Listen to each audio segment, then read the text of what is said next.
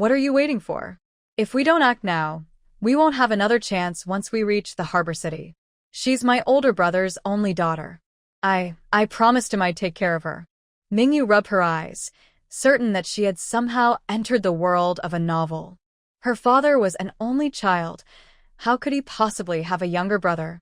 She never expected that staying up late to read a novel would actually make her become part of it. And not just anyone, but a minor side character with the same name as her. One who was doomed to die early. Right now, it was the moment just before the cruel uncle and aunt planned to harm the little girl for money. When reading the story, it all seemed like a cliché plot. But living through it was a completely different matter. Thinking about how she was about to be pushed into the sea made Mingyu tremble. Even though she could swim, she was still terrified. Your brother is gone, and her mother passed away giving birth. It's better to let the whole family be together again, said the aunt Li Suzhen. If you don't dare to do it, I will. The little girl doesn't know anything. Just push her off the deck and say she fell by accident. If anyone asks, we'll call it a mishap. Li Suzhen's voice was cold and calculating.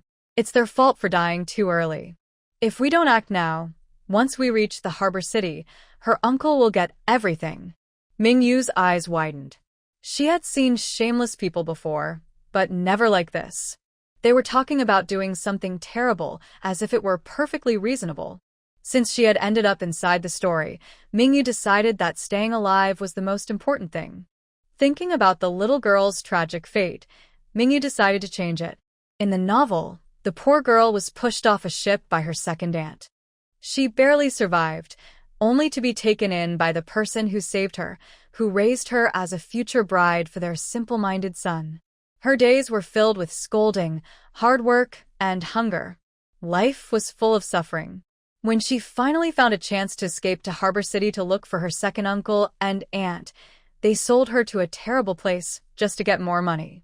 She begged her uncle and aunt for help, but they refused, saying she didn't belong with them and told her to leave.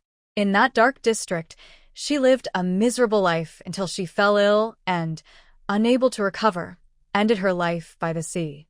Thinking of what was to come, Mingyu narrowed her eyes and touched the jade pendant hanging around her neck. The pendant was a family heirloom from the girl's mother's side, carved with cloud patterns.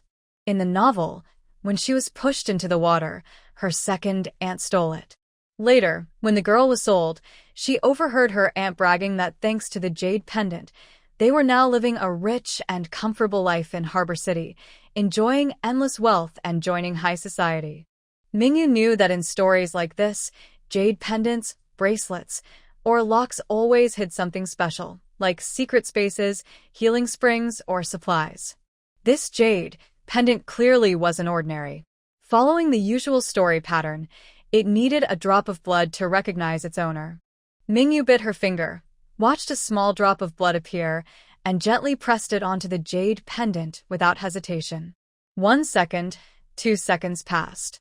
At the third second, the jade pendant suddenly began to glow. In the next moment, Mingyu found herself standing in a small countryside courtyard, shaped like a traditional four-sided house. A space inside the jade pendant. Mingyu was overjoyed. She happily walked around the courtyard and noticed a well in the middle. The doors of the small house were tightly closed, and she wondered what might be inside. Suddenly, her head ached, and a wave of unfamiliar knowledge appeared in her mind. After receiving the jade pendant's instructions, Mingyu widened her eyes in surprise. She could freely enter and leave this space. If she was ever in danger, she could hide inside, and no one would be able to find her. The pendant could also store items and supplies. Anything kept inside could only be taken out by her. Since she had already bonded with it through a drop of blood, the space now belonged to her alone. Realizing this, Mingyu finally understood why the minor character's aunt had said that the jade pendant was a blessing. That woman must have also bonded with it and unlocked the space before. But now that Mingyu had entered the story, she wouldn't follow the original plot. This time, that aunt would never take her jade pendant space away. What Mingyu didn't expect was that the space held more than just a courtyard. It also had a surprise. Beside the well were 4 words, Universal Spirit Spring. Below them, a smaller line read, "Drink the spring water, and whatever you lack will be fulfilled." Works for everything, but only once. Spirit spring water? Mingyu had never tasted it before, so she decided to try it. She scooped up a handful of the spiritual spring water and drank it all in one go. Delicious. It's sweet and refreshing, better than milk tea. Thinking about the spring water's power, Mingyu only wanted one thing: to go home. Let me go home, let me go home, let me go home. 1 second, 2 seconds. 5 seconds later, Mingyu was still inside the jade pendant space. She realized she couldn't go back. Mingyu almost burst into tears. Since she couldn't return, she decided to bring the little side character's parents back to life. They were good people, and since Mingyu was only 3 years old, she needed guardians. She didn't want to be an orphan. She wanted a home, with loving parents. Just as she finished thinking that, a line of small words appeared before her. Wish granted. Please wait. Mingyu, really? Before she could celebrate, she noticed a note in parentheses. Deceased parents cannot be revived. Foster parents are being arranged. Mingyu panicked. I don't want foster parents. I want my real mom and dad. Unfortunately, no matter how much she protested, nothing changed in the space. She knew it couldn't be altered. Remembering the unkind foster parents from the story, Mingyu didn't want such people raising her, nor did she want to be forced into an unfair life. Even if they arranged it, couldn't she just run away? After a few moments of disappointment, Mingyu accepted that she couldn't change things and could only face them as they were. After understanding this, Mingyu stopped worrying about things that hadn't happened yet. What mattered most now was how to stay safe from her cruel second aunt. With the jade pendant's hidden space, Mingyu already had a plan. As soon as she came out of the space, she heard her aunt knocking on the door. You're awake, Yubao? Didn't you want to go out and play? I'll take you to the deck for some fresh air. Mingyu touched the jade pendant on her neck, her eyes turning cold. She knew her aunt's real plan. The fresh air was just an excuse. The woman wanted to steal the valuable pendant and push her into the water. Pretending to know nothing, Mingyu opened the door. Auntie, you're here. Where are my little brothers? They're sleeping. I'll just take you out for a bit, Li Sujin said with a smile that didn't reach her eyes. Mingyu smiled and held her hand. Where's Uncle? If her uncle still had a bit of conscience, she might spare him. Unfortunately, he had silently agreed to his wife's plan. He's with the boys. It's just the two of us going out, Li Sujin said. She knew Ming Xinguang wouldn't stop her. With such a good chance, if they didn't get rid of the girl, all the family property might end up in her hands. Better to keep it for themselves. Out of the corner of her eye, Mingyu saw Ming Xinguang hiding nearby. He might not act directly, but he was still part of the crime. They were equally guilty. She had already given him a chance. Since he chose to help the wrong side, he couldn't blame her for showing no mercy. That couple was the same kind of people. Neither of them was good. After thinking it through, Mingyu followed Li Sujin to the deck. It was late at night, and everyone else on the ship was resting. Only Li Sujin and Mingyu were on the deck. Li Sujin said, Yubao, I remember your mother gave you a family heirloom jade pendant. Take it out and let your second aunt have a look. Mingyu acted as if she didn't notice her scheme. She calmly took the pendant from her neck. Here, Auntie. But you have to give it back to me after you look at it. My mom told me to wear it all the time. It's supposed to protect me, and I can't lose it. Li Sujin held the smooth jade pendant and immediately recognized it as fine white jade, clearly something valuable. If they reached the port city, this pendant could be sold for a good amount of money. Letting the little girl keep it would be a waste. Thinking that, she gripped the pendant and pointed toward the sea. Yubao, look. The fish can fly. In the story, the little girl had been tricked by her, looked curiously toward the sea, and was pushed overboard. But this time, Mingyu didn't ignore what was supposed to happen. She looked in the direction Li Sujin pointed. Seeing her take the bait, Li Sujin quickly reached out and tried to push Mingyu into the water. But her hands met only air. Mingyu had suddenly disappeared. Li Sujin? Before she could react, Li Sujin was thrown forward by the force and realized she was about to fall into the sea. Terrified, she screamed, "Help! Help me!" With a splash, Li Sujin fell into the water. The waves were strong, and she was quickly swallowed by the sea, leaving no chance of survival. Mingyu leaned over the railing and looked down. After confirming that Li Sujin was gone, she retrieved the jade pendant. The pendant that had fallen into the sea, with Li Sujin returned to her hand, the string wet and smelling of salt. Mingyu washed the pendant and the string with the spring water from her space, cleaned them carefully, and hung them inside her storage space. She waited until the string was dry before wearing it again, not wanting the dampness to make her uncomfortable. Just as she finished, her second uncle arrived. Seeing Mingyu still alive in the corridor, he froze. You're still alive?" Mingyu understood what he meant but didn't say. Narrowing her eyes slightly, she said, "Uncle, are you looking for Aunt? She seems to have fallen into the water. You should hurry and save her." "Fine." Into the water? Ming Xinguang was stunned, thinking he must have misheard. Mingyu nodded. Aunt wanted to see the flying fish, but she accidentally fell in. Ming Xinguang couldn't believe it. She was always so careful. How could she have fallen? Wasn't she the one planning to push the little girl overboard? How did she end up falling herself? When they reached the deck and saw no sign of Li Sujin, Ming Xinguang felt uneasy. "Where did your second aunt fall from?" he asked. Mingyu pointed to the spot where Li Sujin had fallen, but it was too late to save her now. The ship had already moved on, and this was clearly not where she had gone overboard. Ming Xinguang leaned over the railing. There was no trace of Li Sujin, no body, nothing. The sea was deep, and anyone who fell in would not survive. He hadn't expected her to be so careless, trying to push a child and ending up drowning herself. Looking at the little girl before him, he felt frustrated. Both children had lost their mother. Still, he wasn't too worried. As long as he had money and goldfish, once they reached the port city, he could easily find new wives for his sons. Then he thought of Mingyu's mother's dowry and the inheritance left by his older brother. As long as Mingyu lived, those treasures and goldfish would never belong to him. Now that his wife was gone, he couldn't let everything slip away. Ming Xinguang decided to act himself. "Yubao, come here. Look, is that your second aunt over there?" Mingyu, looking innocent, walked closer. Where is she?" "Your second aunt is lonely. Go keep her company," he said, then suddenly lifted Mingyu and threw her overboard. With a cruel smile, he muttered, "Don't blame your uncle. Blame your parents for leaving too soon and not being here to protect you.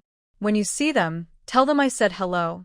Thrown overboard, Mingyu looked at Ming Xinguang's twisted, triumphant face, full of cruelty and pride. With a single thought, she disappeared safely into the jade pendant space. A moment later, she stepped out again, appearing right behind her second uncle. Suddenly, she spoke, deliberately startling him.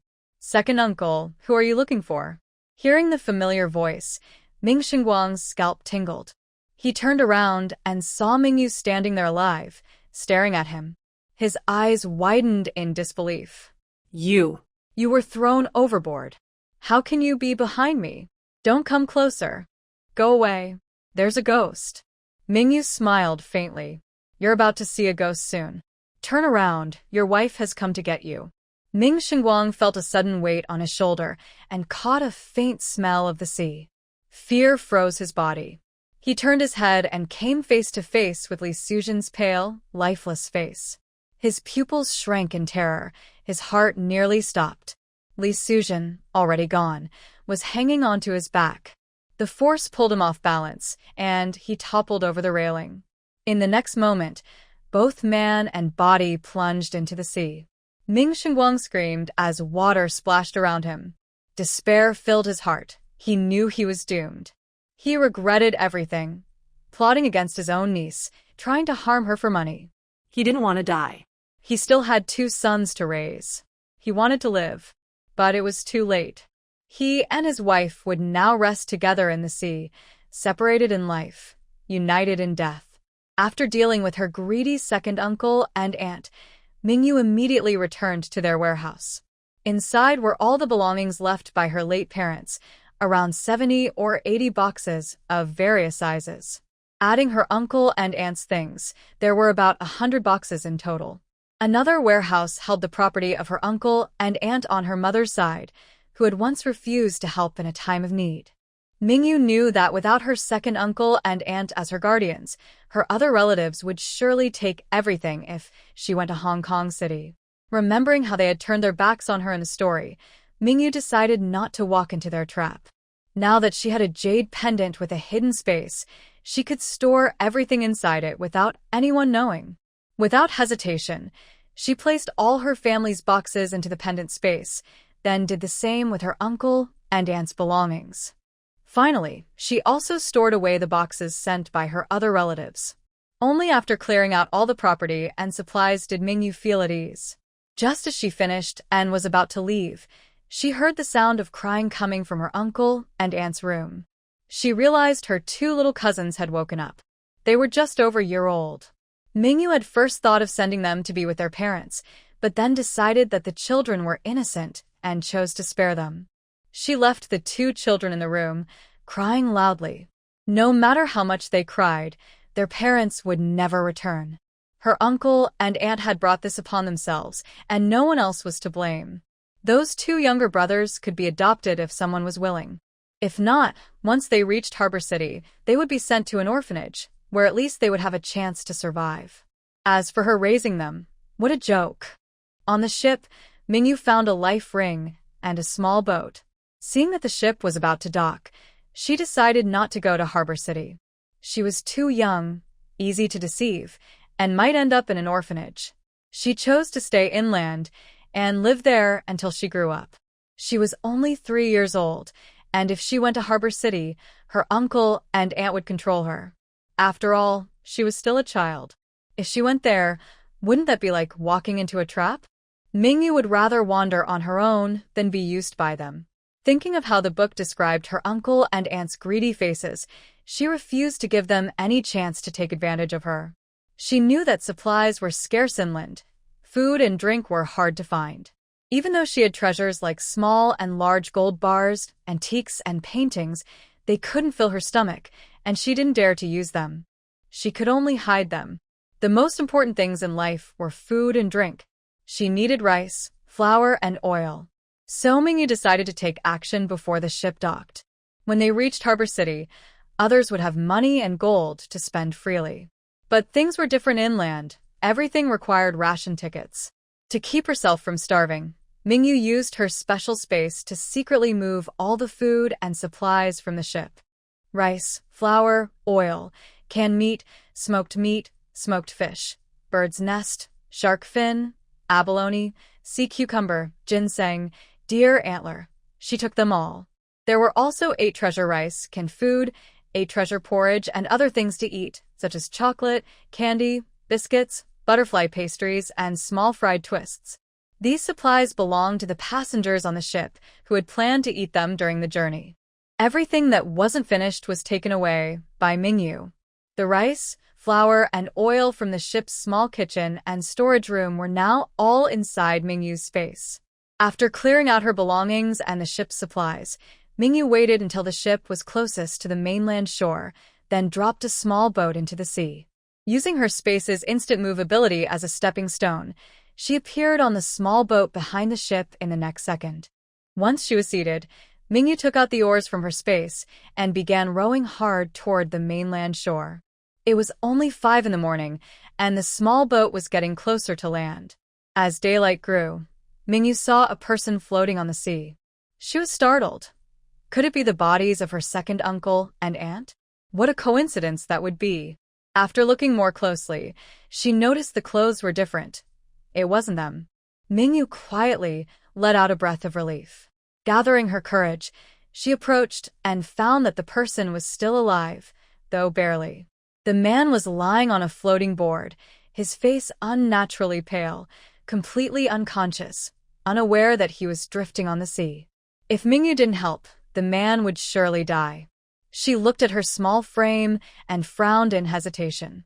Just as she was hesitating, for words appeared above the dying man's head. Mingyu's foster father. Mingyu.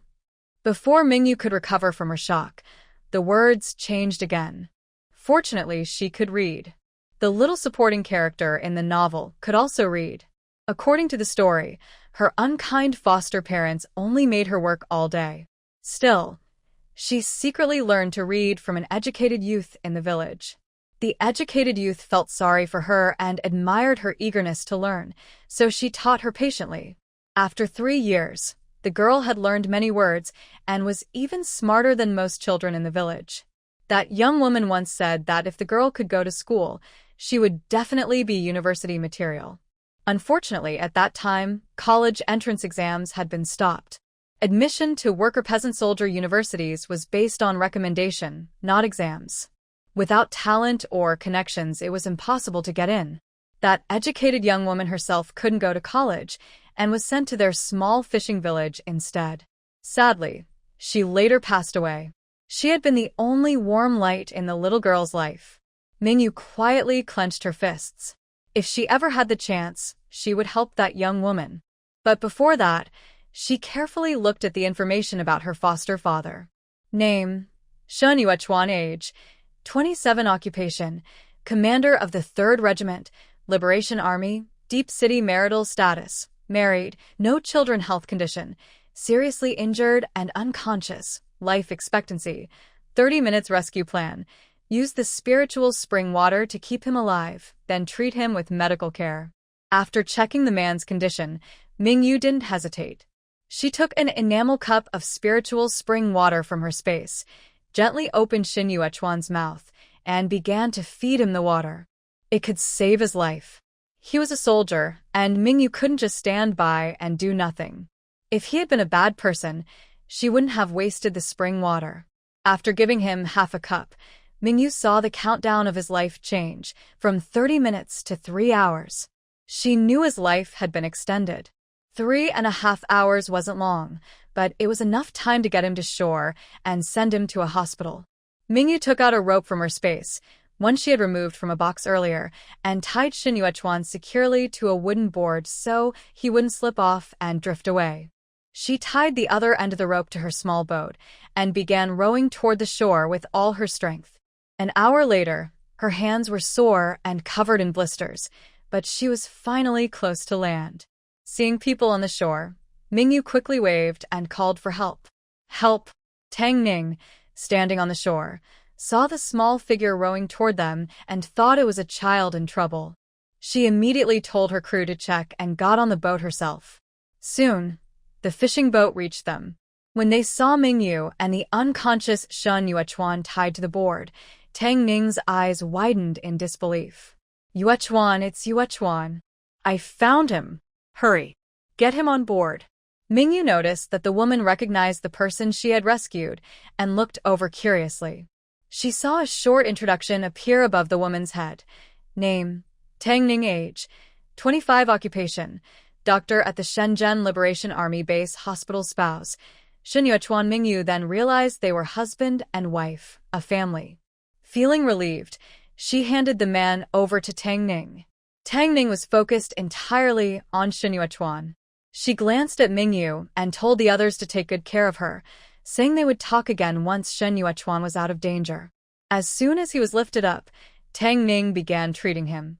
Realizing his life was in danger, she immediately ordered the fishing boat to head for shore and told the rescue team to take him to the hospital for emergency surgery. The rescuers didn't forget about Mingyu.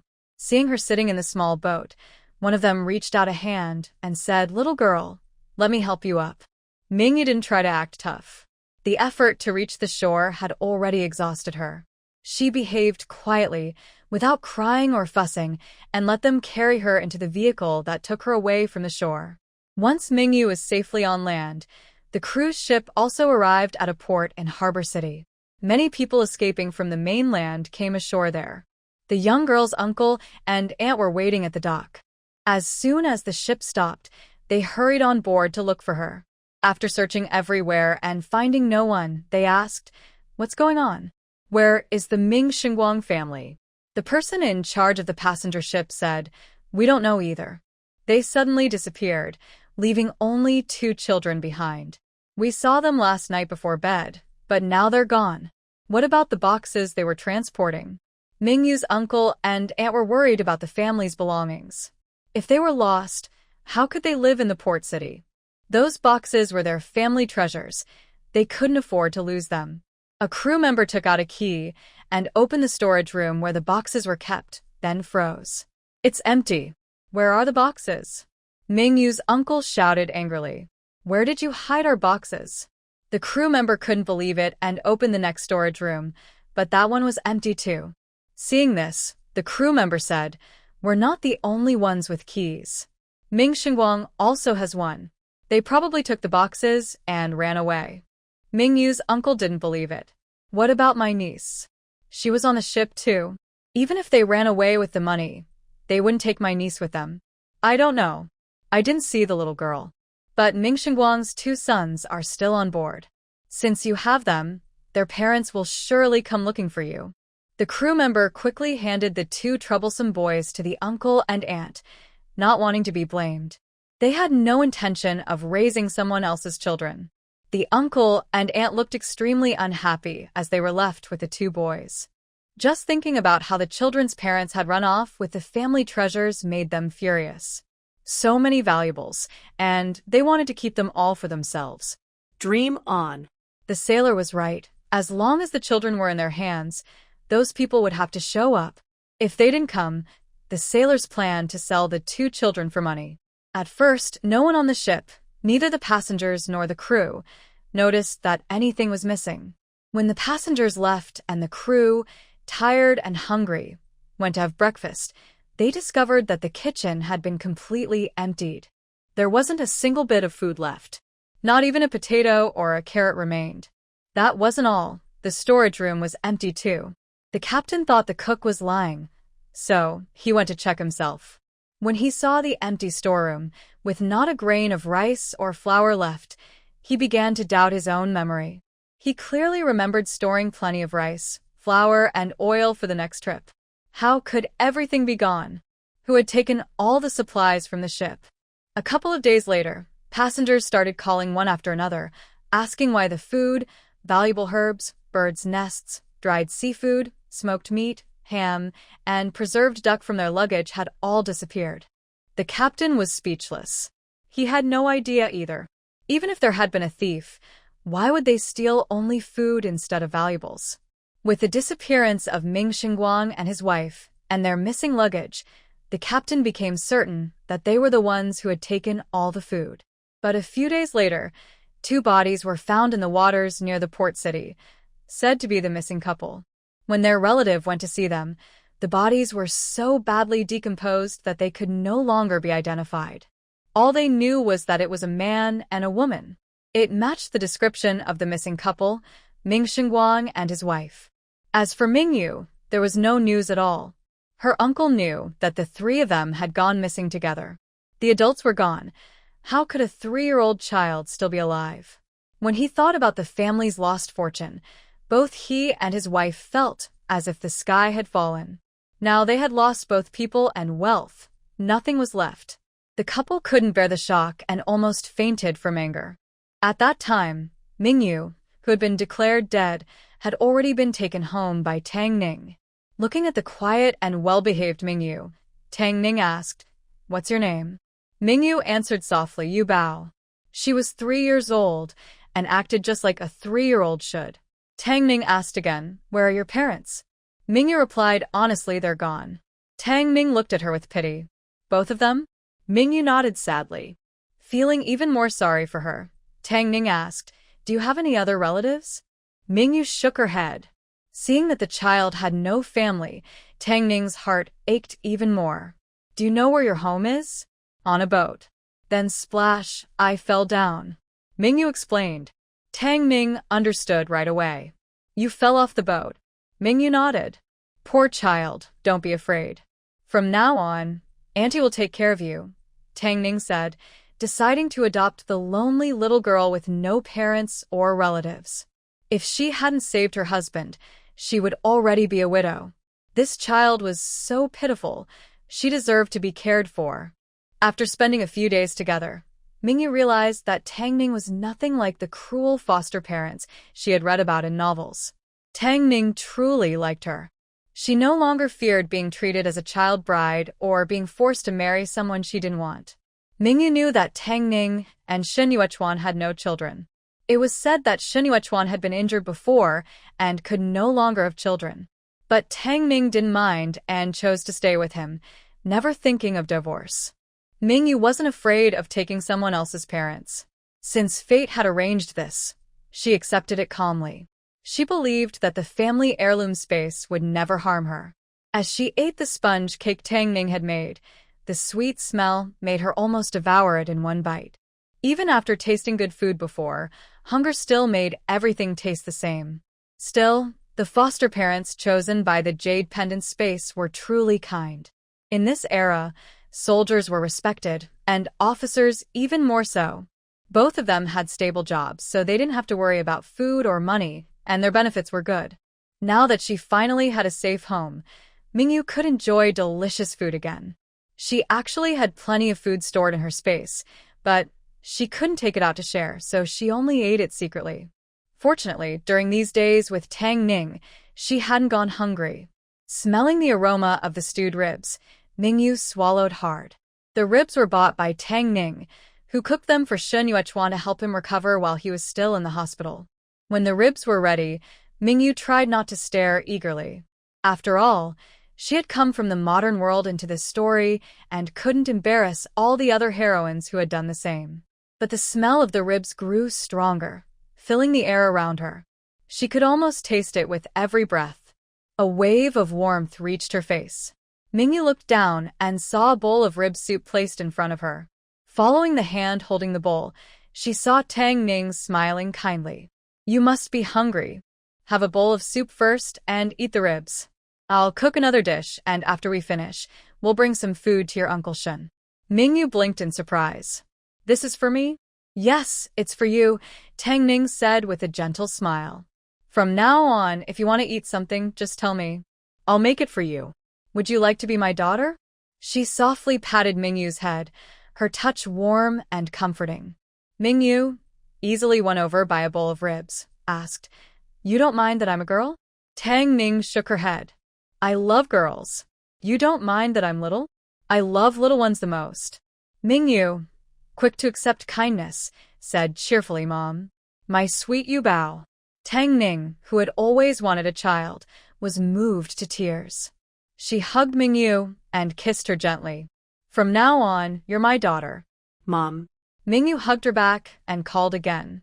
After saying it a few times, she didn't feel shy anymore. After all, she was only 3 years old now. The ribs were delicious, and the stir-fried vegetables smelled wonderful. Mingyu also ate a small bowl of rice.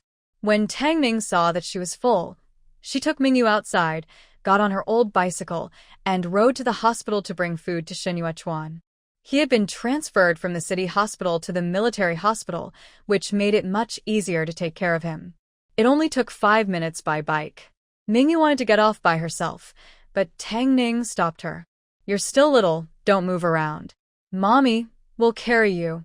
Mingyu had no choice but to sit quietly on the back seat like a 3-year-old child, waiting to be carried down. But Tang Ning didn't put her down right away. Even though Mingyu was only 3 and weighed about 20 pounds, Tang Ning didn't seem to mind at all and carried her straight to the ward. When Shen Yuechuan saw Mingyu and Tang Ning, he smiled. "You're here. Have you eaten?" Mingyu nodded. "Yes. We had ribs. Mommy's ribs are really tasty." "Mommy?" Shen Yuechuan looked at Tang Ning with a questioning expression. Tang Ning's face lit up. "Yes, she agreed to be our daughter. From now on, she's our precious girl." "That's wonderful." Shen Yuechuan was so happy that he wanted to hug Mingyu, but Tang Ning gave him a look, and he obediently stayed in bed, still waving at her. "My sweet daughter, come here and let Daddy pat your head. I can't believe how lucky I am, still alive and now with a lovely daughter. Heaven has really been kind to me. If it weren't for you, Bao, you wouldn't even be here, let alone have a daughter." When Tang Ning talked about what happened a few days ago, she still felt frightened. When Shen Yuechuan was on a mission, He was ambushed by enemy agents and barely survived. Luckily, he was rescued from the sea by Mingyu. This child was truly their good luck charm. Mingyu felt a little shy. She had the body of a 3-year-old, but the soul of a 25-year-old. Hearing the couple praise her so much made her even more embarrassed. When Shen Yuechuan's rough hand gently patted her head, the warmth of his palm made Mingyu lose focus for a moment. "From now on, I'll be your father," Shen Yuechuan promised. "Dad will stay with you as you grow up and protect you. If anyone bullies you, you must tell Dad, and I'll make sure they stop." Mingyu nodded. Thank you, Dad. "Good girl," Shen Yuechuan said, growing fonder of his new daughter. He never thought he would have a daughter in this lifetime. It truly felt like a blessing from heaven. Even though he knew Mingyu had already eaten, Shen Yuechuan still picked out some ribs for her, wanting her to eat more meat. Mingyu patted her full belly. "I'm full. Dad, you should eat more so you can get better soon and catch the bad guys." Tang Ning also insisted he eat. "You eat yours. There are still ribs left at home for our little you." Only then did Shen Yuechuan finish his meal and even drink all the soup. Tang Ning stayed with him in the hospital. When she saw Mingyu yawning, she carried her to the small bed beside them. "Go to sleep. When you wake up, Mommy will take you to buy something tasty. How about we have fish for dinner?" Mingyu nodded. After being gently comforted by Tang Ning, she soon fell asleep. Shen Yuechuan looked at the sleeping little girl and said, "She looks a bit like you." Dank ning smilet proudly. "Of course, she's a gift from heaven. She must look like me." Seeing her so pleased, Shen Yuechuan didn't feel jealous. It didn't matter who the child resembled, as long as she was their precious daughter. "This child is so sweet. How could those people be so cruel and throw her off the boat?" Shen Yuechuan clenched his fists at the thought. Fortunately, the little one was lucky and clever enough to save herself. Tang Ning had told him that when she first saw Mingyu, the girl was rowing a boat, with him tied behind her. He wondered what she must have felt when she saw him then. He had to admit, without little Yu, he wouldn't be alive. At that time, Shen Yuechuan had been unconscious and had no idea how he was rescued. He later learned everything from Tang Ning. When he found out that a 3-year-old child had saved him, he could hardly believe it. Mingyu didn't explain everything in detail. She only told Tang Ning that her uncle and aunt had thrown her off the boat. She knew how to swim, and after a long struggle, she managed to grab onto another boat, climb aboard, and rest for a while. That was when she found Shen Yuechuan. He was still breathing but too heavy to move, so she tied him with a rope. It didn't seem like something a 3-year-old could do, yet somehow she had done it. Despite her small size, Mingyu's story was convincing. Shen Yuechuan and Tang Ning, who lived near the harbor city, knew that many people had been secretly crossing the sea to that side recently. Mingyu was probably a child who crossed the border secretly and was abandoned by her heartless second uncle and aunt, who saw her as a burden. Poor child. Shen Yuechuan silently swore that if he ever met Youbao's uncle and aunt, he would definitely teach them a lesson. How could they be so cruel, abandoning a 3-year-old child? On the bright side, if it weren't for them, Shen Yuechuan wouldn't have such a sweet and lovely daughter now. It must be a blessing from heaven. Shen Yuechuan couldn't bear to see Mingyu staying in the hospital with him. He gently persuaded his wife, "I'll be fine here alone. You and the child can't rest well in this place. Take Yubao home to rest and come see me tomorrow." Tang Ning looked at the narrow companion bed. It really wasn't comfortable. Even she could barely fit on it, let alone with a child beside her. As a doctor herself, Tang Ning knew Shen Yuechuan wasn't lying. Since he didn't want them to stay, Tang Ning held Mingyu's hand and said, "We'll go home first. If you need anything, ask the nurse on duty. Tomorrow morning, tell me what you'd like to eat, and I'll bring it to you. Rice rolls, with extra sauce." Shen Yuechuan said. These days, eating was his main joy. Tang Ning nodded and left with Mingyu. As they were leaving, Mingyu said to her new father, "Daddy, we're going now. Go to bed early." "All right." "Daddy will sleep early and get better soon, so I can take you out to play." Being cared for by his sweet and gentle daughter, Shen Yuechuan's face lit up with joy, and his heart felt warm and happy. No wonder everyone wants to have children. Having a child really makes life different. He felt sorry for his wife, thinking it was his fault that she couldn't have children. Fortunately, life had been kind to them and sent them such an adorable little girl. Looking at the cute little one, Shen Yuechuan treated Mingyu as his own daughter. Tang Ning did the same. Whenever her hands were free, she loved holding Mingyu, as if trying to make up for all the hugs the child had missed before. At first, Mingyu felt a bit awkward being held so often, but when she saw Tang Ning's hopeful eyes, she couldn't refuse. Later, she got used to it and simply thought of herself as a 3-year-old child. As long as she didn't say anything, who would know she was actually a big baby of 300 months? When they returned to the family housing area, Tang Ning carried Mingyu out of the car and parked the bicycle under the shed. They happened to meet another woman from the neighborhood, and Tang Ning greeted her. The woman looked curiously at Mingyu. "This child is still staying with you?" Tang Ning smiled and said, "From now on, Yubao will live with us. Shen Yuechuan and I have decided to adopt her. She'll be our daughter." She could hardly hide her joy at gaining a daughter. The woman was surprised. "What about her parents?" Tang Ning gently patted Mingyu's head. "Youbao's parents are no longer here. Please don't ask about the past, it might make her sad. From now on, Shen Yuechuan and I will be her parents." The sister-in-law hadn't expected the child to be so pitiful. She gave an awkward smile and said, "All right, I won't ask anymore. Since that's the case, it's good that you're adopting her. This child has really been through a lot. You too must treat her well. I heard that if it weren't for her, your husband wouldn't have been rescued so smoothly." The sister-in-law added, hoping Tang Ning and her husband would remember to be grateful. Tang Ning immediately understood what she meant. "Don't worry, I'll treat her even better than my own child."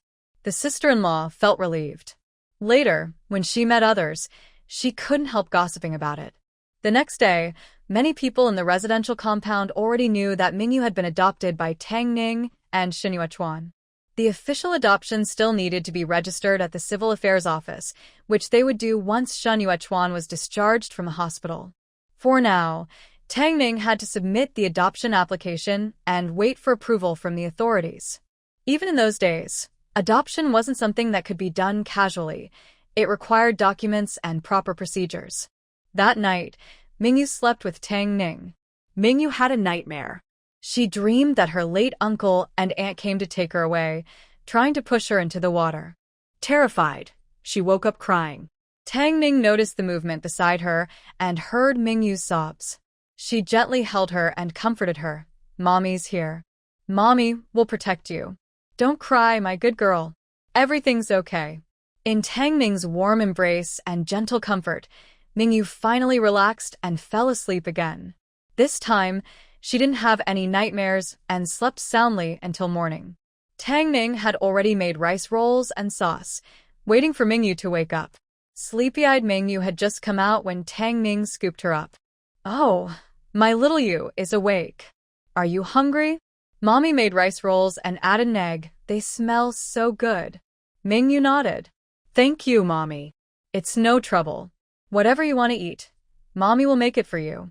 Tang Ning didn't mind that Mingyu hadn't washed her face yet.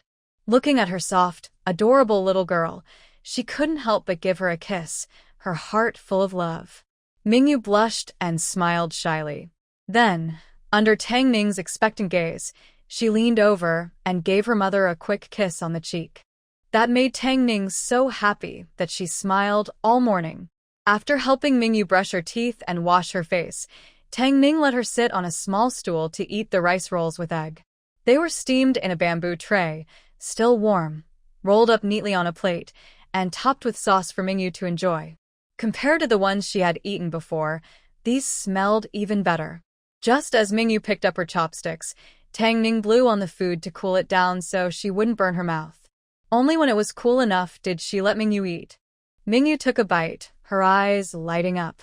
"It's delicious. Mommy, you're amazing." Tang Ning beamed with pride. "If you like it, I'll make it again tomorrow morning. Even your dad loves my rice rolls. Mommy's cooking is the best." In those days, Rice rolls with egg were a rare treat. The added egg made them taste even better. Mingyu really liked this mother. She even shared such a precious egg just for her. She was a good mother. Tang Ning's smile never faded. Mom can make lots of delicious food. I'll cook for you next time. Okay, Mingyu said excitedly. While Mingyu was eating rice rolls, Tang Ning made another plate, added the sauce, and went next door to call someone.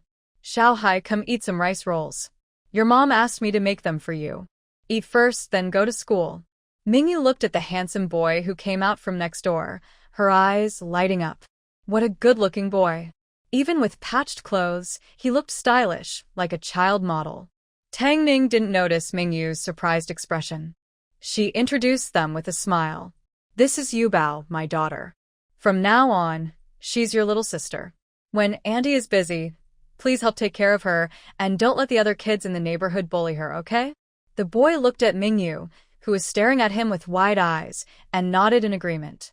Tang Ning seated the boy across from Mingyu, placed the rice rolls in front of him, and handed him chopsticks. Then she said to Mingyu, Yubao, this is Xiaohai from next door.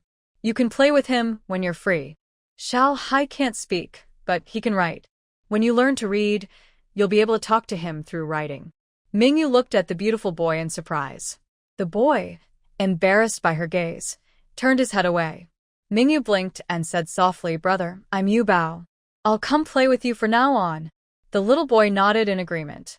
After Tang Ning introduced them to each other, she told them to eat their rice rolls by themselves. She still had to prepare breakfast for Shen Yuechuan and was quite busy.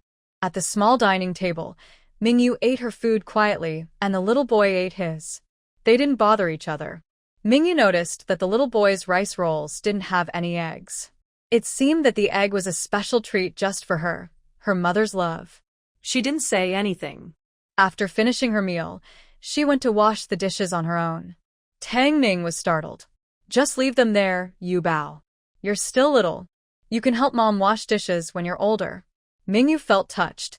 She was lucky not to have the kind of unkind foster parents she had read about in stories. In those stories, once the poor child could walk, she was made to do chores, washing dishes, sweeping, doing laundry, feeding chickens and ducks, and was even told to eat less so she wouldn't waste food. Thinking about that, Mingyu's eyes turned red. Dank ning panikit. Yubao, why are you crying? Mommy didn't mean to raise her voice. It's my fault. Don't cry, my sweet girl. Mommy's good, Yubao. It's all my fault for speaking too loudly. Mingyu whispered, It's not your fault, Mommy. Tang Ning's heart ached even more. She thought Mingyu was saying that just to comfort her. Her gentle and understanding little girl made Tang Ning's heart melt. She wished she could hold her close and never let go. This child was just too lovable. The little boy watched the younger girl who often cried and secretly felt glad that he couldn't speak, so he wouldn't scare her with any sounds. The little girl was delicate, just like his own sister. The boy frowned. Did he really have a sister? Why couldn't he remember anything? After Mingyu finished her delicious rice rolls with egg, Tang Ning's portion was ready too. The little boy had also finished eating. Since he couldn't speak, he used hand gestures to communicate with Mingyu. Mingyu understood right away. Mom, the little boy says he's going to school. Tang Ning turned around and said to him, Be careful on the way. Study hard, don't wander after school, and wait for your mom to come home and make you something tasty. The boy nodded, glanced at Mingyu, and left with his small army green backpack. Mingyu watched him walk away. A gentle hand patted her head, and Tang Ning's soft voice came from above. When you grow up, I'll send you to school too. For now, come with me to the hospital to bring breakfast to your dad. Mingyu nodded. But what if she didn't want to go to school? After all, she already had a college diploma. Unfortunately, she was only 3 years old now. If she didn't study, she'd be considered illiterate. Oh no. As for the fact that she could already read, Mingyu decided not to tell anyone. Otherwise, they might suspect she wasn't really a 3-year-old. Shen Yuechuan was already hungry. When he saw his wife and daughter bringing breakfast, he sighed in relief. I thought you two had forgotten about me. Don't worry, no matter who forgets, they will never forget you. Eat quickly. Tang took out an aluminum lunchbox filled with rice rolls. Another aluminum box contained sauce. Shan Yuechuan asked, "Have you eaten?" Mingyu nodded. She had already accepted that they, the couple, were like her parents, and calling them felt more natural. "Yes, I ate. Mom's rice rolls are delicious. Dad, you should try some. Your mom's rice rolls are really good, a special secret recipe," Shan Yuechuan joked. "When you grow up, your mom can teach you how to make them," Mingyu nodded. She wanted to open a rice roll shop someday, selling breakfast. But then she thought, since she had traveled into a book, she couldn't just open a breakfast shop. No matter how bad her situation was, she had to open a nationwide breakfast chain to keep her face as a sister who traveled into a book. Watching Tang Ning and Shan Yuechuan talk and laugh, Mingyu quietly clenched her fists. Since she was here, she might as well aim high. Tang Ning works at the hospital. After delivering food to Shan Yuechuan, she went to work and left Mingyu with Shan Yuechuan to keep her company. Worried that Mingyu might get bored, and since Shan Yuechuan couldn't get out of bed, he could move his hands. He took out a rope, either to play jump rope with Mingyu or to read the newspaper to her. They ate lunch in the hospital cafeteria. Tang Ning had brought it to them. It was preserved egg and lean pork congee. Shan Yuechuan gave Mingyu the preserved egg and lean pork. "Eat more meat, so you'll grow tall." "Thank you, Dad." Mingyu ate the meat happily, feeling touched inside, knowing that he truly cared for her and thought of her when there was good food. Dinner was eaten at home. Tang Ning took Mingyu back home and told her to rest. She went to buy a chicken from a local friend to make plain boiled chicken for her. Before leaving, she gave Mingyu a piece of candy to sweeten her mouth. Mingyu sat at the door eating the candy. Seeing the little boy with injuries, a cute face with scratches, limping, and torn clothes, he was surprised and asked, "Brother, how did you get hurt? Did you get into a fight?" The boy, a little taller than Mingyu, nodded. Mingyu asked, "Who hurt you? Tell me, and I will tell my mom, and she will tell your mom." The boy shook his head, not allowing her to complain. "They bully others. If you don't tell adults to teach them a lesson, they will keep bullying you. Little brother, don't be afraid. If someone bullies you, hit back." The little boy was too easy to bully, which is why his foster family treated him like a soft pillow. "Don't be afraid, just do it." The boy shook his head again. He wasn't really part of this family and didn't want to cause trouble for his parents. Everyone said he was picked up by his parents. He and Mingyu were both orphans without parents. Last night, his mother told him that Mingyu would become the daughter of Aunt Tang Ning's family. They adopted the sister, who had no parents. He also had no parents, which is why he was adopted by his current parents. The boy didn't know his name. He woke up in the hospital, and his father found him by the sea. At that time, he was only able to breathe and was taken to the hospital, where it was discovered that he was mute. His parents did not dislike him. Knowing he didn't remember his past and couldn't speak, they decided to adopt him. He lived in this family for 3 years. Now he is 7 years old. Mingyu looked at the timid little brother and felt a bit disappointed, asking, "Why are you afraid of them?" The little brother pointed to his mouth. He was mute. They teased and bullied him. They knew that even if he was hit, he wouldn't complain because he couldn't speak. Mingyu understood his meaning. He felt insecure because he couldn't talk. If he could speak, maybe he wouldn't feel so shy or scared and he wouldn't be bullied. Thinking of this, Mingyu remembered her special spring water. Since it could extend her father's life, maybe it could also help him speak. With a quick thought, Mingyu hurried home, took a bowl from inside, and scooped some spring water from her space. She said to the little brother, "Are you thirsty? I'll bring you a bowl of water. Drink it quickly." The little brother, feeling a bit thirsty, looked at Mingyu gratefully and drank a sip without hesitation. Perhaps it was just his imagination, but today, the water tasted sweet and refreshing, and it quenched his thirst so well that he wanted more. As he took a second sip, Mingyu gently encouraged him. "It would be great if you could speak. Then those people wouldn't bully you. They only bully you because you can't talk, you're mute." The little boy nodded in agreement. They were just teasing him because he was mute. If he could speak, he would definitely scold them. He wasn't mute. He could talk and make sounds. After drinking a bowl of water, the little boy felt his throat itch. He handed the empty bowl to Mingyu and moved his mouth. Thank you for the water, little sister. Realizing something, the little boy dropped his bowl on the ground. He covered his throat in shock and stared at Mingyu in disbelief. Little sister, can you talk now? Mingyu asked, eyes wide with surprise. The magical spring water really works. It's truly magical. The little boy felt his atoms apple tremble. Little sister, did you hear me talk? Mingyu happily nodded. Yes, I heard you. You can really talk now. Congratulations, little boy, you're not mute anymore. The little boy couldn't believe it. He touched his mouth and his throat, then shouted out loud. I can talk. I'm not mute.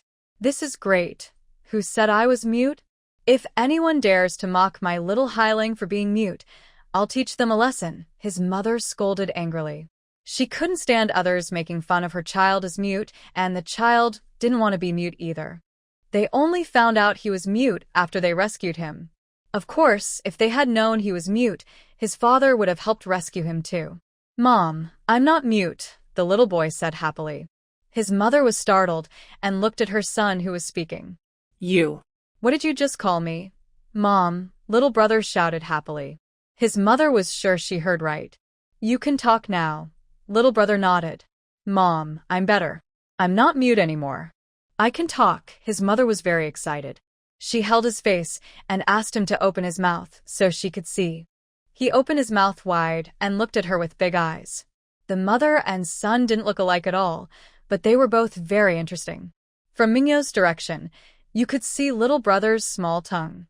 Say it again. Mom, mom, mom, little brother called out, tears in his eyes. His mother hugged him and comforted him. My good big boy, you're not mute anymore. If anyone calls you mute in the future, you can hit them. Little brother cried and nodded. He hugged his mother and couldn't calm down from the excitement inside. He could actually talk now. Before, his parents took him to see doctors, and the doctors said there was no cure, that he was mute. But now he could talk. Why did he suddenly start talking? Thinking about what just happened, little brother looked at Mingyu, who was happy for him, and at the broken bowl he had accidentally dropped. Water? Yes. It was the water that Sister Yubao gave him to drink that caused the problem. Just then, Tang Ning caught a chicken. Seeing the happy, dancing little brother and his mother, she was surprised. What's so good about this? Big sister Tang, little C can talk now. He's no longer mute. Please check him. Is it just a temporary thing, or will he be able to speak normally from now on? The little brother's mother excitedly pulled Tang Ning. Tang Ning was shocked. Really? It's true, Auntie. I can talk now. The little brother happily grinned, glancing at Mingyu. Maybe it's just her imagination, but she felt like the little brother's gaze had some deeper meaning. Mingyu crossed her arms and looked thoughtful. Could she have exposed herself? No way, the little brother is so smart. Thinking this, Mingyu almost felt guilty and avoided eye contact with the little brother. Then she thought, as long as she doesn't admit it, no matter what the little brother says, it's not because she fed him spiritual spring water. It must be due to his own body. Tang Ning handed the little hen to the little brother's mother to hold, so it wouldn't run away. She went back to get a flashlight and a spoon. She signaled the little brother to open his mouth, pressing his tongue with the spoon to check his tongue and throat. She also felt the breathy sound in Little C's speech. His throat was vibrating, which hadn't happened before. Listening again to the little brother's voice, he suddenly spoke. His pronunciation was a bit unclear, but it didn't affect communication. Under everyone's hopeful gaze, Tang Ning gave her conclusion. It looks like there are no big problems. The language function should recover. Whether it's temporary or permanent, we can see after a good rest. Child's mother felt relieved. Let's wait until tomorrow. Hopefully, everything will be fine, and he won't revert back. Child's brother shared the same thought. Since Tang Ning was delayed in preparing the chicken, Child's mother took the initiative to boil water and remove the chicken feathers. While the two adults were busy cleaning the small chicken, the child was doing his homework nearby. Mingyu sat on the other side, pretending to play with her own things. The child hadn't finished his homework yet.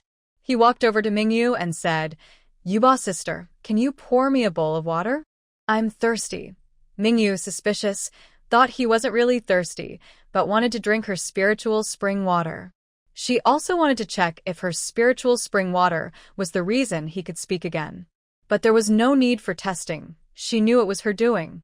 Unfortunately, she couldn't boast about it openly.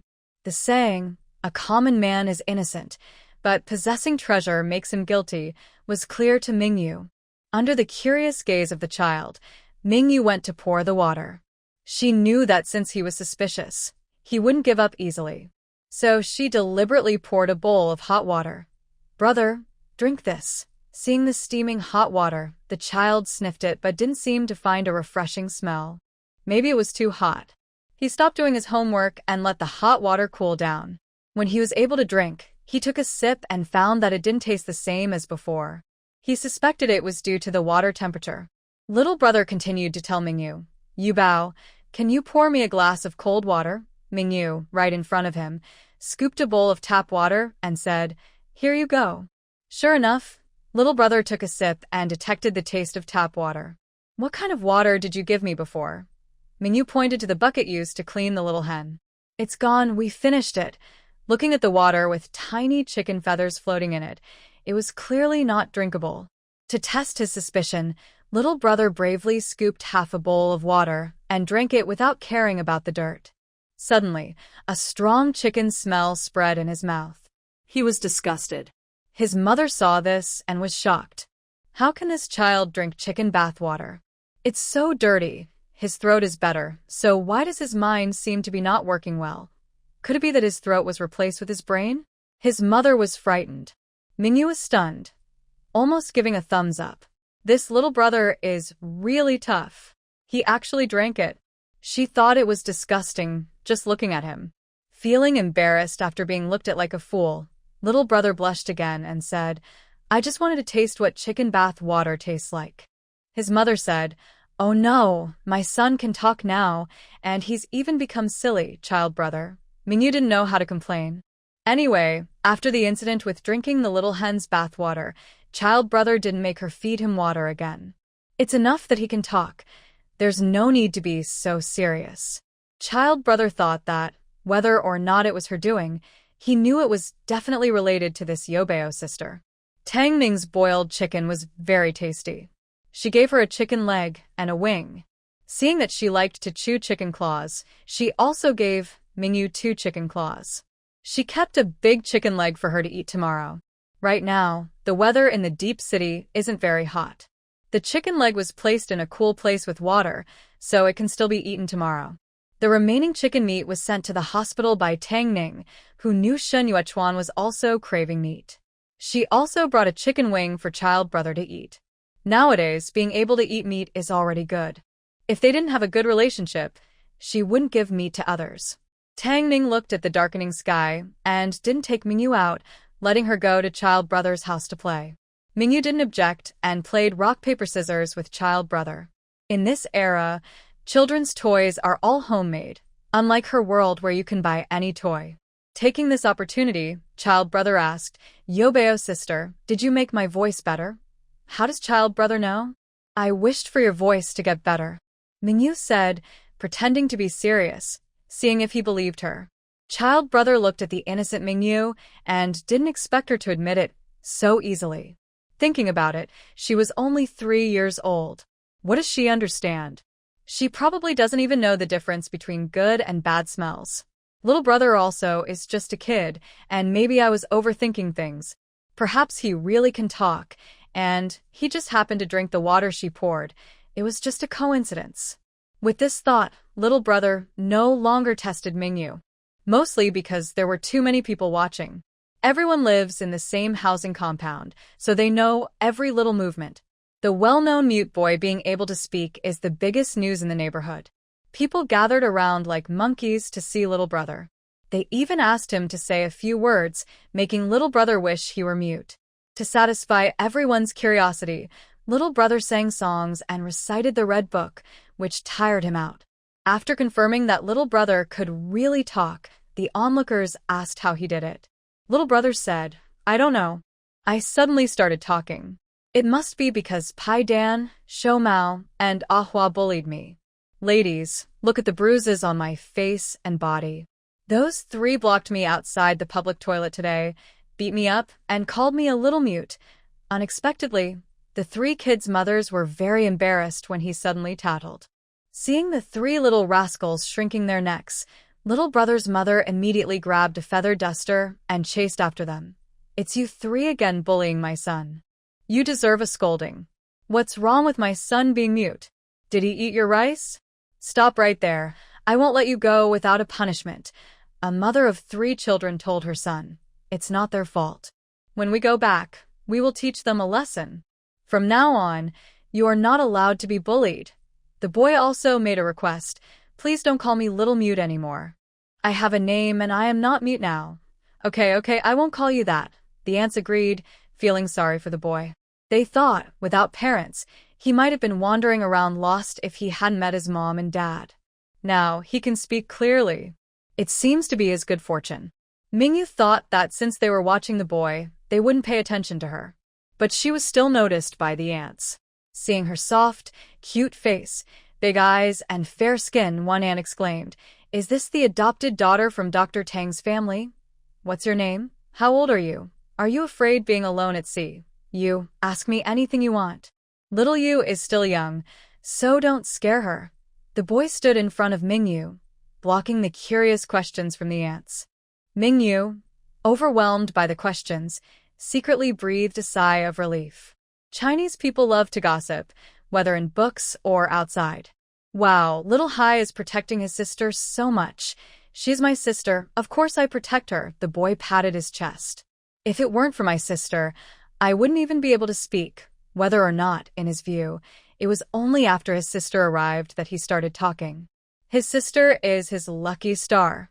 The aunts saw how close they were and smiled, no longer teasing them. Since they couldn't get news from Mingyu, they could definitely find out from others. After all, they all lived in the same family compound, so it couldn't be kept secret. But this little girl is really too adorable. It made them all want to have another daughter like her. One aunt couldn't help but want to pinch Mingyu's little face. Mingyu's face was almost swollen from the gentle and not-so-gentle pinches by the aunts. She was so scared she covered her face and hid behind her little brother. Don't be fooled by how small her little brother is. 3-year-old Mingyu is even smaller. Hiding behind her brother makes her feel quite safe. Her little brother protected Mingyu like a brave little eagle guarding a chick. The aunts, itching to pinch, could only give up. And honestly, a child's face is just so easy to pinch. Tongning went to deliver dinner to Shen Yuechuan. When she said that her little brother could talk now, he was shocked. "Are you joking?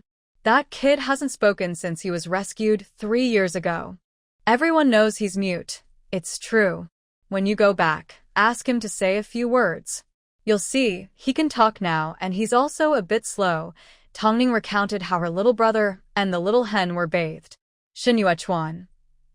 "In the future, try to keep Yubao away from him." Tongning couldn't help but laugh and cry. Kids will be kids, they definitely have their silly moments.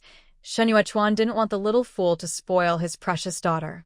Knowing Mingyu was alone next door, Shen Yuechuan and Tang Ning finished their meal quickly, eating a few pieces of chicken. He said, "You should go back and stay with your daughter. She just came to our house, and leaving her alone isn't good. You don't need to bring me food anymore. I can eat at the hospital cafeteria. Next time bring Yobeo along. I don't feel comfortable leaving her alone. Our daughter is so well behaved. What if someone takes her?" Tang Ning tidied up and planned to go back. Shen Yuechuan thought the same. "Once the adoption report is ready, we'll handle the paperwork immediately. From now on, Yobeo will be our daughter." Tang Ning nodded in agreement, reminding Shen Yuechuan to rest well, then rode her bike home to find her daughter. When Tang Ning returned, Mingyu was struggling with her little brother's mom, protesting loudly. "I don't want you to give me a bath. I want Mom to do it." Ridiculous. Was her 3-year-old already losing her sense of shame? She was even bathing right in the corridor, completely naked. She absolutely refused. The little brother's mom had wanted to give Mingyu a bath, but she stubbornly refused, grabbing her clothes and pants, squatting on the ground, showing her defenses. Fortunately, Tang Ning came back. It's so good you're here. I boiled some hot water, planning to give your daughter a bath, but she didn't want to. Seeing the basin in the corridor, Tang Ning understood what was going on. Thank you. Our Yobeo still needs to bathe at home. Kids should also respect their privacy. Mingyu nodded in agreement. Mom of the little boy who has been taking baths in the corridor for 3 years. When Tang Ning was giving Mingyu a bath, the boy's mother told him to wash himself. Previously, the boy was mute and couldn't resist, but now he can speak. Seeing his mother pour a bucket of water and tell him to continue bathing in the corridor, he objected. Mom, I want to bathe at home too. I'm a big boy now and I'm shy. You haven't even finished growing hair. How can you be a big boy? His mother saw his pleading eyes and soft call of Mom. She didn't know what to do. Her son was so cute and lovely. She really couldn't let him bathe outside. If someone saw him, it would be embarrassing. She quickly took the bath basin back and let the boy bathe at home. Actually, Mingyu could wash herself, but in Tang Ning's mind, she was still a little baby who needed care. She insisted on personally giving her a bath and washing her hair. Mingyu, being a big kid, could only go along with it. Having someone help with the bath was quite nice. After she finished washing, she wrapped Mingyu in an old towel and carried her out. Tang Ning looked at the soft, fragrant Mingyu and couldn't help but kiss her, full of love and affection. Mingyu also kissed her back. Mother and daughter happily enjoyed each other's company for a while, then put on their old cotton-ripped clothes. Tang Ning saw the torn clothes and felt sorry for her daughter. She said, In a couple of days, when I have a break, I will take you to buy new fabric to make new clothes. Our little Yubao is so cute, she must wear pretty clothes. For now, just make do and wear your older brother's old clothes. Mingyu nodded. She had never worn such old, worn-out clothes before. There was nothing she could do. During this time, supplies were scarce, so having any clothes was good. Mingyu looked at the calendar. Today was April 13th, 1960. She didn't expect to be in the year 1960. Luckily, she was only 3 years old. As long as she lived longer, she could still reach the year 2025. When a child is happy, every day is just about eating and playing, with nothing else to do. When bored, she would check the space warehouse where she stored supplies, sort and organize them so she knew what she had. Or she would explore her jade pendant space. Mingyu knew the all-purpose spiritual spring water was a good thing. In the small yard, besides the warehouse, other places were still empty. The warehouse may not look big, but it could hold about 170 or 180 boxes, and it seemed to have a lot of space. It looked like it could expand infinitely, not as small as it appeared. Thanks to Mingyu clearing out her family's belongings, the boxes were full of treasures. With the gold prices in 2025, Mingyu was practically a wealthy lady. Dahu Fish had about 10 boxes. When she had free time, she counted. There were 100 large yellow croaker fish in one box, each weighing about 1 jin, roughly 500 grams. There were also very large ones, about 2 jin each. There were 20 boxes of small yellow croaker fish, with 500 fish in each box, all weighing around 200 grams. Besides that, she found many pieces of jewelry, big gold bracelets, large necklaces, jade pendants, jade bangles, imperial green jade, Hatian jade, and purple imperial jade. She also found luxury watches like Patek Philippe, Cartier, and Rolex. In the story, the small cannon fodder family is a big business family in Shanghai. After being targeted, they planned to escape to Hong Kong City. They were willing to stay there or go to a beautiful country. So, they were fleeing with their valuables. Mingyu also found many property deeds for mansions and Western-style buildings in the box. As expected of a wealthy nurse family, their real estate was impressive. Maybe half of Shanghai's land belonged to them. Now that Mingyu has these deeds, she definitely keeps them hidden and doesn't show them. If she were to reveal them now, she would be risking trouble. Mingyu decided to stay quietly in the family compound. She would keep the properties and land deeds for now. If she could get them back later, she would. If not, it was okay. After all, everything has been confiscated, probably taken over by the authorities. She still has about 170 or 180 boxes of wealth. This fortune is enough for her to relax and live comfortably for many generations. After checking the supplies in the space, Mingyu explored around the yard. She opened the yard gate and saw an open area outside. Looking at the open space, Mingyu's farming instincts, typical of her Chinese heritage, kicked in. It would be great if I could grow vegetables. As soon as she said that, Mingyu didn't expect it, but suddenly, a sign appeared on the empty space. She went over to look and saw 3 characters. Planting area. Having a planting area, does that mean there's also a breeding area and a water area? Thinking this, she quickly noticed 2 more signs on other empty spots. They read, breeding area. She was surprised to find this was a multi-purpose space. She liked it very much.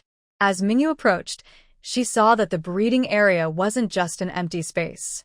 It had a visible shelter for poultry to rest and a pigsty-like area. Was this meant for raising chickens, ducks, geese, pigs, cattle, or sheep? Remember, in 1960, China was under a planned economy. Everything required ration tickets. Every household could only raise 2 or 3 chickens or ducks. All activities were planned. Mingyu had to endure not eating meat if she wanted to. Since pork was in short supply, no one had much meat to eat. Eating a pound of meat once a month was considered a luxury. Recently, they only had ribs or plain boiled chicken, which they bought from local farmers, so they didn't need ration tickets. Eggs are different now. Unlike in the past, they are easy to buy, and eating 100 or more a day is no problem if you want to. Nowadays, eating eggs is mainly for nutrition. If she raised chickens, ducks, and geese in her space, she wouldn't go hungry. Who knows how long she will stay in the novel world? Since she came here, she might as well raise some chickens. To achieve the freedom to eat fresh meat, eggs, and white-cut chicken, Mingyu decided to raise her own chickens and ducks. She didn't expect to live a peaceful life like those idyllic countryside scenes in short videos. They chose this life for themselves. Mingyu was forced into it, all for the freedom to enjoy meat, eggs, chickens, and ducks. Unfortunately, besides herself, there's nothing alive in her space right now. Mingyu looked around but couldn't find any small chicks to raise. She decided to buy some outside, since her space can support living creatures, which proves she can keep animals inside. Plus, she can control them with her mind, so she's not worried about the chicks running away. Thinking of this, Mingyu went to check the aquatic area, a pond about the size of a private swimming pool. The water was clear, but there was nothing in it, not even fish, shrimp, snails, crabs, or crayfish. Mingyu remembered a small ditch on the way to the hospital with Tang Ning, which probably had fish and shrimp. She could go catch some and raise them in her space. She decided to do it right away. Mingyu left her space and looked at Tang Ning, who was picking vegetables. She said, "Mom, I want to go down and play for a while." "Don't go alone.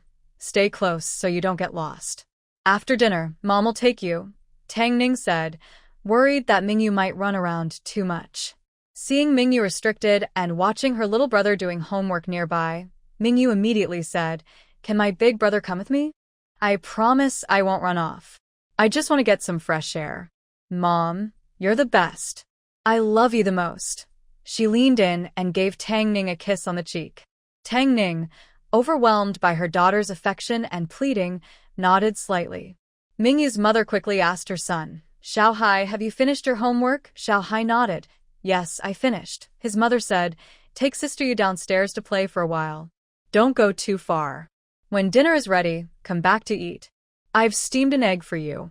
Hearing egg, Xiao Hai immediately nodded. Mingyu wasn't interested in steamed eggs. When she grows chickens and ducks, she knows she'll have plenty of meat and eggs to eat. Worried that Mingyu might be tempted by the neighbor's eggs, Tang Ning said, "Mom has steamed half a sausage for you. Remember to come back and eat." Tang Ning was talking about Cantonese-style sausage, about the thickness of a finger, different from smoked cured sausages. In this era, where meat and eggs are scarce, sausages are a rare treat. Mingyu used to order sausage claypot rice outside the shop. So delicious. Thinking of claypot rice, Mingyu almost started drooling. She obediently nodded and took her little brother's hand, and the two of them went downstairs, one big and one small.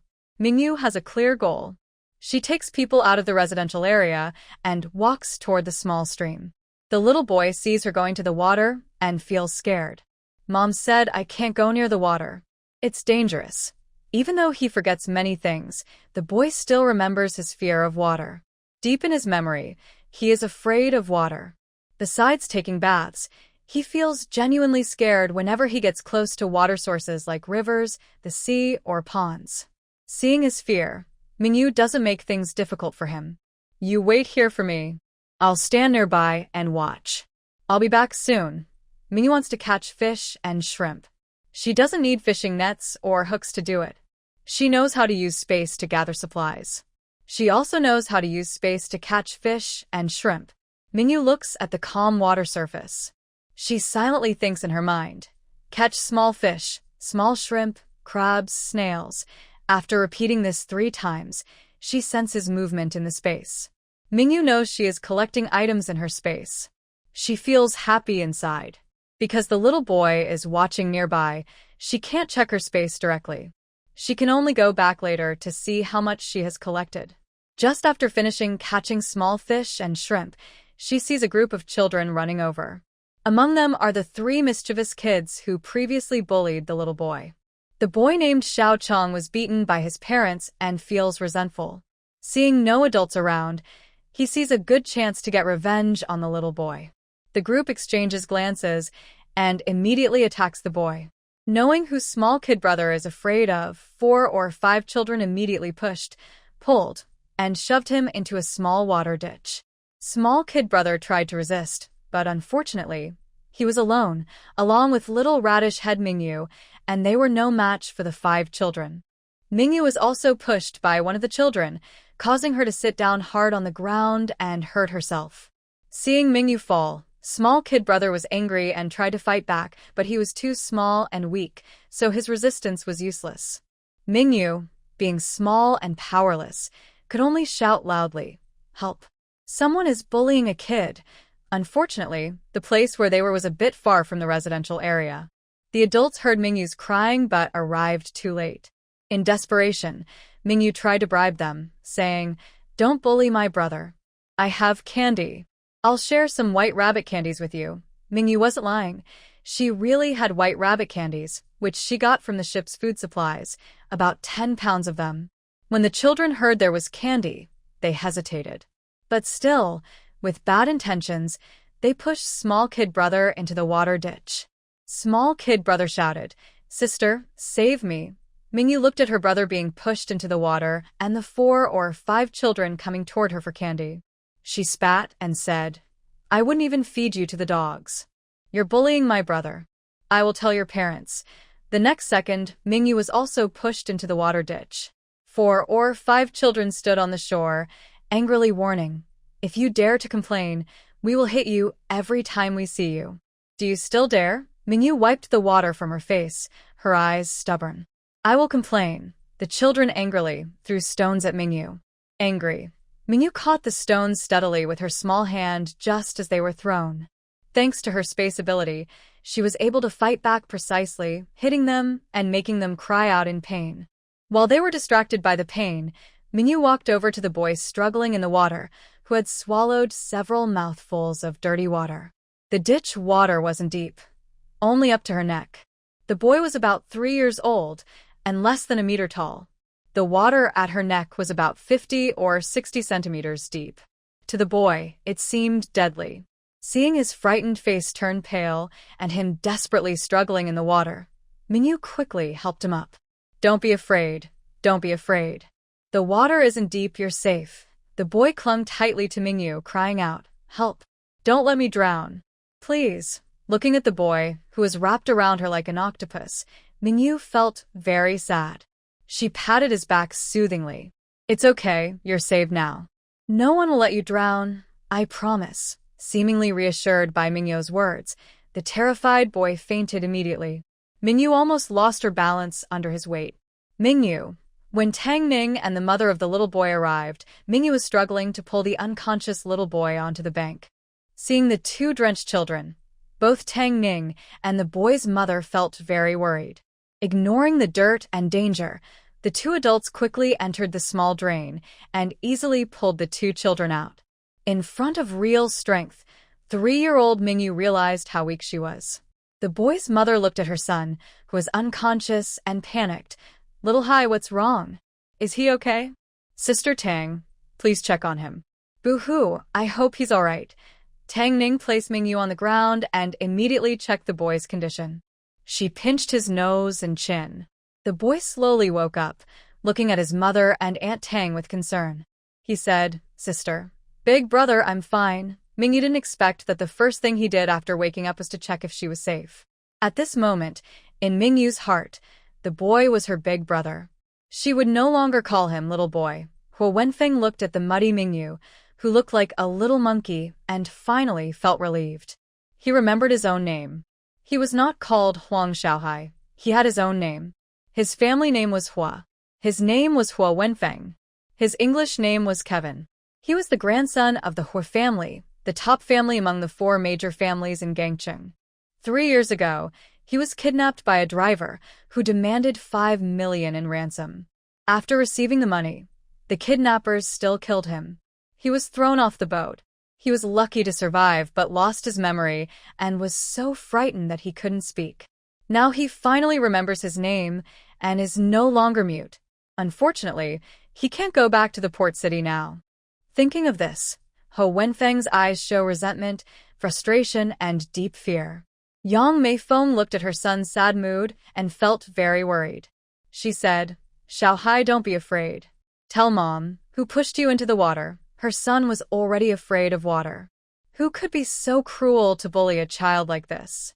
Without waiting for Ho Wenfeng to speak, Mingyu spilled the beans like pouring water from a bamboo tube, revealing the names of the 5 main culprits. The main ones are Shouqiang, Ahua, and Pidden. They are the leaders of this.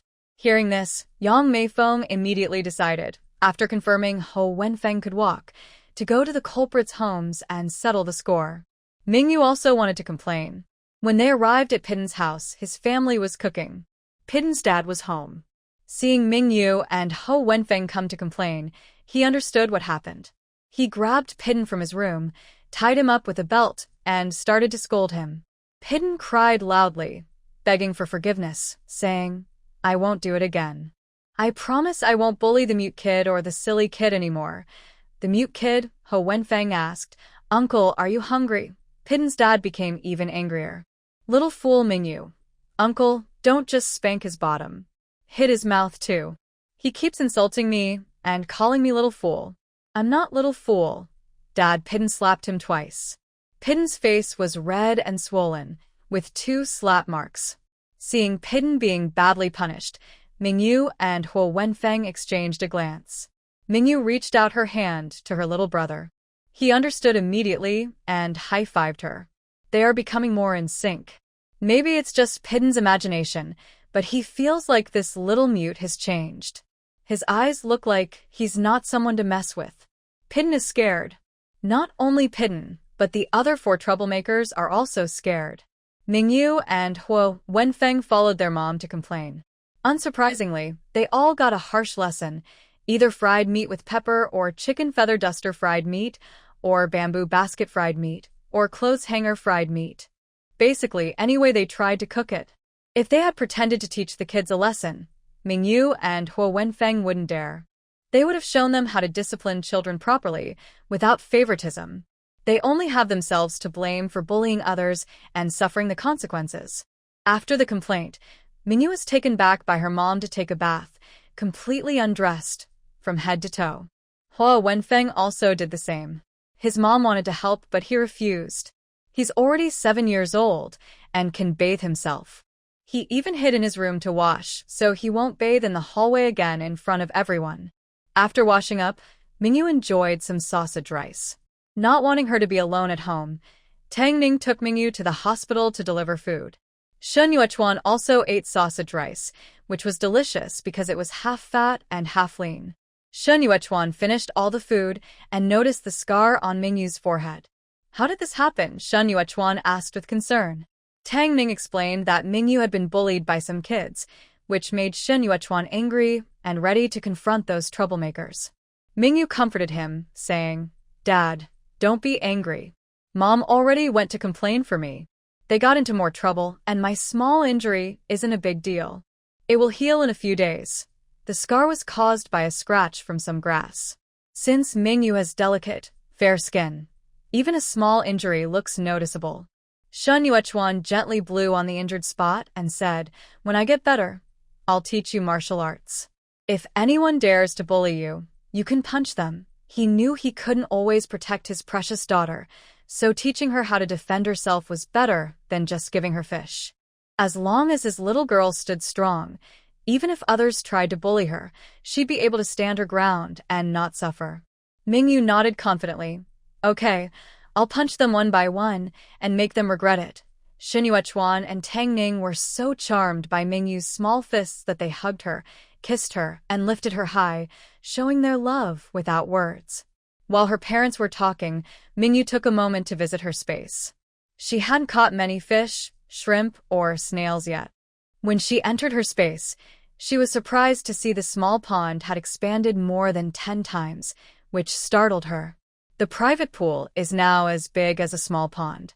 Mingyu looked at the fish and shrimp swimming in the water and the snails hiding on the shore. She realized she might have caught all the fish, shrimp, and snails from the small ditch. She felt numb. It seems that in the future, she needs to be more precise when collecting things.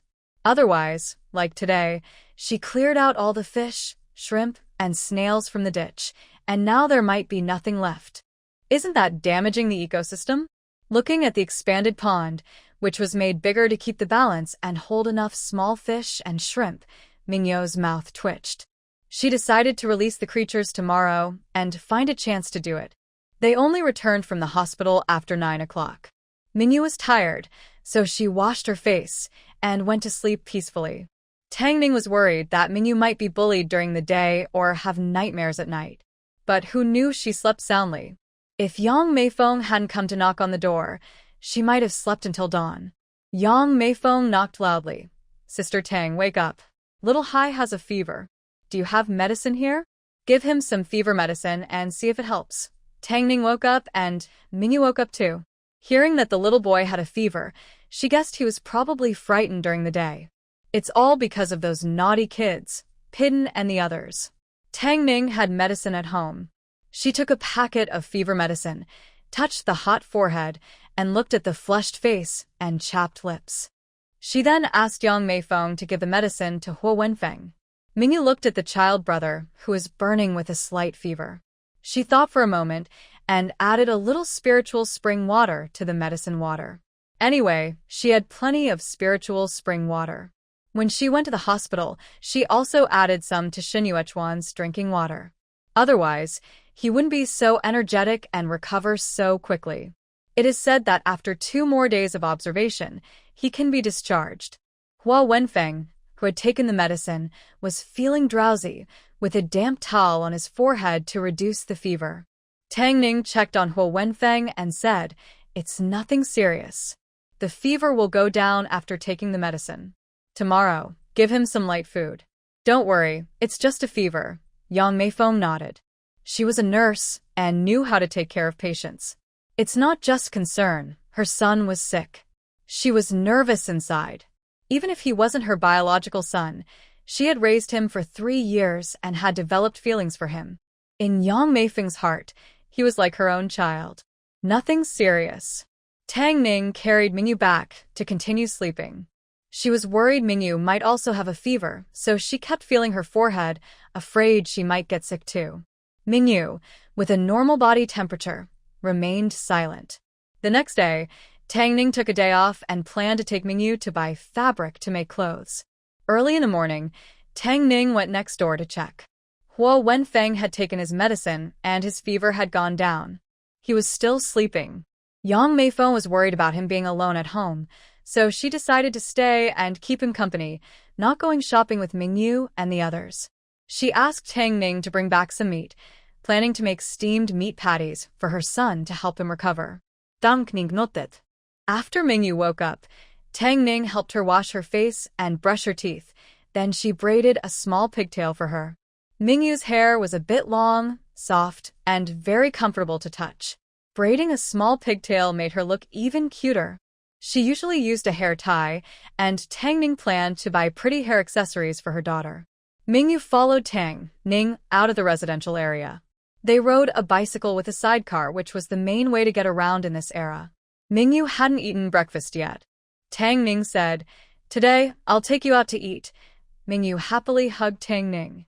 She tried to wrap her little arms around Tang Ning's waist, but her arms were too short, so she could only hug halfway. Just then, Tang Ning was going downhill.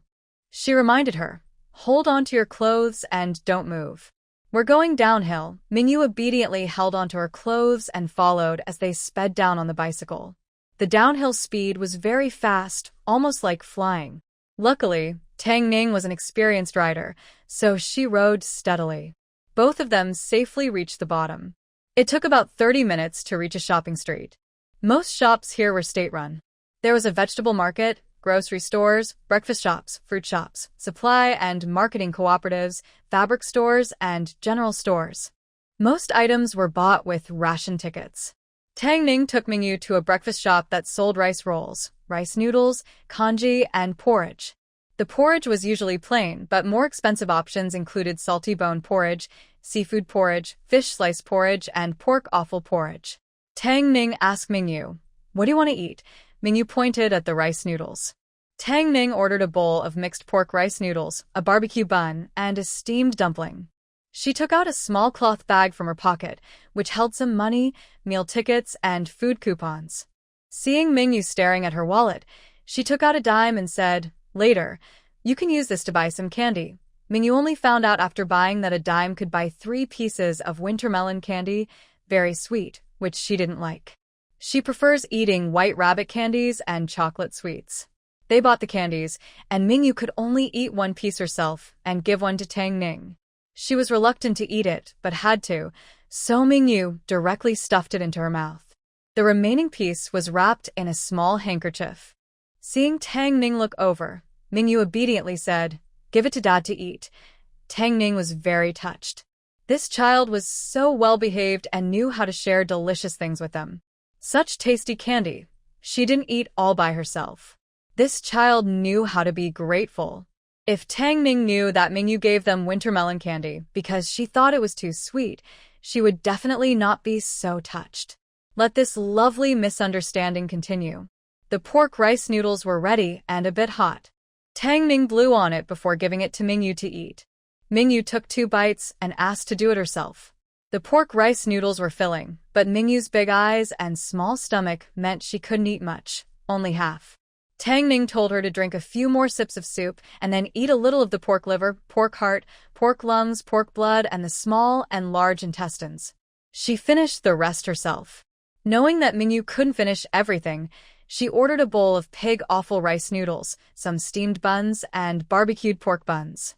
Mingyu ate 1 steamed bun. She kept the barbecued pork bun for Mingyu to eat when she was hungry. After the mother and daughter finished eating and drinking, they went to a fabric shop to look around.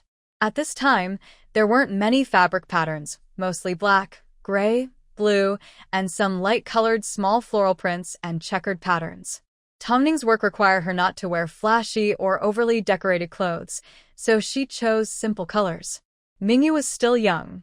Seeing her obedient and cute with big eyes, Tang Ning just wanted to dress her up beautifully.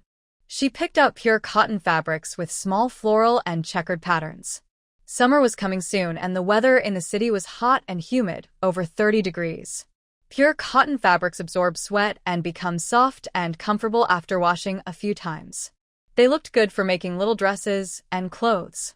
Tang Ning used her fabric coupons to buy a lot of fabric for Mingyu. Other children ran around barefoot, but Tang Ning didn't want Mingyu to run barefoot, so she chose a pair of small cloth shoes with straps. They were light and easy to wear. After buying fabric, she went to the supply and marketing cooperative to buy other things, and also bought some rice from the grain and oil shop because she noticed Mingyu liked eating rice. There wasn't much rice at home, so she bought more to feed her daughter. Then they went to the vegetable market to buy meat. There was only 1 person buying meat, and not many pieces were hanging. Tongning bought a small piece of pork shoulder, suitable for steaming meat patties, as front leg and shoulder meat are tenderer. Originally, Tang Ning didn't want to buy meat, but after thinking, she decided to buy a piece of meat for Mingyu as well. The neighbor's child was eating meat pies, so her daughter could eat them too. She couldn't let her daughter envy others' meat. Mingyu watched as Tang Ning bought only a small amount, just a few ounces. She thought, people these days really have a hard life. Although she didn't buy vegetables often, she didn't buy just a little meat either. Not buying at least a pound or two of meat would feel awkward when asking someone to cut it. Oh well, there's no comparison. Once her space grows enough to raise pigs, her family will be free to enjoy pork whenever they want. Speaking of raising pigs, Mingyu still doesn't know where to find piglets. She asked the butcher, "Uncle, where do your pigs come from?" "From the collective farm." The meat seller, seeing how cute Mingyu was, never having seen such a pretty, fair-skinned girl with big eyes, red lips, and a baby face, smiled happily. "Do you like pork?" Mingyu nodded. "Yes, I like it." "Pork tastes good." "That's right, pork is really delicious," the meat seller asked. "Do you eat pig's blood?" Mingyu nodded again. When she ate pig offal noodles, she also ate several pieces of pig's blood. The meat seller generously handed her a piece of pig's blood about the size of a block of tofu. "Take this home and stir-fry it with chives. It's very tasty. Uncle gives it to you, no charge." Mingyu didn't expect she could be so charming. She immediately took the pig's blood wrapped in a banana leaf from the uncle. These days, there are hardly any plastic bags for packaging. Instead, people use oil paper or natural materials found nearby. In the Shenzhen area, banana leaves, papaya leaves, and large, non-toxic leaves are commonly used to wrap things, keeping them clean and hygienic. Mingyu smiled and handed over pig blood. "Thank you, Uncle. Next time we buy meat, we'll come to you." The pork seller smiled and nodded. "Sure, next time I'll save some good meat for you." "Do you like pork liver?" Mingyu nodded. These days, pig offal isn't expensive, and people prefer fatty meat because it can be used to make oil. Pork belly and pork fat are more popular, while ribs and intestines are disliked because they have less meat and are harder to clean. Mingyu likes ribs. Looking at the hanging ribs, she knew she needed money and meat coupons. Her desire to raise pigs reached its peak. She had to find a way to get 2 piglets. Tang Ning didn't expect that the stern pork seller, who was selling meat, would be so kind and friendly. He even gave her daughter a piece of pig blood. This pig blood looked cheap, costing about 2 cents per pound if bought. Since he offered it as a gift, she accepted it. It was about a pound. Tang Ning felt a bit embarrassed to take advantage and was about to leave after giving 2 cents. But the pork seller called her back. Hold on. The pig blood is a gift for your daughter. She's so cute. Take good care of her, and don't let her go hungry. If you come back to buy meat later, I'll give you a good deal." He wished he had a daughter as adorable as hers. Unfortunately, his wife was not very capable. She had 4 sons, and she was pregnant again, expecting another boy. He wished he could exchange the new baby for a daughter. He felt that he probably wouldn't be able to raise a daughter himself in this life. Tang Ning. Passing by a fruit shop, he saw a bunch of bananas hanging at the door. Many were already golden yellow and ripe enough to eat. Since bananas are grown in the city, they are quite cheap. You can buy a big bunch for just 50 cents. Mingyu counted and found there were 13 bananas. Tang Ning broke off one banana, peeled it, and offered it to Mingyu. "Eat it, it's very sweet."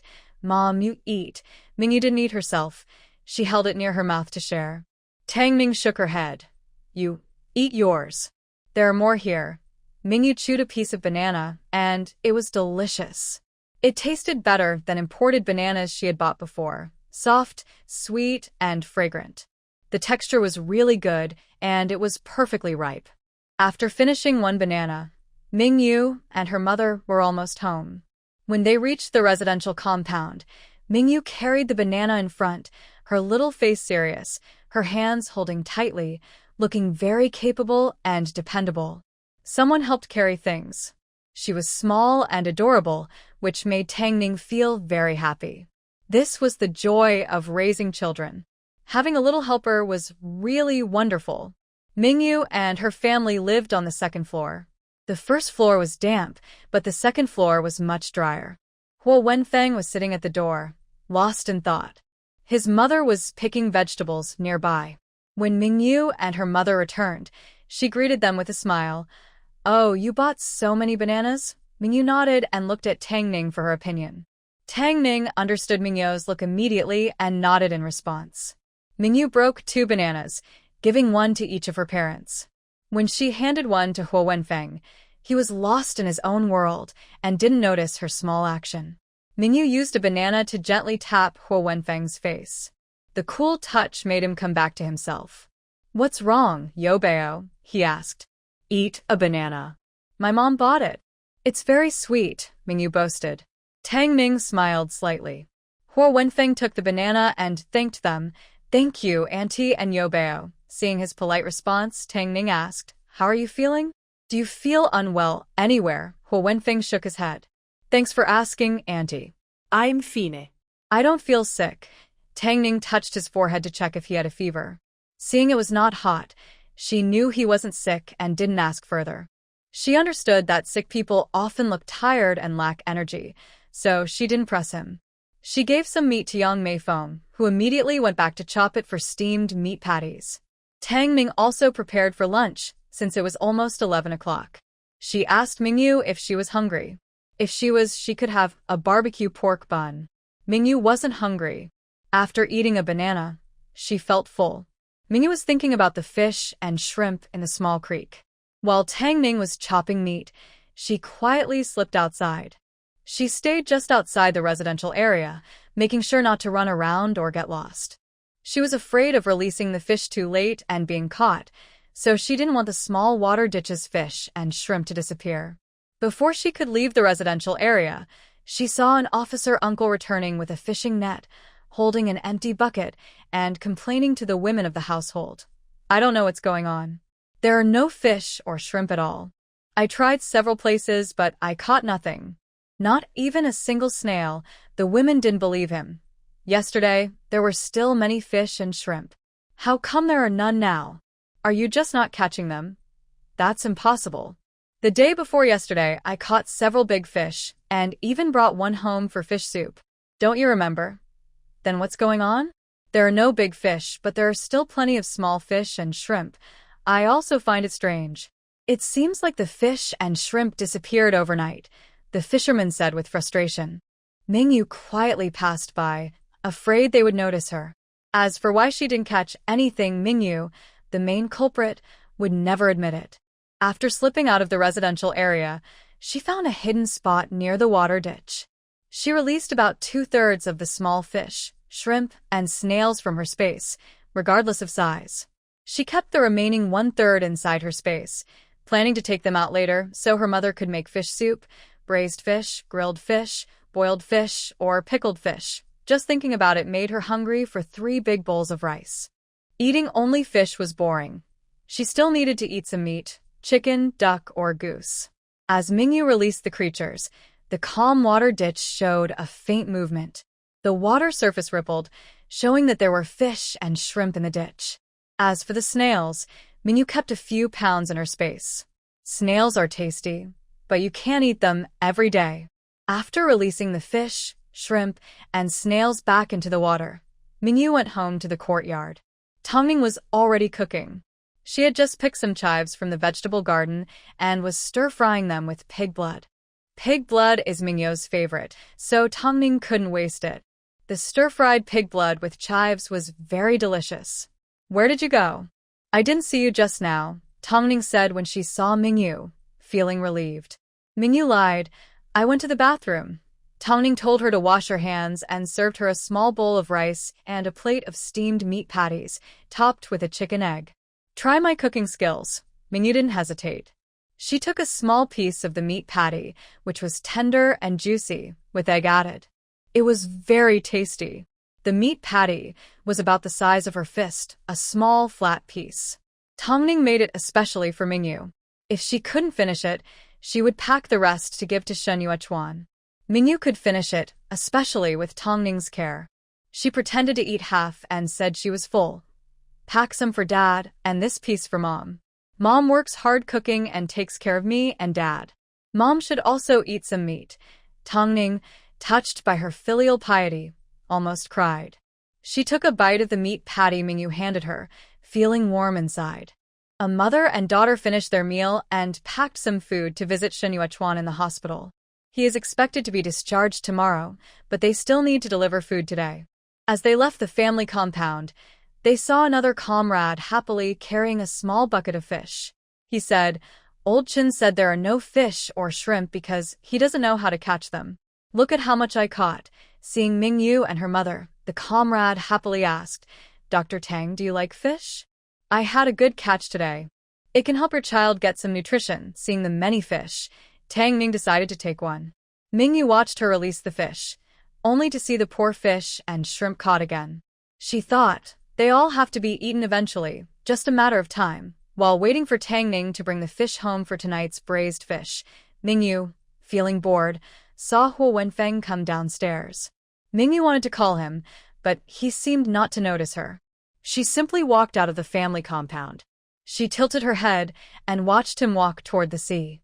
Blinking, she said to Tang Ning, "Mom, I saw Brother Xiao Hai go to the beach.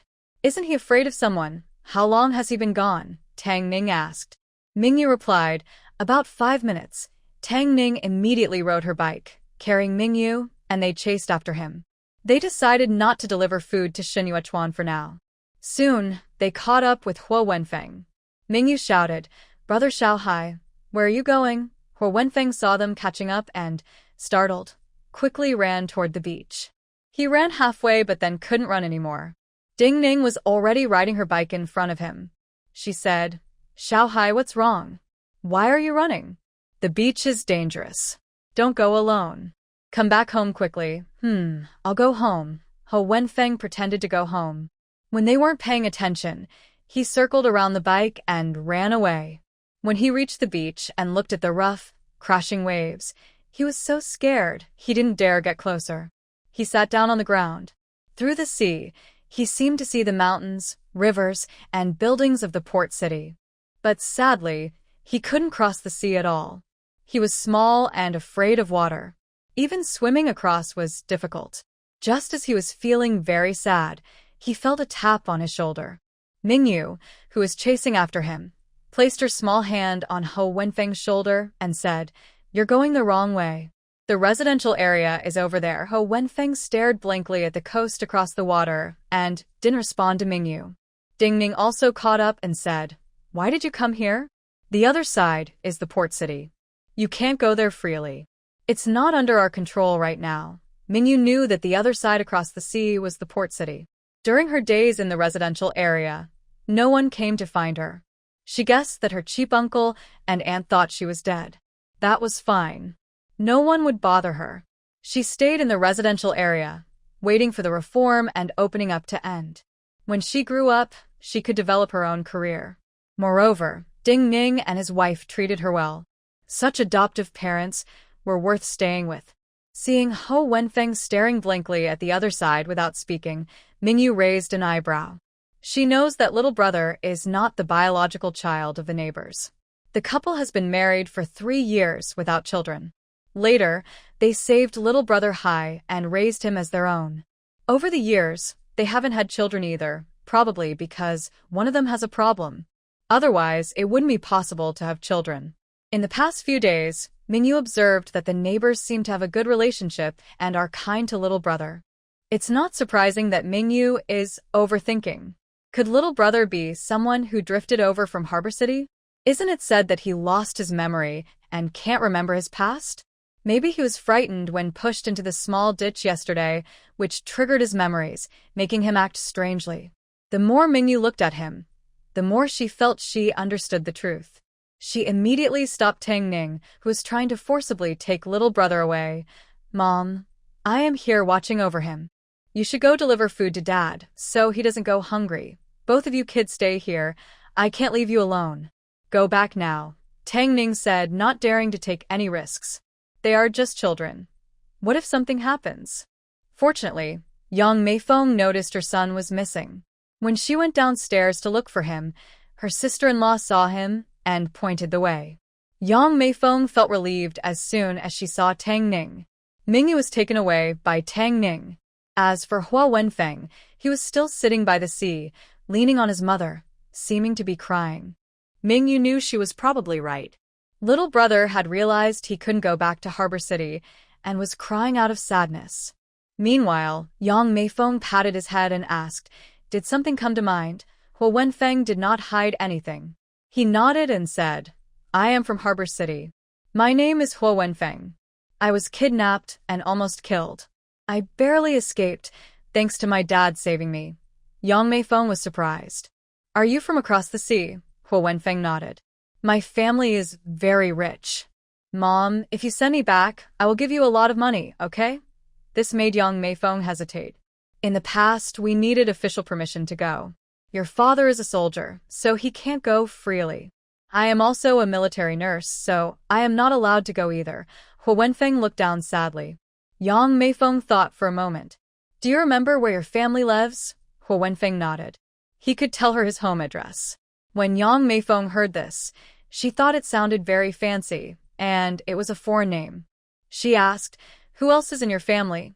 "Mom, Grandpa, and my little sister. His father died in a car accident when he was 3, leaving him, his mother, and his unborn sister.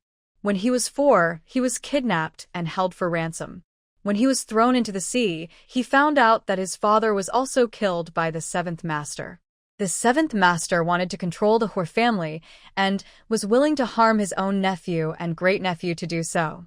Thinking of the cruel 7th Master, Hua Wenfeng trembled with hatred. Yang Meifeng noticed his emotions and quickly comforted him. "Don't cry. Mom will think of a way. For now, stay at your parents' house.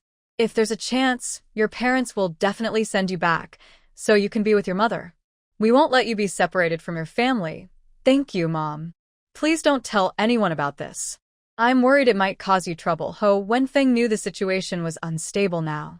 If it involved the Port City connection, it could affect his parents. Yang Meifeng didn't expect her child to be so thoughtful. He was already thinking about his identity and his parents, even considering them as his own. Thinking about returning the adopted son made Yang Meifeng feel a bit reluctant. She quietly touched her belly, unsure why. Despite working late nights and overtime, her stomach hadn't moved at all. They both checked, went to big hospitals, small clinics, tried home remedies, but still couldn't get pregnant. They had been married for over 6 years. Her belly still showed no signs of pregnancy.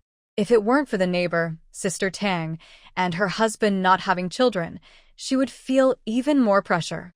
People really do fear comparison. Now that Sister Tang has a well-behaved daughter, her adopted son, who came from Port City, wanted to return there. Yang Meifeng knew she couldn't keep the son. She had to have her own child. Maybe she should try the medicine her mother-in-law sent, just in case it works. Mingyu and Tang Ning went to the hospital to deliver food. This time, Shen Yuechuan was truly too hungry and weak. As soon as they handed over the food, he ate quickly, gobbling it down. After finishing, he finally spoke.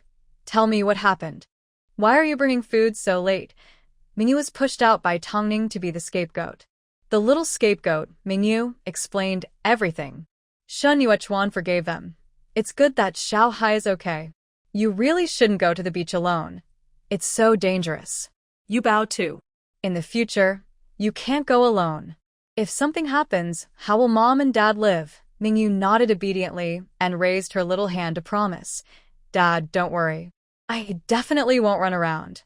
Shen Yuechuan nodded happily. The mother and daughter took a nap at the hospital. Tang Ning was worried the fish at home might die, so she went back to take care of them and planned to cook pan-fried lingfish in the evening. Mingyu also wanted to go back with her. If she didn't go, she couldn't secretly swap the fish, replacing the less than half a Jin Ling fish with one weighing 7 or 8 liang. She also wanted to exchange for a fish over a Jin, but the size difference was too big, and she was afraid Tang Ning would notice. To get a bigger piece, Mingyu was determined. She successfully swapped for an 8 liang Ling fish. Luckily, there was fermented black soybeans at home, so she made a delicious black soybean Ling fish, sprinkled with chopped green onions, smelling wonderful. While cleaning the fish scales, Tang Ning muttered, "Why does it seem like the fish has grown bigger?" It didn't seem that big before. Mingyu kept her skills hidden. She pretended to be shocked and said, "The fish can grow bigger on its own? That's amazing." Tang Ning also thought she was overthinking. She smiled and said, "Mom is just talking nonsense. Fish only grow after being kept for a long time. They don't grow in a day. This fish today weighs about 7 or 8 liang with lots of meat. It will definitely taste good." Mingyu happily said, "Then I want to eat more." "Of course, you can eat as much as you want. Just be careful when eating because this ling fish has many bones." Ding Ning reminded her gently. Mingyu nodded obediently and watched her start cooking. By the time the dish was ready, Mingyu was almost overwhelmed by the delicious smell. Huo Wenfeng felt the same. He was so tempted by the aroma from the next door that he almost drooled. Their family's fish was cooked with tofu. Yang Meifeng told him to eat more. "Eat until you're full and strong, then you'll have the energy to go back. Mom won't stop you.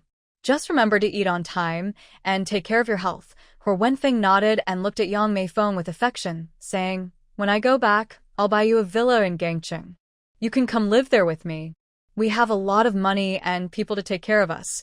Yang Meifeng wasn't interested in villas. She patted Huo Wenfeng's little head and said, "As long as you are well, I don't need anything else." Huo Wenfeng was touched, tears falling into the fish soup. "Thank you, Mom, for being so good to me. When I grow up, I will be filial to you and Dad." "Thank you, Dad, for saving me. I am grateful for Mom's constant care." Thinking of his own mother and sister, Huo Wenfeng couldn't bear to leave them. It was okay when he didn't remember, but once he did, he couldn't rest easy. No matter what, he wanted to go back and see them. Mingyu was careful to avoid the fish bones while eating. Fortunately, she finished her meal without getting pricked by any bones. After they finished eating and drinking, they prepared to deliver dinner to Shen Yuechuan at the hospital. They left a fish head and a fish tail for him. All the meat parts had been eaten by the mother and daughter. Mingyu originally felt shy about only eating meat, but Tang Ning said, "No need to save it. You can eat the fish yourself. Your dad likes to eat fish heads and tails." Later, Shen Yuechuan had plenty of fish heads and tails to eat. Those are stories for another time. The mother and daughter made several trips to the hospital in one day, and they had already gotten used to it. Shen Yuechuan looked at the fish heads and tails sent to him. He dared not complain and quietly ate his meal. After finishing, they left him a banana as a dessert and then took Mingyu away. Shen Yuechuan reminded her, "Come pick me up early tomorrow when I get discharged." Mingyu nodded and said, "Good night, Mom." Shen Yuechuan's face lit up with happiness. "Good night, you Bao. Don't miss Dad too much. Dad will be back to be with you tomorrow." Mingyu smiled, nodded, waved goodbye, and climbed onto her bike, which Tang Ning took her away on. Tang Ning seemed like a delivery robot, riding her bike with her daughter, heading home. Shen Yuechuan watched them ride away and muttered, "My wife has a daughter now, so she doesn't care much about me. She hardly talks to me. She's so cold." Tang Ning felt a little tickle in her nose. She held the handlebar with one hand, rubbed her nose, then quickly regained control of the bike and arrived safely at the residential area. She locked the bike and went upstairs. At this time, the neighborhood was very quiet. Everyone was bathing and sleeping. Mingyu hadn't taken a bath yet. Tang Ning filled a bucket with hot water, mixed in some cool water to get the right temperature, and then she sat in the bathtub to wash. There was no shower. There are no bathhouses either. Mingyu is now used to sitting in a small bathtub. Since she is little, the tub fits her perfectly. Since she's here, what else can she do but adapt? She can't go back, so she has to make do in this era. After a good night's sleep, she had breakfast the next day.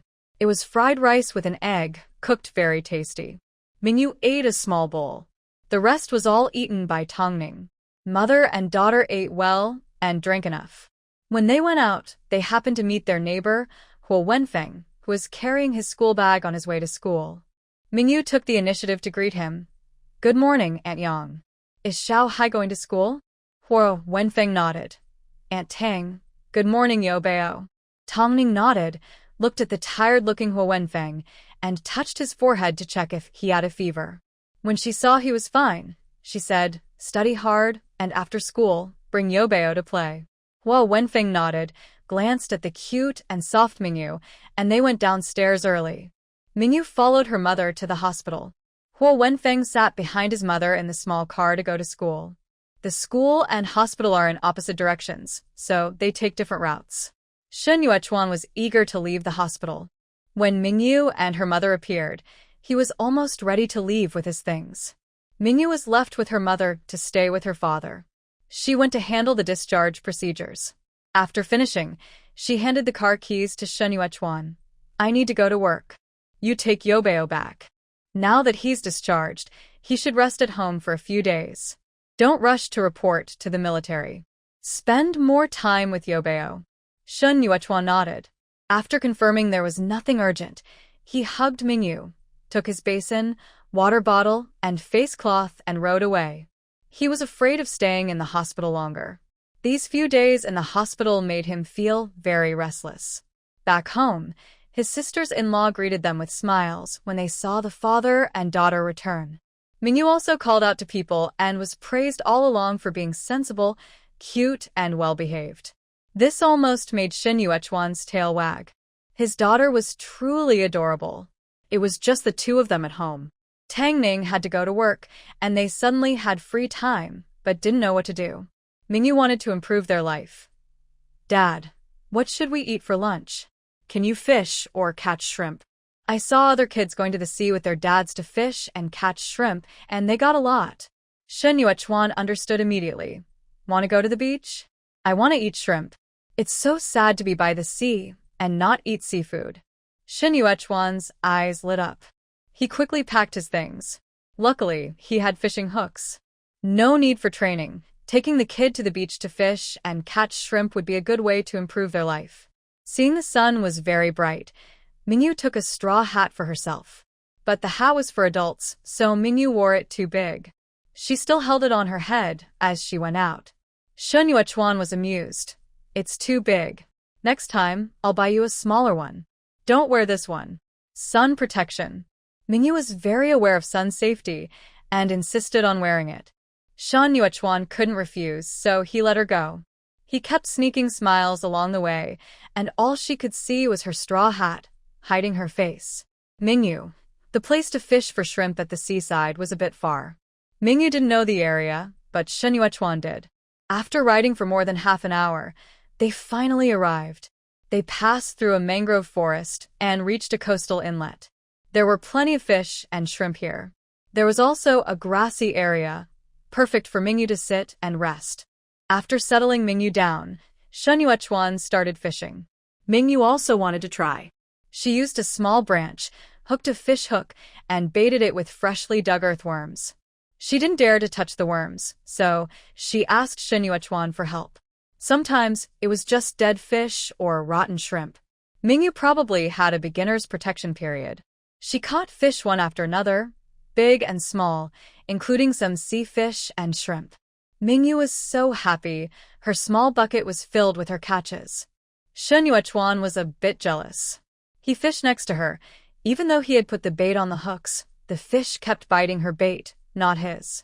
After half an hour of trying, Shen Yuechuan finally caught a grouper, thanks to Mingyu's luck. He also caught other kinds of sea fish. There were also brightly colored fish. Mingyu didn't catch many of the tasty sea fish she wanted to try. Most were small miscellaneous fish. After fishing all morning, they had enough for several meals. Since there was no refrigerator, they couldn't keep the fish for long. Seeing that it was getting late, they packed up and headed home. The father and daughter returned home to the residential area at noon and found someone inside. Shen Yuechuan felt nervous and told Mingyu, "If your mom asks later, just say you really wanted to go fishing at the beach." "Dad didn't stop you?" Mingyu asked. "Dad, aren't you tricking me?" Shen Yuechuan chuckled. "Your mom loves you and doesn't want to scold you. I'm different. She might get angry." "That's not true. I've never hit you," Tang Ning said firmly. Shen Yuechuan dared not argue and rubbed his arm where he was hit, saying, "My wife is the gentlest person. She never hits me." Tang Ning snorted. "Good to know. I told you to rest at home, but you took Mingyu out to play. When I come back, the house is empty, and it's cold and lonely." Are you trying to make me upset? Sorry, wife. I was just grateful for your care and wanted to go fishing and catch some shrimp to bring back for you. I lost track of time. Please forgive me, and I promise I won't run off again, Shen Yuechuan said, trying to smooth things over. Tang Ning looked at her father and daughter returning with good results and felt a little less angry. She smiled and asked Mingyu, "What do you want to eat for lunch?" "Mom will cook for you. Shrimp." Mingyu loved seafood. "Okay, I'll make boiled large shrimp and fish cooked with soybean paste," Tang Ning said, preparing the fish and shrimp while Shen Yuechuan helped Mingyu wash her face. Looking at her face, which was sunburned and red, I felt sorry and said, "Next time, don't take Yo-Yo out in the heat. She got so sunburned. You're tough and not afraid of the sun, but Yo-Yo is different." Mingyu looked up with her red face and complained, "Mom, Dad still won't let me wear a hat." Shen Yuechuan was confused and asked, "Huh?" Tang Ning gave him a warning glare and said, "Next time we go out, make sure to bring a hat for Yo-Yo. Her hat is too big," Shen Yuechuan complained. "There's money in the drawer. Can't you take your daughter to buy one?" Tang Ning was about to get angry. Why did she have to tell him everything, even small things? Shen Yuechuan nodded repeatedly and said, "Yes, I'll buy one. We'll go this afternoon. If one isn't enough, we'll buy two." Mingyu was happy and said, "We can take turns wearing them." Mingyu finished her lunch and was sleepy, so she went for a nap. Now she was really feeling what it's like to be a 3-year-old with lots of energy. When she's hungry, she eats. When she's tired, she sleeps. When she's full of energy, she's really full of energy. While Tang Ning was taking a nap with Mingyu, Shen Yuechuan rode his bicycle to the supply and marketing cooperative store, hoping to buy a small straw hat for Mingyu to wear. But he found that most hats in the store were for adults and not suitable for Mingyu. He visited several nearby stores but couldn't find one, so he asked the store staff if they knew any local folks who could weave straw hats. He offered some benefits, and only then did the staff tell him where the local weavers lived. Shen Yuechuan went to his hometown friend's house, but the friend said there was no ready-made straw hat. He was busy working and had no time to weave one. Without hesitation, Shen Yuechuan helped with the work and asked his friend to weave a straw hat at home. Coincidentally, the friend's house had a young grandson, who looked about the same age as Mingyu. They decided to make a hat based on the grandson's head size. The friend was hardly moved by Shen Yuechuan's persistence. Mainly, he just refused to leave. In the end, the friend only helped weave a small hat for the child. Their home only had a small motorcycle, which Shen Yuechuan took away. Tang Ning woke up and found no car. Since he was about to go to work and Shen Yuechuan hadn't returned, he was worried about Mingyu being alone at home. So he took her to the hospital and brought her to work with him. Mingyu had no objection. "Where's Dad? He's gone out." Who knows where he ran off to? "He said he'd be back before I go to work. Tonight, he won't be eating fish," Tang Ning said a little angrily, tilting the umbrella slightly toward Mingyu to keep the sun off her. Mingyu spoke up for Shen Yuechuan. "Dad must be delayed by something. There are so many fish. If Dad doesn't eat, we can't finish them all. Then give the rest to others like your little brother Hage. He loves fish." Tang Ning had already thought it through. Fish spoil quickly once dead. They couldn't dry it into fish jerky now, and since it's not the season for drying fish, it's better to give it away and build a favor. Mingyu had no objection. They went to Tang Ning's workplace. Mingyu was just changing to a different place to sleep. She appeared to be sleeping, but in fact, she had gone to a different space. After drinking a cup of spring water to quench her thirst, she looked at the fish pond, which had shrunk by a third. Seeing the fish jumping happily in the space, she knew they wouldn't die, so Mingyu felt relieved. She just didn't know what these fish ate. Mingyu looked at the empty land and planned to plant something. She had seeds in her hand. They were seeds she secretly took when Tang Ning was shopping, but Mingyu paid for them. Don't say she stole the seeds. She has the space, which is perfect for stealing, but she's not that kind of person. Well, maybe she is. Mingyu is a mix of good and bad, honest and sneaky. Anyway, she doesn't care much for Xiaodong and Xiaoxi. If those are unjust gains, she would happily accept them. She didn't know what kind of seed she had. Mingyu is just a beginner at farming. She just scattered the seeds randomly, covered them with soil, and then ignored them. The afternoon went by quickly. Mingyu was hungry and ate some butterfly-shaped cookies in the space. After eating her fill, Tang Ming was about to finish work too. Yang Meifeng and her colleagues finished work together. Seeing them walk, she offered to take Mingyu back, so she wouldn't have to walk far. Mingyu wanted to walk with her mom, but Tang Ming didn't want Mingyu to tire herself. She picked her up and put her in the car. Follow Aunt Meifeng home first. Mom will be home soon. Don't run around. Mingyu nodded. Yang Meifeng rode her bike away and said to Mingyu, "How about we go pick up your brother from school together?" Mingyu had no objection. Okay. Huo Wenfeng came out of school with a face showing injuries, his clothes torn, and his backpack dirty, clearly stepped on several times. Yang Meifeng looked at her injured son and knew he had been bullied by classmates. Mingyu asked worriedly, "Little brother Hikai, are you okay?" Huo Wenfeng shook his head, feeling a bit proud. "I didn't get hurt today. I also fought back." Mingyu gave a thumbs up. "Little brother Hikai is awesome." Huo Wenfeng slightly pulled at the corner of his mouth, which hurt from the injury, and took a deep breath. Yang Meifeng felt SID. "Let's go home. Mom will put medicine on your wounds. If they hit you again, don't be afraid, fight back. At worst, Mom will help you put on medicine." Huo Wenfeng nodded. "Thanks, Mom." "Thanks for what?" "You're my son, and it's what I should do," Yang Meifeng said, ignoring the small unpleasantness. Even if he wasn't her biological son, he was her son now, and it made no difference. Mingyu sat in the back, while Huo Wenfeng sat in front. In those days, even on a small bike, two people could sit comfortably. Yang Meifeng was experienced, taking both children home easily. Just then, Tang Ning, who had just returned, happened to meet them. Tang Ning opened the door and said, "This morning, the father and daughter went fishing. Later, I'll bring some fish over. They're good for making soy sauce broth. You can try it. Then I won't be polite." "I didn't expect Mingyu to be good at fishing. Impressive," Yang Meifeng praised. Mingyu smiled proudly, her face lighting up with happiness. Yang Meifeng looked on and couldn't help but hug Mingyu. "Why don't you come to my house and be my daughter?" she suggested. Before Mingyu could speak, Shen Yuechuan said, "Are you really trying to steal someone else's family? You have a son, and you're still interested in my daughter. Go away. Little Yao won't go to your house." Mingyu nodded firmly. "Yes, I am my parents' daughter. I won't go anywhere else." Shen Yuechuan smiled proudly. Yang Meifeng was just joking and knew they couldn't bear to part with her. Looking at the straw hat in his hand, she was surprised. "Where did you buy this? It looks just right for a child. I want to buy one for Little Hai too." Even though she knew the name Huo Wenfeng, Yang Meifeng was used to calling him Little Hai and would continue to do so. Huo Wenfeng didn't mind. Shen Yuechuan still felt a little reluctant, but Mingyu was more generous. She took the hat and asked, "Dad, can I give one to big brother Little Hai?" Shen Yuechuan looked at the adorable, bright-eyed Mingyu. How could he refuse? He immediately nodded. "If you want to give it, Dad has no problem." Mingyu happily said, "Thank you, Dad. You're the best. I'll go give the hat to big brother Little Hai now."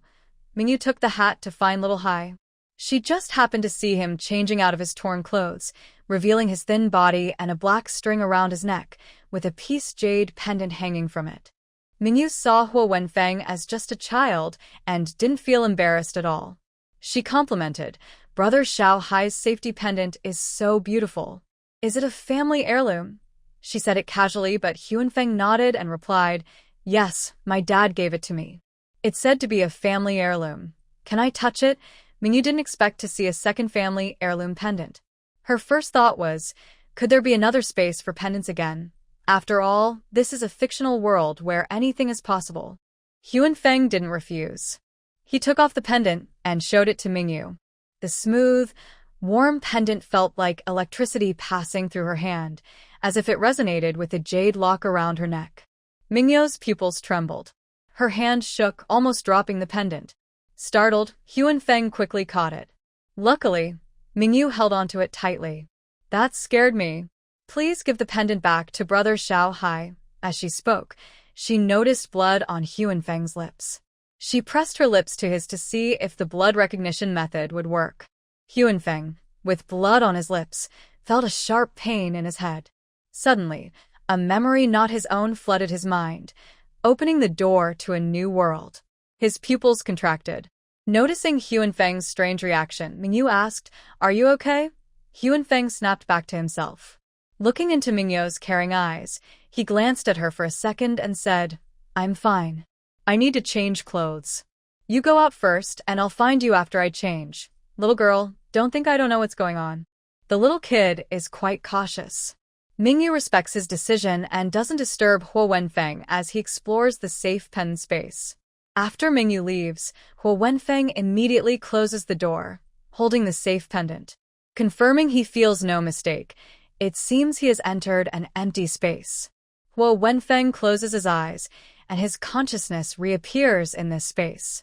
If not for the subconscious mind telling him that this is a storage space, where anything can be kept except himself and no one else knows what's inside, he wouldn't believe it. Living creatures inside will fall asleep.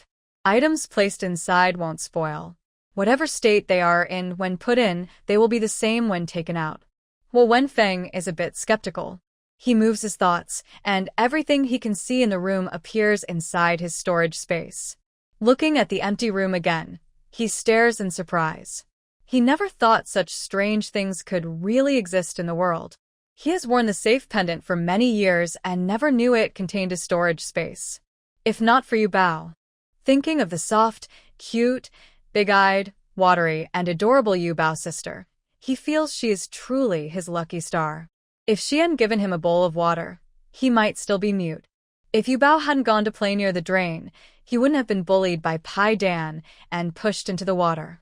He wouldn't have been scared, fallen ill, and then remembered his background, realizing his home is in Gangcheng. Now, it's still Yu Bao. She looked at the safe pendant and discovered the storage space herself. Ever since Yu Bao appeared, his life and understanding have changed greatly. Yu Bao is very lively. Realizing this, Huo Wenfeng decided to treat Yu Bao like a younger sister. Mingyu doesn't know yet that she has gained a little brother who is almost like her real brother. Huo Wenfeng was worried about exposing the storage space. After confirming that the space could hold things, he immediately restored the room to its original state. As long as he didn't say anything, no one would know that the room had once been emptied. Having this useful storage space, Huo Wenfeng felt a bit regretful because he didn't have much to put inside.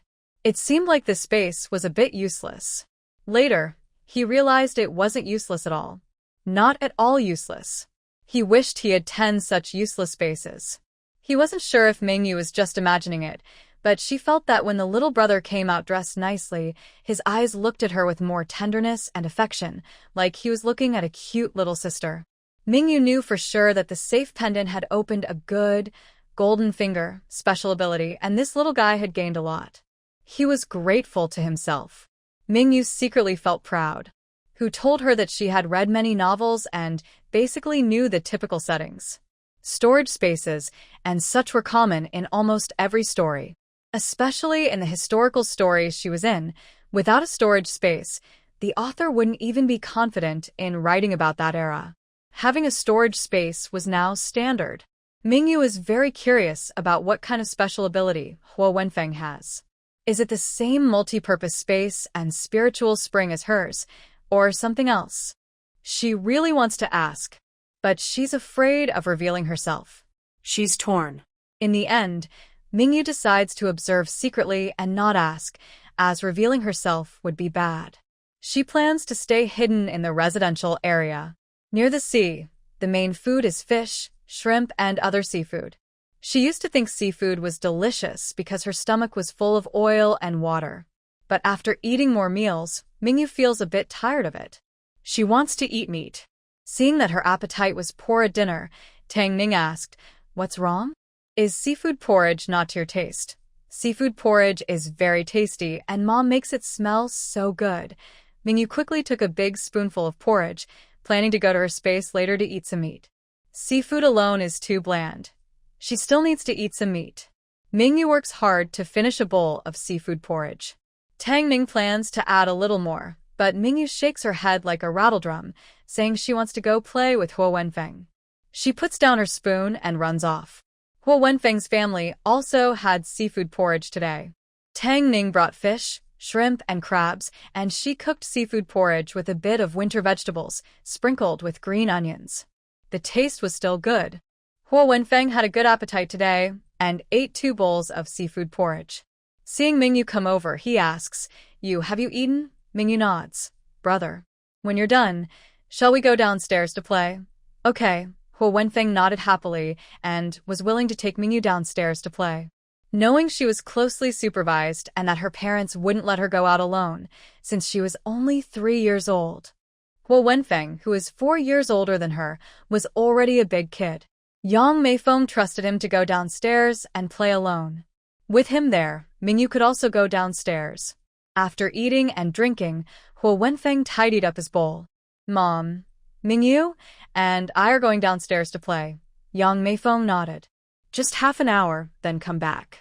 Tomorrow your dad will return and we will go pick him up. Huo Wenfeng nodded. Mingyu asked, Uncle, where did you go? On a mission. He'll be back tomorrow. Huo Wenfeng replied. Mingyu suddenly understood. No wonder she hadn't seen her dad all this time. He was on a mission. Downstairs, many children were playing. Pai Dan and the others were there. When they saw Mingyu and Huo Wenfeng, their expressions changed slightly. In the past, when they saw Huo Wenfeng, they would definitely come to tease or bother him.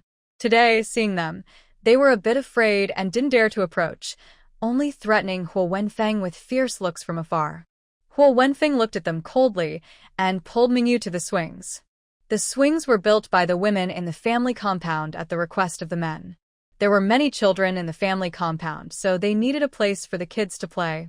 There were swings, a seesaw, and a sandbox, all suitable for children. Right now, no one was playing on the swings. Huo Wenfeng asked Mingyu to sit on it, and he gently swung back and forth. Mingyu was initially reluctant to play, but later felt it was too low, so she asked Huo Wenfeng to raise it a bit. After playing enough, she let Huo Wenfeng go up first, and she pushed from below. The weather in Shenzhen in April is really hot. Mingyu moved slightly and started to sweat on her forehead. When Tongning called them to go back, Mingyu and Huo Wenfeng held hands, happily heading home. Seeing her covered in sweat, Tongning asked Shen Yuechuan to bring water so Mingyu could take a bath. She didn't need Shen Yuechuan's help. Tongning shooed Shen Yuechuan out. She's just a little girl, shy. You're a grown man. Even if you're her father, you should keep some distance. Go out, go out. Shen Yuechuan touched his nose. This wasn't his first time being a dad, and Mingyu was a soft, adorable little girl. He wanted to help her wash up and clean her face. But he was surprised to be turned down. Yes, there are differences between men and women. Even between father and daughter, some boundaries are needed. Later, every time Mingyu took a bath, he would step outside, stand downstairs, sit for a while, or go next door to chat. He wanted to give Mingyu a sense of safety. At night, Mingyu wanted to sleep alone. Tongning was worried she might be scared, so she insisted that Mingyu sleep with them. Mingyu was tired from the day and slept deeply. She just felt that the noise at night was a bit loud. She mumbled a few times and turned over to keep sleeping. This scared Tongning and her husband so much that they didn't dare to move. Shen Yuechuan was worried he might wake Mingyu, so he carried his wife to the next room and gently bit her ear, saying firmly, From now on, let Yobeo sleep alone. It's not convenient at night, and it wouldn't be good if she saw us. Tang Ning hadn't yet tired of her soft, lovely daughter. She said, From now on, I will sleep with Yobeo. You sleep alone in the next room. Shen Yuechuan was unhappy. We are husband and wife. How can we sleep separately? Tang Ning compromised. Okay, then when the time comes, I'll come to find you. Usually I'll sleep with Yobeo. Shen Yuechuan was reluctant. I want to hold my wife and sleep. Tang Ning wanted to hold her adorable daughter to sleep, but she had to show some sincerity. She whispered a few words in Shen Yuechuan's ear. His eyes brightened again. Seeing the benefit, he reluctantly agreed. The next day, Mingyu was brushing her teeth when she saw Huo Wenfeng and his mother leave the house. She smiled and greeted them. Where are you going? To pick someone up. Uncle Li is coming back, Yang Meifeng explained. Mingyu responded cheerfully. Auntie, be careful on the way. Yang Meifeng was touched and nodded with a smile. Good. Be good at home, and wait for your brother to come back, so you can play together. Mingyu nodded and watched them go downstairs before continuing to brush her teeth. Then she started washing her face. Shen Yuechuan watched little Mingyu, who was so young but already brushing her teeth and washing her face by herself. He felt proud and satisfied, but also a little disappointed. His little girl was so capable that he hardly had a chance to show off. After Mingyu finished washing, Shen Yuechuan wanted to take them to town for breakfast. Mingyu nodded and agreed, wearing her small straw hat. Yesterday, Shen Yuechuan worked half a day for someone to earn this hat. There was one on her head, and another straw hat on Huanfeng. The small straw hat was suitable for their age, and it had a string hanging around the neck to prevent it from flying away. Shen Yuechuan placed her in front of him on a bike, with Tongning sitting behind. To prevent Mingyu's bottom from hurting, they tied an old piece of clothing on the seat, making it more comfortable for her to ride. When they arrived in town, there weren't many people. It was the busy farming season, so many people were working in the fields. Shen Yuechuan took Mingyu to order food. Mingyu saw many plates of Cantonese breakfast and wanted to eat. Today, she didn't want rice rolls or rice noodles. She wanted to try rice cakes. She also wanted shredded potato rolls, fried dough sticks, and crystal shrimp dumplings. She was surprised to see shrimp dumplings at this time, with dumpling wrappers made from cassava starch. All her favorite dishes were served, and Mingyu took a bite. It was delicious. Seeing her happy, Shen Yuechuan said, "When Dad is on vacation, I will take you here for morning tea. Thank you, Dad. You're the best." Heart, Mingyu acted cute. Shen Yuechuan and Tongning were so charmed by her little gestures. Mingyu had a small appetite. She only ate a little of each dish she ordered, leaving the rest for her parents to enjoy. They finished eating but still weren't full, so they ordered fried rice noodles, which smelled very good and tasted delicious. Mingyu took a bite of the fried noodles with Tongning's chopsticks. Hearing a pig squeal like a pig being slaughtered, she turned around and saw a few people carrying a woven bamboo pig basket. Others curiously went to see. Mingyu saw the piglet's eyes brighten. She forgot about the rice noodles. That's a pity. Those pigs are sick. They said they buried them in pits. Can't they eat them? They're sick. Who would dare to eat? That's such a shame. There are several pigs. They could have been delicious roast piglets. The villagers all talked about how sad they felt for the pigs about to be buried alive.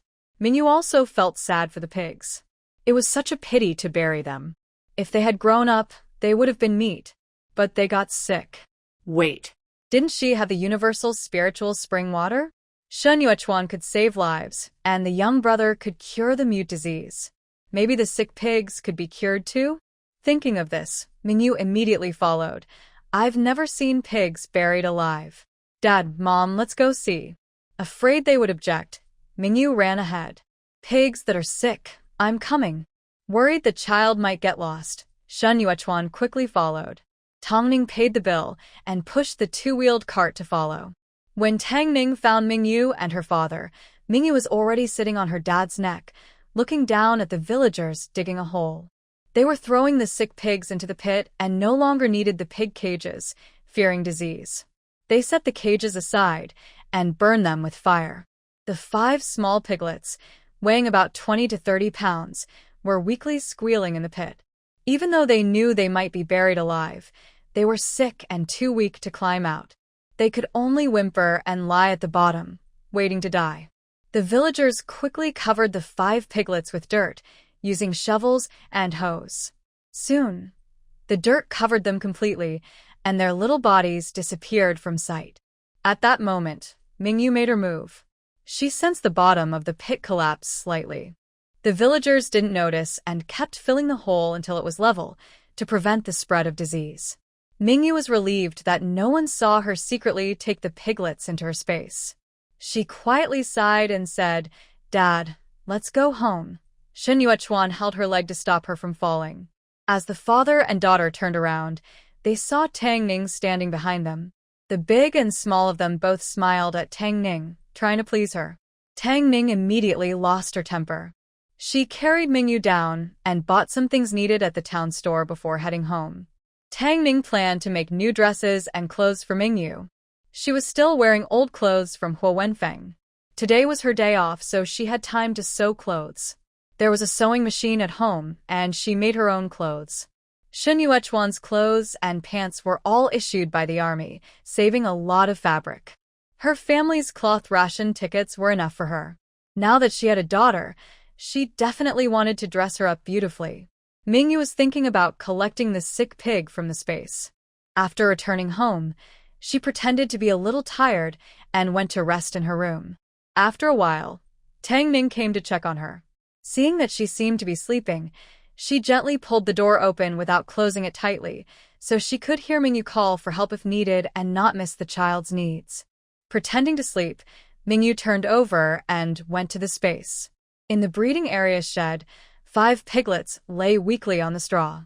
Mingyu quickly scooped a ladle of spiritual spring water and fed it to the piglets, saying, "Good piglets, don't be afraid. I'm not here to hurt you. I'm here to save you. Come on, open your mouths and drink the spiritual spring water. You won't die then." Seeing they weren't cooperating, Mingyu took action, pried open their mouths, and poured in the water. The piglets weakly resisted twice, but then obediently drank the spiritual spring water. After giving all 5 piglets a drink, Mingyu patted their heads and made a wish, "Get better soon. I'm looking forward to eating pork." The piglets shivered and huddled together, looking very scared. Mingyu observed them for a while in the space, confirming they were feeling better. She knew the universal spiritual spring water was effective. She happily praised the water a few times, then went to check the fish pond. She decided to catch some snails because she was craving snail noodles. Unfortunately, she couldn't make the sour and spicy bamboo shoots flavor. Mingyu washed the snails thoroughly and went to the kitchen. The kitchen is really nice, and it even has a built-in firewood stove. Mingyu washed the pots and bowls she brought back from the boat, cut off the snail tails, and then cooked a snail, old duck, and lemon stew in her space. She learned about this dish from a short video. After the stew was ready, Mingyu added some more food in her space. The snails were easy to eat, the duck was soft and tender, and Mingyu chewed on duck legs, duck feet, and wings. After eating and drinking enough, she let out a big burp in her space, then washed her face and hands before leaving. Before leaving, she took a special look at the 5 little piglets.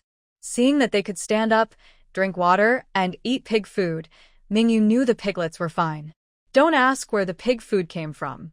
It definitely wasn't made by Mingyu herself. There are all kinds of things on short videos.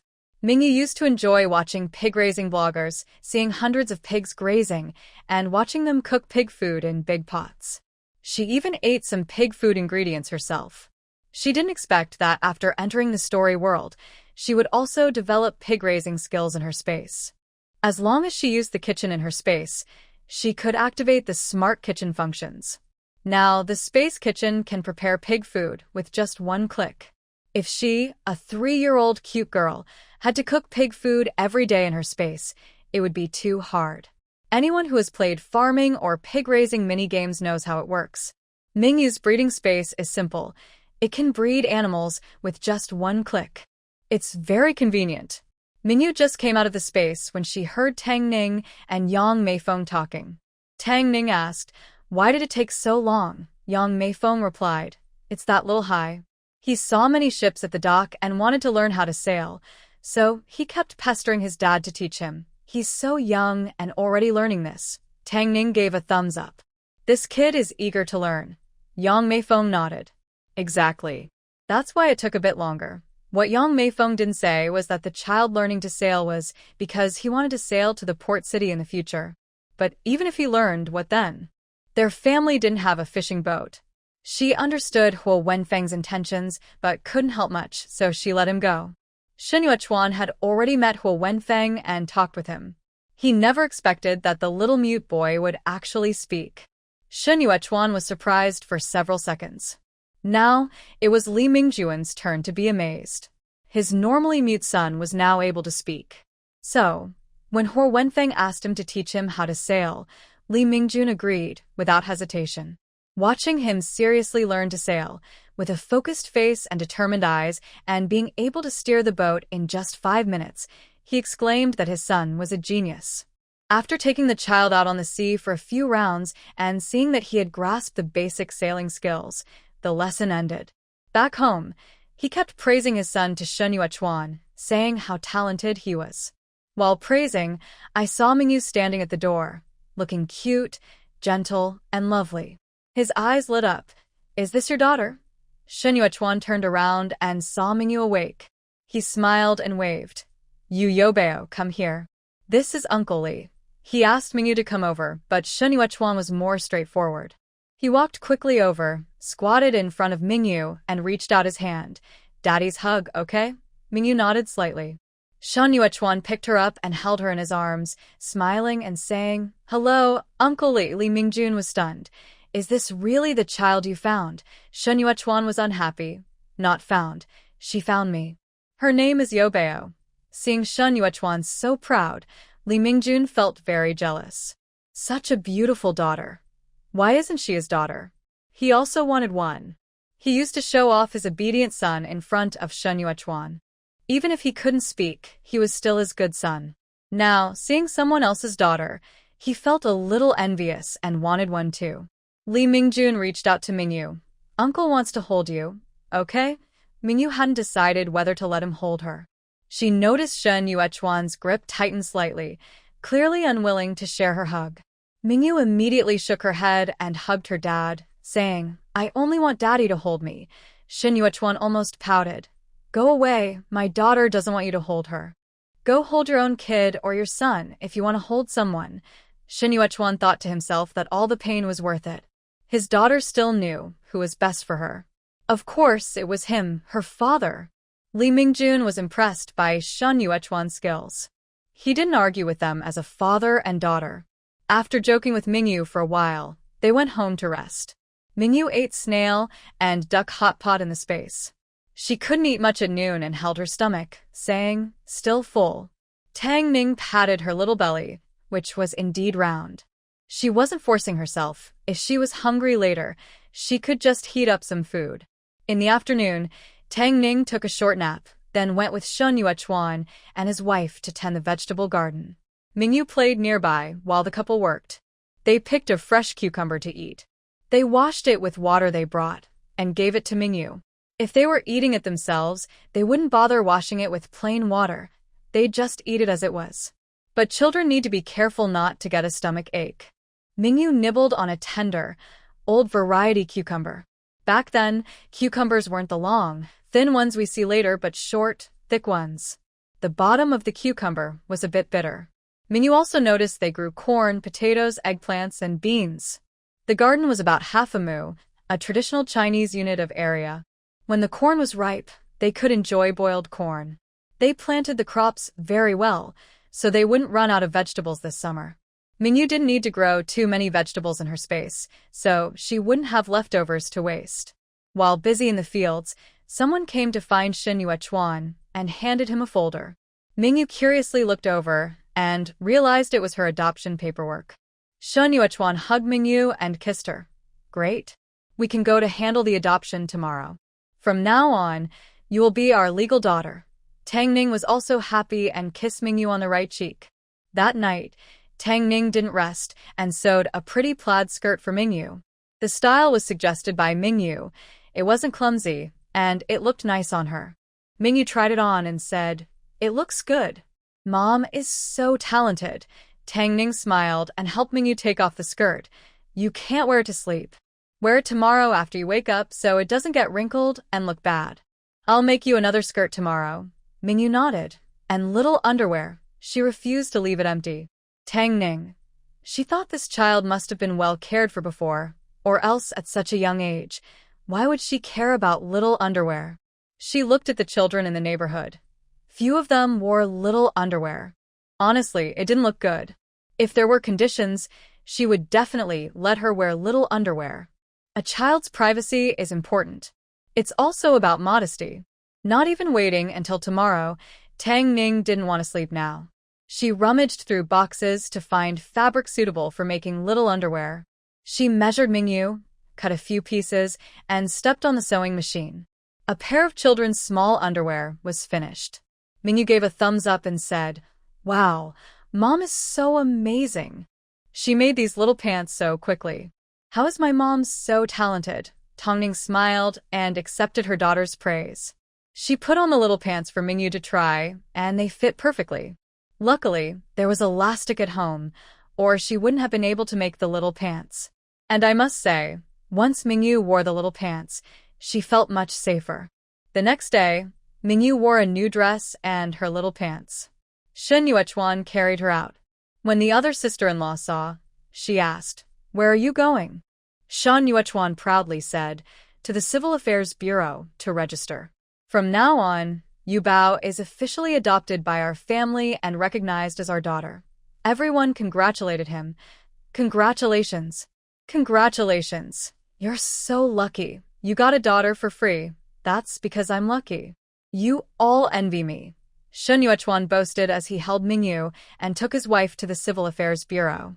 With the adoption report, the process went smoothly. The staff asked Mingyu, "Who are they?" Mingyu replied, "Mom and Dad." "Are they good to you?"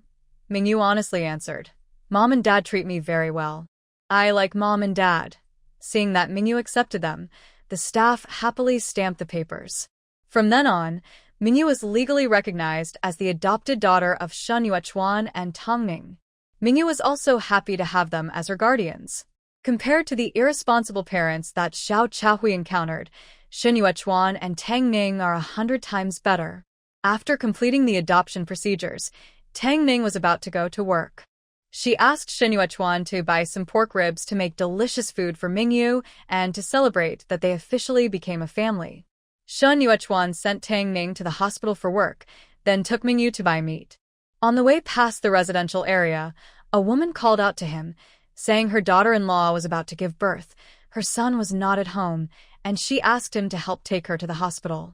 Shen Yuechuan told Mingyu, "Take the keys and go home. Wait for Dad to come back, then I'll take you to town." Mingyu nodded obediently and went home with the keys. Only then did Shen Yuechuan feel at ease and take the pregnant woman, who was in pain, to the hospital to give birth. Before Mingyu reached home, she saw Huo Wenfeng come out of the house, carrying a small backpack. When he saw her, he looked startled. He seemed guilty, like he was doing something wrong. "Why are you at home? Aren't you supposed to be at school?" Mingyu asked curiously. Huo Wenfeng, afraid of being caught, snapped, "None of your business." After saying that, he didn't look at Mingyu's surprised face and hurried away, feeling guilty, but not wanting to waste Mingyu's time. Mingyu pouted unhappily at being scolded. She watched him rush out of the residential area, not toward school, but toward the seaside. He was going to the seaside again? Could it be that his real home was in Gangcheng? Thinking of this, Mingyu was curious and decided to follow him to see what he was up to. To prevent Shen Yuechuan from coming back and not finding anyone, Mingyu told the aunt she met, "Annie, please tell my dad that I will be back soon." The aunt nodded while sitting under the mango tree. "Don't run around." Mingyu obediently replied, "Okay." After saying that, she ran out of the residential area. Seeing Huo Wenfeng running far ahead, Mingyu wasn't in a hurry. She followed at a slow pace, careful not to get too close and be seen. Her feet hurt from running, but she overestimated her 3-year-old body. When she reached the sandy hill, she saw Huo Wenfeng standing in the water, walking toward the deep sea. She was so scared she almost shouted. Suddenly, she saw a fishing boat appear in front of the boy. Experienced Mingyu knew that the boat was probably a storage space opened by his lucky charm. No wonder he was so interested in learning to sail from his dad. It turns out he stole a boat. Mingyu ran after him. "Little brother, hi. Where are you going?" Huo Wenfeng, who hadn't yet climbed onto the boat, turned around and looked at Mingyu standing on the beach. She was wearing a pretty red and white checkered dress, with her hair styled in 2 neat buns, which she had asked for. Tang Ning had done her hair very nicely for the first time. She was staring with big, shiny, water-bright eyes, full of curiosity. Huo Wenfeng was surprised.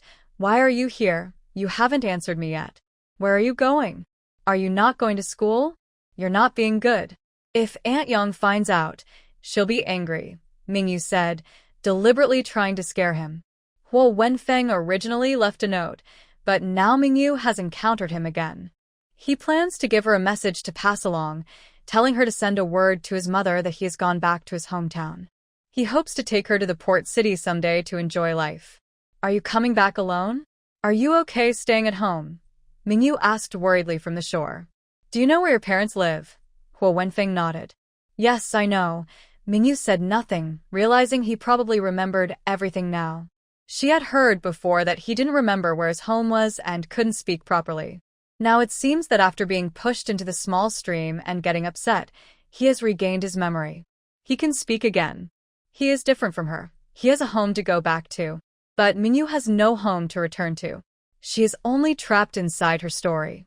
She didn't stop him. Be careful. I will tell Aunt Yang what you said. Huo Wenfeng nodded gratefully and started the fishing boat. Go home quickly. The beach isn't safe. Don't come alone next time. Okay, Mingyu nodded. She watched him get on the boat, then turned to head back under the hot sun, worried that her father might come back and not see her. Just a few steps later, she saw a group of people trying to sneak across. There's a fishing boat over there. Hurry, let's get on the boat to the port city. They rushed to try to take Huo Wenfeng's boat. Mingyu shouted urgently, Brother Xiao Hai, run. They're trying to take your fishing boat. The smugglers were angry. Seeing the alarmed Huo Wenfeng starting the boat to escape, they immediately grabbed Mingyu before she could run away, pressing a kitchen knife against her neck. Kid, come back here. If you don't, I'll hurt your sister, Mingyu. Huo Wenfeng looked at Mingyu, who was threatened like a helpless chick, and remained silent. The 7 or 8 smugglers were not easy to deal with. They were all furious. They knew if they missed this chance, they might never find another opportunity to reach the port city. Living inland was too hard for them. They had to escape. They heard the port city was lively and full of opportunities. They wanted to make money, get rich, and once they had enough, they planned to return and bring their families to enjoy life. Mingyu sensed their murderous intent and was too scared to speak. She hoped Huo Wenfeng wouldn't interfere. She planned to hide in her space, making it impossible for them to catch her, then use her space to go home and tell her father to come and catch these smugglers. But unexpectedly, Huo Wenfeng didn't start the boat. Instead, he waved his hand on the boat. Don't hurt you, Bao. I'll take you to the port city. Let her go. They didn't trust Huo Wenfeng. They insisted on taking Mingyu onto the boat. If you dare to deceive us and take us to the dock to die, I'll kill your sister. Mingyu, afraid of the rusty kitchen knife, raised her chin and said to Huo Wenfeng, Brother Xiao Hai, I'm sorry. It's my fault for involving you. Huo Wenfeng shook his head, knowing Mingyu's good intentions. If she hadn't warned him, he wouldn't have known someone was watching his fishing boat. Mingyu didn't expect herself to be so weak. She was caught just like that. 7 or 8 people boarded the boat, and Mingyu was held in their grasp, sitting at the very edge. Huo Wenfeng comforted her. Don't be afraid, little you, your brother is here. Mingyu nodded. She wasn't afraid of being hurt, but she was worried about revealing their location. Seeing Mingyu's face turn red from the sun, Huo Wenfeng took off his straw hat and gave it to her. Wear this so you don't get sunburned. Your auntie would worry. Mingyu smiled gratefully at him. Once everyone was seated securely, Huo Wenfeng started the boat. He had just learned how to steer it yesterday, but today he was doing well.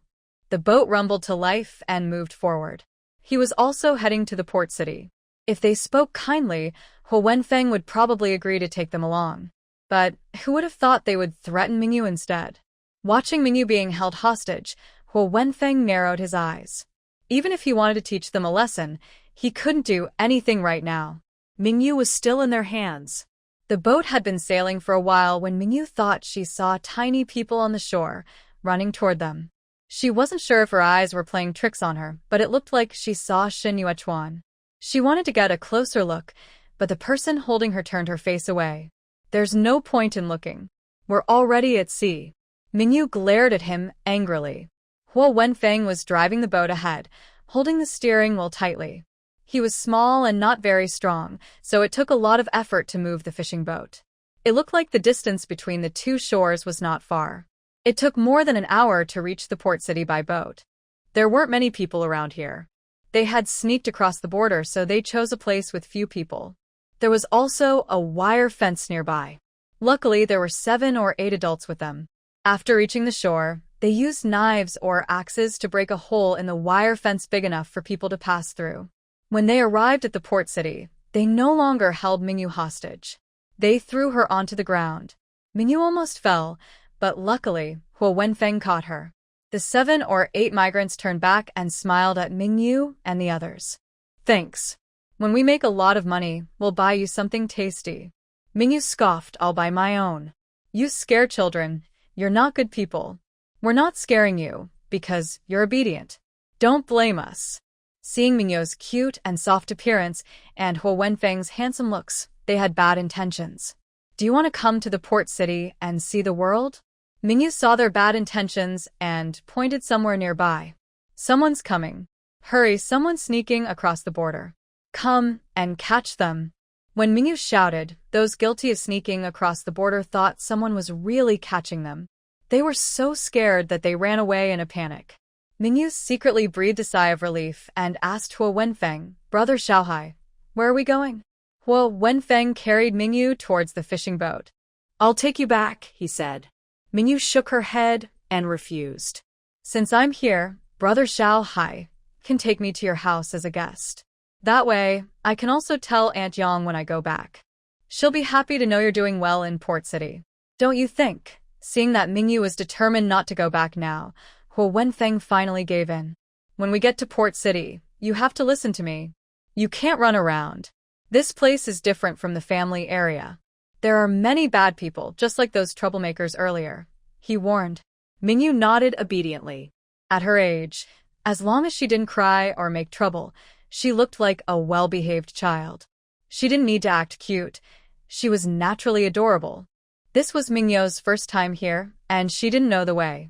Afraid those smugglers might catch her, they decided to keep moving onto the boat and head to a busier place. After all, they were just kids, and no one would pay much attention to them. This area looked like an undeveloped part of Port City, with few people around. Once on the boat, Huo Wenfeng focused on steering carefully. Mingyu sat beside him, drinking from the water bottle he brought, gulping it down happily. Worried she might be hungry, Huo Wenfeng even shared his small chicken-shaped biscuit with her. After nearly an hour of sailing, they finally saw a busy dock. A speedboat was approaching to dock. Huo Wenfeng's fishing boat looked a bit old and out of place next to the speedboat dock. Huo Wenfeng didn't mind. After docking the fishing boat, he carried Mingyu to the neighboring speedboat. He also got on, covering Mingyu to hide his own fishing boat from her view. Huo Wenfeng believed in making good use of space. He didn't want to lose the fishing boat. Mingyu understood his intention and cooperated without refusing. They used the speedboats as stepping stones. When they reached the pier, staff members noticed them.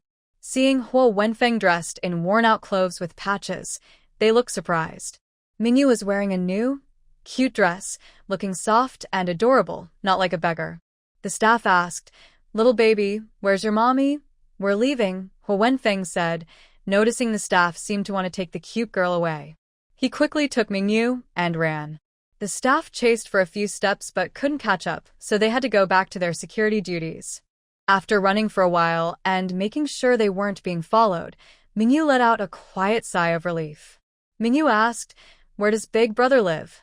Let's talk after we get on the car," Huo Wenfeng replied. Just then, a bus stopped nearby. He took Mingyu onto the bus.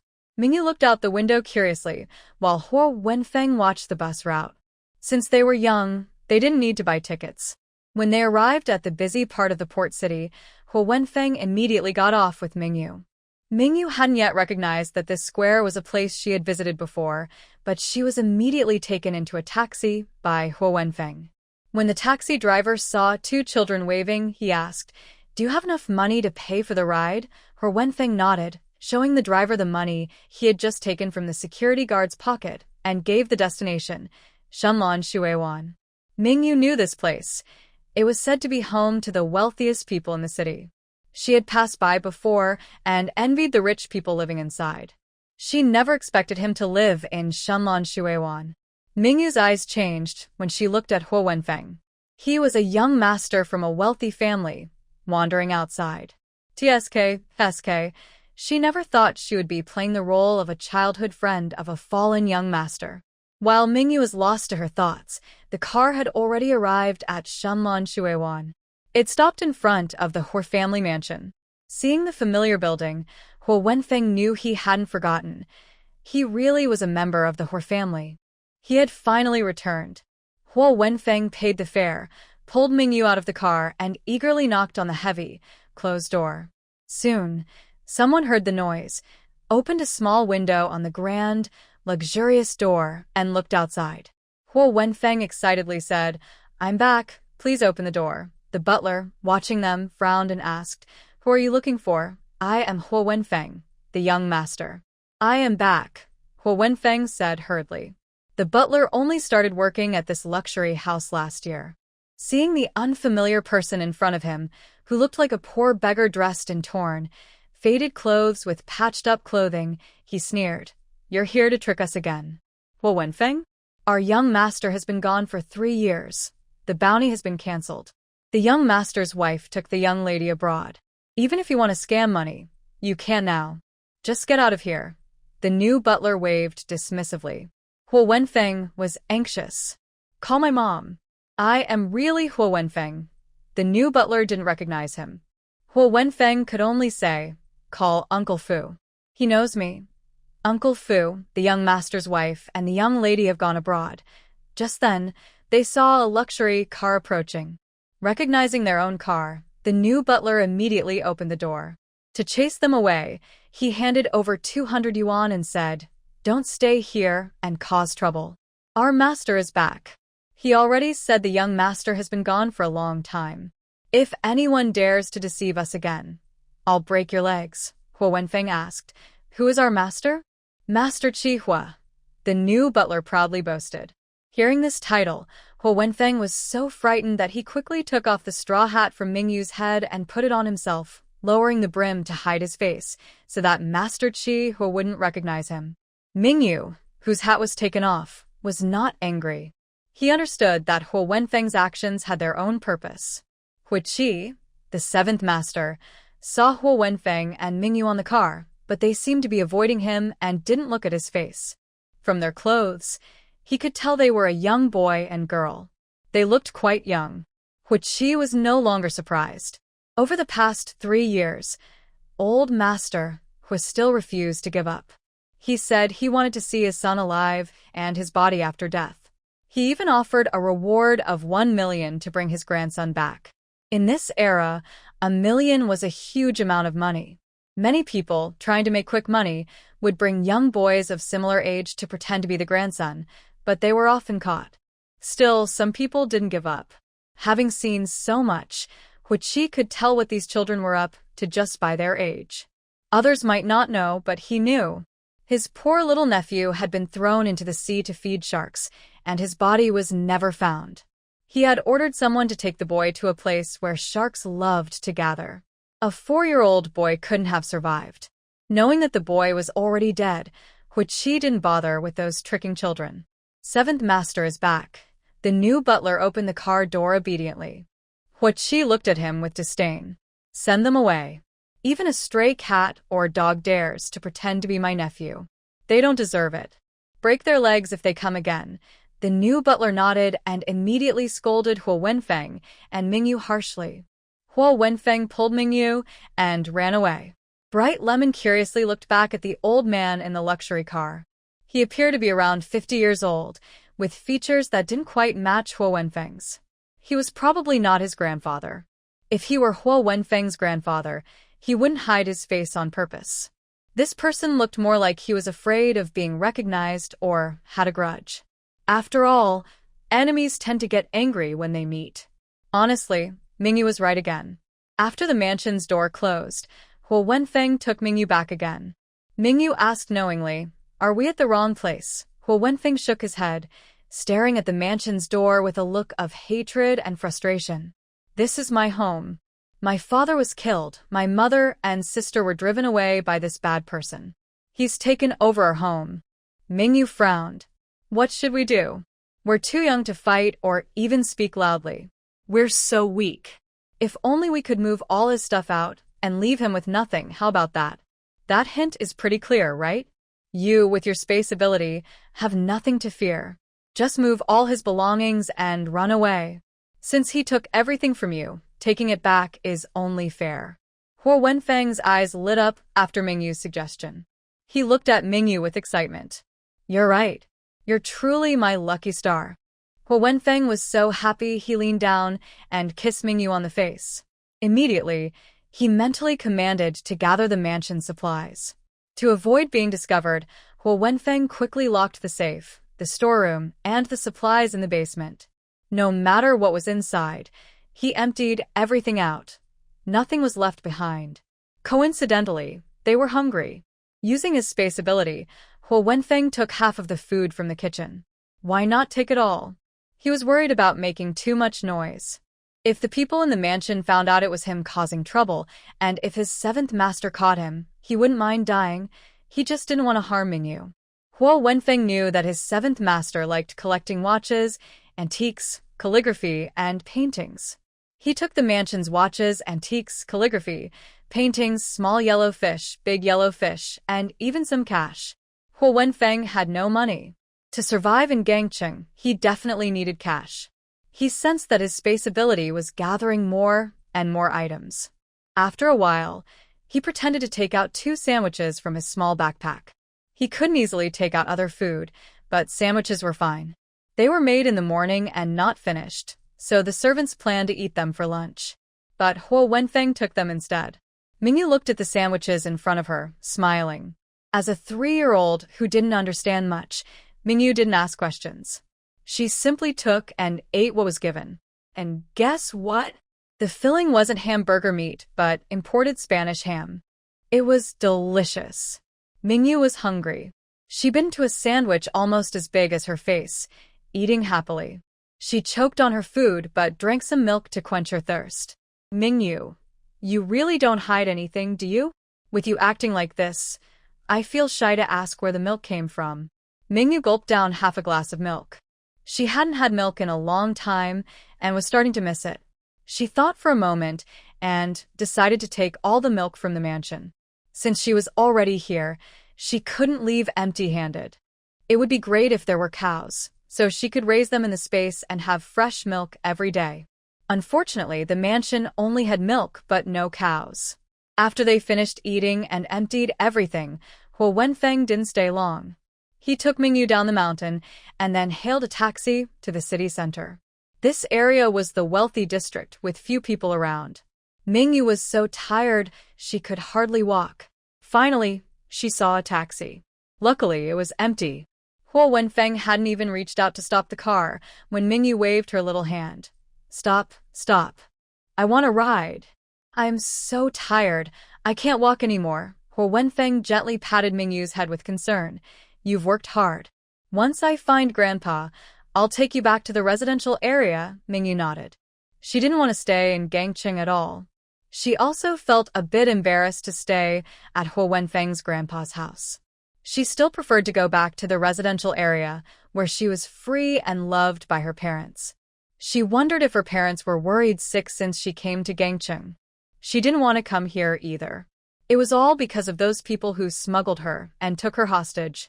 Now that they are here, they don't want to go back, and Mingyu is also unwilling. She insists on finding a chance to stock up on supplies to take home. The taxi stops and the driver asks, "Do you have money?" Huo Wenfeng takes out 500 yuan bills. The driver immediately opens the door and lets them in, glancing at them through the rear-view mirror. Huo Wenfeng wears a straw hat, lowering the brim slightly to avoid being recognized. As soon as he gets in the car, he sees a photo of himself at age 4 on the front passenger seat, with a reward amount written on it. Huo Wenfeng knows that this person also wants to win the million-yuan prize. If he is recognized and taken to the 7th master, he might be harmed again. Until he finds someone trustworthy, Huo Wenfeng does not want to reveal himself. Huo Wenfeng notices, and Mingyu also sees. Honestly, Huo Wenfeng now looks a bit different from 3 years ago. He has grown taller, darkened a little, and lost some weight. His baby fat and round face have become a more angular oval face. People who don't know him well wouldn't recognize him at all. After noticing the difference, Mingyu feels relieved. Exhausted, she leans on Huo Wenfeng as soon as she gets in the car and soon begins to doze off. Huo Wenfeng is headed to the old house. His grandfather mostly lives there, which is a bit far from the luxurious residence. The taxi has been driving for nearly an hour before they finally arrive. Mingyu has been dozing for a while and only wakes up when pushed, realizing they have arrived. She got out of the car and looked at the beautiful old house in front of her. It gave off a wealthy inland vibe with a touch of Suzhou garden style. The pine tree at the gate looked very grand. Huo Wenfeng said to Mingyu, "This is my grandfather's house." He then went to knock on the door. After knocking for a while, a small door beside the big gate was open slightly, allowing people outside to communicate. Mingyu could tell that the wealthy here were very cautious and wouldn't open the door easily. After all, this was still a chaotic time. Many people targeted the rich to extort money or kidnap them, so the wealthy were very careful. "Who are you looking for?" an old lady asked. This time, Huo Wenfeng behaved better and didn't reveal his identity foolishly. He asked, "Is Grandpa Huo at home?"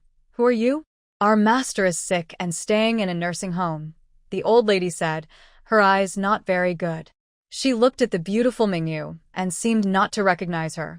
Then she looked at Huo Wenfeng, who was a head taller than Mingyu. He wore a straw hat and tattered clothes, looking like a very poor person. The old lady said, "Are you here to beg? Wait a moment. I'll get you some leftover food." He knew that place was invested in by the Huo family, where they sent disobedient or troublemaking people to be isolated from the outside world. It was basically house arrest. He didn't expect his grandfather to be kept there. Huo Wenfeng knew that his grandfather was under house arrest and had no one to support him. He couldn't expose the true nature of the seventh master. His last hope was gone.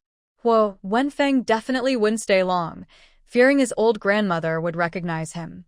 While his grandmother went to serve the leftover food to the two beggars, Huo Wenfeng used the storage space again to empty all the valuable items from the old house. He wouldn't leave anything for the cruel seventh master. Nothing at all.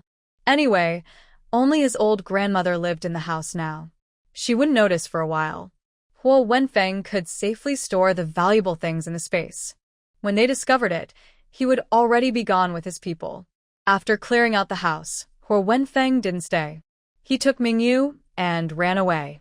He flagged down a taxi and asked to be taken to the most bustling part of Gangcheng. Since they came all this way, they had to buy something. It would be a shame to go back empty-handed. Huo Wenfeng knew the current economic situation across the sea. People weren't wealthy, and supplies were scarce. He couldn't have come all this way for nothing. Yes, Huo Wenfeng also planned to return to the residential area. He was still young, and staying in Gangcheng would eventually lead to him being exposed. It was better to stay in the residential area to grow up. When he became stronger, he would return to Gangcheng to seek revenge on the seventh master. As for Grandpa, he also needs to find a way to rescue the person. He can't let him be confined in the nursing home. He wants to return to the Huo family, and without Grandpa's support, he can't do it. Huichia returned to the mansion, took off his watch and tie, and changed into comfortable home clothes to go downstairs. The kitchen had already prepared the afternoon tea. Huichia looked at the tea and frowned. The butler saw his frown and quickly explained, "It's all the fault of the kitchen staff. They don't know how to handle things. The ingredients prepared are mysteriously missing. More than half of the supplies were gone. All the milk in the house was gone." The butler searched around but couldn't find it. He had stored a lot of milk at home. Who knew? Before he finished speaking, the phone rang. The butler answered immediately and reported the address. "Chia, the call is from the nursing home. They said there's a small problem with the older brother." Huichia put down his teacup and took the call. The nursing home staff said, "Master Huo secretly hid medicine to stay alert and tried to escape. He was discovered by the patrol and has been brought back." "Chia, how do you want to handle this?" Huichia sneered, "My older brother still isn't giving up at this point. He really wants to go out and play. Break his legs so he can't run away again." The staff at the nursing home nodded and, in front of Huichia on the phone, suddenly broke the older brother's legs with a loud bang. The older brother cried out in pain, Old Chia, you deserve to die. Lord Ho Chi is not worried. He says, don't worry, you're still alive. How could I die? Big brother, be sensible. If you weren't useful, I would have sent you to see your children long ago. I am keeping you alive now because I am kind and soft-hearted. You should thank me. He spits, you worthless beast. You won't die peacefully. Just wait. Even if I become a ghost, I won't let you go. Before Lord Hoda can finish, he is given a calming shot and falls unconscious. Lord Ho Chi tells the phone, watch him carefully. If he escapes again, none of you will have jobs. The staff at the nursing home quickly promises, don't worry, Lord Chi. We won't let him escape. Lord Ho Chi is satisfied and hangs up, then continues enjoying his afternoon tea. Seeing only a few pieces of snacks on the plate, he frowns and says, tell the kitchen staff to leave. The butler immediately nods, yes, sir. After Lord Ho Chi leaves, the butler quickly goes to the kitchen. The head chef looks worried and asks, what did Lord Chi say? The butler shakes his head helplessly. He told you to leave. You were careless. How could the kitchen items be lost? You know Lord Chi doesn't tolerate even a speck of dust. How could you try to fool him? Just take this month's salary and leave. The chefs don't want to lose their high-paying jobs and try to plead. The butler warns, if you cause trouble, be careful, you won't be able to stay in the city. The chefs were frightened. Knowing the Hoare family had this power, they could only take their wages for the month and hurriedly packed their things to leave quietly. They couldn't understand why, just a moment ago, the food they had prepared was there, and the next moment it was gone. Even their sandwiches they kept for themselves had vanished. Could a thief have broken into the mansion? Meanwhile, Lord Hua was upstairs resting for an hour. He had a social engagement in the evening and planned to get ready to go out. He wanted to change his watch for the evening event. He opened the watch drawer, thought he saw it wrong, then closed and reopened it. It was empty. Still empty. No matter how many times he repeated the action of closing and opening, the result was the same. All of his collection of dozens of watches, worth millions, had disappeared. Lord Hua had a bad feeling. He immediately went to the safe. His hands trembled, his heart pounding, sweat on his palms as he opened the safe. The safe, which was usually full of valuables, was now completely empty. Besides his collection of precious jewelry, there were also large yellow fish, cut diamonds, jade worth millions, and some important documents, all gone. But that wasn't all.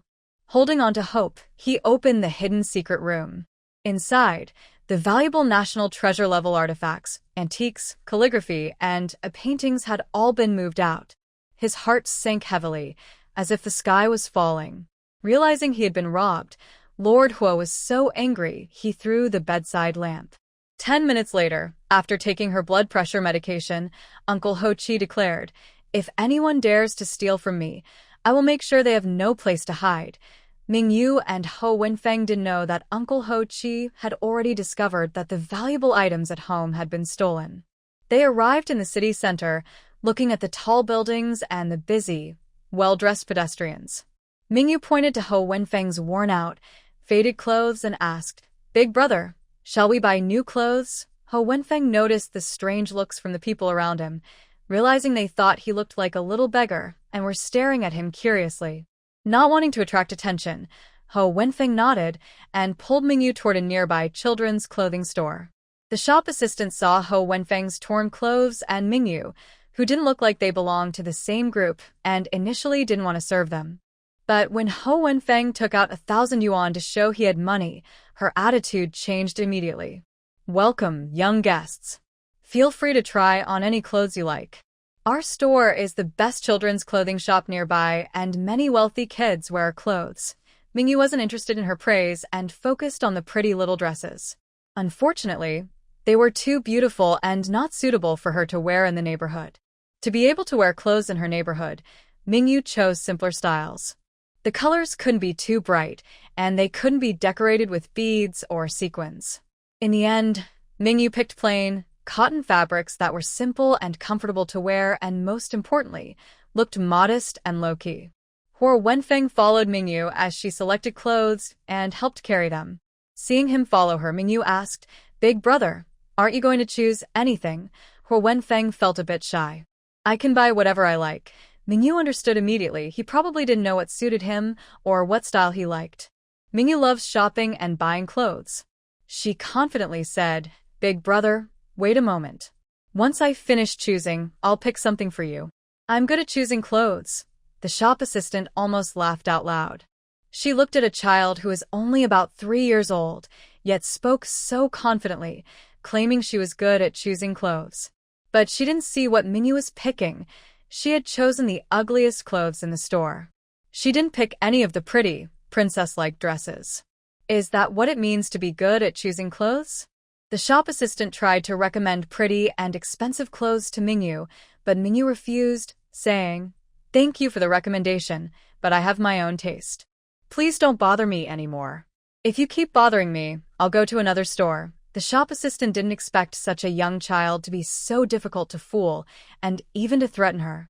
To avoid losing business to other children's clothing stores, she wisely kept quiet.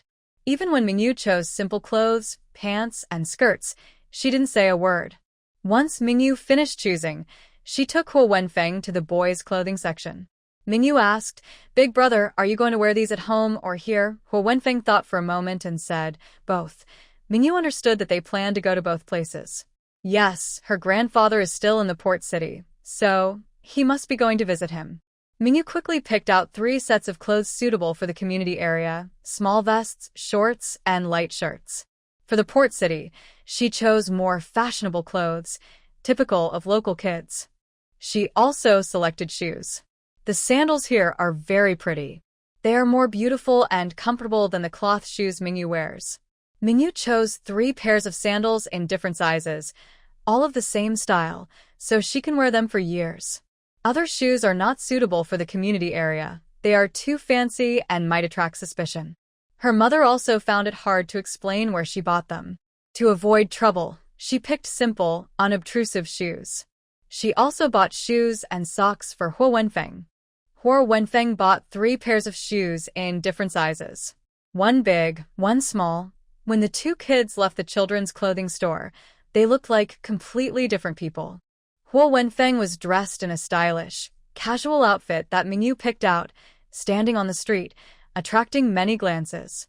Mostly because Huo Wenfeng is good-looking, and in these clothes, he looked like a child model from a store. Mingyu was also very pretty, wearing a lovely little dress and crystal shoes, looking like a little angel. You can't wear such clothes in the community area, but once you get here, why not dress up nicely? As it was getting dark, Mingyu asked, Should we go back? Let's go back tomorrow. Tonight, we stay here. Tomorrow, Big brother will take you to see Grandpa. Huo Wenfeng had already found a quiet spot and hidden their clothes, shoes, socks, hats, and other items in a space. Seeing Mingyu's confused look, he said, Big brother has a secret place to hide things. You can't tell anyone, okay? If you tell others, I won't take you to Hang City anymore, won't buy you pretty dresses, tasty sandwiches, or good milk. Mingyu pretended to be threatened and excitedly promised, Don't worry, big brother. I won't tell anyone, not even mom and dad. Seeing that he didn't believe her, Mingyu raised her hand and swore, I promise. If I tell anyone, I won't get to eat delicious food for the rest of my life. Huo Wenfeng happily patted Mingyu's little head, treating her like a 3-year-old. What bad intentions could she have? She's only 3. What does she know? Anyway, Huo Wenfeng didn't have much suspicion of Mingyu. After all, with her around, many things couldn't be kept secret. So he stopped pretending. From then on, Huo Wenfeng didn't hide things from Mingyu anymore. He even asked her to watch out for anyone approaching. If someone came, he wouldn't hide things in the space to avoid revealing his disappearing supplies, which might scare people. Passing by a pork knuckle shop, Mingyu was hungry. She pulled Huo Wenfeng and pointed at the display window, where roast goose, roast duck, and pork knuckles were hanging. She asked, Brother, are you hungry? Seeing her staring intently, Huo Wenfeng knew she was hungry. He looked at the delicious roast goose, roast duck, and soft pork knuckles, which looked very tasty. Huo Wenfeng was also hungry. He immediately pulled Mingyu into the shop and pointed at the pork knuckle rice and roast goose rice, saying, Let's get one of each. The shop owner saw the pretty brother and sister and worried they might not have money, so he asked, "You need to pay for your meal. Do you have money?" This time, Huo Wenfeng didn't need to pay. Mingyu took out a $100 bill from her small bag hanging on her shoulder. At this time, Hong Kong dollars were quite valuable. 100 could buy many things. Seeing they had money, the shop quickly prepared 2 meals, 1 roast goose rice and 1 pork knuckle rice. Mingyu ate the pork knuckle rice. Huo Wenfeng ate the roast goose rice, along with half a sweet-cooked egg and some boiled greens. After pouring sauce over the rice, it soaked in the broth, making it very delicious. Mingyu hadn't had such tasty pork knuckle rice in a long time. She ate happily with her spoon, getting rice all over her face, without noticing. When she finished eating and showed a happy smile, Huo Wenfeng reached out his hand to wipe some rice off her face and used a napkin to clean her sticky little mouth. Mingyu enjoyed her brother's care because she was still a 3-year-old girl. After eating to her heart's content, Mingyu thought she wouldn't be able to enjoy such delicious pig's trotters rice and roast goose rice again when she returned home. She looked a bit sad and deliberately pouted. Huo Wenfeng asked, "What's wrong, you Bao? Is the pig's trotters rice not tasty?" Mingyu replied with disappointment, "It's delicious, but it's a pity I can't eat it when I go back." Huo Wenfeng thought about it and realized that if they bought some extra and stored it in their space, they could enjoy roast goose rice, pig's trotters rice, roast duck rice, and curry rice when they got back to the residential area. There were also other dishes like pork chop rice, beef offal noodles, and wonton noodles. All of these looked so good. But they couldn't get these in the residential area. Anyway, he had money and space. If he didn't stock up a little now, who knew when they would come to Hongqing again? Thinking of this, Huo Wenfeng had an idea. He asked the shop owner, "Can you pack the food from your shop?" "No, you can't pack it. You can only eat here," said the shop owner, who didn't have enough takeout boxes. Mingyu asked, "Can't we bring our own containers?" Before the shop owner could answer, Mingyu said, "How about this? We pack all your ingredients. Is that okay? You want to pack everything?" "Do you have enough money?" the shop owner asked, suspicious. "Do these kids love your roast goose, pig's trotters, soy sauce chicken, and plain chicken that much?" Yes, Mingyu asked Huo Wenfeng to pay. She planned to keep her money to buy other things. Huo Wenfeng took out a stack of cash, about 10,000 yuan. The shop owner saw their skills and immediately closed the store so they could leave early. They would definitely be happy to finish work sooner. They started chopping and preparing. Since there wasn't enough rice at home, they cooked an extra pot. Mingyu and the others went to a nearby grocery store to buy utensils. The lunch boxes there looked nicer than those at the residential courtyard.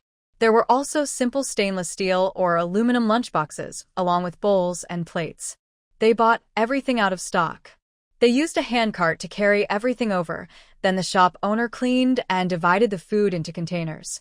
As for dishes like pig offal noodles or beef offal noodles, they just bought a few large basins and poured the food into them. They also bought some curry fish balls, egg waffles, and rice cakes, hiding many in their own space. If they had it, they wanted to have it themselves. Their location was right below a small snack shop. There were all kinds of food available. Mingyu saw a bakery and went in to look around. When she came out, most of the bread was already sold out. Pineapple buns, pizza, egg tarts, and croissants were the top choices. When Huo Wenfeng was leaving with the snacks, he was surprised to see Mingyu come out from the neighboring tea restaurant, holding 2 cups of milk tea. "Brother, are you thirsty? This is really good, with a strong milk flavor." Seeing she was still there, Huo Wenfeng relaxed. Then he playfully warned Mingyu, "Don't run around in the future. If you get lost, I won't take responsibility." Mingyu looked scared and said, "Big brother, don't be angry. I won't run away again. I was afraid you'd be thirsty, so I bought some tasty milk tea. I didn't mean to run around." Seeing Mingyu's innocent and sad face, Huo Wenfeng bit his lip, realizing he might have been a bit too harsh. He tried to comfort her, saying, "If you get lost, I will be worried. I'm just afraid you'll get lost. I know, big brother. You're the best. Hurry and drink," Mingyu cheerfully said. She understood her little brother's feelings well. He wouldn't lose her, not even if he lost himself. Mingyu wasn't just a 3-year-old girl on the outside. She was very smart. After drinking the milk tea, the two cute kids squinted happily. It's delicious. Maybe we can buy a few more cups so we can drink them when we go back. Mingyu nodded happily, liking this idea.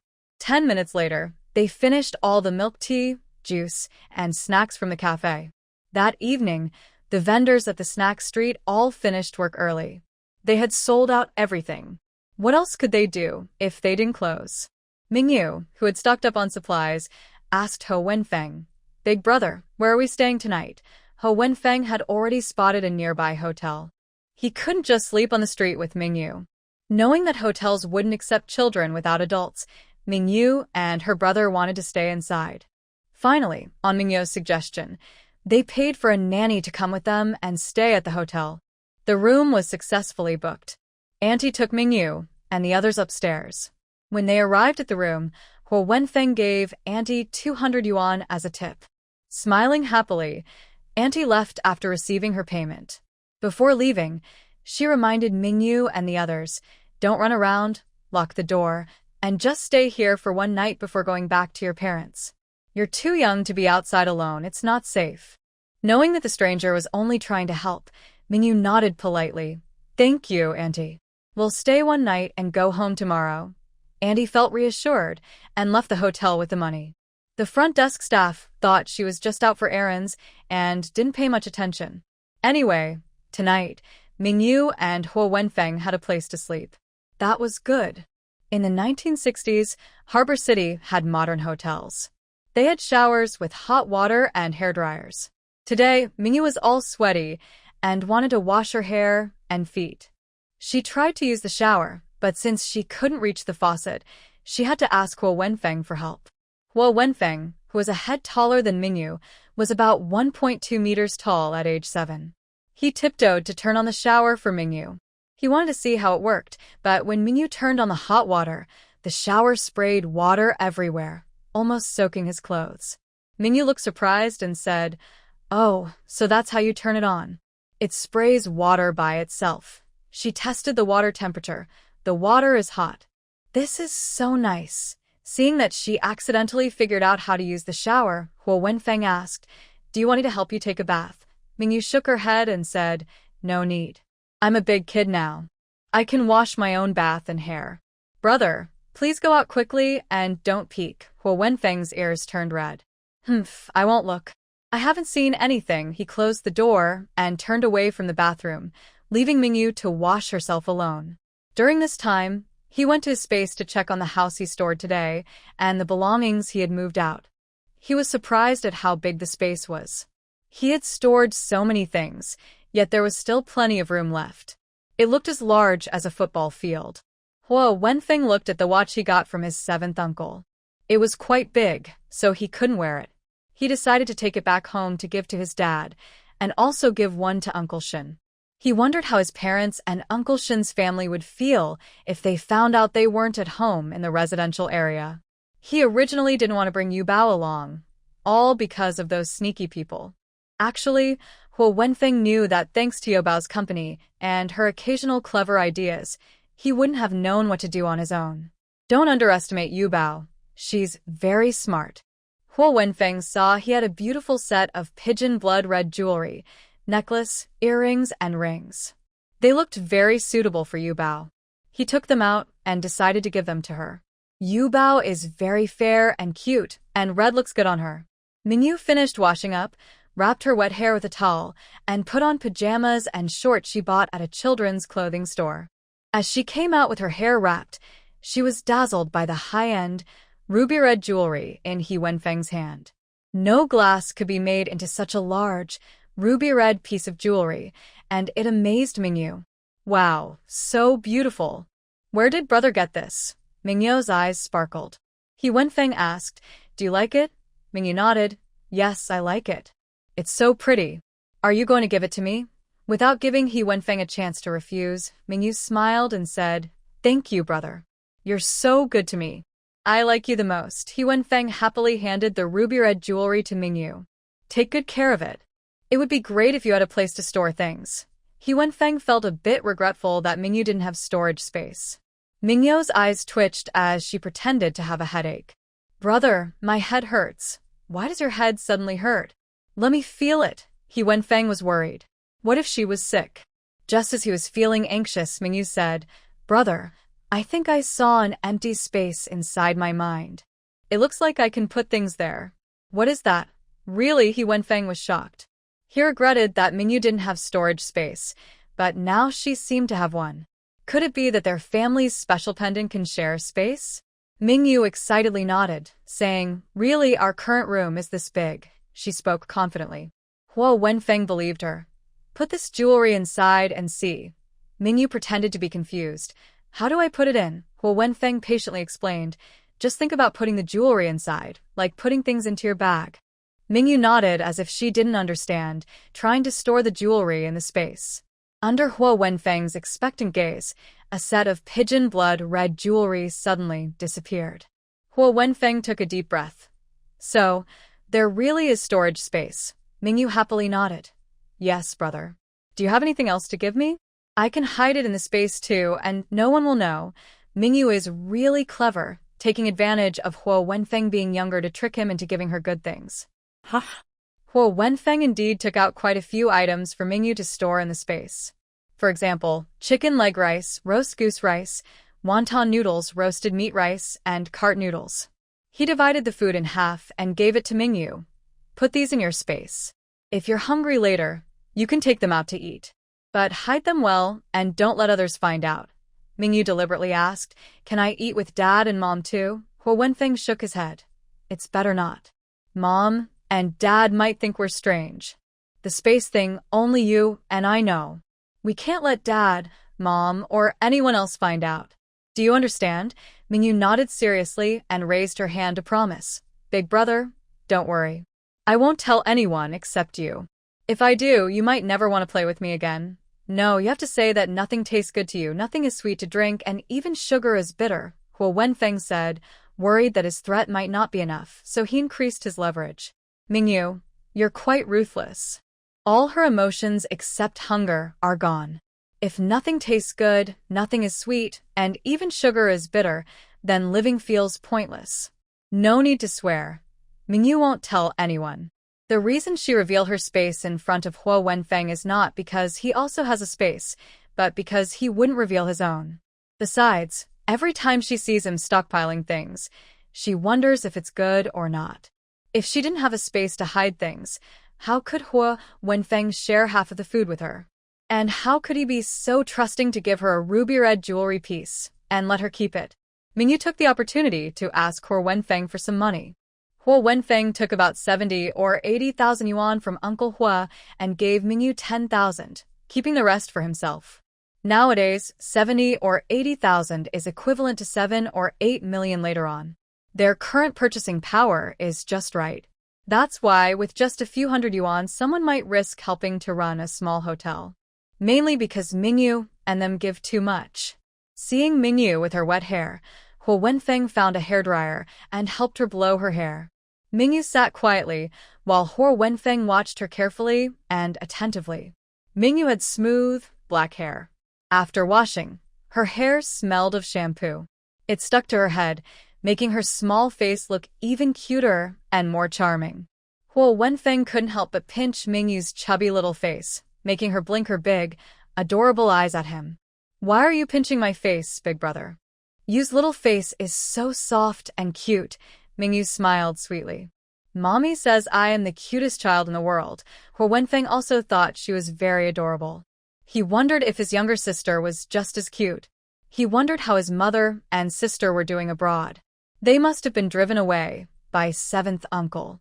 Darn seventh uncle. Huo Wenfeng felt sad that he was still too young. He couldn't do anything to help. Noticing Huo Wenfeng's mood, Mingyu urged him, Big brother, please blow dry my hair. It's uncomfortable when it's wet. Huo Wenfeng snapped out of his thoughts and continued to blow dry her hair. He cared for his little sister as if she were his own. After drying her hair, he let her go to sleep. He washed up himself and planned to sleep soon. They had a twin room with 2 beds, one for each of them. After Huo Wenfeng finished, Mingyu was almost drowsy. He locked the door and propped a chair against it. Seeing Mingyu blinking sleepily, He gently touched her soft hair and patted her little head to comfort her. Sleep well. Good night. Good night. Mingyu closed her eyes peacefully. I don't know how long I slept, but I was awakened by crying. She opened her eyes and found herself still in the hotel. Next to her, Ho Wenfeng was crying loudly, clearly having a nightmare. Mingyu quickly moved over, hugged Ho Wenfeng, and comforted him. Don't be afraid, it was just a dream. Nothing's wrong. Don't cry anymore. Ho Wenfeng was startled awake. Seeing Mingyu's familiar face, he couldn't help but hold her for comfort. Yu, I dreamed I was thrown into the sea again. There were many sharks chasing me, trying to bite me. It's okay. I already chased them away. Don't worry, even if they were whales, I wouldn't be afraid. Big brother, don't be scared. They won't bite you in the future. Mingyu soothed, patting his back.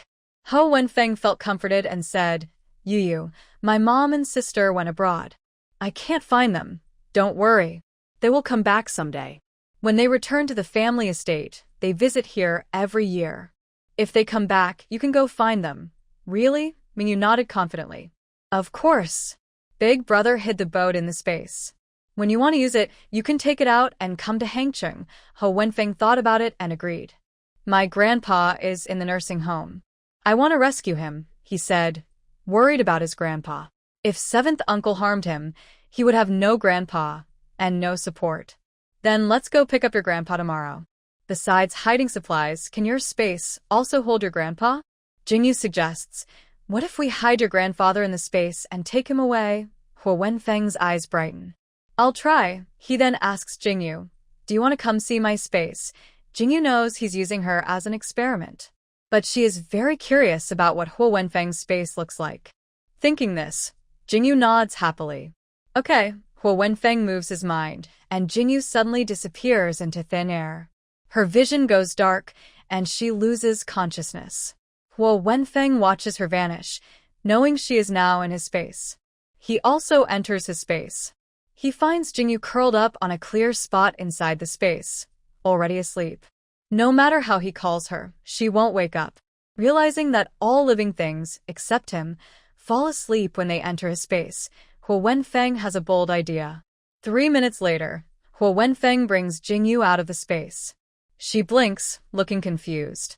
Didn't you say I could see the space? Huo Wenfeng explains, and Jingyu finally understands that different spaces have different rules.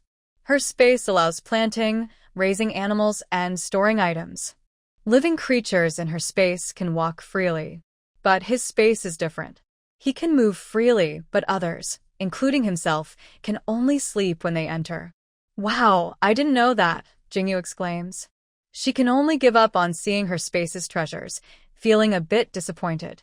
As for Huo Wenfeng, he asked to see Mingyu's space. Mingyu lied and said, my space can't hold living things, brother can't get in. She deliberately tried several times and pretended to be troubled, saying, brother, I can't fit you in. Huo Wenfeng didn't insist. He thought about it and realized that with the size of that room, it really couldn't hold much. Huo Wenfeng nodded and said, sleep now. When you're full, we'll go pick up Grandpa. Mingyu closed her eyes, afraid that Huo Wenfeng would ask her to try again. Anyway, she wouldn't let Huo Wenfeng see her space. If he knew how amazing her space was, he would be jealous. She slept until it was bright outside. Huo Wenfeng woke up first. Looking at Mingyu sleeping in his blanket, he thought about what happened last night. He poked her chubby little face and realized that if Mingyu hadn't comforted him, he wouldn't have known how to feel sorry for himself. He looked at Mingyu gratefully, then got up to brush his teeth and rinse his mouth. After he finished tidying up, he woke Mingyu. Mingyu stretched lazily and said, good morning. Good morning. Get up and wash up. Later, we'll go eat something, then visit the nursing home, and after that, go to the mansion. I've decided to get revenge on seventh uncle. Huo Wenfeng announced his plan. Mingyu immediately looked scared. How do you plan to get revenge? Huo Wenfeng said, use my space to trap him, then kill him. Mingyu was so scared she gave a thumbs up. That works too. Huo Wenfeng clenched his teeth and said, he caused my father's death, and he hurt me. I can't forgive him. First, go take care of your grandfather, Mingyu said, not commenting on Huo Wenfeng's desire for revenge. After all, he was the one hurt, not her. She couldn't say much to persuade him. After quickly brushing her teeth and washing her face to make sure she hadn't missed anything, the two of them changed into clean, new clothes. Like the local children, they looked fashionable and pretty. You couldn't tell they were from across the river. They confidently walked out of the hotel and went to a nearby noodle shop to eat a bowl of beef brisket noodles. The taste was good, so Huo Wenfeng packed a large portion of beef brisket noodles to take away. Under the shop owner's surprised gaze, they carried out a big bowl of noodles and left. From now on, if they wanted to eat beef brisket noodles, they wouldn't need to worry about the shop. They could make it themselves. While others weren't paying attention, Huo Wenfeng asked Mingyu to put the noodles into her space. Mingyu neatly stored the noodles in her kitchen so they wouldn't spoil. If kept elsewhere, they might go bad. Mingyu realized that only the storage room and kitchen could keep food fresh over time. Other places, like the breeding and planting areas, followed the outside world's time flow. Otherwise, plants and animals couldn't grow properly. Mingyu just needed to store food and items that didn't tolerate long storage in the kitchen and storage room. Especially the storage room, which could be expanded infinitely, kept a constant temperature, and prevented flavors from mixing. They took a taxi to the sanatorium where Huo Wenfeng's grandfather lived. Before their car arrived at the nursing home, a vehicle passed by carrying Grandpa Ho, who was unconscious, leaving the facility. Someone had stolen from Grandpa Ho's home, and no suspects had been found yet. He suspected someone targeted Grandpa Ho, so he called to have Grandpa moved somewhere else to prevent anyone from going to the nursing home. Huo Wenfeng didn't realize that the car passing by was his grandfather. When they arrived at the nursing home, they found it empty. Huo Wenfeng tried to use his space ability to find his grandfather. He attempted 3 or 4 times but found nothing. The space only gave a short message. Out of range, cannot retrieve. This meant Grandpa Ho was not at the nursing home. Huo Wenfeng stomped his foot in frustration. Mingyu asked, "What's wrong? Where is your grandfather? I can't find him." "He's probably no longer at the nursing home," Huo Wenfeng said angrily. "Then let's go see Uncle Seven," Mingyu suggested. Without hesitation, Huo Wenfeng waved for a taxi to go to the deep blue water bay mansion. However, on the way, they heard on the taxi radio that Uncle Seven had gone abroad. The radio announced, Uncle Seven left for a vacation with his new partner, ignoring the theft at his home. The police are under pressure, but who dares to steal from the Ho family's mansion? Huo Wenfeng didn't expect today to be so unlucky. His grandfather was missing. His enemy had gone abroad. Even with his space ability, Huo Wenfeng couldn't follow Uncle Seven overseas. The taxi stopped near the mansion, where they saw police cars at the gate. They didn't dare to get too close. Huo Wenfeng was not willing to give up and tried to find his grandfather at the luxury house. But he found nothing and learned that his grandfather had not been taken there. He decided to go to the old house to check. Before leaving, Huo Wenfeng provocatively emptied the luxury house. He and Mingyu escaped in a taxi. When the police and butlers outside saw the house was empty, they were stunned. The police said, "This is reckless, too reckless." The butler said, "How did they do it? I need to call Lord Qi immediately." Unfortunately, the house phone was also gone. The butler had to borrow a phone from the neighboring mansion to call Lord Qi. "Lord Qi, something's wrong. The house has been emptied." Lord Qi's cigar fell from his mouth. Weren't the police watching? Even they were overwhelmed, and the house was emptied. The butler wanted to cry. He was about to cry. Lord Qi had a bad feeling. "Go check the old house quickly. I suspect those people are targeting me. See if my belongings are still there." The butler immediately drove to the old house. When the butler arrived at the old house, Mingyu and Huo Wenfeng were already there. After searching around, they found that his grandfather was not at the old house. Huo Wenfeng didn't say a word and took a taxi to another place. The valuable items at the old house had already been taken away earlier, leaving only some worthless things.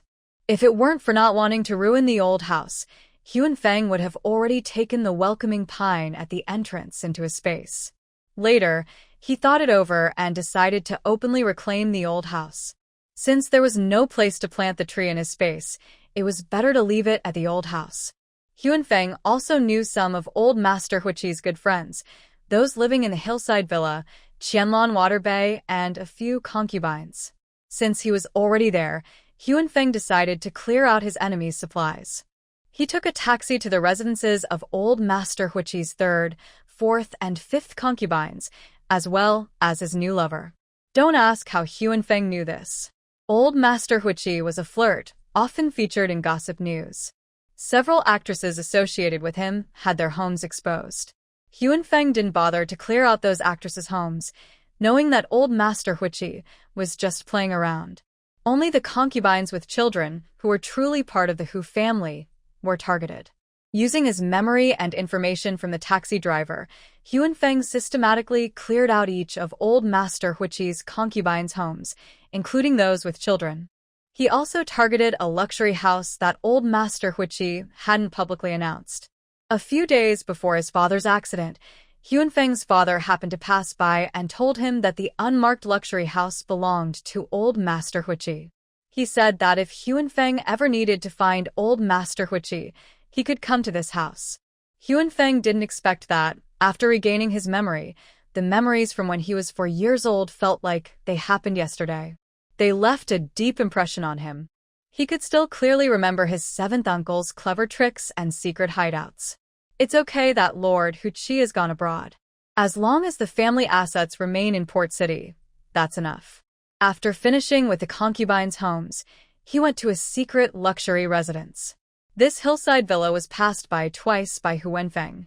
Mingyu was drinking milk tea, sitting by the roadside, watching Huanfeng press his hand against the garden wall, as if he hadn't done anything, but in fact, he had already emptied all the supplies from the villa. When she found a photo of Lord Huiqi at home, Huanfeng used a lighter to burn the face in the photo, broke the frame, and then put all the damaged photos back, so Lord Huiqi could see how his photos had been destroyed. Additionally, Huanfeng left 2 sentences: "Wronged ones have their masters, and your retribution is me," and "There is a divine being 3 feet above, and your enemies are above your head." These 2 sentences clearly weren't something Huanfeng could think of himself. He heard Mingyu muttering to herself and asked her to say it aloud. When he heard, he immediately decided to leave his mark at the hillside villa. Huanfeng also asked, "How do you know these words?" Mingyu made up a story. "I heard it in the car from the radio. It was talking nonsense, and I was too stupid to remember, so I just remembered these 2 lines. Huanfeng, maybe he was so immersed in thoughts of revenge that he didn't listen carefully to the radio. He didn't expect the radio broadcast to be so interesting. Huanfeng patted Mingyu's clever little head and said, "Our Yu Bao is not stupid at all. Yu Bao is very smart." Mingyu chuckled softly because she was the smartest 3-year-old girl. No one could compare to her. After Huanfeng emptied the assets of Lord Huiqi's villa on the hillside, he took all the treasures in the basement, leaving nothing behind, and stored them all in his space. Huanfeng knew that when Lord Qi found out his most hidden villa had also been emptied, he would probably be so angry he would spit blood. But he couldn't see it with his own eyes. When Huanfeng emptied the hillside villa, the housekeeper went to the old family house. Seeing that the valuable items there had all been taken, including fine rosewood furniture, antiques, and cultural relics, nothing was left. The old lady of the house didn't know when everything was moved. She had been at home and didn't hear anything suspicious or see anyone unusual. But the old house was indeed emptied of its valuables. Fortunately, the phone in the old house was still working. The housekeeper kept calling Lord Huiqi. Waiting by the phone, Lord Huiqi answered immediately. "How is the old house?" The housekeeper looked distressed. "It's been emptied too. All the rosewood furniture is gone, and the valuables are all missing." "What should we do now, sir?" "Don't ask me," Lord Huiqi replied angrily. "Ask those fools to come and check. I paid so much money, and are those police all just for show? If they can't find out, I won't give them another penny in the future." He was upset about the loss of the old house. After taking 2 blood pressure pills, the phone rang again. When Lord Seven saw it was second madam calling, he frowned and answered, "You're feeling unwell again. I told you, I'm not a doctor. If you keep acting up, I will cut off your allowance." Second madam cried and said, "Sir, something's wrong at home. Thieves broke in and stole all the valuables. I only spent 200 of my allowance this month, and even the money on the bedside table is gone. Please, sir, call the police and catch those terrible thieves." Lord Seven was stunned. "Your things were stolen too." Before Second Madam could ask more, another call came in. He hung up on Second Madam and answered the Third Madam's call. Then the Fourth, Fifth, and Sixth Madam's calls came in. They were all surprised and said their homes had been robbed. Jewelry, cash, gold, expensive bags, and even food were all missing. They didn't expect that, nowadays, thieves would even steal food. They were at home and didn't know when the thieves had taken everything. They had locked their rare bags in safes, but even without keys, the thieves managed to steal them. Now, their homes had nothing valuable left, not even a single egg. The madam suffered heavy losses and could only complain to Lord Seven. First, to report the theft. Second, to hope that Lord Seven, seeing how pitiful they were, would help cover their losses. But Lord Seven was also suffering big losses himself. The madam's crying and complaining only made him more annoyed. He immediately hung up the phone, thinking that everything related to him had been stolen. Mr. Hu quickly remembered the hillside villa. His secret treasures, some illegal income, and gold were all hidden there. That place was not open to the public, and only a few people knew it was his. If someone targeted him specifically, as long as those who knew didn't reveal it, it wouldn't be possible to steal from the hillside villa. But Mr. Hu wasn't sure and felt uneasy. He dialed the phone number of the hillside villa. The trusted person in charge answered. "Mr. Hu, has anything been stolen from the villa?" Mr. Hu asked. The trusted person immediately started crying. "Mr. Hu, please understand. It's my fault for not taking good care. I was just taking a nap, and I didn't expect the villa to be emptied." What? Mr. Hu couldn't accept this bad news. His blood rushed to his head, and he blacked out. "What about the items in the basement?" The trusted person was already kneeling when he answered. "Mr. Hu, the basement has also been emptied. The alarm never went off, and we don't know when those terrible thieves moved everything from the basement. My treasures, my money, my family assets." Mr. Hu couldn't accept that his property had been stolen after so many years. He was so angry he had a stroke, coughed up blood, and fainted. His new love, who was surfing the internet nearby, saw him collapse and immediately called for emergency help. Mr. Hu suffered a stroke from his anger. "What is that? Many people are eating it. Is it very tasty?" Mingyu pointed at the nearby burger shop, drooling. Huo Wenfeng knew she wanted to eat. Today he earned quite a bit, so he could buy not just one burger but 10 for Mingyu. "Let's go try it. Whatever you want to eat, Big Brother will buy for you," Huo Wenfeng said generously. Mingyu happily praised. "Big Brother is so nice. I like you the most. I want a chicken drumstick and that bag. It's a chicken burger and a beef burger," Huo Wenfeng said, pulling the still short Mingyu to the counter. He told the staff, "We want 4 chicken burgers for beef burgers, 1 fried chicken, 1 curry fish ball, and 2 colas. That's a lot. Will you finish it all?" the staff asked, looking down at the 7 or 8-year-old Huo Wenfeng.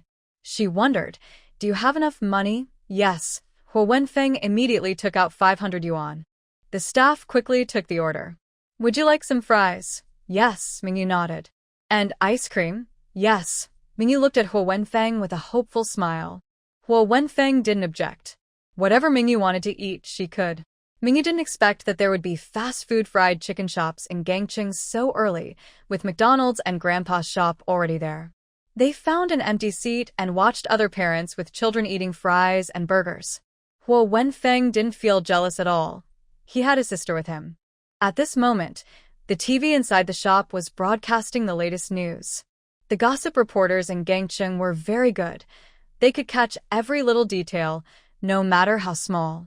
The news reported that Lord Huichi's mansion had been emptied, and several other madams' homes were also robbed. Others watched eagerly, and Mingyu was no exception. She signaled to Huo Wenfeng to watch the TV. Huo Wenfeng looked on with a blank expression. In his ear, he heard other parents gossiping. "Serves them right. Their family is so rich. It's good that thieves targeted them. Today they robbed the Huas, tomorrow the Lius, and the day after, the Wangs. It would be great if they stole from all the wealthy families in Harbor City. Anyway, it's not our loss. Whoever is so skilled must have pulled it off easily. TSK. Ever since the eldest son of the Huas disappeared, the young grandson was kidnapped, and the old master had a stroke and is resting, things have gone downhill for the Huas. You guys should sell your Hua family stocks quickly. Don't get caught holding them. Not only they, but others who saw the news also hurried to sell their Hua stocks. No one wanted to be caught in a trap. Hua Wenfeng didn't care about the current state of the Hua family. Everything that could be moved had been taken, and Lord Huiqi's assets had been emptied by him. Whether they could hold on depended on Lord Huiqi's ability. He had taken over their home, so he knew there would be a day to pay it back. Hua Wenfeng was happy to see his enemies in chaos.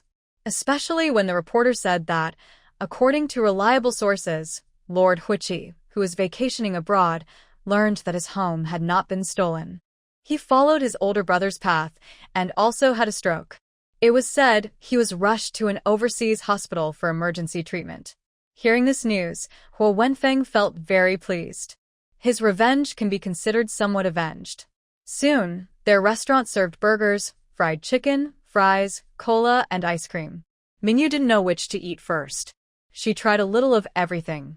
She couldn't finish a big burger, so she shared it with Hua Wenfeng. The fries with ketchup were tasty. The ice cream was also good. The fried chicken was tender and juicy, with a crispy outside. Very delicious. Mingyu asked to buy more fried chicken, including wings and breast meat. They also ordered popcorn chicken and chicken nuggets. They liked it so much they wanted more. The restaurant offered takeout. When they left my men, they carried away quite a few fried chicken burgers. When no one was paying attention, both of them stored some in their space. Not far away, they saw a large supermarket. Mingyu pointed to it and asked, "We need to go back. Do you want to buy some things for Dad and Mom?" Hua Wenfeng had millions in his hand, so he definitely wouldn't hesitate to spend it. That's right, at the villa on the hillside, he had received 5 million in cash. Looking at the year, it was from the day he was kidnapped, when his grandfather took out the cash, handed it to the kidnappers, and then it returned to Grandpa Hua. Grandpa Hua never spent this cash. Now it was in Hua Wenfeng's hands. His own money, what's wrong with spending it? The two went to the supermarket. Mingyu pointed at the shopping cart, and Hua quickly understood. He pushed a cart, seeing other parents sitting their children in carts. Hua also held Mingyu and sat her in the cart. He pushed the cart along the shelves, passing through the aisles.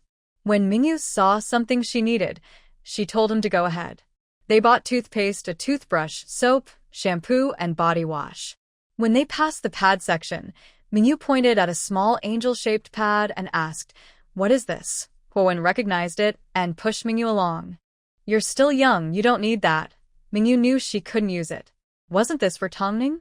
she asked on purpose. "When can I use it?" "When you grow up." Hua's ears turned red. Mingyu kept asking, "Can Mom and the others use it?" Just then, a female customer took a pack and put it in her cart. Mingyu also wanted one. Hua thought about it. She was still young and didn't need it. The moms could use it. Back at the family compound, they still used tissue paper, not pads. Sometimes it would stain their pants, and he had reminded his mom several times. Thinking they were here, and it was such a useful thing.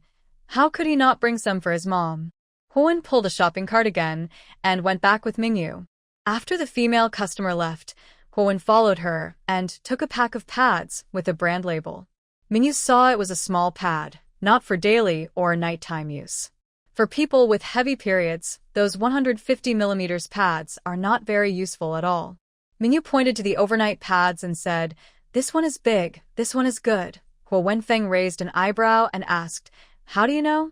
Mingyu deliberately said, "Brother, you're so silly. The expensive ones must be better. Don't you know cheap ones are not good?" Hua Wenfeng, who had been educated, blushed and carefully compared the options. In the end, he decided to choose the two styles Mingyu pointed to, both for day and night use, and cleared the shelves of those products. Besides sanitary pads, there were candies, cookies, and some fruits they hadn't seen before. Mingyu didn't expect to see durian. Looking at the fresh durian, Mingyu couldn't help but stop. It smells so good. Brother, what kind of fruit is this? Is it tasty? Huo Wenfeng, knowing what it was, saw Mingyu about to drool and bought her 10 durians, pushing another shopping cart. Mingyu happily thanked him. Brother, you're so kind. I like you the most. From now on, we'll be the best in the world. Huo Wenfeng, who had been coaxed into a smile, ran back to hug her with a big durian. Mingyu smiled happily. Soon, the supermarket staff noticed them. Mainly because they had too many items in their shopping carts, and they weren't accompanied by a parent. The staff suspected they might be causing trouble. It wasn't until Huo Wenfeng clearly said they had money and showed them some bills that the staff believed they weren't there to cause trouble. The manager immediately arranged for a staff member to accompany them, fearing they might get hurt. It's better to have an adult with them. They bought enough items to fill 3 shopping carts, and then went to pay. Huo Wenfeng also asked the staff to help deliver the items to the underground parking lot. Although they didn't have a car, it didn't matter because they could hide in the parking lot and store the items in the space. After hiding the items, they continued to explore other parts of the mall. Mingyu saw a lingerie store and thought, since they already bought sanitary pads for Tongning and others, maybe they could buy some underwear and bras. That wouldn't be too much, right? Seeing some nice shoes, she decided to buy 2 pairs of small black leather shoes for them. That should be fine, right? She also saw beautiful lipstick, high-end skincare products, and perfumes. Spending a little money on those was okay, right?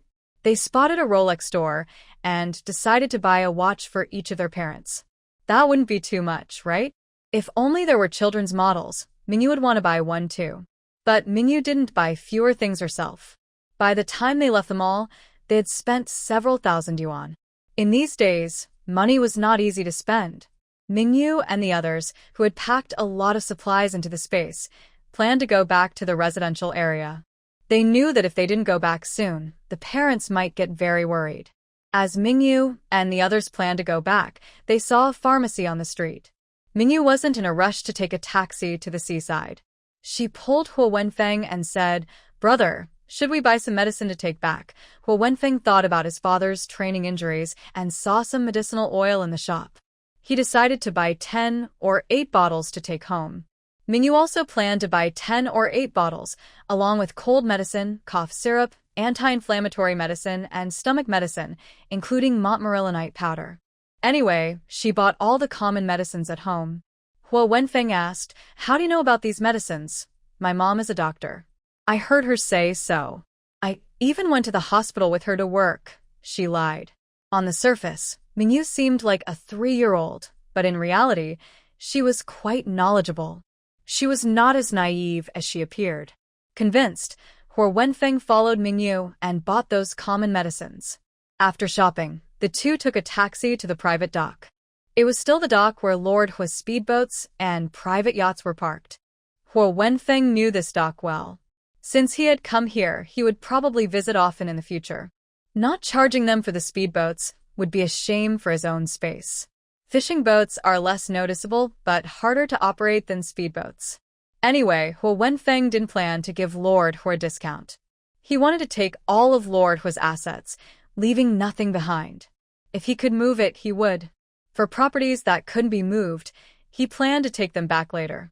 A taxi stopped near the dock. Mingyu was led by Huo Wenfeng, avoiding the security guard sight. He held the keys to the speedboats and, one by one, stored each boat in the space. Mingyu watched eagerly. She also wanted to own a speedboat. Unfortunately, she told Huo Wenfeng that her space was only about 7 or 8 square meters, so she couldn't fit the speedboat and was just jealous of Huo Wenfeng. After Huo Wenfeng finished with the Hua family's speedboat and yacht, he took out a small fishing boat from his space. He carried Mingyu onto the boat, started it, and by the time the security guards reacted, the boat had already sailed away. The security guards didn't have time to chase after it.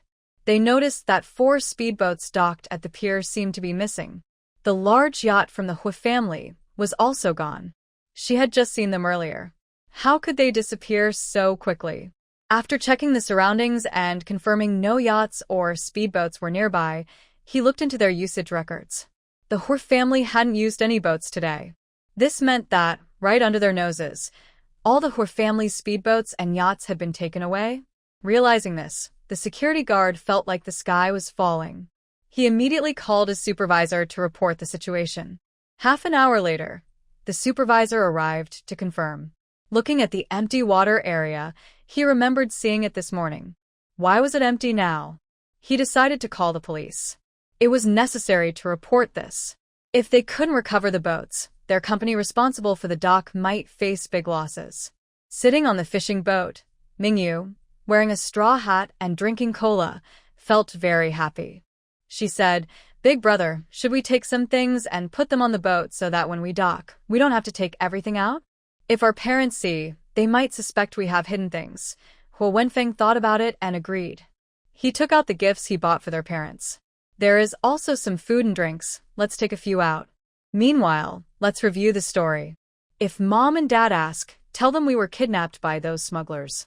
They knew I could drive the boat and threatened us to take us across the river. Mingyu agrees. After we deliver the people, they see we're cute, give us some money, and tell us to go away. Hua Wenfeng frowns. Are they that kind? Mingyu shrugs. What else are we supposed to say? That we bought all these things. Hua Wenfeng thinks for a moment, then say they lost a wallet and we found it and used it to buy things for dad and mom. Mingyu thinks that explanation works too. Did you tell your mom about your real parents? Hua Wenfeng nods. My mom knows. Then you should also tell her about your family situation so she won't worry. Mingyu reminds him. Hua Wenfeng nods, he will. Most of the money for these things was left to him by his grandfather, and he used it. Anyway, it's hard to hide the truth from his mother, so he has to tell some of it. They've roughly planned everything, and the boat is almost at the other side. They will land where they started. As the fishing boat approaches, they see people on the shore. Mingyu takes out binoculars and looks at the people waiting on the beach, nearly dropping the binoculars. It's Mom. My mom is waiting for us on the beach. Really? Hua Wenfeng took the telescope and looked. Sure enough, it was Aunt Tongning. Hua Wenfeng swallowed hard. If your parents hit you, just cry. The sadder, the better, Mingyu nodded. She didn't need Hua Wenfeng to tell her what to do. She knew already. Seeing the fishing boat approaching, Tongning was momentarily stunned. When she saw Mingyu waving her little hand and shouting loudly on the boat, she was sure she heard right. It was her little Mingyu calling her. Mingyu shouted, "Mom, Mom, I'm here." "Mom, I'm back." Tongning eagerly went into the water to meet her.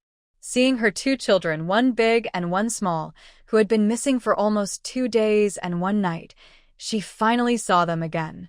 Tongning was overwhelmed with joy, tears streaming down her face, feeling both happy and angry. When Mingyu got close, she was pulled into her arms. Tongning slapped her on the bottom. "You naughty kid, who told you to run around? You scared me to death." Sniff, sniff, my little Mingyu, you're finally back. Mom. Mingyu, whose bottom had been hit, had tears in her eyes. She hugged Tongning and cried loudly. Hua Wenfeng seemed to have done something wrong. He stood aside, afraid to move. After the mother and daughter finished crying and hugging, Hua Wenfeng raised his eyebrows and said softly, "Auntie, I'm sorry. We didn't run away on purpose. It was those illegal immigrants. They knew I would be on the fishing boat, so they asked me to take them across the river. They even took Mingyu hostage, afraid I wouldn't take them." Yesterday, Yang Meifeng mentioned that the child's family is in Gangcheng. It reminded him, and he guessed they had gone to Gangcheng. He didn't know how they also took Yubao with them. This made Tang Ning and Shen Yuechuan very anxious. They immediately wanted to swim to the other side to find the people. In the end, they were persuaded by their spouses to stay calm and not rush. Going to the other side might make them look like traitors. They didn't dare to take that risk.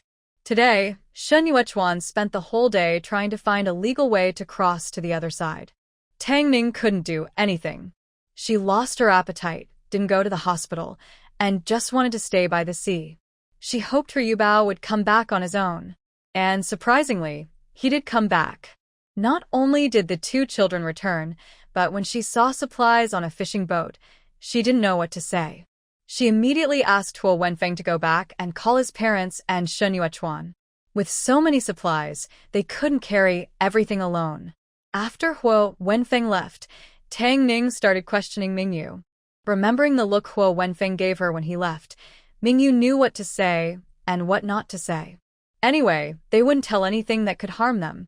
Mingyu took out the excuses they had prepared. When Tang Ning asked about the situation in Gangcheng, Mingyu told a story that was partly true and partly false. Little Hai is very unlucky. His father is gone, his grandfather is being held by bad people, his mother and sister were sent abroad, and that bad grandpa is still planning to harm him. Little brother Xiao, Hai doesn't dare to show himself in front of his family in Gangcheng. He will live with us from now on because this place is safe, and that place is too dangerous. Grandpa is trying to catch Xiao Hai. Mingyu gave a signal that Huo Wenfeng won't leave for now, which reassures Tang Ning and Yang Meifeng. They all know that Huo Wenfeng doesn't belong to the family compound. He will leave sooner or later. They are happy to accept him as long as he stays in the family compound, because he is part of the family. When Huo Wenfeng appeared in the family compound, the sisters-in-law were stunned. Isn't that Xiao Hai? Where did you all go? Xiao Hai, you scared your mom to death. Did you see Yubao from Captain Shin's house? Yubao is also missing. The sisters-in-law asked eagerly about what happened. Yang Meifeng, who was cooking, heard Huo Wenfeng's name and looked downstairs. Seeing her son, she exclaimed, Xiao Hai? Huo Wenfeng looked up when he heard her voice, feeling guilty and complicated. Mom, I'm back. Child. Yang Meifeng dropped the spatula and hurried downstairs, almost crying. She grabbed Huo Wenfeng and gave him a playful slap, just like the one she used on food.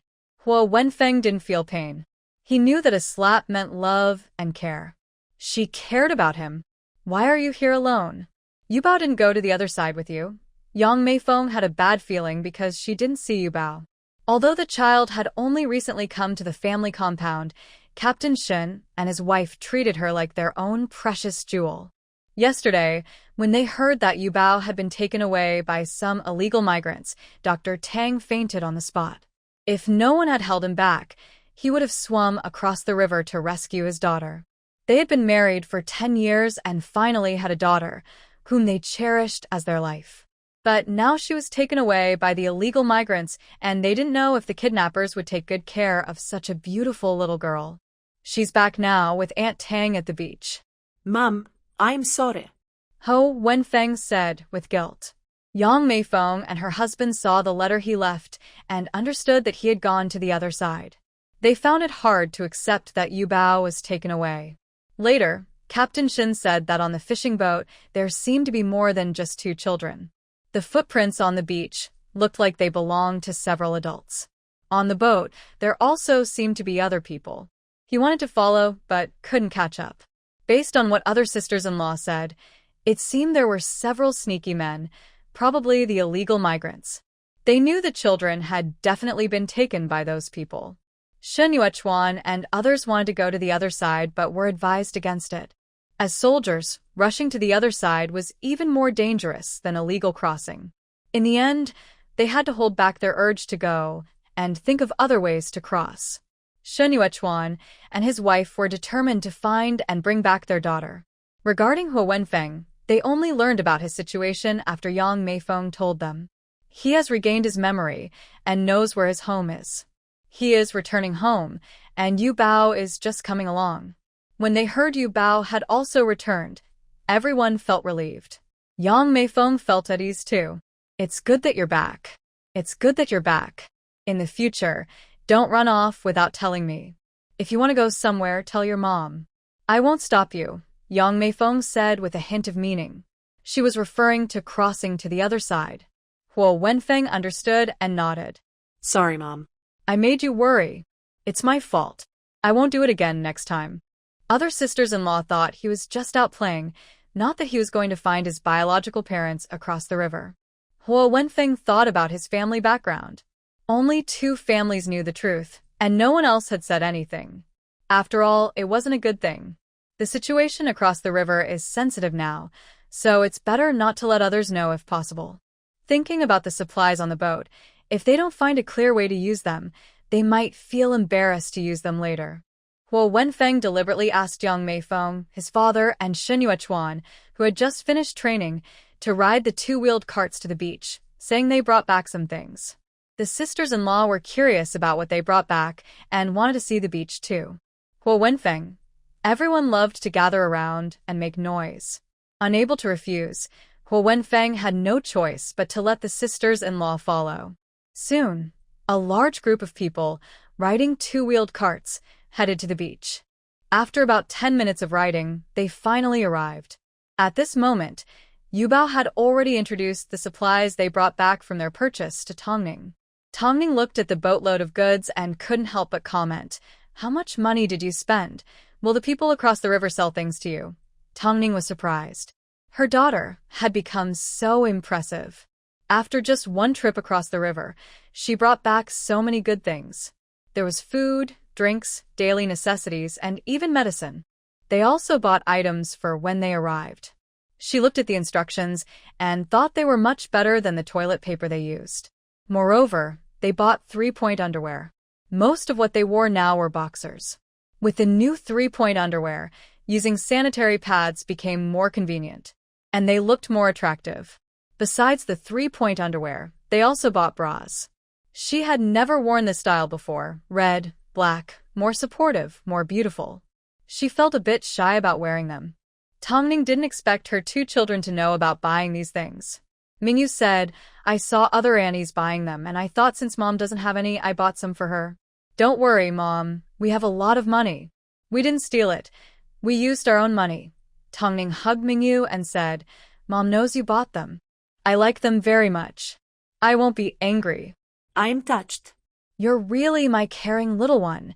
Mingyu chuckled happily, thinking of something, and advised, "But remember, we must keep the story consistent when talking to others. We say we found these items at sea, not bought them, to avoid being reported by someone with bad intentions, claiming we are smuggling." Mingyu is not really a 3-year-old. She naturally understands how serious smuggling can be. As long as they say they found the items, not bought them, no one can argue. Even if the authorities come, they will see that she and Huo Wenfeng found everything at sea. Tang Ning didn't expect the two children to be so thoughtful, already considering the future. It seems she underestimated these two kids. Tang Ning nodded, indicating she understood. While they were organizing supplies for their own needs, they heard voices. Turning around, they were startled. Wow. Why are there so many people? When the mother and daughter were surprised, the sisters-in-law who came to join the fun also jumped in shock. "Wow. So many things. Did you bring these from across the sea?" Mingyu corrected. "No, we didn't bring them. We found these at sea." She exchanged a glance with Huo Wenfeng, executing their second plan. They originally wanted to use the items secretly, but now it seemed impossible to keep it a secret. Since the sisters-in-law all found out, sharing the joy is better than keeping it to themselves. Even if the leaders find out, it won't just be a blame on their families.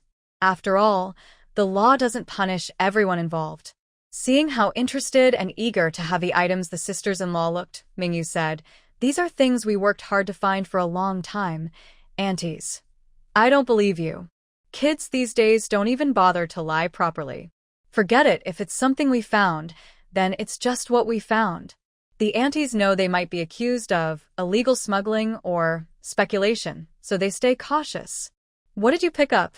they ask, pretending to be interested, but mainly they are drawn by the items and want to get some for themselves. One by one, they start examining the items. Seeing packages of sanitary pads, they ask, "What did you pick up?" Huo Wenfeng feels embarrassed and avoids the question. Shun Yuechuan is curious and leans in to look. Mingyu hasn't spoken yet, but Tang Ning quickly interrupts, saying, "It's nothing special, just what women use every month." Yu Bao accidentally found it in the sea. The aunties. There's a brief moment of awkward silence, but finally, the aunties break the tension. They say, "If you picked it up, then you picked it up. Whether you fished it out or found it, it's the same. Say what you want, we're just going with the flow. How do you use this? Is this good? Yu Bao found so many, why don't you give me a couple? I want to see if it's good. Is this expensive? If it's not, I want a pack too." Other aunties also want some. Yu Bao mentions a price, but the sisters-in-law think it's too expensive. They come every month, and if they use it every month, how much money would that be? They also think using tissue paper is okay.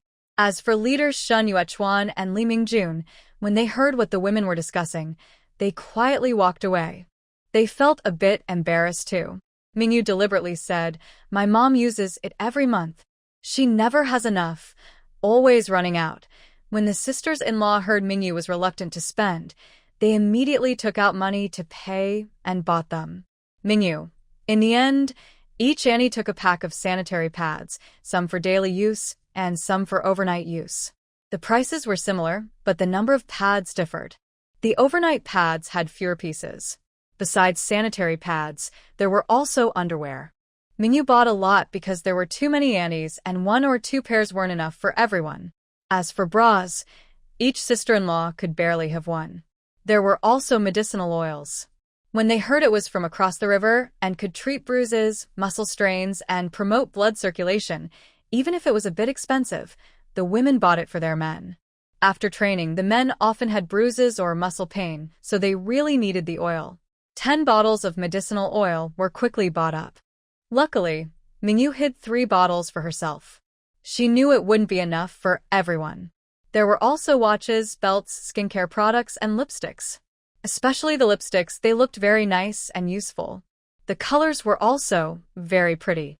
Even if they can't openly use these items outside, they can secretly apply a little at home and enjoy them themselves. Lipstick is really expensive, and not all sisters-in-law are willing to spend money on it. Mingyu bought 10 lipsticks, and she shared 4 of them.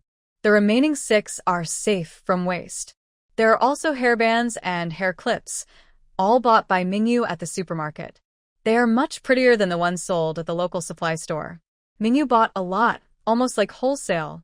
The sisters-in-law see the pretty hairbands and clips, and if they have daughters, they don't need to ask. Just buy. Mingyu already hid some in her space. Even if the sisters-in-law take everything, it's okay, because she has even more beautiful ones stored away. The items displayed outside are just what she wants to give to the sisters-in-law. She's really clever.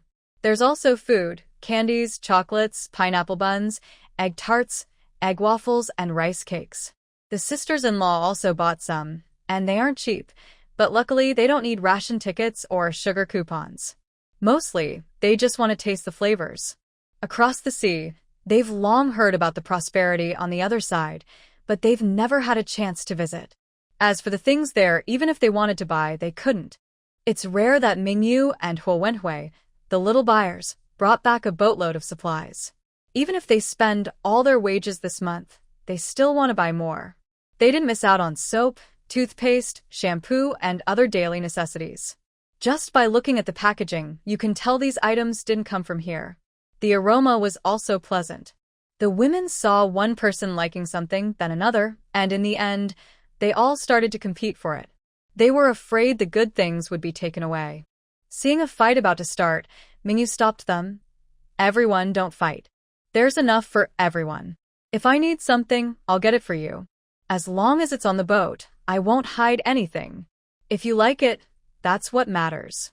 Let's not ruin our friendship over a little thing." With Tang Ning and Shen Yuechuan keeping order, no one fought. After Mingyu said this, the women also felt it was a bit wrong to fight. They all stopped competing and started talking about what they wanted. Mingyu was busy looking for things on the boat, sweating all over. Finally, she managed to serve the women well. One by one, they carried large piles of things, happily returning home loaded with goods. In front of Tang Ning, the straw hat was so full of money, it couldn't hold any more. Mingyu had lent the straw hat to Tang Ning, asking her to handle the money while Mingyu sold the goods. In just half an hour, except for the 2 bags Mingyu reserved, all the other goods on the fishing boat were taken by the women. The women had spent a lot of money, but felt like they had gotten a great deal. They happily rode home on their bikes. After the women left, Mingyu and her friends didn't stay long. The fishing boat was left on the beach and would be taken back tomorrow. The group that lost their boat reported it to the police. By now, it was already dark. Mingyu took out a flashlight she bought in the port city. It was brighter and shined farther. She took out 6 flashlights, 1 for each person. It's not good to stay long by the seaside. They can talk about it when they get home. Tang Ning carried a lot of bags and sat in the back. Shen Yuechuan was riding the bike, and Mingyu sat in front. Huo Wenfeng's family of 3 did the same, child in front, man in the middle, wife at the back. When they returned to the residential compound, the other women were already eating and drinking happily, coming downstairs for a walk and chat. Seeing their big and small bags, looking like they had found a good deal and afraid others might find out, made the other women very curious. When they saw Mingyu and the others, they asked, "Did you bring back anything nice from across the river?" Mingyu didn't hide anything and said, "We found quite a few good things. If you're interested, you can come to our house and take a look." People are most afraid of being left out and not sharing equally. If other sisters-in-law had something, but they had nothing, they would definitely have opinions. Mingyu also kept some items. If these women wanted to buy, they could take advantage of the opportunity. The women immediately became interested. Mingyu was tired, so she handed the things to Tang Ning. Tang Ning knew what to do and quietly explained that Mingyu and Huo Wenfeng bought these across the river: some chocolates, candies, soft candies, soap, toothpaste, shampoo, and some unsold lipstick. The lipstick was too expensive, so the women shook their heads after hearing about it. Of course, the underwear and bras were gone. The medicinal oil was also gone. What remained were hairbands, hair clips, and a few other small items. They could buy some for their daughters. The women saw some nice items and picked what they needed, buying a variety of things. They knew that once they left this village, they wouldn't find the shop again. Gradually, most of the goods brought from the port city were sold out, except for the expensive lipsticks. The skincare sets were not taken out because Mingyu knew the women wouldn't be willing to buy them. There were also perfumes. Mingyu bought small bottles, which were easy to smell because the scent couldn't be hidden. As soon as she sprayed it, the fragrance was noticeable. Mingyu confidently displayed the perfumes, and when she mentioned the price, only those who were very wealthy or loved beauty would consider buying. In this way, she sold about 7 or 8 bottles of perfume. Each bottle cost around 70 or 80 yuan. Mingyu was clever. She sprayed a little on each person, and the lovely scent filled the air. It lasted longer than flower water and smelled better. After a while, the scent would even change. Some women who liked strong fragrances hesitated, but eventually bought the perfume after biting their lips. Mingyu said 1 bottle could last a long time and wouldn't expire. She also mentioned that women in the port city liked to spray perfume because they smelled nice. Whether true or not, everyone had their own preferences. A few bottles of perfume were sold out, and later, some women who noticed the lovely smell on others asked where it was from. They quietly bought several more bottles. Except for the 2 reserved for Yang Meifeng and Tang Ning, all the perfume was sold. Of course, this was just the beginning. The ants came and went, making Mingyu and the others busy without a moment of rest. Even after everything was cleared out, the ants still complained that Mingyu and the others bought too few things. Oh no, they said they picked too few. Such useful items, they should have picked more to bring back. Mingyu, they hadn't eaten dinner yet. Tang Ning was at the beach, eating a beef burger. It was given by Mingyu. After a busy night, Tang Ning was hungry. Knowing Mingyu was also hungry, there was no time to cook or prepare a meal, so Tang Ning boiled a pot of noodles. The family each ate a bowl of noodles. Mingyu even took out a whole roast goose to share. Each person ate a few pieces, and it was very delicious. Shun Yuechuan realized that roast goose was really tasty. Seeing Mingyu, who was obedient, cute, caring, and thoughtful, Shun Yuechuan couldn't help but pat her little head. Yubao is so well-behaved. No wonder she's daddy's good girl. Mingyu smiled happily. Tang Ning looked at the childish Mingyu and thought, no matter how grown-up she seemed outside, in front of them, she was just a 3-year-old with a bit of childlike innocence. Her little one was definitely smarter than other kids. That night, Tang Ning insisted on giving Mingyu a bath. Mingyu could only ask Tang Ning for help. Aside from some bruises on her knees and legs, Mingyu was not injured or mistreated. I quietly breathed a sigh of relief. After washing up, Tang Ning wrapped her in a towel bought by Mingyu and carried her to the bed to get dressed, so she wouldn't dirty her feet by walking around. She also took the hairdryer Mingyu brought back and used it to dry her hair. The hairdryer was bought by Mingyu. In summer, it's okay because hair dries quickly, but in winter, without a hairdryer, hair takes much longer to dry. Knowing that the power outlets here are different, Mingyu bought an adapter so it could be used in the apartment. When Mingyu bought it, she noticed the outlets were different and specifically reminded Huo Wenfeng. This was to prevent her from buying an adapter in advance, which might reveal that she knew more about things Huo Wenfeng didn't understand. After drying her hair, Tongning told her to play on the bed for a while. After she finished washing up, Tongning also washed her hair and tried out the hairdryer herself. It was really good, though a bit loud. Next door, Yang Meifeng came over and knocked on the door. "What's going on in your place?"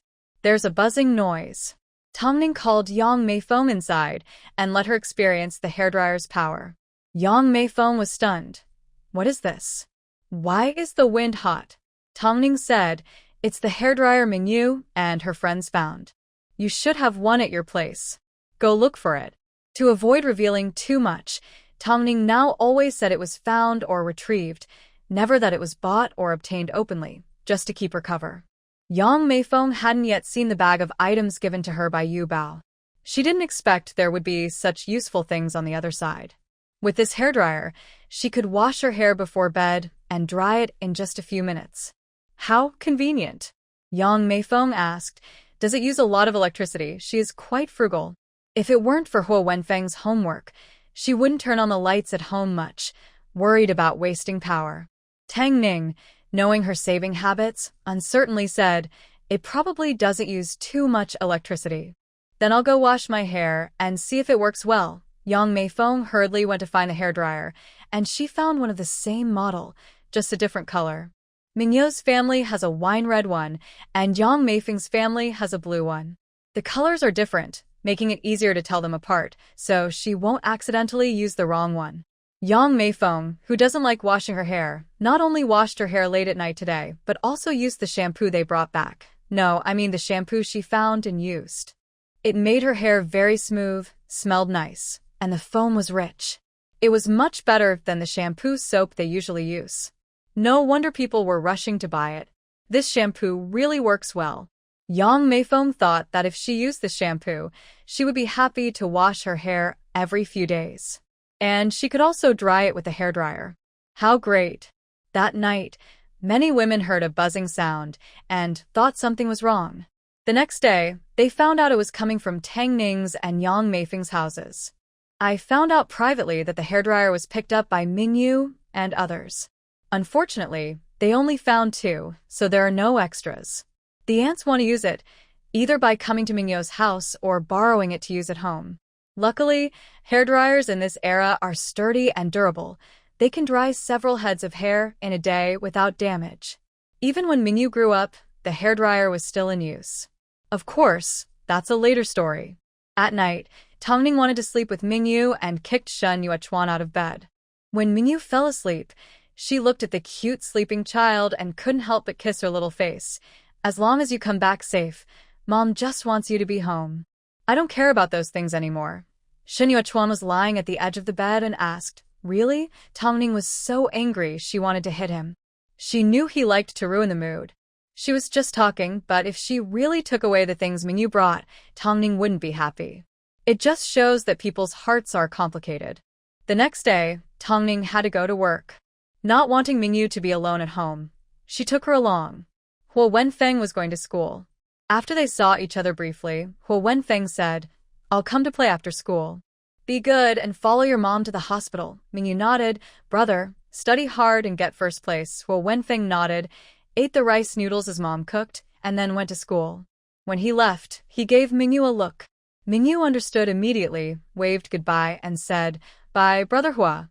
Huo Wenfeng looked at her and said, "If you're hungry, you can eat the food in the space. There's no need to starve yourself." Mingyu certainly wouldn't starve herself. Breakfast wasn't her favorite meal. Last night, she ate noodles, and this morning, she had more noodles too. Mingyu didn't eat much, saying she wasn't hungry. Actually, when they arrived at the hospital, while Tang Ning was seeing a patient, she hid in the small woods outside the hospital and ate a pineapple bun. After eating a bit, she felt full. After finishing, She wiped her mouth carefully before going upstairs, so she wouldn't be caught sneaking food. When Mingyu went upstairs, she saw a uniformed officer at her mom's office door. Seeing him, the police officers looked at her with questioning eyes. "Is this your daughter, Mingyu?" Tang Ning nodded and waved to Mingyu. "Yubao, come here. Quickly tell the police officers how you were kidnapped by 7 illegal immigrants to cross the river." Mingyu understood what the police wanted and repeated her statement about her and Huo Wenfeng. Anyway, they were children, innocent, and indeed coerced. The police officers also asked if she remembered what those 7 people looked like, their names or surnames. Mingyu, pretending to be clueless, said she didn't remember anything and looked confused. After all, she was less than 3 years old. She was just a little kid. How could she remember so much? Seeing Mingyu like this, the police officers realized it was too hard on a 3-year-old girl.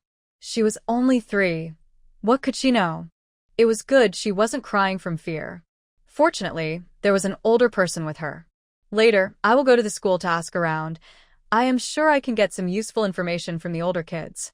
I couldn't get much from Mingyu, as the police officers quickly finished their work and left. Mingyu was unaffected. She wasn't worried about Huo Wenfeng. He's so smart. He can handle it. There was indeed no problem on Huo Wenfeng's side. He shared what he knew, including details about the 7 people's faces, accents, and names. He didn't hide anything. He also clearly explained that Mingyu was kidnapped and used as a threat against him. This was to show why Mingyu went with him to the other side. As for the fishing boat, Huo Wenfeng firmly believed it was those smugglers who stole the hidden items by the sea. If he admitted he stole them, his location would be exposed. Anyway, those people had already crossed to the other side, so the police couldn't gather evidence. As for other matters, Huo Wenfeng said he didn't know much. When needed, he and Mingyu both played dumb, which was sometimes a good idea. The police gained a lot of information. Later, they patrolled that sea area often and increased security to prevent more people from smuggling across. At noon, we ate at the cafeteria. Tang Ning saved some of the bread Mingyu bought. In the afternoon, she gave Mingyu a croissant to eat. Mingyu asked Tang Ning to take a bite and taste it so she wouldn't feel bad eating alone. Mingyu felt a little shy. It was clearly meant for them to eat, but like other parents, they only kept the tasty food for their children and couldn't bring themselves to eat it. This selfless love from parents made the space store many supplies, treasures, grains, and food, including Mingyu's favorite fruit. She felt a little guilty about it. If she weren't afraid of revealing the space and causing trouble for herself, Mingyu really wanted to tell them about all the useful supplies she had. But reason told her to keep quiet. Mingyu knew that people's hearts are hard to trust. While working at the hospital, Mingyu took some time to visit the space. Her little piglet looked healthy today and even made soft grunting sounds when she saw her. She also checked her vegetable garden and found the plants sprouting, growing faster than those outside. Mingyu decided to record this to know how long it takes for each crop to mature. As for the piglets, they looked plump and healthy. In this era, there are white pigs that grow faster than black ones. However, she heard that foreign pork is quite wild and not castrated. Looking at the little testicles behind the pig's rear, Mingyu squinted. If her 5 pigs weren't castrated, would they also smell like wild pigs? Thinking of this, Mingyu became anxious. She didn't know how to castrate pigs. With a thought, the 5 lively piglets suddenly lay on the ground, and soon, small wounds appeared on their bodies. Mingyu, can it really be like this? This space with my special ability is so smart, it's almost like I can do whatever I want. Mingyu moved closer to check on the piglets' castration sites.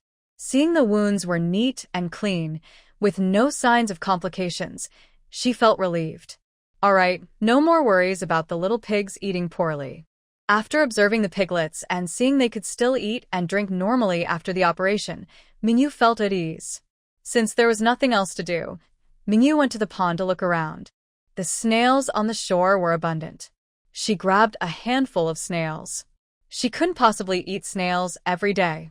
In the end, she decided to release 1 snail back into the pond. If she kept all the snails in the space, they would overpopulate. It would be great if she knew someone who owned a snail noodle shop. Selling such good snails to them would be wonderful. Mingyu spent time in the space, passing the time. Meanwhile, Tongning looked at the time. It was almost time to get off work. She tidied up her things. She glanced at Mingyu, who still looked like she was sleeping. She planned to wake her after work. Hearing the noise, Mingyu quickly came out of the space. When she saw the time, she immediately got up. "Mom, are you off work?" "Yes, let's go home." Tongning put away her white coat and carried Mingyu as they finished work. "What do you want to eat tonight?" "Mom will cook for you. Sausage, clay pot rice." Mingyu and her family bought a lot of sausages from Port City. These can be stored for a long time and are good for making clay pot rice or steaming and slicing. She knew that everything bought here required a ticket. Even if it's sausage, you need a ticket to buy it. It's not easy to get some meat. In the port city, when Mingyu saw a string of sausages hanging, like firecrackers, she asked Huo Wenfeng to buy some. After buying, they split it in half. Half for Mingyu's family, half for Huo Wenfeng's family. The sausages weren't seen by the ants. If they saw, they might want to take half. Mingyu couldn't bear to part with it. Tang Ming also couldn't bear to part with it. Sausages are so delicious and satisfying. Tang Ming happily agreed. She also wanted to eat sausage clay pot rice. After work with Yang Meifeng, she went to pick up her son from school, while Mingyu and her daughter went straight home. To make clay pot rice, the rice needs to soak in advance. Not sure if it's just her feeling, but Mingyu thought the rice in the jar seemed to have increased by a few pounds today. She remembered it was almost empty a few days ago, so why is there still so much now? Tang Ning thought for a while but couldn't figure it out. She could only say she was getting old and had a bad memory. Mingyu saw that Tang Ning wasn't worried about the extra rice and secretly breathed a sigh of relief. Yes, Mingyu secretly added 1 or 2 pounds of rice. If she added too much, it would be easy to notice. Adding a little at a time kept it hidden. Mingyu worked hard to solve the family's food problems but couldn't say it out loud. She was so tired. Not long after, Huo Wenfeng returned. Yang Meifeng saw Mingyu home alone and asked, "Where's your mom? What are you having for dinner tonight?" "Mom went to the vegetable garden, and tonight our family will have sausage clay pot rice." Mingyu cheerfully replied and looked at Huo Wenfeng. When he heard clay pot rice, he also wanted to eat. Yang Meifeng said, "Then let's also make clay pot rice to try. We have so many sausages at home, it would be a waste not to eat them." She also wanted to eat. Huo Wenfeng had homework today. "You wait for me. After I finish my homework, we can go downstairs to play." Mingyu nodded and ate the egg waffles that Huo Wenfeng brought out. After she finished the egg waffles, Huo Wenfeng also finished his homework. They held hands and went downstairs. Before long, they were surrounded by other children. The little girl was wearing a hairband Mingyu had chosen and had a pretty hairpin she bought. The hairpin was delicate, and the girls all liked it. They asked, "Are these things really found by you at sea? When will you go again? Take us with you. Why don't you pick more pretty hairpins? I heard you went to the other side. Is it fun there? Are the buildings really that tall?" Mingyu, Huo Wenfeng. Finally, they managed to get away, and Mingyu and the others secretly breathed a sigh of relief. But just a few steps later, Pai Dan and a few others came over. Just when Mingyu and the others thought these people were here to cause trouble, they suddenly saluted Huo Wenfeng. "From now on, you are our little leader. We will listen to you. Next time we find something, remember to call us," Huo Wenfeng. Mingyu couldn't help but roll her eyes. She didn't expect the kids to take it seriously. Sure enough, they are just children, so naive. How could such good fortune exist in the world? Forget it, if they believe it, let them believe it. Mingyu thought Huo Wenfeng wouldn't respond, but surprisingly he nodded. "Okay, as long as you listen to me. Next time, I'll take you to gather supplies." Pidden and the others were very happy. After that day, everyone followed Huo Wenfeng very closely. This was something Mingyu didn't expect. It shows that only when there is something to gain can people put aside all conflicts and prejudices. In private, Mingyu said, "Next time we go to the other side, remember to take me. If you don't take me, I'll never call you brother again." Huo Wenfeng chuckled helplessly. "Then what do you want to call me?" "Call me by my full name." Mingyu pretended to be angry, stomping her foot. Huo Wenfeng was charmed by her cute and soft appearance. Her serious face and threatening eyes made her adorable. He smiled and gently pinched Mingyu's chubby little face, affectionately saying, "Don't worry, I will definitely take you. With you around, I won't be so scared in Gangcheng." Mingyu was happy to get the answer she wanted and smiled. Huo Wenfeng was touched by her bright and lovely smile. He hugged her and said, "Yu Bao, did I ever thank you for going with me to Gangcheng this time?" Mingyu shook her head. Huo Wenfeng responded kindly, "Thank you, Yu Bao." Mingyu smiled and patted his back. "Haha, because I am your Yu Bao's sister." Huo Wenfeng thought about it too. After all, Yu Bao's sister is cute and smart. With her around, she always helps him make choices when he's unsure. If she weren't with him, Huo Wenfeng wouldn't know what would happen in Gangcheng. The sausage claypot rice in the evening smelled especially good. Both families made sausage claypot rice, which made the other aunties very jealous. Just one smell was enough to tell what was being cooked. The unique aroma of the sausage made everyone drool. The nearby children cried because they wanted to eat sausage. The crying aunties were calmed down only after a meal of bamboo shoots and stir-fried meat. They also promised that next month, when they get meat coupons, they would buy meat for everyone. For now, they would continue eating vegetarian. It's important to know that in the family compound, they are already considered well off. Many children eat wild vegetable pancakes, but they still get to eat rice and rice noodles, which makes them very happy. After all, the people living in the family compound are children of the squad leader and the battalion commander. In those days, soldiers still received good benefits. And the officers? They had even better conditions. Mingyu stirred the rice, which was fluffy and coated with soy sauce. She took a bite of sausage and then a piece of water spinach. The food tasted very good. At this time, there was no feeling of being full or greasy. Everyone was craving more food and drink. Mingyu was also hungry. She couldn't finish a bowl of claypot rice, so she gave the leftovers to Shen Yuechuan to clean up. The family of 3 ate until they were full. Mingyu said, "Mom, Dad, can we go out for a walk? Maybe to the beach?" Yes. Shen Yuechuan also wanted to go out. It was too early to sleep now. So, the family of 3 went out for a walk after eating. When they reached the beach, it was already dark. Fortunately, the moon was bright, shining on the sea, making the water shimmer with moonlight. The wind was strong at the beach. To avoid Mingyu catching a cold, they sat for a little while and then headed back to the residential area. When they returned home, they saw Commissioner Li at Huo Wenfeng's house. It seemed they were talking about something serious. Mingyu and Huo Wenfeng looked at each other. Huo Wenfeng gave Mingyu a comforting look. Shen Yuechuan asked, "Why is the commissioner here?" "He came to learn some information. Since you're back, he said he'd visit your home later," Li Commissioner replied, looking down at Mingyu, who was being held by Tang Ning. "Is this your daughter?" Tang Ning nodded and told Mingyu to greet him. Mingyu politely said, "Hello, Uncle Li. Good. This child is very handsome. He looks smart." Commander Li looked at the cute little girl Mingyu and thought, the Shen Yuechuan couple got a good deal. They adopted such a lovely daughter. She is so adorable at such a young age. Who knows how beautiful she will be when she grows up. If he didn't know she was adopted, he would think she was their biological child. She looks a bit like Dr. Tang. Mingyu chuckled, her face showing childlike innocence. Commander Li continued to ask about Huo Wenfeng. Huo Wenfeng insisted that the items were all found, not bought. They didn't have money to buy things, and since they were young, the people over there wouldn't sell to them. Yeah, right.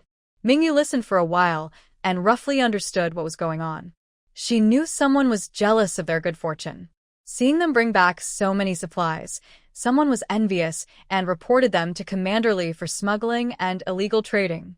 At this moment, Commander Li was here to find out the facts.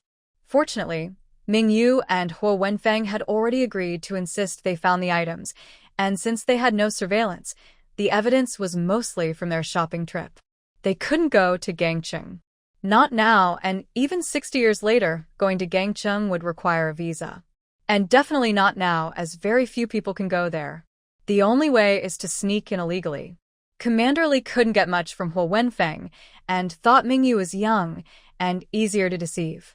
He went to Mingyu's home and deliberately tried to get close to her. "How old is Yu Bao?" Mingyu pretended to be silly, counting on her fingers, and said, "I'm 3 years old." Commissioner Li asked, "What did you eat tonight?" "Sausage rice. It was so delicious." Mingyu still licked her lips happily. Commissioner Li knew they had sausage claypot rice for dinner and believed Mingyu wasn't lying.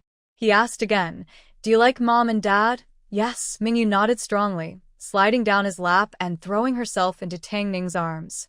"Mom is the best. I like Mom and Dad the most." Their words made Xinhua Chuan and Tang Ning very touched. They immediately said, "We like Yu Bao the most too." Seeing how adorable Mingyu was, Commissioner Li even wanted to have a daughter. With 5 naughty boys at home, he dreamed of having a soft, fragrant, and gentle daughter. Someone like Yu Bao. Commissioner Li almost got lost in Mingyu's cute expression. He remembered his purpose for coming to the family compound and continued asking, "You and little brother bought so many things in Gangcheng. Are you tired?" He was being sneaky. Too sneaky. If someone wasn't quick enough or alert enough, they might fall into his trap. He was talking about shopping. If Mingyu said she was tired, it would mean she admitted they bought the things. Mingyu wasn't that naive and caught the trap in Li's words. He looked kind, but his face was like a smiling fox. He was cunning. Tang Ning was still smiling happily, without realizing the situation. Shen Yuechuan's face changed slightly, and he nervously watched Mingyu handle the situation. He was worried and sweat beads formed on his forehead.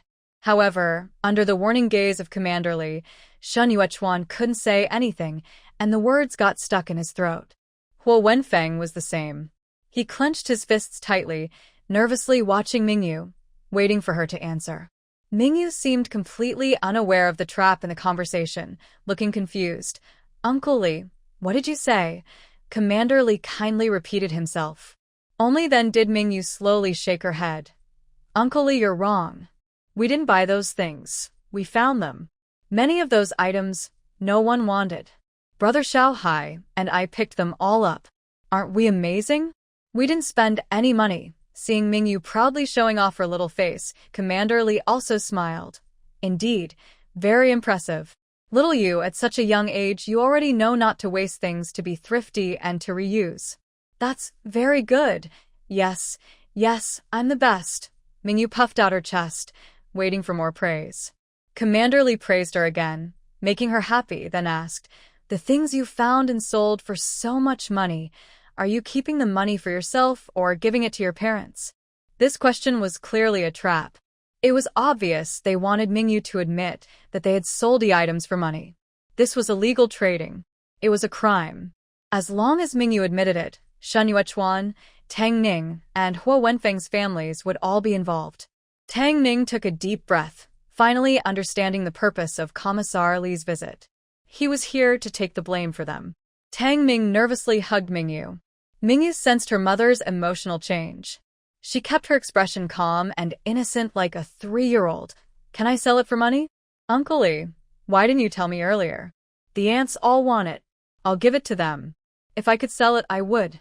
If not, I'll go get it back right now." Seeing Mingyu, full of energy and demanding payment, Commissar Li was convinced. Even at such a young age, she was full of acting skills. Commissar Li held back Mingyu, who was about to leave, and smiled. All right, I was just asking. Since you don't want to sell it, that's fine. Remember, illegal trading and smuggling are crimes. Don't go to the other side in the future, understand?" Mingyu looked innocent. "I don't want to go either. Those bad people held a knife to my neck and forced me to go. They even told Xiaohai that if he didn't lead the way, they would cut my neck and throw me into the sea to feed the fish. I was so scared I cried. Uncle Li, you're so powerful. You must catch those bad guys. They're really mean." Hearing about the knife at her neck, Shen Yuechuan was furious. "That's true. Mingyu, why didn't you go to bed earlier? Dad will go and teach them a lesson right now." Mingyu pretended to be naive. "Didn't I tell you?" Shen Yuechuan. Commissar Li looked at the angry Shen Yuechuan and scolded. "If you dare to go over there and try, it means you don't want to stay in the army. Don't say such things in the future." Also, watch the kids, they're still young. Don't let them run around. Shan Yuechuan silently nodded, understanding that as a political officer and leader, he must obey. Commissioner Li did not find any evidence against Mingyu and Huo Wenfeng. After a brief visit to Mingyu's home, he advised her never to go to the other side of the sea again. He told her not to pick up anything she saw there, as it might be unclean. Mingyu obediently nodded, saying, "I understand, Uncle Li. I won't pick anything up next time." Satisfied that he found nothing, Commissioner Li left happily. As Commissioner Li went downstairs, a woman stopped him. "Commissioner, are you leaving now? Did they admit to it? I saw that they made quite a bit of money. Those materials weren't collected by them. They probably bought them from across the sea with money.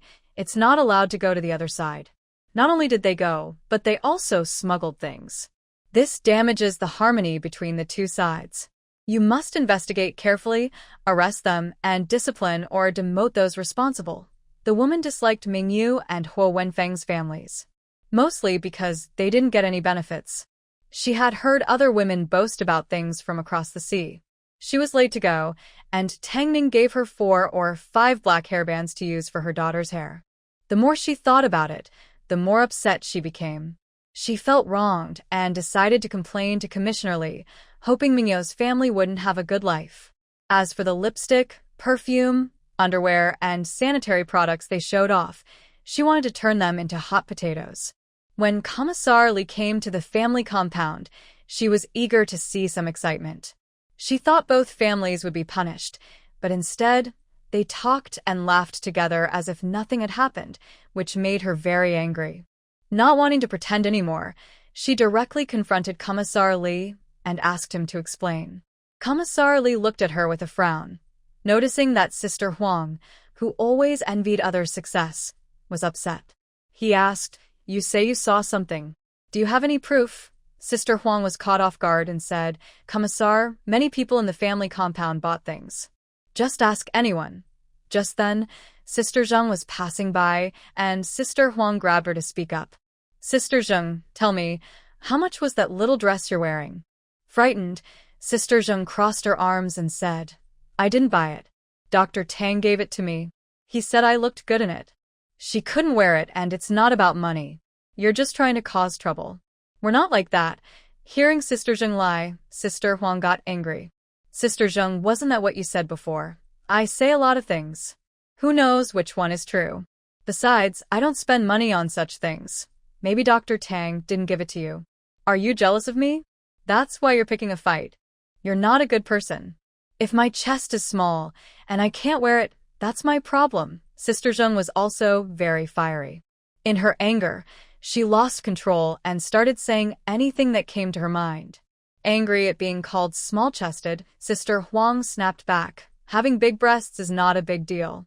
I don't care. I clearly bought them myself, and you say they were a gift. If your family is so generous, you're just helping the bad guys. Just because you've studied for a few years doesn't make you special. Even helping the bad guys is something you can say. When Dr. Tang gave you things, why didn't you refuse? You're getting benefits and secretly hurting others. I don't want to talk to someone ungrateful like you. Dr. Tang shouldn't have given you anything. Who cares about what she gave?" Sister Huang dismissively said. Commissioner Li frowned. "Didn't you say your daughter's 5 hairbands cost 2 yuan? Sister Huang hesitated. As she was about to explain herself, she was suddenly scolded harshly. "So, it was you causing trouble. Saying you only got 2 yuan, but it was clearly a gift. You ungrateful person, giving the hairbands back to me after getting benefits, then stabbing me in the back." Sister Huang cried out loudly, "Commissioner Li, save me." Commissioner Li also thought Sister Huang deserved a scolding. She pretended to be kind in front of others, but was two-faced behind their backs. Without going into details, as long as there was no strict crackdown, buying things from the other side was usually overlooked. But she insisted on making a fuss and causing trouble. Due to her status, Commissioner Li pretended to be polite, saying, Suanyo, we all live in the same community. Let's not ruin the harmony. Tang Ning wouldn't just let this go. If she didn't give her a good beating today, she wouldn't be able to vent her anger." Huang's daughter saw her mother being bullied and wanted to help. Mingyu was not someone to be easily pushed around. She stepped in front of Huang Mimi and said, "Give me back my hair tie." "No, this is mine," Huang Mimi refused. But Mingyu didn't care. Don't think that just because she's taller she'll back down. She has allies. Mingyu ordered, "Brother Xiaohai, help me." Hao Wenfeng didn't hesitate. He grabbed the hair tie from Huang Mimi's head and didn't let go. Huang Mimi cried out in pain, "Mom, help me. They're stealing my hair tie. I want my hair tie back. It's mine." Mingyu and Hao Wenfeng worked together to hold Huang Mimi down and hit her. "Your mom doesn't care about this. If she doesn't care, then give it back." I wouldn't even braid a little dog's hair for you. Don't try to get close to me anymore. I won't play with you. You and your mom are just as bad, ungrateful, unkind. You take advantage and then betray people. Your family has no morals." Huang Mimi cried loudly. "You're the ungrateful one." I'm not. Huang's mother saw her daughter being bullied and felt heartbroken. But she was also in trouble herself. Tang Ning became fierce and aggressive. She pushed Huang Mimi to the ground, slapped her left cheek, punched her right, making her face red and swollen, her eyes black and blue. She looked as miserable as possible. Commissioner Li saw that the fight was almost over and finally told Xin Yuechuan to pull them apart. Sister Huang, who was badly beaten and almost lost her life, knew that Commissar Li did it on purpose. If he really wanted to stop the fight, she wouldn't have been pressed to the ground and beaten. "They all bully others," sob. Commissar Li said, "Everyone go home. If anyone fights in the residential area again, your allowances will be deducted next time.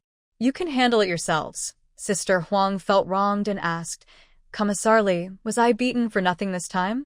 He replied, "Next time is next time. If you get beaten again, their allowances will be deducted. You can try it."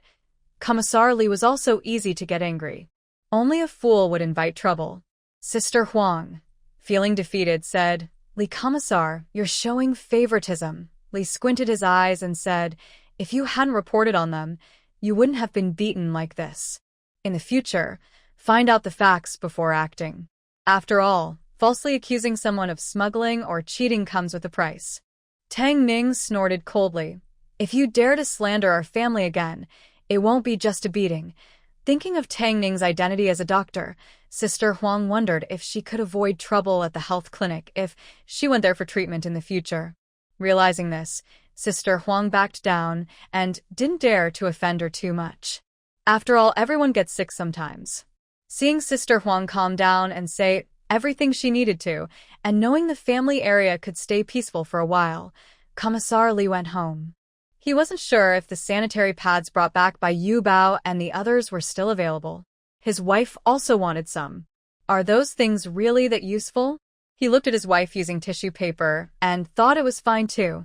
It's just easy to get the pants dirty. Of course, the main reason is that his wife has a very large amount of something, and every time she uses it, it's very inconvenient. Sigh. Originally, no one reported anything, and he was planning to buy a couple of packs for his wife to try. But who knew that Aunt Huang caused this fuss, making it hard for him to speak up? Really? Commissioner Li cursed under his breath as he walked away. Aunt Huang reported that Mingyu and their family were beaten, and the news quickly spread in the residential area. Mainly because Sister Zheng is a big mouth, spicy, and loves to gossip. Aunt Huang criticizing her was like poking a hornet's nest. Soon after, the sisters-in-law who bought supplies from Mingyu's side thought Aunt Huang was not a good person. They felt she was trying to take advantage because she didn't get her share. For a long time, the sisters-in-law worked together and refused to talk to Aunt Huang, making her life in the residential area very difficult. Her children were also targeted. The kids wouldn't play with her children. Pai Dan and the others even led the kids to bully Aunt Huang's children, making them cry loudly with injuries and their clothes and backpacks either torn or dirty. Aunt Huang was so angry she went to complain, but Pai Dan and the others were mischievous from a young age. They didn't care about the complaints. Anyway, after being beaten, someone would give them medicine or oil. They were able to enjoy delicious chocolates, tasty egg waffles, and curry fish balls. They realized there were so many tasty foods on the other side. Of course, what made their mouths water even more was instant noodles that only needed hot water to eat. These are what we now call instant ramen. After seeing instant noodles in the supermarket, Mingyu pretended not to recognize them and asked Huo Wenfeng what they were. Huo Wenfeng carefully examined the packaging and asked a store employee, then learned they were instant noodles that only needed 3 minutes in hot water to be ready. Mingyu's eyes lit up. Wow, such easy noodles. No need to cook over a fire. They must be very tasty. Brother, let's buy some to try. I've never had them before. Huo Wenfeng, who also hadn't tried them, nodded. While others bought 1 or 2 cups, Mingyu and his friends bought a whole box or 2. They bought 60 cups of instant noodles. To win over Pidden, they each prepared a cup of noodles. At that time, the cups were long and thin paper cups, not the later versions like Kong Shi or Tong Air. One person, 1 cup. Once finished, they still wanted more. Everyone who ate was captivated by the flavor of the noodles. They even drank all the broth. After eating Mingyu and his friend's food, Pidden and the others couldn't find fault. Mingyu didn't want to bully them either, but who made Aunt Huang so mean? If you blame her, she took advantage and betrayed them. If Aunt Huang's complaints were successful, leaders Shen Yuechuan and Li Mingjun might face punishment. Tang Ning and Yang Meifeng also need to be criticized. The adults have all been punished, and these 2 children feel upset inside. Sister Huang watches the 3 children who are being bullied and isolated every day. She feels very angry and regrets causing trouble for Tang Ning and the others. She didn't expect the people in the family compound to be so overbearing. They have many people and bully the weaker ones. Even if Sister Huang goes to complain to Commissar Li, he doesn't say much. People don't want to deal with you. What can I do? I'm just a commissar, not the link of your friendship. You handle it yourself. I can't help. Isn't that forcing someone? What Commissar Li really wants to say is that her current situation is her own fault. On the 4th day after Mingyu and the others returned, it was Saturday again. Shen Yuechuan and Tang Ning rested and asked Mingyu where she wanted to go. Mingyu said she wanted to go to the town market. Even if they can't do private trading now, many villagers still take their crops to the supply and marketing cooperative on this day. This is the day when the cooperative has the most goods. Mingyu wanted to join in the lively scene, mainly because her breeding area only has 5 piglets and no chickens, ducks, or geese. Mingyu needed to think of a way to get some chickens, ducks, and geese to raise. Tang Ning and the others didn't understand Mingyu's little plan and thought she was just playing. They happily agreed to take Mingyu to the town supply and marketing cooperative and to have breakfast together. The family of 3 rode their bike to the town. The breakfast shop was busy, with many people coming to eat. Mingyu also saw other sisters-in-law from the family compound. Tang Ning smiled and greeted them. Mingyu was well-behaved and called out politely. The sister-in-law complimented her sweet words and offered her a small piece of Malay cake, made with brown sugar. It was fluffy and soft, chewy with a fragrant sweetness, and tasted quite good. Mingyu asked Tang Ning, "Mom, can I buy a piece to bring back for Brother Xiaohai?" Tang Ning had no objection and gave her 50 cents and a ration coupon. 50 cents could buy quite a lot. Mingyu took the opportunity to also pull out 50 cents, bought a little more, and stored it in her space. Later, she could take it out and eat whenever she wanted. The Malay cake was wrapped in banana leaves.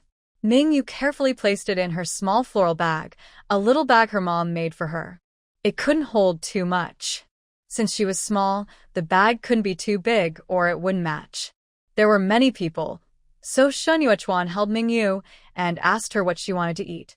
Mingyu saw fried rice noodles, which looked very flavorful, and she wanted to eat that. Shen Yuechuan ordered a serving of fried rice noodles, some pig offal porridge, and 2 barbecue buns. Knowing Mingyu couldn't finish the rice noodles, he planned to eat some himself later. When she saw the shrimp dumplings, Mingyu pointed at them. Without hesitation, Shen Yuechuan ordered a serving of shrimp dumplings for her.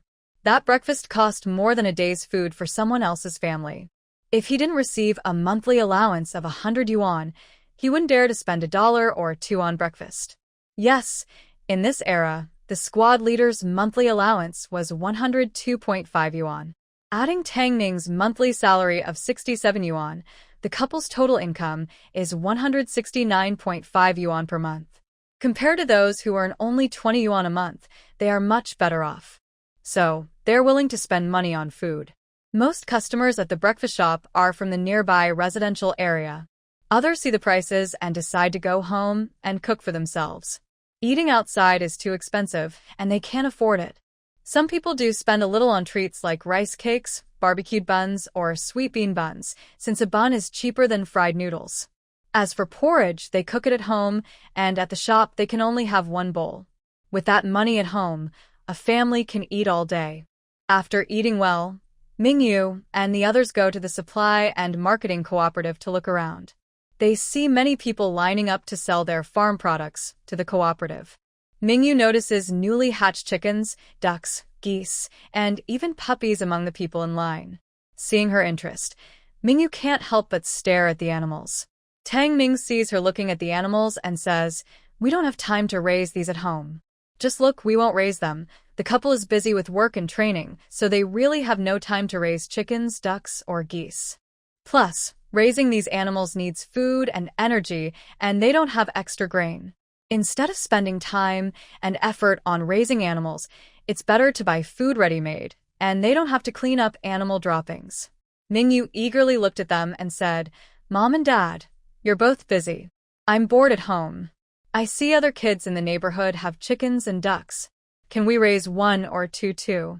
I will take care of them myself." Tang Ning was worried about the mess of chicken droppings at home. She was reluctant, but she didn't want her daughter to hold a grudge against her.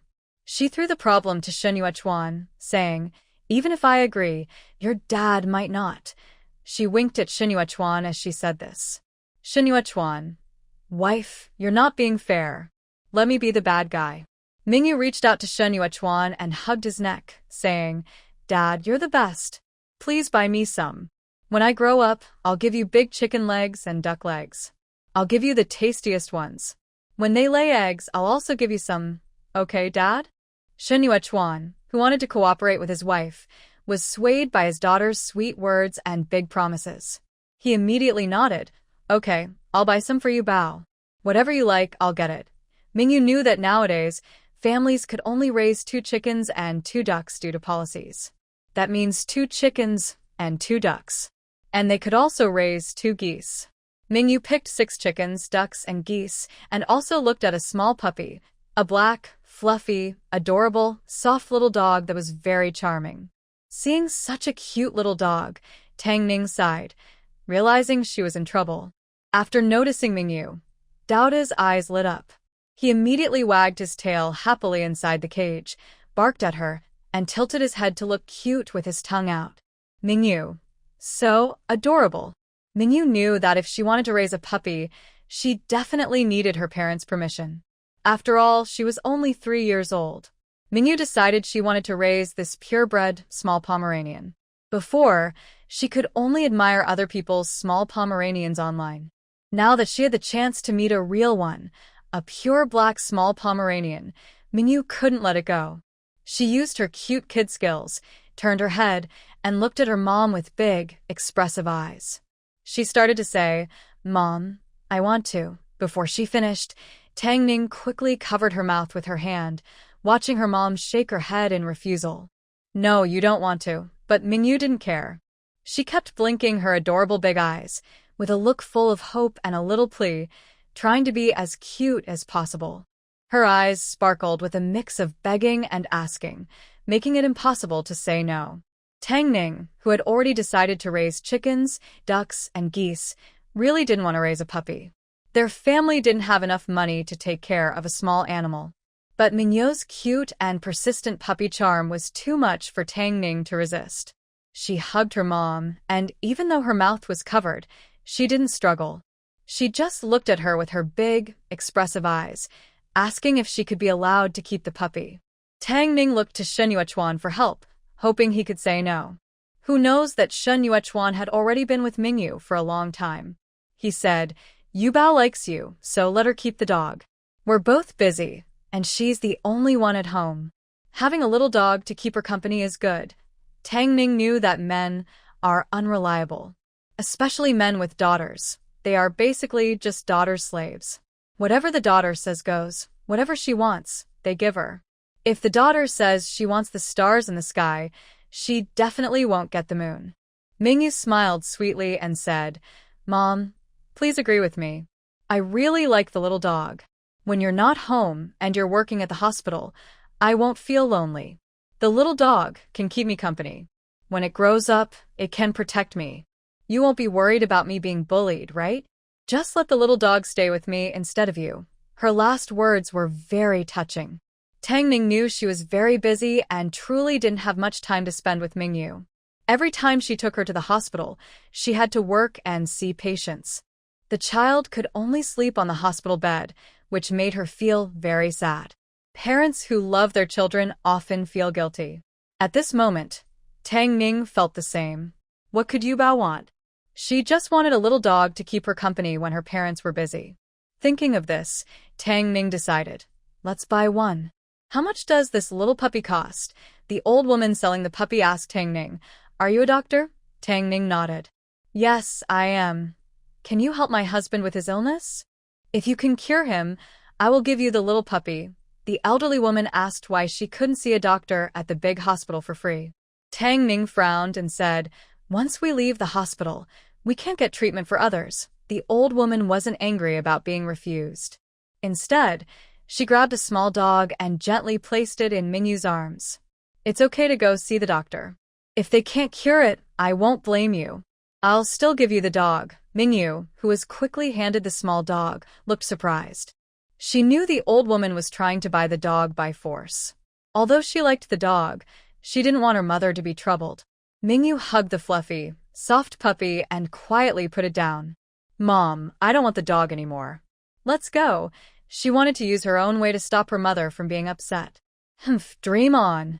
Tang Ning looked at her daughter, who loved the dog but was so considerate that she was willing to give it up to avoid trouble. Her heart almost melted. Okay, I'll go see the dog. But if I can't help, you can't complain, she said. Won't complain, the old woman cheered happily. She had gotten a free doctor to come home, and it was worth it. What's so great about the small dog? Wasting food.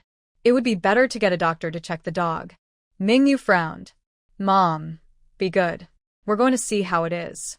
I'm a doctor. Saving lives and helping people is our duty, not just for the dog, she said, though mainly it was for the dog. She didn't want Mingyu to feel guilty. Her caring daughter was so sweet and touching. Mingyu and the others followed the elderly woman to her village. The place was a bit far, and there was only a small motorcycle that couldn't carry many people. Shen Yuechuan didn't feel comfortable letting Tang Ning ride the bike with their daughter, nor taking the elderly woman back to the village. What if they encountered someone with bad intentions? He didn't want to take any risks, as it's important to be cautious of others' motives. After asking for the name of the village, Shen Yuechuan took his wife and daughter on the small motorcycle to the village. The elderly woman walked back on foot. The little puppy accompanied Mingyu and the others, so the elderly woman wasn't worried about them taking her away. It took about 20 minutes to reach the village the elderly woman mentioned. No wonder Mingyu felt the village's names sounded familiar. It turned out to be the same village from the novel, where her unkind adoptive parents had taken her in when she was 3 years old. Was she about to meet her unkind adoptive parents in real life? Mingyu could only think, it's all fate. Once in the village, they asked around to find out where Aiu's house was. Aiu was the elderly woman's name. Everyone in the village knew her. They pointed to a house at the back of the village, near the coast and the sea, where they made a living by fishing. This was also why, in the novel, the minor character was adopted by unkind adoptive parents. Mingyu curiously looked at this simple, backward fishing village, imagining how hard life must be for the people living here. Luckily, she escaped. If she had followed the story, she would have faced endless hardships. As the car passed through a small fishing village, they saw a group of children under a large banyan tree. The children were pushing one kid toward a tricycle. Fortunately, Shen Yuechuan anticipated this and braked in time. The child fell to the ground but was not hit by the tricycle, and the car did not run over him. Mingyu was so scared, she clung tightly to the car handle. The fallen child was crying loudly. It hurts so much. I want something tasty. I want to eat something delicious. At that moment, a rude woman ran out and blocked their way without knowing the full story. She stood with her hands on her hips and said angrily, "You hit my son. Pay me money." Mingyu immediately knew she was trying to scam them. Shen Yuechuan squinted and said, "I didn't hit him." The unreasonable woman refused to listen. "It was you. Otherwise, how could my son be lying on the ground? If you don't pay, take him to the hospital. You'll have to pay for medical bills, nutrition, and even disability expenses. Anyway, it won't be less than 5. Seeing Mingyu's outfit, clean clothes, and small pants, she guessed she was from the city. To make riding easier, Tang Ning didn't let her wear a skirt but a little outfit Mingyu bought in Gangcheng. From a village perspective, Mingyu's clothes looked quite ordinary. But it was clear she was dressed like a city kid, no patches or worn-out spots. They decided to strongly demand a hefty sum of money. Look again at Shen Yuechuan and Tang Ning. The couple went out to have fun. Shen Yuechuan wasn't wearing his military uniform. He was wearing a plaid shirt that Mingyu bought for him in Gangcheng. It wasn't flashy or colorful, just simple and stylish, and his pants matched well, making him look very fashionable without standing out too much. On Shen Yuechuan's tall frame, the outfit looked very good. Tang Ning wore a balaji dress and a pair of small sandals that Mingyu bought for her. The sandals were black with a slight heel, simple and pretty. Tang Ning liked them very much. Their outfits made them look like people from a different world compared to the dull villagers. They looked like easy targets. The woman trying to extort money demanded 50 yuan. Seeing how naive and wealthy they seemed, she said, 500 yuan. You must pay 500 yuan in compensation, or you won't leave Majiakan. Shen Yuechuan was angry and laughed. Are you trying to scam us? 500? Why don't you try to rob us? Tang Ning also got angry. We haven't done anything. We won't pay a single cent. Seeing they weren't cooperating, the woman grinned mischievously. Isn't that what you're trying to do? You're on our turf now. You think you can run away? Either leave someone behind or pay us. She then greedily looked at Mingyu. Your daughter is quite cute. If you don't pay, I'll keep the girl and have her work as a child bride for my son, Mingyu. Shen Yuechuan was furious. Try leaving one and see what happens. Dawning immediately hugged Mingyu and angrily said, How dare you? Mingyu glanced at the person lying on the ground, pretending to be innocent, with a silly smile. It was clear she was not very smart. Then she looked at the shameless woman pretending to be hurt. There was nothing she didn't know. It was probably this mother and son pair, the ones who adopted the little cannon in the original story. Sure enough, they are very shameless. The little puppy was so angry it was howling, as if wanting to bite someone. The shameless woman felt confident and told the children watching, Go call your parents. Say someone is bullying the villagers and ask them to help. Look at these outsiders. How dare they act so arrogantly? The children, apparently used to the scene, immediately ran to call for help. Shen Yuechuan knew they had entered a dangerous village. He checked the situation and realized he couldn't fight directly. He didn't mind risking himself, but he couldn't endanger his wife and daughter. Seizing the moment, Shen Yuechuan quickly stepped back, turned the big wheel of his cart, and prepared to run away. Outnumbered and outmatched, he decided to wait until his family was safe before making a move. Just then, there was a loud bang. Someone fired a wooden cannon, threatening, Try to run and you'll see how hard it is once you're in our village. Shen Yuechuan was intimidated. He planted his feet firmly and looked back at a middle-aged man holding a wooden cannon, pointing it at them. Shen Yuechuan didn't expect there to be a wooden cannon in this village. Mingyu also didn't expect it. Thinking about it later, it made sense. This was an era when wooden cannons hadn't been banned and private ownership was normal. This period is quite dangerous. They have firearms, so Shen Yuechuan doesn't dare to take risks.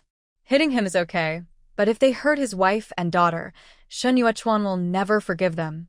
The woman who is threatening others feels confident and walks up to Mingyu and the others, arrogantly saying, Run. Why aren't you running? Aren't you supposed to be so tough? I want to see if your big guns are more powerful or if our bullets are faster. 500 yuan plus this car. If you can't pay, both the car and the people stay. The woman threatening others has now turned to robbing. Shan Yuechuan asks, "Where is our village chief?" "There's no use looking for our village chief. The woman won't let them call for help." Just as Mingyu was thinking about how to escape, a familiar voice sounded behind them. "Who said it's useless?" Mingyu turned around and saw the old woman who had given her the puppy. She looked angry and said, "Silly girl, are you bringing villagers to act like bandits again? You've ruined our village's good name. No wonder people nearby are afraid to marry their daughters here. It's all because of you and those old bachelors in the village. Mai-san, try scaring them with the gun again. Be careful, or I'll burn your eyebrows. Now go home." The old woman scolded fiercely. Mai-san, holding the gun, quickly put it away and went home. The other children, scared, also ran back, knowing that this old woman is not someone to mess with. She was angry because their father was scolded. As for the woman who pretended to be a victim, also known as the foolish woman who refused to give up, she said, "Andy, they hit my son. We can't just ignore this. Fake accusations. Your son falls 1,000 or 800 times a day. I know your tricks. Why don't you go fishing instead of causing trouble? All you do is cheat and cause problems, so much so that people from 10 miles around are afraid to come to our village. It's all your fault. You're a troublemaker, a bad influence. Take your foolish son and go back. If you dare to fake injuries again, I'll make sure your husband leaves you." Old Mrs. Mai scolded and threatened her loudly. The foolish woman and her son, unwilling and unhappy, went back home. That foolish boy saw Mingyu drooling and pointed at her, crying and making a fuss. "Mom, wife, my wife." Mingyu rolled her eyes. "Darn it, this fool still wants to cause trouble. You're asking for trouble." Tang Ning was so scared she protected Mingyu, worried she might be frightened by the fool. Shen Yuechuan looked at old Mrs. Mai. "You also didn't say anything. Is your village so dangerous?" Old Mrs. Mai awkwardly replied, "It's not that the people here think I've gone out and can't control them. They just want to bully others. I apologize and admit my mistake. Most people in our village are honest, but that foolish woman and her scheming mind have tarnished our village's reputation. If your village chief hadn't allowed this, would it have happened?" Shen Yuechuan looked upset. "It seems there's a lack of proper management here." Grandma Mai sighed. "It's not my husband's illness. They think he can't teach them a lesson, so they start to act wild. Don't worry, once my husband recovers, we will follow the family rules." Shen Yuechuan asked, "Is your man the village chief?" Grandma Mai nodded shyly. "Yes, but I'm getting old and not in good health. That's why I asked your wife to come see him. If he can be treated, that would be great. Without him, those people are harder to control." Grandma Mai wanted to manage them, but they didn't listen. They thought she was an outsider and lacked the ability. If her husband were still alive, she would have more authority. If her husband were gone, those people wouldn't respect her or give her any face. Tang Ning didn't want to stay long and just wanted to see the doctor and leave. She never knew this village was so wild and dark. If it were someone else, escaping safely would be impossible without getting hurt. Mingyu now admired the little hero. Growing up in such a harsh environment and still managing to escape shows real skill. Of course, Mingyu also thought she was pretty capable. She had dealt with the wicked second uncle and aunt, taken their property, changed the story's fate, and found kind, good-hearted foster parents. She was quite impressive. With Grandma Mai leading the way, no one caused trouble this time. Mingyu could feel that the foolish mother and others were still watching them, probably planning to do something sneaky. Mingyu snorted coldly, her eyes turning icy as she looked at their hiding spot. She moved her mind, and the roof tiles suddenly fell down, as if they were free of charge. They clattered loudly, smashing the mother and son, causing them to bleed and cry out loudly. Tiles fell everywhere, and a large stone on one of the tiles rolled down. With a loud thud, it hit the foolish woman's mother, knocking her unconscious. The foolish woman saw her mother bleeding heavily and cried out loudly, "Blood, blood. Mother is dead. Dead, dead." Old Granny Mai was startled and quickly went to check on them. Others heard the noise and gathered around to see what was happening. Only Mingyu and her family stayed where they were, not joining the crowd. Dr. Tang Ning also didn't plan to help. It was better if she died. That foolish woman's mother wasn't a good person. Extorting money and cars was bad enough, but she even wanted to harm her precious daughter. Darn it! The bloodied, unconscious foolish woman's mother frightened the villagers and children. Seeing her bleeding so badly, no one dared to touch her. Old Granny Mai, knowing Tang Ning was a doctor, bravely asked, "Dr. Tang, please go see her." Someone might die. Tang Ning wasn't willing to help everyone. For example, she wouldn't save this foolish woman's mother even if she were to die. When the foolish woman's mother was doing wrong, she never thought about the consequences. Tang Ning said, "I won't let her bleed to death. If we take her to the hospital now, maybe she can still be saved. You're a doctor. Why can't you save her? You're just watching someone die without helping. Who do you think you are, a doctor? Hurry and save her. If you don't expect to leave our village." The person making threats was glared at by Grandma Mai. She said, "Try being more aggressive if you want." Dr. Tang said she can't be saved, so she can't. When you bully others, do you think about the consequences? Look at what has happened today. Maybe you'll think twice before doing wrong again. This is karma. Grandma Mai stopped the moral blackmailer and said, "Go check if the village's young men have returned. Take her to the town clinic. If she dies, at least we won't have another troublemaker. Our village can be peaceful." The others saw that Tang Ning was just watching someone die without helping, so they had no choice but to take her to the town clinic. Grandma Mai didn't blame Tang Ning. She thought, not just them, even she wouldn't want to interfere if they weren't from the same village. "My house is just ahead. Go check on old man Oh Jian. You are from the military hospital, so you must be better than the local doctor," the old lady said hopefully. Shan Yuechuan sneered, "You know we come from the military, but how dare you think we would walk into danger? How can you call it a tiger's mouth? Once my old man recovers, I'll have him open the ancestral hall and teach them a lesson." "They've all gone bad," Granny Mai said. "They weren't like this before. It was that foolish woman's daughter. Ever since she successfully extorted money 3 years ago, they've started copying her. Now they try to scam outsiders. Alas, our village's reputation is really bad now." Granny Mai also felt angry. Unfortunately, she was often away from the village. This time, she accidentally caused trouble by having her guests scammed. Shin Yuechuan, Mingyu looked at the foolish person rolling on the ground, crying that his mother had died. She felt sorry for the little victim.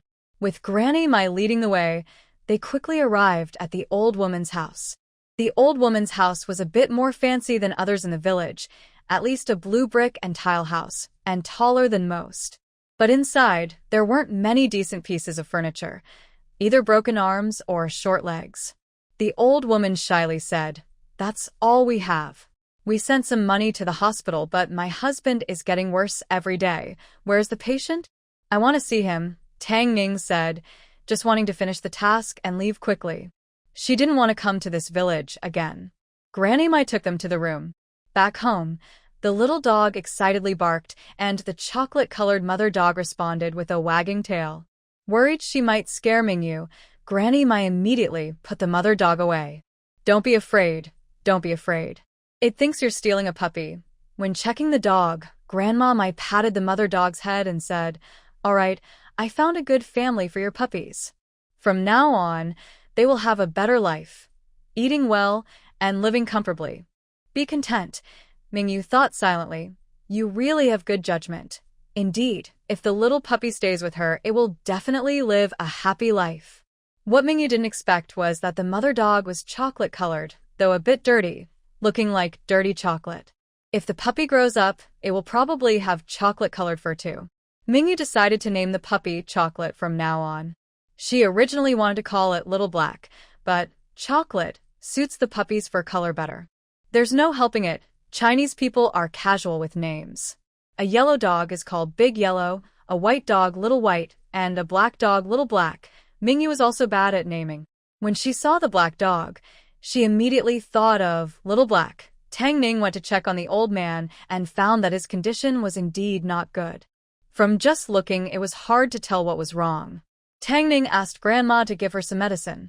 It turned out to be painkillers and some medicine to reduce heat. Tang Ning asked if the old man felt uncomfortable anywhere. He said his whole body hurt, and his chest felt uncomfortable. When she checked his limbs, she saw many stones blocking his circulation. This was caused by a poor diet, mainly eating seafood. This kind of illness is hard to treat. Living by the sea and eating fish and shrimp often can lead to this. Looking at the frail old man, Tang Ning knew it would be difficult to cure him. She had never worked with such patients before. She was mainly good at treating injuries. She wasn't very skilled at ventilator care. Old Mrs. Mai was very hopeful. She took out the only tea leaves at home, brewed tea and water for them, and also brought dried shrimp, shredded squid, and small snacks made from crab claws to give to Mingyu and the others. Mingyu shook her head to refuse the snacks, feeling sorry for the old man who seemed to be struggling to hold on. The old man said, "I know I won't live much longer. Mrs. Mai always likes to fuss around. Why spend money like this? Everyone has to die someday." He was at peace with it, knowing his time was near. She also felt sad for Mrs. Mai. Mrs. Mai said, "It's better to stay alive than to die. With you here, the villagers still respect me a little. If you were gone, I don't know how those young ones would mess up the village. Can you bear to see the village destroyed by them?" Hearing this, the old man angrily hit the bed and said, "If my two sons were still alive, they could take care of things. Unfortunately, one went to fight in the war and never returned, and the other went fishing and also never came back." The old man, with white hair, was now mourning the loss of his children. He knew he wouldn't have much time left. Mingyu thought about the unkind adoptive parents and decided to help them a little just to lend a hand. She secretly took some of the universal spiritual spring water from the space and added it quietly to the teapot. "Grandpa, your village people are really too mean. When we arrived, that foolish woman tried to scam us, demanding 500 yuan, and she also wants me to stay and be a child bride for her silly son." How terrible! Hearing this, the old man coughed angrily, looking like he was about to cough himself to death. Afraid, Grandma Mai immediately fed him water and patted his back. "Enough, enough. Don't get yourself so upset that you pass out. That foolish woman brought this on herself. She was hit by a stone and is probably lying in the clinic now. Whether she lives or dies depends on fate. They say troublemakers' misfortune lasts for generations. She probably won't die." Mingyu looked at the old man drinking the spiritual spring water and quickly encouraged him. "Grandpa, you need to live a few more years. Grandma said you're the village chief. You need to watch over everyone and stop them from doing bad things." The old man took a sip of the cool, sweet plain water and said, "I also want to live a few more years. It's just that my body doesn't allow it. If I could live longer, I wouldn't let the villagers do evil. Our 100-year-old village's reputation has been ruined by them. If I die, I won't be able to lift my head in front of our ancestors." He wished he could live a few more years. Deep inside, the old man longed for it. Maybe it was just his feeling, but he sensed his body didn't seem so lifeless anymore. He took another sip of the added spiritual spring water to relax. Tang Ning, noticing his cough, suggested trying some loquat leaf water. There was a loquat tree in their yard, and they had fresh loquat leaves. Wasting them would be a shame. Grandma Mai nodded, understanding that Tang Ning couldn't do much, so she decided to try loquat leaves. After all, they wouldn't cause harm, and it was worth a try since there was no other option. Every day, hearing the old man cough made Grandma Mai feel uncomfortable too. Tang Ning couldn't help much, and decided to leave. Grandma Mai kept her promise and helped them leave the village. She not only gave them a small puppy, but also packed a big bundle of salted fish, squid, dried shrimp, and her own dried seaweed. She said there wasn't much else to give, so she shared what she had, hoping they wouldn't mind. Tang Ning felt a bit embarrassed and gave Grandma Mai 20 yuan. She asked Shen Yuechuan to ride away quickly, worried Grandma Mai might chase after them to get the money back. Grandma Mai, with the 20 yuan, knew she had made a good deal. The small amount of seafood wasn't worth so much money. After returning home, Grandma Mai thought about what Tang Ning said. She picked some loquat leaves and boiled water for the old man to drink. By that night, the old man was able to get out of bed. Old man Mai said, "Wife, am I going to live?" Mingyu and her family finally felt relieved after leaving Mai's village. They never wanted to come back to that village again. It was already noon, and all three of them were hungry. Grandma Mai offered to invite them to eat, but Tang Ning refused. They were eager to leave quickly, even considering running away with their bike. They went to the town, which was quiet now. The only state-run restaurant was just opening. Shun Yuechuan took the mother and daughter to a restaurant to eat. These days, state-run restaurants still do well because there is only one such restaurant in the area. Some local leaders like to come here for meals and socializing. Shun Yuechuan and his family sat by the window. He looked at the menu and asked Mingyu what she liked to eat. The 3-year-old girl still pretended not to know how to read, so Shun Yuechuan read the menu aloud. When she saw something she wanted, she nodded. For example, half a white-cut chicken, a serving of water chestnut meatballs, steamed fish, and garlic stir-fried greens. The Cantonese dishes are light and simple, with 3 meat dishes and 1 vegetable, enough for their family. There were quite a few people in the restaurant. While waiting for their food, Tang Ning took Mingyu to the restroom. When they returned, half a white-cut chicken had already been served. The chicken was prepared in advance, so it was sliced and brought out quickly. Shun Yuechuan specifically kept the chicken leg uncut, giving it to Mingyu so she could hold and eat it. He gave the chicken wings to Tang Ning. She could eat some chicken breast and other parts. He wanted to save the best pieces for his wife and daughter. Mingyu was hungry and was happily biting into the chicken leg, her little mouth greasy. Chocolate, smelling the meat, was excited and circling at her feet. It even licked Mingyu's foot with its small tongue, looking very eager. Mingyu tore off a piece of chicken breast and gave it to Chocolate to eat. Shun Yuechuan reminded her not to spoil the dog. In the future, they should wait until they finished eating before giving the dog bones. It's important to teach the puppy good manners from a young age. Mingyu stuck out her tongue and said, "Oh." Shun Yuechuan gently patted Mingyu's head and explained, "Little puppy needs to behave. Daddy didn't mean to scold you." Mingyu smiled sweetly and said, "I know Daddy is doing it for my good. I understand. I listen to Daddy. Daddy is right. Little puppy should be well behaved." Afterward, she gave Chocolate a command. "Sit down, be good." Her tone was a bit stern, and Chocolate obediently sat down properly. It licked its lips as if savoring the smell of food, and its big, shiny eyes looked at Mingyu, waiting for her next command. Mingyu then patted its head again and said, "Good dog. If you listen in the future, you'll get treats." Chocolate wagged its tail happily and barked softly, loving the head pats from Mingyu. Tang Ning and Shun Yuechuan watched Mingyu seriously training the dog, almost melting from how adorable she was. Their daughter truly is the most lovable girl in the world. Soon, dishes like horse hoof meatballs, steamed fish, and garlic water spinach were served. Mingyu finished a chicken leg and was almost full. She ate another meatball, then a few bites of fish, and finally 3 stalks of water spinach. After scooping up 5 bites of rice, she waved her hand and said, "I can't eat anymore.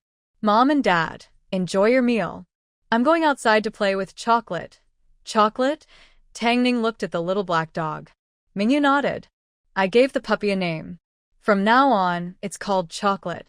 Do you like it?" Tang Ning smiled and nodded. "It sounds nice. Mingyu can even name the puppy now.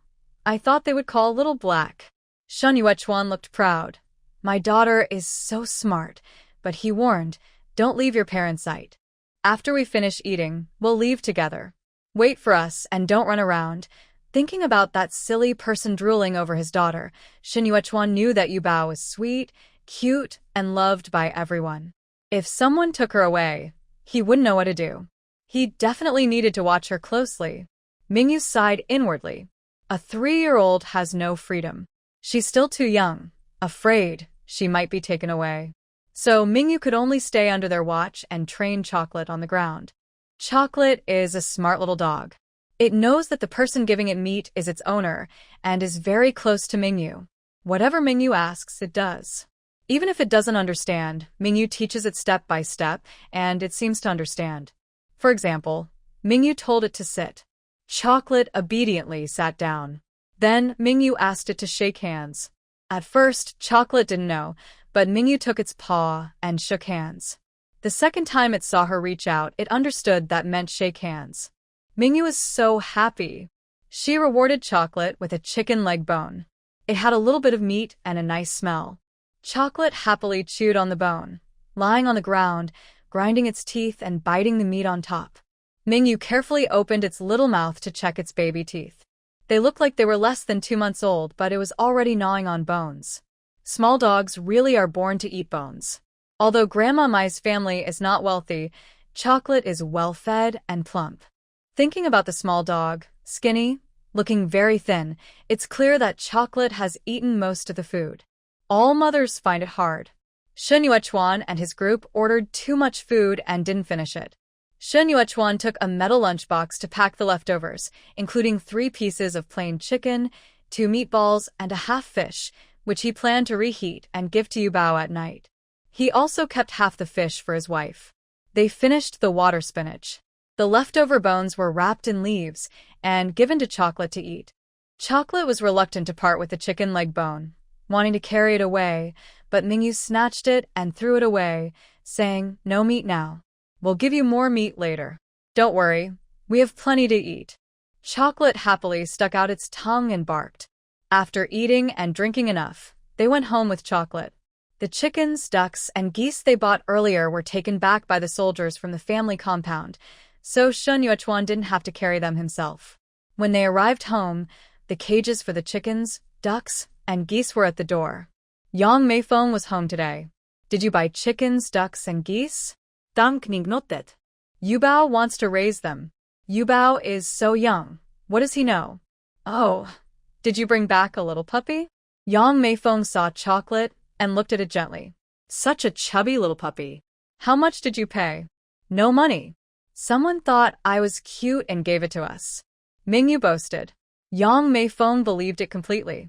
"Such a cute little black dog." "Not little black, it's Chocolate. I named it." Mingyu proudly hugged the Chocolate, showing off her naming achievement. Yang Meifeng praised without thinking. "The name sounds nice. Yubao is so clever." "Xiao Hai, come see the puppy.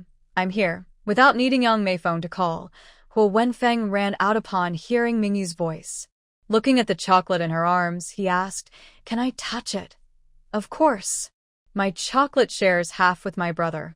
If he has something tasty later, he should give some to Chocolate too." Mingyu was thinking about the roasted meats in Huo Wenfeng's space. Roast goose, roast duck, white-cut chicken, spicy chicken, salted chicken. With so many chickens, ducks, and geese, there must be plenty of bones. They shouldn't be thrown away. Feeding them to Chocolate would be great. Huo Wenfeng didn't expect Mingyu to be so generous. Her pet dog even shared half with him. Feeling touched, Huo Wenfeng nodded.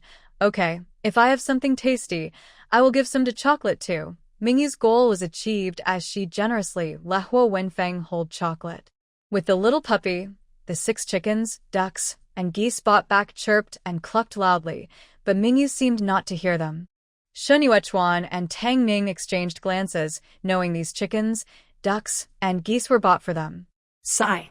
If she had known she would adopt a puppy, she wouldn't have bought the chickens, ducks, and geese. But now that they've been bought, they can't be returned. After playing with Chocolate for a while, Mingyu was tired. She climbed onto the bed and took a nap. Seeing this, the dog followed over, lying on her sandals and sleeping with eyes closed. Shen Yuechuan and Tang Ning set up a small farm shed in the open space below the family courtyard. Everyone kept chickens and ducks there. Their family also built one to follow the example. When Tang Ning returned home, she found the house quiet. She went to Mingyu's room and saw Mingyu sleeping soundly on the bed. The dog was lying on the shoes sleeping. Hearing the noise, it opened its eyes cautiously. When it recognized Tang Ning, it wagged its tail and continued sleeping, knowing she was not a bad person. Tang Ning looked at Mingyu gently for a while, covering her with a small blanket to keep her warm. She then patted the dog's small head and said, "Be good, Chocolate. From now on, this is your home. You need to take good care of your little owner." Chocolate, with shiny black eyes, happily licked Tang Ning's hand and wagged its tail excitedly. Tang Ning thought to herself, no wonder Yu Bao liked chocolate. Such a well-behaved puppy. She liked it too. Mingyu slept until it was dark. After waking up, it was almost time for dinner.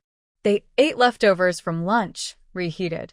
Mingyu took out the leftover bones for Chocolate to eat and also gave it some chicken breast. While feeding, Mingyu sat on a small stool and taught Chocolate sit. Chocolate obediently sat down. Mingyu reached out her hand and said, "Shake." Chocolate obediently placed its paw in Mingyu's hand. Huo Wenfeng looked at this with a raised eyebrow. Yang Meifeng forgot to peel the rice. This little dog is so smart. Mingyu continued, spin around, as she pointed her finger in a circle on the chocolate dog's head.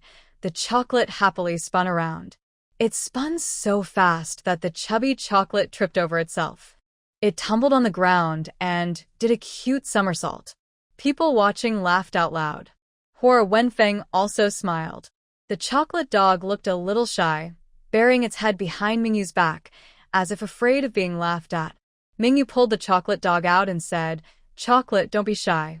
They're not laughing at you." The chocolate dog tilted its head and looked at her, as if saying, "Really?" Mingyu was so fond of the chocolate dog that she hugged it and gave it a gentle pet, also giving it a piece of meat as a reward. The chocolate dog happily ate and drank, cooperating very well. Whenever Mingyu gave a command, it would do the action. Huo Wenfeng found it interesting and wanted to try too. Mingyu hugged the chocolate dog and let Huo Wenfeng try. But surprisingly, the chocolate dog didn't listen to him. Where Mingyu went, the dog followed. When she handed it to Huo Wenfeng, it barked anxiously, but as soon as it was in Mingyu's arms, it behaved perfectly. Yang Meifeng said, "I didn't expect it to recognize its owner so quickly. You just brought it home yesterday and it already knows who its owner is. This dog is good. Where did you get it? Are there more?" Seeing that Huo Wenfeng liked it, Yang Meifeng also wanted to get a pet for her son. There was only one child born, a single puppy. Chocolate Mom is an old dog and because she didn't eat well, she only had this one puppy. But she raised her only puppy to be chubby. Yang Meifeng sighed. "If I find a cute little dog, I would adopt one for you too." Huo Wenfeng shook his head. "As long as I have Chocolate, that's enough." He knew that if he got a different dog, it wouldn't be Chocolate anymore. He liked Chocolate just as she was. Mingyu secretly suggested to Huo Wenfeng, "Brother, do you have some meat? Use the meat to lure Chocolate. She'll definitely listen to you."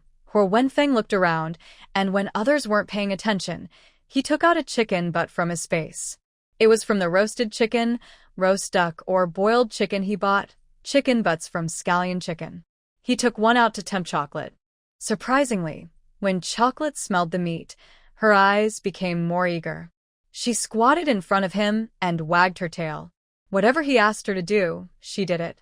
After completing the task, she immediately looked at him with hopeful eyes. If he didn't give her some treats to cheer her up, she would feel like she was working so hard for nothing.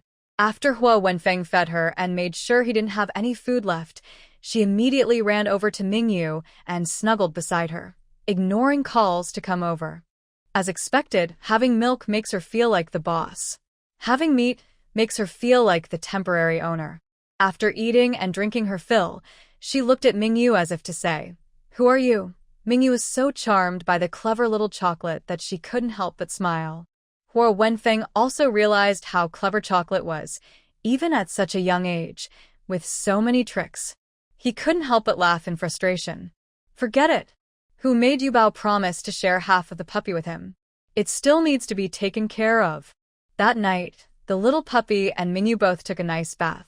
They washed together, with Mingyu and Tongning helping the puppy clean.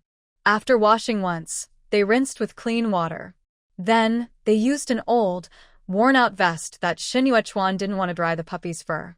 They used a blow dryer to blow dry, making the puppy squint happily.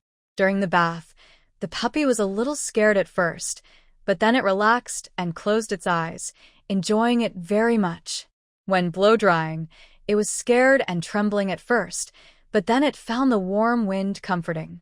Its fur became fluffy, and it stopped struggling, allowing Mingyu and Tongning to gently pat and dry it. After the bath, Mingyu held the puppy and kissed it a few times. Tongning couldn't stop her. "Little puppy is dirty. All clean now, Mingyu said, leaning in to sniff the puppy and letting Tongning do the same. Honestly, the puppy smelled just like Yubao after a bath, soft, fluffy, and fragrant. Holding it felt very comfortable. Even Tongning wanted to lean in and sniff the puppy. Tang Wenfeng was still awake and came over to see the puppy. He held the soft, fragrant little dog, wanting to take it home to sleep with him. But before he could, the puppy didn't like it. It's okay to hold, but taking it home was not allowed. The puppy let out a loud, pig-like squeal. Hua Wenfeng was worried it might upset the neighbors, so he quickly returned the puppy to Mingyu. Come back tomorrow to play with the puppy. Mingyu nodded generously. Before bed, Mingyu looked at the chickens, ducks, and geese brought back by Tang Ning. Worried they might be bitten by weasels or mice, she wanted to bring them back at night since they are still small and vulnerable. Taking advantage of her parents' distraction, Mingyu placed the chickens, ducks, and geese in the outdoor breeding area. The birds, used to sleeping indoors, were a bit uneasy in the new environment. They looked around, explored, and eventually found a comfortable spot to lie down and sleep. They were also tired. Mingyu let Chocolate go into the space to play for a while. Curious, Chocolate followed her, but didn't dare run around in the unfamiliar place. Mingyu took Chocolate for a walk around the space to get familiar with the surroundings. Once confident, Chocolate ran around freely, and when tired, it came back to lie at her feet, panting. After a nap in the afternoon, Mingyu couldn't sleep at night. She pretended to be asleep to comfort Tang Ning and his wife, then played in the space. She also caught small fish and shrimp to feed the chickens, ducks, and geese. The birds were still too small to eat the fish and shrimp, so Mingyu gave up. Seeing the vegetable seedlings she planted sprouting 2 leaves, Mingyu watered them a little. When it was about time, she decided to carry Chocolate home to sleep. Just as she was about to leave, she heard noises from the next room. Mingyu, the adult. After 3 seconds, Mingyu hugged Chocolate and went back into the space to pass the time. She really didn't do it on purpose. Indeed, sleeping in separate beds is very necessary. She really didn't want to hear the scene. The next day, Mingyu woke up to find Tongning already cooking breakfast. Mingyu quickly put the chickens, ducks, and geese from the hidden space into their cages. Tongning heard the sounds of the chickens, ducks, and geese and remembered she hadn't yet taken them to their coop in the yard. She decided to wait until after breakfast. Mingyu appeared with her hair in a messy bun, and her furry, adorable puppy, Chocolate, followed her, wagging its tail happily. Good morning, Mom, Mingyu greeted. We're awake, Yubao, Tongning quickly responded, glancing at Chocolate. Chocolate is awake too. Chocolate wagged its tail happily when it heard its name. Mingyu held a comb and asked, Mom, can you help me? Since she was only 3, combing her hair was too difficult for her. Tongning finished serving the porridge, washed her hands, dried them, and then helped Mingyu comb her hair. What style shall we do today? She asked.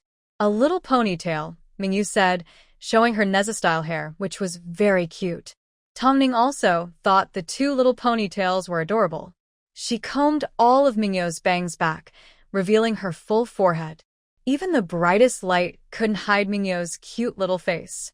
Ever since Mingyu styled her hair in Neza style, she noticed many little girls in the community had the same hairstyle, clearly copying Mingyu, who made her look so pretty. After finishing her Neza hairstyle, Mingyu volunteered, Mom, I want to go feed the chickens, ducks, and geese. Do you know which coop is ours? Tang Ning watched Mingyu, who was only slightly taller than a chicken or duck cage, worried she might get tired. She held Mingyu's small hand and went downstairs together to release the chickens, ducks, and geese. Chocolate, the small short-legged dog, also wanted to go downstairs, but the stairs were a bit high for her. At only 40 days old, it was a big challenge for her. Chocolate jumped, but her short legs didn't land properly, and she almost tumbled down. Mingyu quickly caught her and held her in her arms. Aren't I supposed to wait at home? She asked. Chocolate whined sadly, with wet eyes, looking like she was hurt from the fall. Mingyu didn't want to scold her. She gently patted the dog's head to comfort her, knowing she was still young and would need to be carried up and down the stairs in the future. Tang Ning watched the adorable girl and dog interact and felt very happy. After releasing the chickens, ducks, and geese, the mother and daughter carried Chocolate upstairs. Mingyu hadn't even brushed her teeth or rinsed her mouth yet. Tang Ning knew Mingyu was very particular even at a young age. She wouldn't eat or drink without brushing her teeth and washing her face first. While Mingyu was brushing her teeth and washing her face, Tang Ning took a broken bowl and cooled some rice porridge for Chocolate. From now on, whatever they ate, Chocolate would eat too. She also cooked 2 poached eggs, one for each of them. She even gave her own egg yolk to Chocolate. These days, not many people would feed their dogs egg yolks because they didn't have much nutrition themselves. Seeing this, Mingyu also gave her own egg yolk to Chocolate. The dog was very happy, wagging her tail as she ate one yolk, then another. Huo Wenfeng said he wanted to play with Chocolate, so Mingyu came over after breakfast. He is only a 7-year-old kid, likes small animals, and needs a playmate. The 2 cute children played with Chocolate in the corridor, teaching it to listen to commands. Mingyu also wanted to teach Chocolate to do a greeting gesture, but Chocolate's paws are not as soft as a teddy bear's. When doing the gesture, it looked like a zombie dog, making Mingyu laugh happily.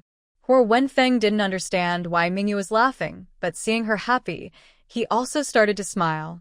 Tang Ning, who was secretly putting on makeup at home, heard the children's laughter and couldn't help but smile. Yang Meifeng looked at her Rolex watch and said, "The watches over in Gangcheng look more delicate than ours. I heard this brand is very expensive. Xiao Hai spent a lot of money to buy us one." The kids don't understand how costly daily life is. Tang Ning felt happy inside but pretended to dislike Yang Meifeng, knowing she was honest but a bit blunt. She said, "The kids' intentions are good. Just accept it happily. If you keep complaining, they might stop buying things for you in the future." Anyway, Tang Ning was like that. Every time she visited her parents, they would say she was wasting money. But she wasn't really wasting it, it was what they needed. They just didn't want the kids to spend money on them. Knowing her parents cared about her, Tang Ning still felt a little unhappy. Yang Meifeng stopped talking. Thinking about this, I asked, "Did you ask Yu Bao? What exactly is happening on the other side? Are these your son's savings really earned? It should be his own small savings account," said Yu Bao. "He lives in a very big house, and they are quite wealthy. They even have a guard. His mother and sister went abroad, and his grandfather is locked up. Now, a man called Uncle Seven is in charge. Where does he get his money from?" Yang Meifeng was surprised by how complicated her son's family was. It sounded very dangerous. As expected, big families often have many problems. Yu Bao said he went to the bank to find a pretty lady, and she gave him the money. Tang Ning knew it was money stored in the bank. She didn't expect that, at such a young age, he was already managing a bank account. Tang Ning also has a bank account. Their family deposits some of their salary each month, so they don't accidentally spend it all. Usually they save 50 each month. They still have money left over after spending. Now, with a daughter, they should be able to spend more freely. Tang Ning doesn't mind. She likes to spend money on her daughter. Unfortunately, she hasn't spent much on her daughter yet. Her family's Yu Bao went to the other side and spent a lot of money on her parents. Each person has a Rolex, both men's and women's styles. The women's watch is more delicate, while the men's is big and handsome. It was so beautiful that Shen Yuechuan felt shy to wear it, worried about scratching or damaging it, and also afraid people might recognize it as a foreign brand. He only wore it at home to enjoy it secretly. Tang Ning and Yang Meifeng's watches were also bought by their children for them. When going out, they wore the watches given by their husbands from Yangcheng. They didn't dare to apply too much lipstick, just a light layer, and wore some perfume. If someone asked what brand of perfume it was, they would simply say it was floral water. Their sisters-in-law looked at them with some frustration. Do they look so easy to fool? They couldn't even tell the difference between floral water and perfume. Tang Ning smiled silently. After being reported by Sister Huang once, she and Yang Meifeng became more low-key. Just after they finished their makeup, they heard someone downstairs calling out, Dr. Tang, there's a fellow villager outside the family compound looking for you. He says he's from Maijia village." Yang Meifeng asked, "Is it a relative?" Tang Ning wondered if they were just looking for trouble. They quickly removed their makeup. Mingyu thoughtfully bought makeup remover for them. It took a little extra time, but when Tang Ning and the others arrived at the gate of the family compound, many sisters-in-law were already there, gossiping. At this moment, Grandma Mai was carrying bags of seafood, the fishy smell filling the air. She was at the gate explaining her purpose. Thanks to Dr. Tang, my old man was able to get out of bed today. He's feeling much better and even managed to eat a couple of bowls of porridge. He was sick for 2 or 3 years and thought he wouldn't make it through this year. But yesterday, Dr. Tang checked him. And guess what happened? It's clear that Grandma Mai was very happy, acting like she was on a stage at the community gate, almost telling a solo comedy act. Just as everyone was listening to the exciting part, Grandma Mai saw Mingyu and Tang Ning's mother and daughter walking over. She was so excited that she knelt down to them. Frightened, Tang Ning immediately helped her up and asked Grandma, "What's wrong?" "I came especially to thank Dr. Tang. If it weren't for you, my husband wouldn't have recovered. I didn't know that boiling loquat leaves in water was so effective. If I had known earlier, I would have had my husband drink it sooner. We wouldn't have gone through so many hard years. Thank you for saving my husband." Dang Ning. Boiling loquat leaves is so powerful. Tang Ning almost doubted everything. Grandma Mai explained, "My husband wanted to come along, but I was worried he might get tired after recovering. So, I came alone to thank you. When he's fully recovered, I'll have him bring you big fish to eat. My husband is very good at fishing, and he catches a lot of fish and shrimp." She then took out her gifts: 2 abalones, 3 abalones, and a small fish maw the size of a palm. The fish maw is also called fish collagen. It's one of the most popular seafoods in South China's F3 region. The fish maw Grandma Mai held is the king of all fish collagen, and its shape shows it's a rare golden fish collagen. Besides the golden fish collagen, there are also other types like house collagen, spider collagen, whitefish collagen, and red-mouthed fish collagen, all of which are wild. All of these are precious treasures. At first glance, the elderly lady seems to have spent all her savings. Tang Ning felt embarrassed to accept such expensive fish maw and told the old lady to take it back. "Dr. Tang, do you think the old lady is giving too little?" Grandma Mai said. "Wait a moment. Once my husband recovers, I'll have him go fishing again and bring back more fish maw for you. Eating this helps with beauty and health, and both adults and children can enjoy it." Fearing that Grandpa Mai might get into trouble while fishing, Tang Ning replied, "I'll take half, and you can take the rest home. Otherwise, I won't take any at all." Grandma Mai saw that Tang Ning was serious and nodded. She chose the best half to keep, and the remaining slightly lower quality she took home herself. Tang Ning felt a bit guilty accepting the gift. She asked again, "Are you sure your husband is really better after drinking loquat leaf water?" "Yes, just as you said, after drinking loquat leaf tea, he stopped coughing that night and could get up to use the bathroom. He was very sick and couldn't get out of bed for a long time. I can't believe you really cured him, Dr. Tang. You're amazing." Grandma Mai looked at her with gratitude and admiration. Tang Ning could only say it was just a coincidence. No matter what, she was glad the patient was fine. But with so much fish maw, abalone, sea fish, scallops, and other ingredients, she felt a little uneasy about accepting so many gifts. Mingyu noticed Tang Ning's concern and asked curiously, "Mom, what is this? Is it tasty?" "It's delicious. Your mom will cook it with papaya for you." Grandma Mai was worried about her husband at home. She was afraid he might get lost if she wasn't watching him. She thought he was better now and ran around the village carelessly. The items were delivered. She also expressed her thanks. Grandma Mai said, "I won't disturb Dr. Tang's rest. I'll go back first. When Grandma gets better, we'll come to see you again." "No need. Just rest well. Let the village chief rest properly. Be careful with your diet, eat less seafood, and drink less alcohol," Tang Ning advised. Grandma Mai nodded and asked, "That loquat leaf tea, do you still drink it? Once it's ready, there's no need to drink it anymore." Tang Ning was also worried. Medicine can be harmful if misused, and she feared this recovery might be just a coincidence. Could it be a last-minute recovery?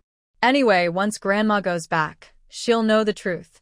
Tang Ning felt guilty accepting the things Grandma Mai gave her. Mingyu thought it was only natural. Without her special healing water, the old man wouldn't be able to get out of bed and move around. He was indeed saved by her. It was right to give a small thank you gift. But she wanted to keep it a secret from her mother.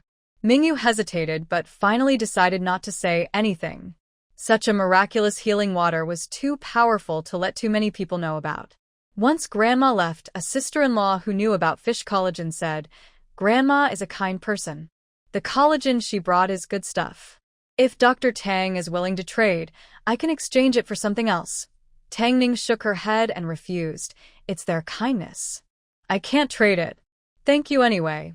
My sister-in-law was thinking about high-quality fish maw and secretly approached Tang Ning. She said, "They don't know about it, so we can exchange it privately." Tang Ning politely refused. This made her sister-in-law unhappy. Before leaving, she asked Mingyu, "Do you want to eat chocolate? I have some.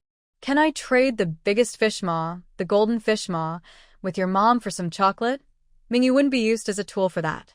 She immediately hugged the chocolate and said, "Annie is mean. If you want my chocolate, it's a puppy and puppies can't be eaten. I was talking about the chocolate, not your stinky dog," the sister-in-law said, speechless. Mingyu got angry and quickly fought back, pinching her nose in disgust. "My chocolate isn't stinky." Auntie, your words smell bad. "Did you forget to brush your teeth? Mom said people who don't brush their teeth have bad breath." It smells terrible." The sister-in-law was speechless. Tang Ning looked at her sister-in-law, who was upset, and gently patted Mingyu's little head. "Good job. People like that don't deserve respect. Next time someone asks you to find your mom for something, just ignore them. They just want to make things difficult for your mom. They're so mean," Mingyu complained. Tang Ning smiled and nodded, hugging Mingyu and giving her a kiss. "My clever little Yutao," Mingyu happily smiled. While Tang Ning was preparing fish maw, Yang Meifeng arrived. "How do you plan to eat it? I know the papaya outside the family compound is almost ripe. I'll pick one for you later, and you can make soup for you, Bao. These fish maw are really good." Tang Ning shook her head and shared her worries. Yang Meifeng was surprised. "Really? That's not good to take other people's things. Let's wait a few days. If it's not a last-ditch effort, they probably wouldn't come to cause trouble." Yang Meifeng didn't expect that the chocolate actually belonged to the old lady's family, and it was for medical fees. In the next 2 days, the old lady didn't come to the family compound to see Tang Ning. On Saturday, when she was off work, she went to town to ask about old Mai. Coincidentally, someone from Mai's village came and said, "Our village chief is doing well. Today, he went out to sea with some young people. He looks good," and said a doctor from the army checked him. The doctor is very skilled. After drinking a decoction made from loquat leaves, the village chief, who had been paralyzed for years, was able to get out of bed. Others didn't believe it. Really so amazing. Which doctor was it? What illness did the old man have? If you don't believe it, that's fine. Many people in our village are now drinking decoctions of loquat leaves. Whether it works or not, we'll see. At least it won't hurt anyone. Tang Ning said, Drinking decoctions of loquat leaves isn't something to do casually. If it's just a cough or something minor, it's better not to drink it." The villagers recognized Tang Ning. "Are you Dr. Tang?" Looking at everyone's bright eyes, Mingyu secretly felt worried. She grabbed her mother and ran away, saying, "Let's go quickly, don't get surrounded." Behind them, the people shouted excitedly, "Dr. Tang, don't run. Dr. Tang, wait. Dr. Tang, please take a look at me. Dr. Tang." Their calls sounded desperate. Frightened, Tang Ning ran even faster. In the end, she was annoyed by Mingyu's short legs moving too slowly, so she picked her up and ran. In the following month, Tang Ning was too afraid to go to the town. Not only that, many villagers came to the military hospital, asking specifically for Tang Ning to treat them. Fortunately, the military hospital was not open to the public, so those villagers couldn't get in. They seemed almost obsessed, waiting outside the hospital, making it hard for Tang Ning to walk through the main entrance during her commute, so she had to take a detour. Other doctors also had some complaints. Because Tang Ning was famous, They were often stopped and asked to see patients, which made them also have to find other routes. The doctors looked at Tang Ning with a mix of frustration and helplessness. Tang Ning felt the same way. Mingyu didn't expect that just a gift from the old lady would make the sisters-in-law in the family compound jealous. Of course, the most jealous was the sister-in-law who was refused a private exchange of flower collagen by Tang Ning. Such good collagen, giving it to someone who doesn't appreciate it would be a real waste. Mingyu has been staying with Tang Ning lately. Since almost being surrounded in town, Mingyu has stopped wandering and has been obediently following her mother. It's hard to bring the puppy to the hospital, so she left Chocolate at home. When she came back for lunch, Chocolate was very excited and clingy. That day, Mingyu didn't want to eat the cafeteria food because it was bland. She wanted to eat egg fried rice with sausage, which tastes really good when cooked. Tang Ning came back to cook it for her. In the afternoon, Mingyu was taking a nap and didn't wake up. Tang Ning had to go to work at the hospital, so she locked Mingyu at home with Chocolate to keep her company, so she wouldn't be bored. Around 4 p.m., Mingyu woke up and was playing with Chocolate at home. The door was locked, so she couldn't go out and decided to wait for Tang Ning to come back from work. At that moment, she noticed someone standing outside her door. Someone was fiddling with the lock, and with a click, it opened. The person who unlocked the door was pleased. Thinking she had successfully opened the door, Sister Sue stepped inside Mingyu's house and saw Mingyu holding Chocolate, covering the dog's mouth to keep it quiet, standing confused at the doorway. Sister Sue, Mingyu frowned. How do you have our house key? When she looked at Mingyu, Sister Sue's face suddenly changed in fear. Didn't your mom go to the hospital with you? My mom didn't take me. Auntie, you haven't told me why you're here. Are you here to steal something? Mingyu looked at the nervous person, appearing guilty like a thief, and it was clear they were not a good person. Tang Ning didn't have such a close relationship with Sister Sue that she would give her the house key. When her purpose was exposed, Sister Sue stubbornly denied it. Nonsense. Your mom asked me to come to your house to pick up something. You can keep sleeping. After saying that, she closed the door and left quickly. A little while later, she came back with a piece of chocolate. She knocked on the door. Yo Bao, do you want some chocolate? Yes, Mingyu knew she was trying to bribe her. This little thief Sue really thinks she can easily fool a 3-year-old. Here's a piece of chocolate for you. From now on, if I have something tasty, I'll give it to you. Are we good friends? Sister Sue coaxed gently. Mingyu nodded confidently. Thank you, Auntie. We'll be the best friends ever. Don't tell your parents about me coming today, okay? Sister Sue thought to herself. Kids are easy to persuade. Mingyu nodded and agreed. Okay, good girl. If I have something delicious, I'll bring it to you, Sister Sue said, knowing children are easy to sway. Just a piece of candy. Mingyu looked at Sister Sue, whose face showed her scheming, and narrowed her eyes. At dinner that evening, Mingyu suddenly said, Mom and Dad, Aunt Sue came to our house today. She even gave me a piece of chocolate. Mom, when did you give Aunt Sue the keys? You actually gave the keys to someone else, and didn't give me any. Am I not your precious baby? Mingyu deliberately complained in a cute but firm way. Tang Ning looked innocent and asked, When did I give you the keys to Aunt Sue? Shen Yuechuan focused on the main point. Did she open our door? Mingyu nodded. Yes, she even said she would give me chocolate to eat and told me not to tell Mom that she came to our house. Tang Ning and Shen Yuechuan exchanged glances. Neither of them was stupid. Especially Shen Yuechuan noticed that all their keys were still there and no one else had them. How could Aunt Sue open their door? Unless their keys are the same. Or maybe Aunt Sue has special skills to unlock doors. Tang Ning's face looked unhappy. She immediately went to check where she kept her money. Fortunately, her money box was still there and all the money inside was untouched. Mingyu wouldn't have touched that money. She also checked her gold jewelry. Big gold bracelets, rings, and a gold necklace. All were still there, not missing. Tang Ning then looked at the Rolex watch Mingyu bought, which was also in the box. She felt relieved. Luckily, she left her daughter at home today. Otherwise, they wouldn't even know if their house was robbed. Since nothing was stolen, it doesn't mean nothing happened. Today, their daughter was at home, so the thief couldn't succeed. But what about tomorrow? Or the day after? She can open her door today, and she will be able to do so tomorrow and the day after as well. Thinking of this, the couple, along with Mingyu and a small chocolate-colored dog, quickly went to the neighbor's building across the street. Sister Sue lives in the building opposite. Huo Wenfeng saw their family of three looking angry and ready to confront someone, so he curiously followed them. Coco, where are you going? Hurry up and follow. There's something interesting to see. Mingyu waved her small hand excitedly. Huo Wenfeng immediately followed. Yang Meifeng asked, where are you going at this time? Dinner is almost ready. I'm just going for a moment. I'll be right back. Huo Wenfeng held Mingyu's small hand and carried the little dog as they ran downstairs. Yang Meifeng peeked out and saw that the neighbors next door had already left. Curious, she asked from upstairs, where are you going?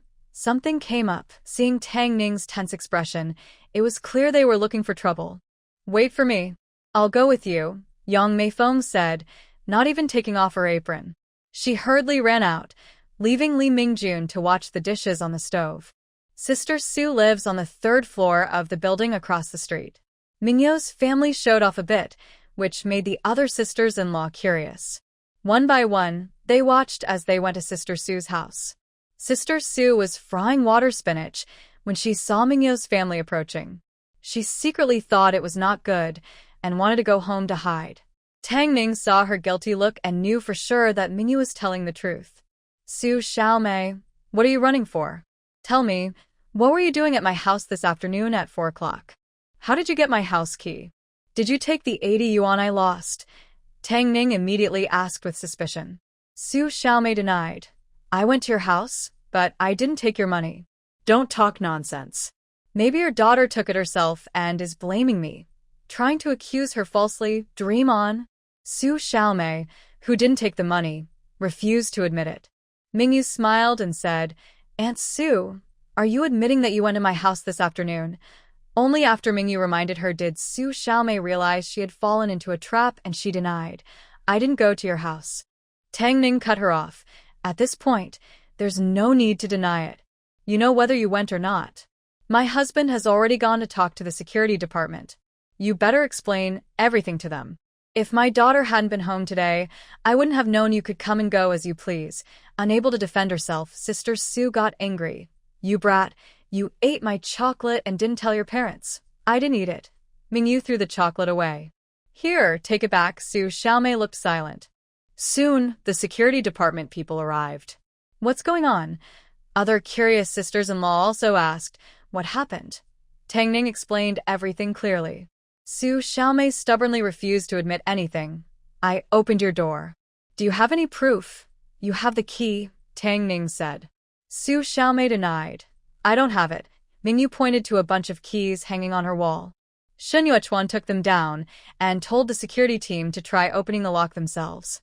Mingyu asked Shen Yuechuan to try it on the spot, so everyone could see. Su Xiaomei didn't expect them to bring a bunch of keys. But even if they brought keys, they wouldn't open the lock. Su Xiaomei's lips curled slightly, and her eyes showed a hint of mockery. Seeing this, Mingyu had a bad feeling. Sure enough, none of the keys worked on Mingyu's lock. People watching couldn't help but speak up. Are you accusing her unfairly? Su's sister-in-law isn't like that. It must be your child lying. That's right, your daughter took 80 yuan, didn't she? Stealing money at such a young age isn't good. As parents, you should teach her properly. When she was little, she stole needles. Now she steals gold. Huang Mei Mei, the daughter of Aunt Huang, seized the chance and started to stir trouble. Shen Mingyu is a thief.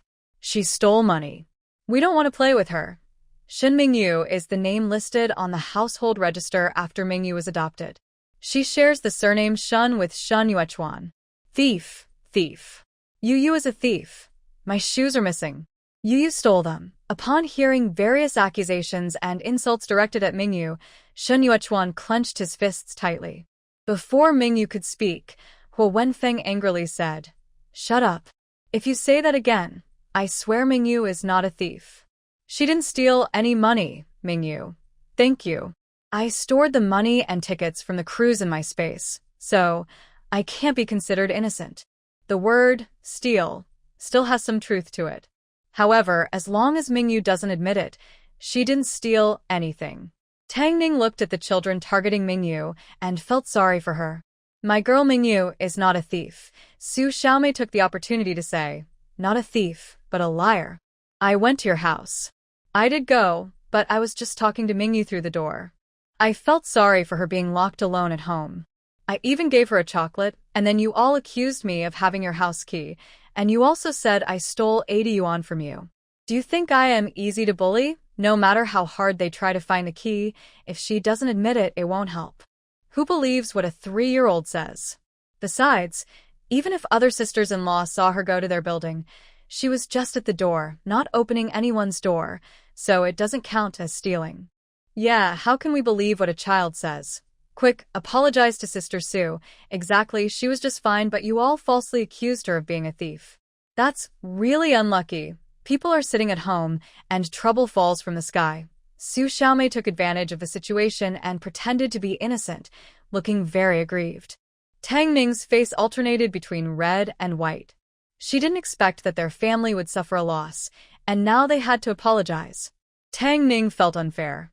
Mingyu also felt upset. At this moment, she knew she had to use her skills. Mingyu was about to search for the key to her house with her mind when she suddenly heard a click. The clear sound of metal hitting the ground caught everyone's attention. Relying on her height advantage, Mingyu was the first to look down and saw a key suddenly fall at Su Xiaomei's feet. Looking at this very ordinary key, Mingyu knew it was definitely the one she was looking for. She didn't expect it to come out so easily on its own. Mingyu was very happy and immediately bent down to pick it up. Su Xiaomei also noticed the key had fallen and tried to step on it discreetly. Mingyu almost got her hand caught under Su Xiaomei's foot. Seeing this, Huo Wenfeng quickly stepped in, pushed Su Xiaomei aside, and pulled Mingyu back. Be careful, Mingyu, who had picked up the key, looked at Huo Wenfeng gratefully, realizing there were no coincidences. It must have been Huo Wenfeng helping secretly, otherwise, the key wouldn't have fallen out at this moment. Mingyu proudly handed the key to the security captain, saying, "Try this." Su Xiaomei was eager to grab it. But Tang Ning and Yang Meifeng pulled her from both sides, giving her a chance to snatch the key. She could only watch helplessly as the security captain successfully unlocked Mingyu's door with a click. It's open. Huo Wenfeng looked at Su Xiaomei, whose heart was already broken. You still say you don't have the key? Did you really open it? Let me try. The curious onlookers also became interested. One by one, they tried, and when they confirmed it could be opened, everyone was stunned. Mingyu pretended to be naive. Wow, such a clever key. It can open our door. Maybe it can also open Brother Xiaohai's door? The neighbor's sister-in-law, who was reminded, said, "Let me try, see if I can open our lock." Everyone was curious. The sister-in-law tried, and with a click, the lock smoothly opened. At first, she was just curious, but now her face darkened. No wonder I was short 5 yuan last month, 8 yuan the month before, and 20 yuan during the new year. I kept thinking I remembered clearly. How could money go missing without me noticing? The rice, flour, sugar, and cookies at home are also disappearing so fast. If you can open my door, you must have stolen from me. Su Xiaomei's face changed. She denied. I didn't do it. Seeing her evasive eyes, the neighbor's sister-in-law understood instantly. It's you. You thief. You're the thief. You can open our door, so how could you not steal? No wonder you spend money extravagantly, eating and drinking well every day. Turns out you stole from me. Other sisters-in-law who didn't understand the accounts borrowed the keys to open the door. Click, click, each one opened easily. They all came to question Su Xiaomei. Mingyu didn't expect that their family was not the first victim. Mingyu was stunned and said, "This must be a universal key." Tang Ning was also surprised.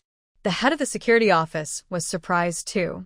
For a moment, all the women in the family compound took out their own locks to try. 9 out of 10 could be opened. The women whose locks were opened looked very surprised. The women whose locks couldn't be opened looked relieved and smiled happily. Mingyu asked, "Annie, what kind of lock do you have? We need to change ours too, so no one can open it and steal me away." Huo Wenfeng hesitated. Are you sure someone would dare steal a child in the family compound?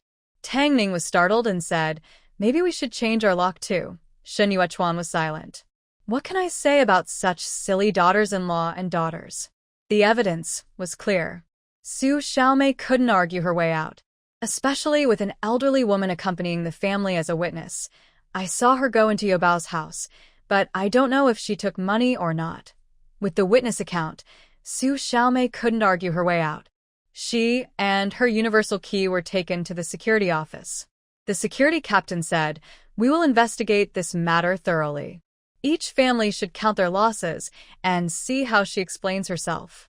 If it matches, we will handle it accordingly."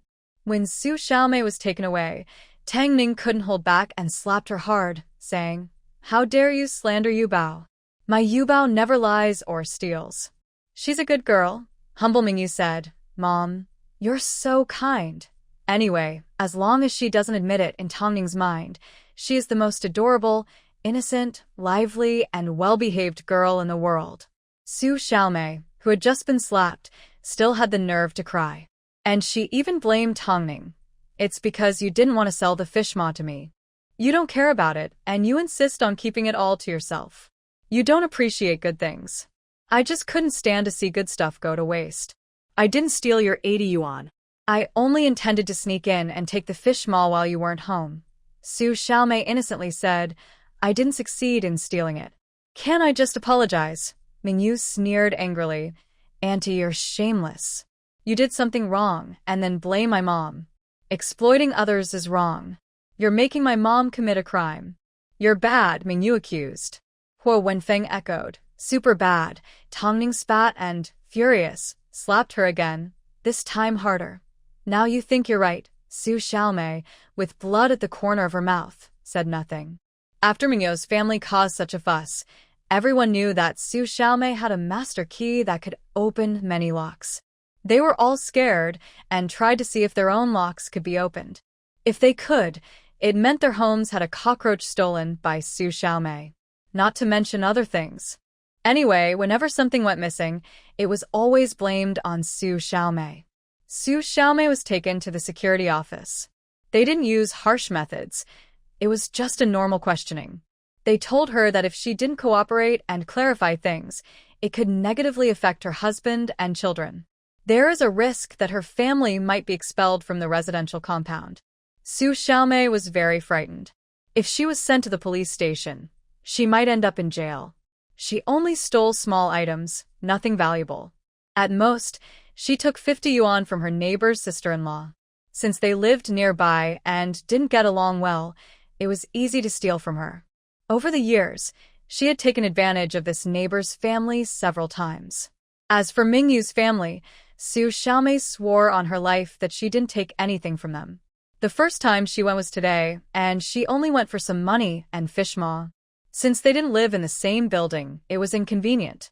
After observing for a few days, she noticed that the neighbors in the residential area were usually at home during the day, especially the youngest ones, making it easier to approach unnoticed.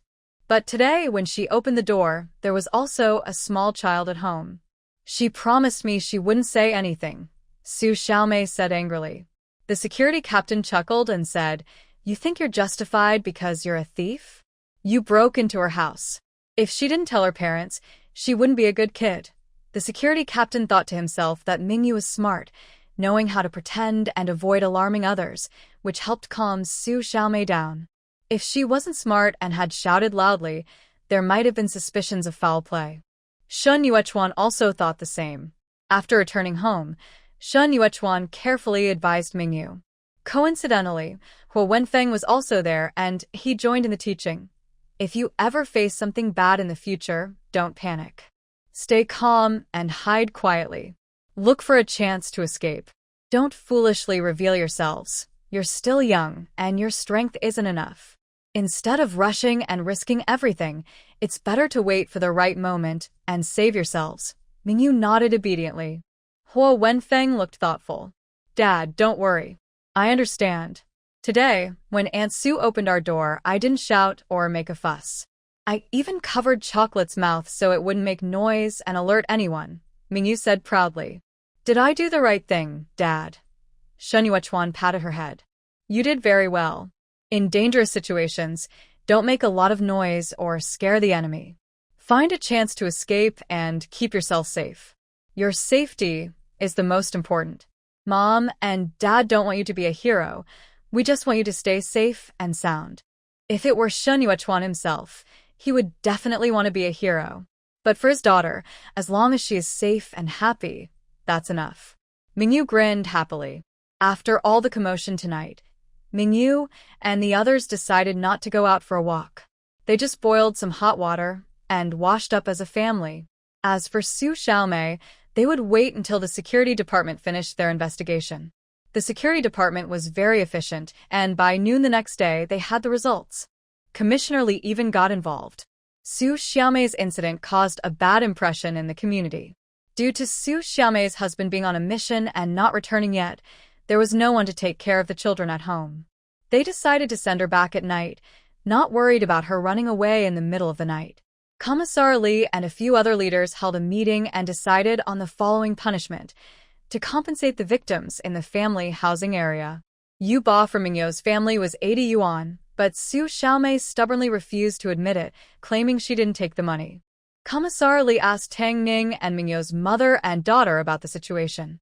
Only then did they realize it was a lie to trick Su Xiaomei, and her family didn't lose any money. However, Tang Ning wanted Su Xiaomei to publicly admit her mistake and apologize, especially to Mingyu. Mingyu nodded in agreement and said in a cute, childish voice, "If you do something wrong, you should be punished. Otherwise, everyone will do bad things, and there will be no good people in the world." Commissar Li looked at the adorable Mingyu with gentle, loving eyes. He hugged her and said, "Yu Bao is right. If you make a mistake, you must admit it. When the time comes, let her publicly apologize, and Mingyu will be the first to watch." Mingyu clapped her hands happily. Okay. Uncle Commissar agrees. Seeing Mingyu giving a thumbs up and being so cute, Commissar Li couldn't help but smile warmly. That evening, while everyone was preparing dinner, the radio announced that Su Xiaomei had publicly admitted her mistake and apologized. Many people lost their appetite and wanted to go to the square to watch the show. Mingyu's family was not in a hurry. They were also one of the main characters. If they didn't go, the punishment wouldn't be carried out. In the evening, I made scrambled eggs with tomatoes. I originally planned to use 3 eggs, but Mingyu accidentally broke one, so I added an extra egg. The tomato scrambled eggs with rice taste very good. Mingyu ate a small bowl of rice with lots of eggs and tomato juice. It was sweet and sour, with chunks of egg. She ate big spoonfuls, her cheeks puffed out from eating. Shen Yuechuan and Tang Ning saw she had a good appetite, so they also felt hungrier. 1 pot of rice was finished by Shen Yuechuan, including the last bit of sauce mixed in with the rice. Tang Ning thought if they eat like this every day, they'll need to buy more rice in a few days. But the next day, she found that the rice left was enough for 2 or 3 meals, yet somehow it lasted for 4 or 5 meals. Tang Ning looked at the rice container again and checked several times. It really was a good rice container. It was just an ordinary rice container bought at the supply store, but it made her feel like her rice was growing on its own. After eating well, Mingyu wiped her mouth and went next door to find Huo Wenfeng. Seeing the chocolate, Huo Wenfeng said, "There will be a lot of people later, so don't bring the chocolate. It might get stepped on." Mingyu thought the same, so when their families went out, they left the chocolate at home. Chocolate didn't want to stay, so it pawed at the door and barked loudly. Mingyu pretended not to hear and let it bark a few times. Once she was sure they had left, the chocolate calmed down on its own. When Mingyu and the others arrived at the square, many people had already gathered. They were talking about changing their locks or adding extra locks because they didn't trust the old ones. Someone who knew the inside story said, "1 lock can't be that safe. I heard her ancestors were locksmiths, and their master key isn't something just anyone has. It's passed down through the family." The sisters-in-law, Tang Ning, frowned and quietly told Shen Yuechuan, "We should take the valuable things back to our hometown. Since we're not at home, it's not safe to leave them here. For example, Mingyu's watch, her gold jewelry, the money at home that hasn't been saved, and leftover food like sausages, cured duck legs, salted fish, and the fish maw sent by Grandma Mai." After all, Su Xiaomei was after the fish maw. Shen Yuechuan shook his head. "No need. Besides this incident, if anything is lost in the family compound, they will suspect her. No matter how capable she is, as long as she still lives in the compound, she won't steal nearby. She will take care of her own 3 hands. Mingyu nodded in agreement. Dad's right. A rabbit doesn't eat near its burrow. Another sister-in-law disagreed. What about the things that were stolen from Sister Fin's house? Is that just bad luck for her? Mingyu said this, but Tang Ning quickly covered her mouth, afraid the victim might hear. That must have hurt so much. However, Huo Wenfeng couldn't hold back and burst out laughing. Yang Meifeng awkwardly smiled. Kids are just at that age where they can't hide their feelings. Then, suddenly and awkwardly changing the subject, has everyone eaten? After a brief, strange silence of a couple of seconds, everyone present burst out laughing. Forget it, I can't hold it in anymore. Why is it always unlucky for Sister Fun? Everyone gathered in the square, and for a moment, the square was lively and noisy. People were packed close together, just like when watching a movie. Everyone was coming out to join the fun, whether they had something to do or not. Mingyu was small and short-legged, like a tiny radish among the crowd, so she couldn't see anything. Shen Yuechuan looked down and saw Mingyu's little hair bun. Today, it wasn't a Neza hairstyle, but 2 small braids tied with pretty ribbons Mingyu bought from the port city. Her lovely features were on display. Big eyes, chubby cheeks, a small mouth, a high nose, and big, bright features that made anyone who saw her melt with cuteness. Suddenly, Mingyu was lifted into the air. Startled, Mingyu shouted, and Shen Yuechuan easily picked her up. Mingyu automatically spread her legs and sat on her dad's shoulders, holding his chin. Her little hand accidentally touched her mouth, and he gently pinched her tiny finger. This made Mingyu giggle happily. From a higher view, Mingyu could see very far. Tang Ning watched the father and daughter interact with a smile. Seeing Mingyu's face turn slightly red, her forehead sweating, she immediately took a fan and fanned her to cool her down. Other children saw Mingyu sitting in a dad's chair and also wanted one. They tugged at their own dads, acted cute, pouted, and cried loudly, using all sorts of tricks. In the end, they got what they wanted. Li Mingjun saw that the leaders around him were all copying Shen Yuechuan by pampering their children. Some had their sons on their shoulders, others had adorable little girls, which made him feel a bit out of place. Who doesn't have a child at home? Li Mingjun patawub Wang Feng's shoulder. Despite his reluctant expression, he lifted him up and sat him on his shoulders, then proudly patted Mingyu's back. Mingyu looked back at Huo Wenfeng, who was sitting on his dad's head and taller than him, and exclaimed, "Hold on tight, don't move around. The air up here is much fresher." Huo Wenfeng nodded in agreement. Seeing that even older kids were being carried by their dads, he felt no embarrassment. He chatted and joked with Mingyu, watching the lively scene. Soon, Commander Li and several other leaders appeared. In the evening, everyone was free, and since it wouldn't interfere with tomorrow's training, many activities were scheduled at night. They watched movies, performances by the arts troupe, and also had public apologies, confessions, and punishments. When Su Xiaomei appeared, Mingyu excitedly told Tang Ning and the others, "She's here." The apology session has started. Su Xiaomei was now the center of attention.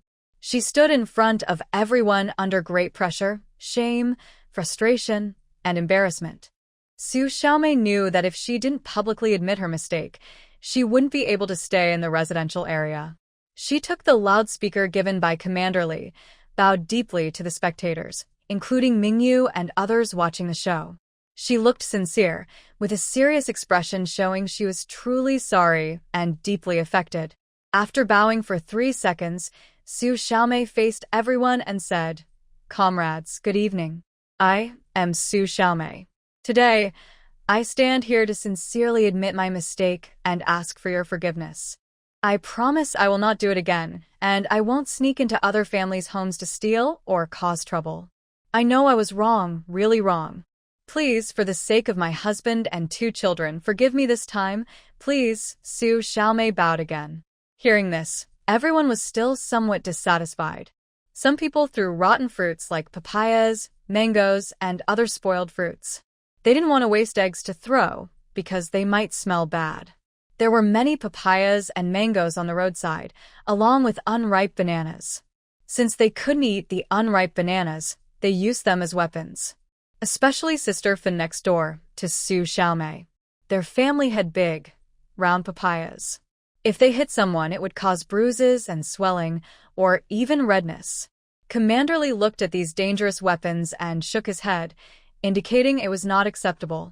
Sister Fin immediately used a sickle to cut the papayas into pieces and threw them, causing quite a bit of harm and insult.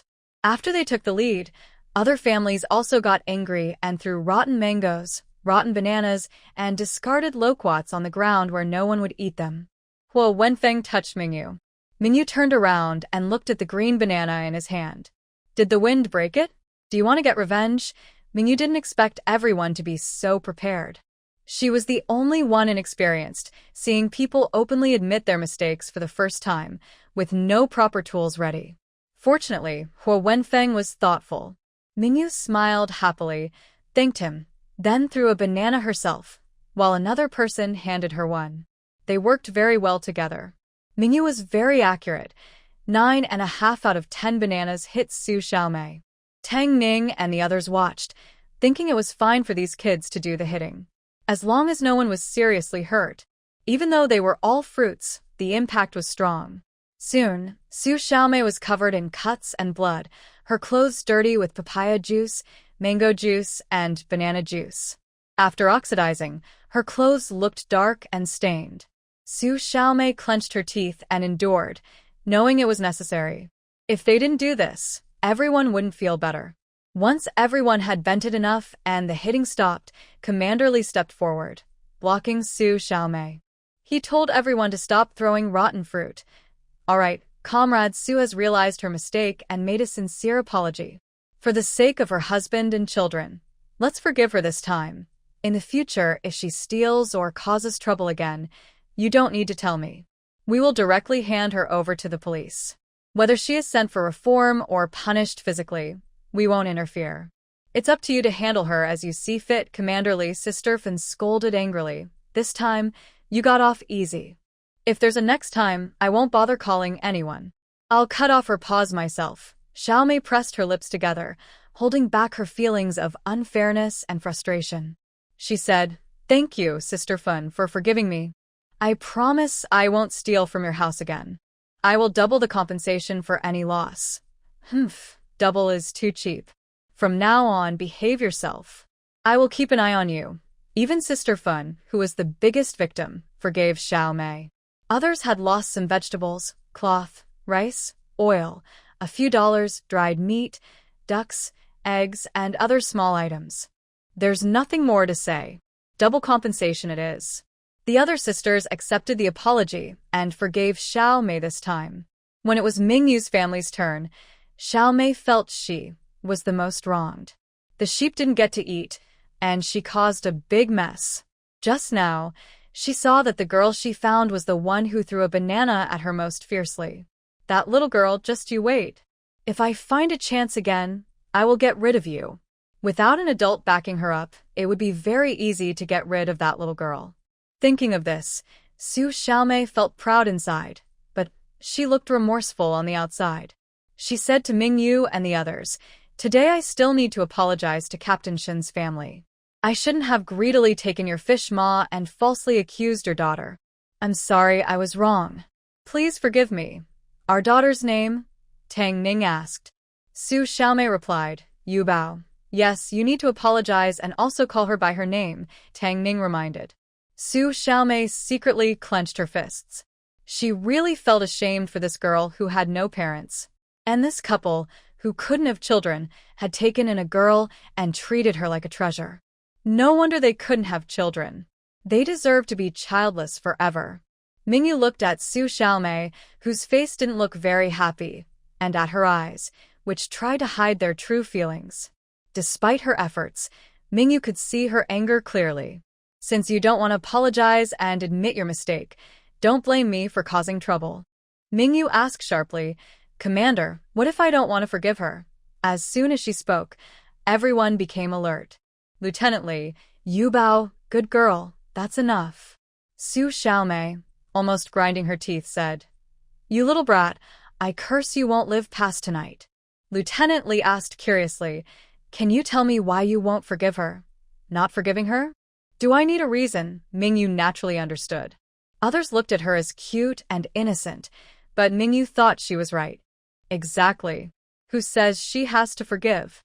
Can't she choose not to forgive? Tang Ning immediately supported her daughter. If my daughter doesn't forgive, our family won't forgive either. Shen Yuechuan expressed his opinion. I'll listen to my wife and daughter, Hor Wenfeng said. I support you, Bao. Yang Meifeng definitely agreed with them and raised her hand. I also support you, Bao. Li Mingjun was fine and raised his hand to show support. Other colleagues who felt the punishment was not enough also quietly raised their hands. They believed the punishment should be stricter. They thought the punishment was too light.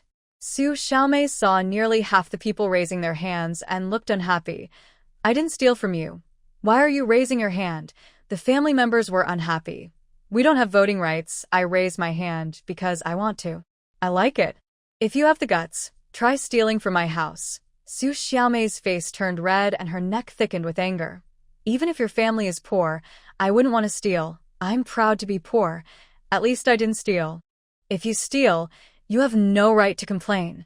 The sister-in-law was so angry she climbed onto the stage and started scolding Su Xiaomei loudly. Su Xiaomei still had injuries on her face from yesterday's beating. Today, she was beaten again. She was in a terrible state. Commissioner Lee was worried about causing a serious incident, so he quickly pulled the sister-in-law away. That's enough. Enough. We'll deal with it together later. The sister-in-law who had climbed onto the stage finally calmed down. Commissioner Lee warned Su Xiaomei, if you don't want things to get worse, keep quiet. Do you want to be kicked out of the family compound? Su Xiaomei thought about the consequences and decided to behave. Commissioner Lee knew that the person who caused the trouble should be the one to fix it. He looked kindly at Mingyu and asked, You little Mingyu, tell uncle what you think it takes to forgive her. Not only Commissioner Lee, but everyone else looked at Mingyu at the same time. For a moment, Mingyu became the center of attention. She didn't feel scared. She looked calm and confident, letting everyone see her bravery. Seeing this, Commissioner Lee thought to himself, even at such a young age, she's so composed and not afraid. When she grows up, she will surely be a remarkable person. Mingyu looked into Commissioner Lee's eyes with her big, bright eyes and said clearly, Okay. Mom says that if you do something wrong, you should be punished. If I make a mistake besides apologizing, I should also be punished in other ways, like picking up things from the ground or cleaning up the mess I made. Commissioner Lee nodded and said, Your mom teaches you well. Be brave and responsible. If you make a mistake, you should fix it. And what about her? Mingyu pointed at Su Xiaomei. Su Xiaomei confidently said, I paid double compensation. Mingyu asked a tough question. Are you convinced? Could Su Xiaomei really refuse to accept that? Under the watchful eyes of everyone, she nodded and said, I accept the punishment. I will learn from this mistake. I don't agree, said Mingyu. I threw beans and want to pick them up. I also want to clean up when I make a mess. I think it's unfair. I told my mom I didn't do it on purpose. She used small, everyday incidents to explain her feelings. The other sisters-in-law didn't expect Tang Ning to be so strict. Tang Ning, when did I become so harsh? I don't even realize it. And when did my little Yu Bao start throwing trash around? The most she did was accidentally poop or pee on the floor, and I just tapped her on the head. No one wants to wake up to dog poop or pee, after all. Chocolate is still young and can't control its bathroom habits yet. Commissar Lee understood and smiled. Yu Bao is right. We can't just forgive her. Besides apologizing, we should also punish Comrade Su Xiaomei. She will be responsible for cleaning the women's restroom in the residential area. When your husband returns, he will clean the men's restroom and help with the sanitation of the residential area for 6 months. Comrade Su Xiaomei, do you accept this? Su Xiaomei didn't want to accept. Everyone knows public toilets are smelly. Usually, the residents take turns cleaning, but now she is asked to do it alone. Isn't that asking for too much?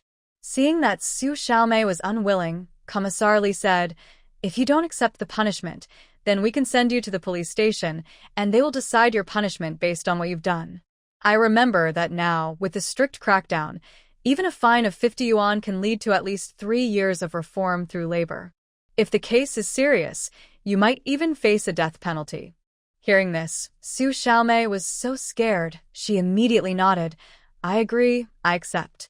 I will behave well and follow the rules. Please supervise me. Commissar Li nodded happily and looked at Mingyu. You bow. Do you forgive Comrade Su Xiaomei now? Mingyu nodded confidently. The commissar said what he means and I trust him. He's definitely right. Her daughter was so good at talking, unlike the few naughty boys at home. Just thinking about them made him angry. When would his wife give birth to a daughter? Someone like you Bao. Smiling happily, Commissar Li nodded, thinking how clever the little girl was at such a young age. When she grows up, she will surely do great things. With Mingyu's approval, the evening's self-criticism meeting ended successfully. Thinking about the next half year, she wouldn't have to clean the public toilets anymore. The sisters who took turns managing the toilets could finally relax a bit. After the meeting, everyone gradually went home. Only Su Xiaomei, who had failed in her attempt and ended up getting beaten badly, with her head bleeding and her clothes torn, was in a terrible state. She had never suffered such a loss before. She blamed that stubborn girl entirely. Darn her. Darn her. If it weren't for her talking too much, I wouldn't have been exposed.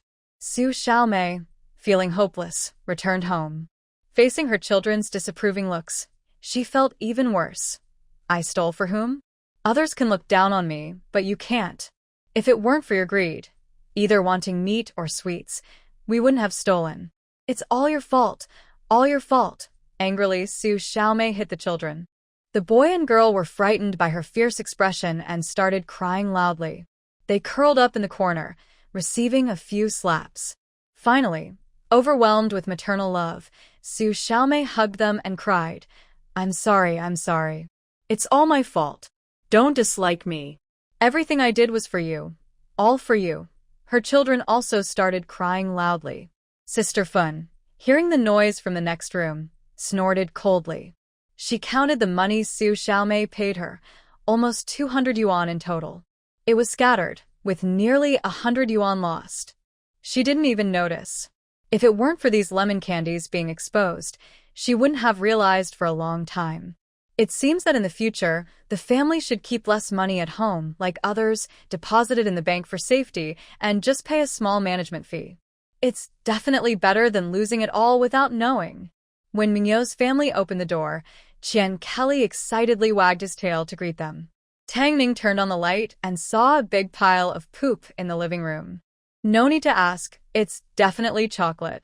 Mingyu hugged Chocolate gently and patted its head. You're not being good. You pooped at home again. Didn't I tell you to go outside to do your business? Chocolate, confined, whimpered innocently. Tongning asked Shen Yuechuan to tidy up and also brought back the chickens, ducks, and geese. She was going to give Mingyu some water, help her wash her face, and get her ready for bed. As for Chocolate, Tongning sighed, you're still young, so I won't punish you. When you grow up and still poop at home, I'll scold you. Chocolate wagged its tail happily, as if it understood.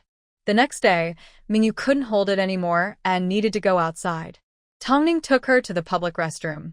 In this era, the apartment buildings didn't have bathrooms or kitchens. Living inside was quite inconvenient. But compared to others living in mud brick houses, thatched cottages, wooden houses, or stone houses, their apartment building was quite enviable. Plus, the building they lived in was less than 5 years old. It had a uniform apple-green half-wall, giving it a nostalgic look. The public restroom was not far from the apartment. Now, everyone was at school or at work. Only Mingyu, who liked to sleep in and was still dawdling, was left. Tongning took her to the bathroom and also brought Chocolate along. Chocolate followed Mingyu to the restroom. Tongning pulled it back, saying, It's dirty inside. Don't get your paws dirty. Go to the grass and do your business there. Chocolate didn't want to go, and just wanted to follow her little owner. After being pulled back by Tongning several times, she gave up and obediently waited, waiting for her to finish. Over with Mingyu. As she went to the bathroom, she saw Su Xiaomei inside, cleaning. Su Xiaomei had a bandage wrapped around her head and was wearing a mask, looking determined to work despite her injury. She looked at Mingyu and saw she came alone, not afraid of her, and confidently went to the squat toilet to do her business.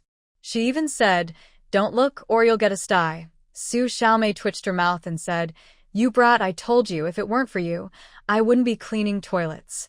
Just wait and see how I get back at you." Mingyu warned, "My mom is waiting outside. Try to hurt me, and she won't let you get away with it." "Who are you fooling?" Su Xiaomei said, pretending not to believe her, but she still looked outside. Sure enough, she saw a person and a dog not far away. When Tongning saw them, her expression changed slightly. Thinking of Mingyu, she quickly went over to check if Yu Bao was safe. Su Xiaomei was relieved she hadn't made a move. Otherwise, it would have been hard to explain. After Mingyu finished her business, she didn't want to use her own toilet paper. She took soft, white tissue from her space, which she had stockpiled from Harbor City. Once she put on her pants, she heard her mom call her. "Yu Bao, are you okay?" "Mom, I'm fine, but someone said they want to take my business away," Mingyu said playfully to annoy her. Tongning. Mingyu pointed at Su Xiaomei and said, "She said I was too talkative, made her clean the bathroom and even clean up poop." "Mom, is she a puppy? I thought dogs can't help eating poop. Why would she want to eat mine?" Mingyu was very shocked. Tang Ning also didn't understand this unreasonable request. Su Xiaomei was so angry, she couldn't hold back. "Who wants to eat your poop? I'm not a dog. I was talking about cleaning you up, not cleaning your poop." Tang Ning understood and looked grim. "Who are you trying to clean up? You don't think I didn't stay with Yu Bao and see that she's just a kid, so you want to clean her up, right?" Su Xiaomei, realizing she had revealed herself, shook her head and explained, "No, I didn't. I didn't do that." I would never do such a thing." Tang Ning didn't believe her. She grabbed her clothes, pushed her against the wall, and warned fiercely, "If you dare to hurt Yu Bao, your 2 children better be careful. If you hurt her, I will make you pay double, especially your son." Afraid of causing trouble, Su Xiaomei backed down. "Don't mess around. I haven't done anything to your daughter. Remember this. You start it, I finish it," Tang Ning said angrily, kicking her hard to vent her anger. She then gave Su Xiaomei a warning look and took Yu Bao away. Chocolate finally managed to climb the stairs, just sticking out her little dog head, but was quickly picked up and taken away by the mother and daughter who came out. On the way back, Tang Ning advised Mingyu, "In the future, if you meet her alone, stay away. Don't let her take advantage of your parents not being around to bully you. If you have any problems, your parents will feel very sad. We need to be careful and not let others trick us." Mingyu nodded obediently, thinking to herself, who doesn't know they've been tricked? She had already decided that if Su Xiaomei refused to listen and insisted on getting back at her, Mingyu would show her what happens when you don't listen. She would get a good lesson. It would be warm, at least. It was a bit gross, but as long as it worked, that was fine. Unfortunately, Su Xiaomei didn't give her a chance. Mingyu also knew her mother was right. Happy people avoid trouble. She only felt confident because she had space to hide. If she didn't have that hiding space, Mingyu wouldn't be so bold. Chocolate was kept at home, and Mingyu was taken to the hospital to follow her mother to work.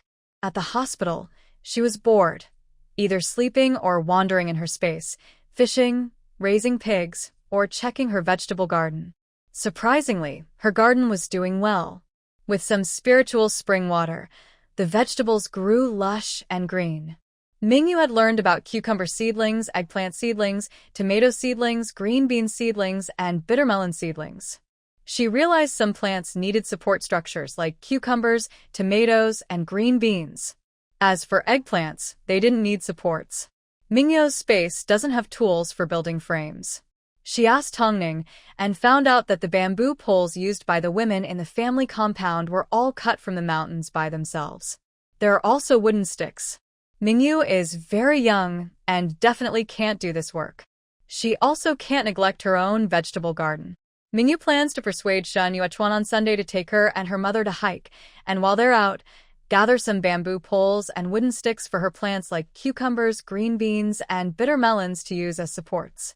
That evening at dinner, Mingyu asked, "Dad, is hiking fun?" Shen Yuechuan, curious, asked, "Really? You want to go hiking? Mingyu nodded with a smile and served her dad some cold eggplant salad. Dad, eat more. Fill up. Enjoying his daughter's affection, Shen Yuechuan smiled and said, Dad will rest on Sunday and take you to hike. There's a mountain nearby, with monkeys. Have you seen monkeys before, Yubao? At the zoo? Mingyu shook her head. No, I haven't. Then we'll bring some bananas, papayas, and mangoes. Monkeys like to eat fruit. Shen Yuechuan looked at Tongning. Your daughter wants to go, so we'll go see. It's not hot yet. After the Dragon Boat Festival, it gets hot and unsafe for hiking because there are snakes. Tongning had no objection. Mingyu scooped some egg custard for her mom. Mom, eat more. It's nutritious. Shen Yuechuan protested. Yubao is showing favoritism. Why do you get egg custard but I only get eggplant? Citrus Bao confidently said. Dad is tall and doesn't need much nutrition. Mom is slim, so she should eat more eggs. Shen Yuechuan compromised.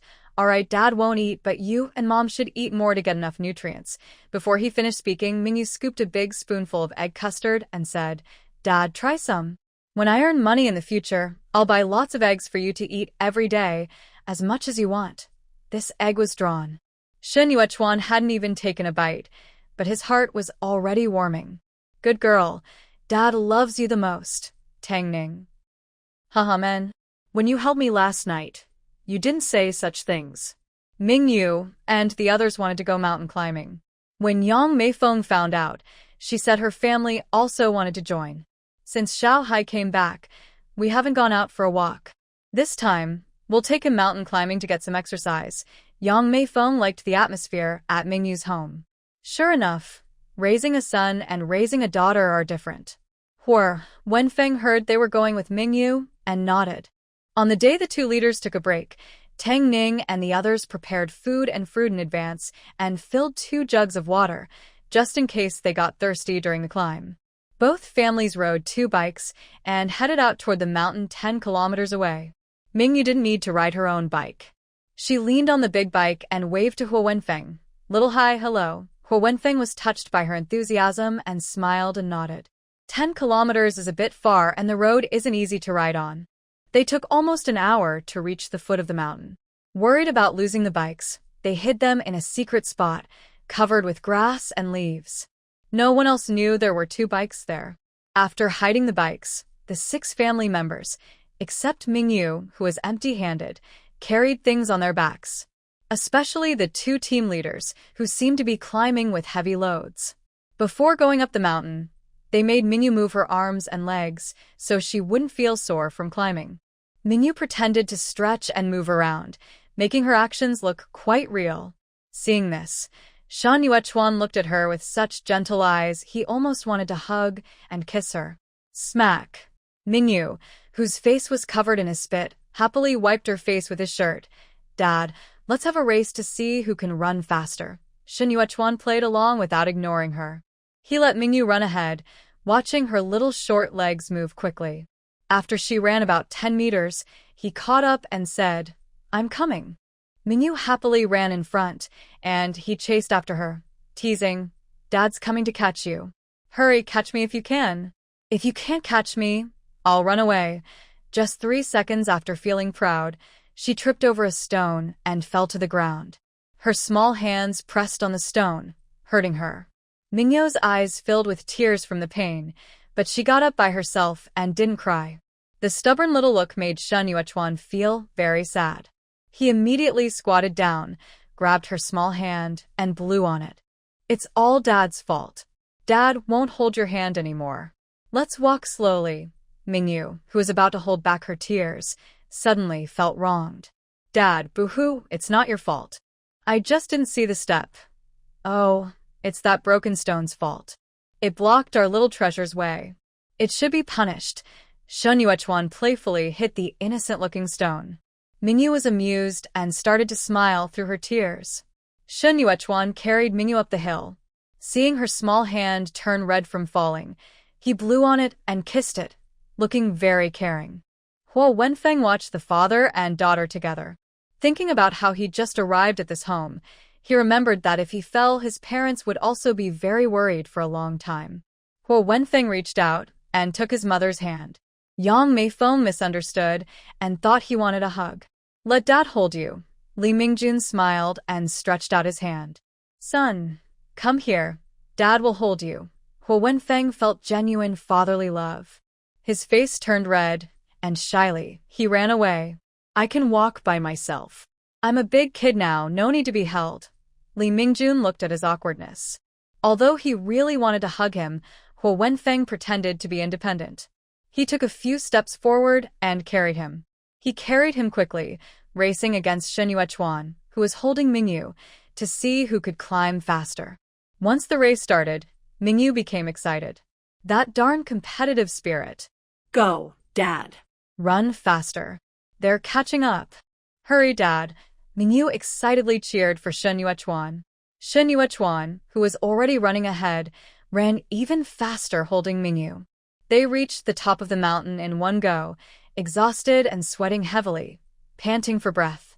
Li Mingjun was a few hundred meters behind, walking hand in hand with his father, also very tired. Shen Yuechuan teased him. "Captain Li, you're not good enough. You need more practice." Li Mingjun rolled his eyes, feeling that men who have daughters seem to be full of energy. Mingyu looked at the view from the top of the mountain, feeling like she could see all the smaller mountains below. No wonder so many people like hiking. Once you get to the top and see the scenery, it's really beautiful. And she didn't even have to climb herself. So cool. Mingyu held her water bottle and cheerfully said, "Daddy, drink water. You worked hard. You're so amazing. You carried me and still made it to the top. Daddy is the best dad I've ever seen." Shen Yuechuan was tickled by her thumbs up and sweet words, feeling very happy. Maybe it was his imagination, but today's plain water tasted especially sweet. It was probably because Mingyu secretly added a little bit of special spring water, definitely sweeter. They found a big rock at the top to sit on and rest while drinking water. Tang Ning and Yang Meifeng took many breaks along the way. Once they rested enough, they continued climbing. Mingyu even laid out a tablecloth with lots of food on it. All the heavy stuff was carried by Shen Yuechuan. Two mothers sat down on the ground and didn't want to move. Mingyu took care of them, fanning them with a large leaf, bringing tea, water, fruits, and snacks, making them very happy. She hugged Mingyu and gave her a kiss. Yang Meifeng was very jealous. She also wanted a caring little daughter. Looking at her own son, after giving him water, Mingyu handed him a leaf for him to fan himself. She felt a little comforted. Her son was not bad either. Mingyu didn't forget her main task.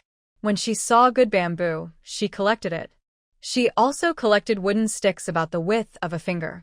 Of course, she collected mostly bamboo. The bamboo used to build the vegetable rack was the best. Mingyu gathered 100 bamboo sticks from a large bamboo forest nearby, thinking that should be enough. The view from the mountaintop was very beautiful. Tong Ning and the others rested for a while and then started eating. Mingyu was curious and asked, "Dad, isn't there supposed to be monkeys?" Shen Yuechuan also looked puzzled. "Yes, I heard there are wild monkeys, and they can be quite fierce. They like to steal things so many people don't dare to come." Mingyu thought for a moment. "So, they're like bossy monkeys, just like the monkeys on Lamei Mountain?" "Dad, aren't you afraid those monkeys will take away our precious little Mingyu?" Mingyu joked. Shen Yuechuan immediately hugged Mingyu tightly, looking scared that she might be taken away. Tang Ning looked at the playful father and daughter with a sigh. Since having Yo-Yo, he has become much happier. Indeed, having a child makes a big difference. He used to say that not having children was okay as long as he and his wife enjoyed their life together. Sometimes he saw her staring at other children and saying she wanted a divorce so she could have her own children with someone else, instead of envying others.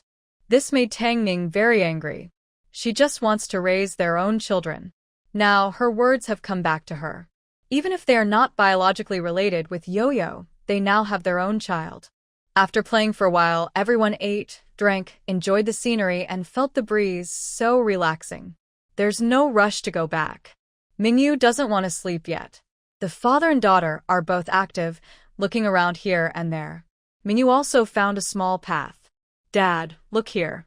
Do you think someone has walked this way?" Shen Yuechuan nodded. Someone passed by, but I don't know where it leads. Let's go see. If it's too far, we'll come back, Mingyu said, eager to explore. Shen Yuechuan had no objection. His daughter loved adventures, and he was happy to go along. Huo Wenfeng saw the father and daughter walking this way, so he followed them. He even took Mingyu's hand voluntarily. One big, one small, they followed Shen Yuechuan. Li Mingjun, who was watching, didn't follow. Mingyu and her father walked about 500 meters along the small path and found a cave. Surprisingly, the entrance was hidden and not visible unless you came close. Mingyu looked curiously and saw something hidden inside. Her expression froze, and she immediately asked, "Dad, what is that?" Shen Yuechuan removed the fake disguise made of dry branches and leaves at the cave entrance. When he saw what was inside, his face changed. Shen Yuechuan immediately recognized what these items in the cave were.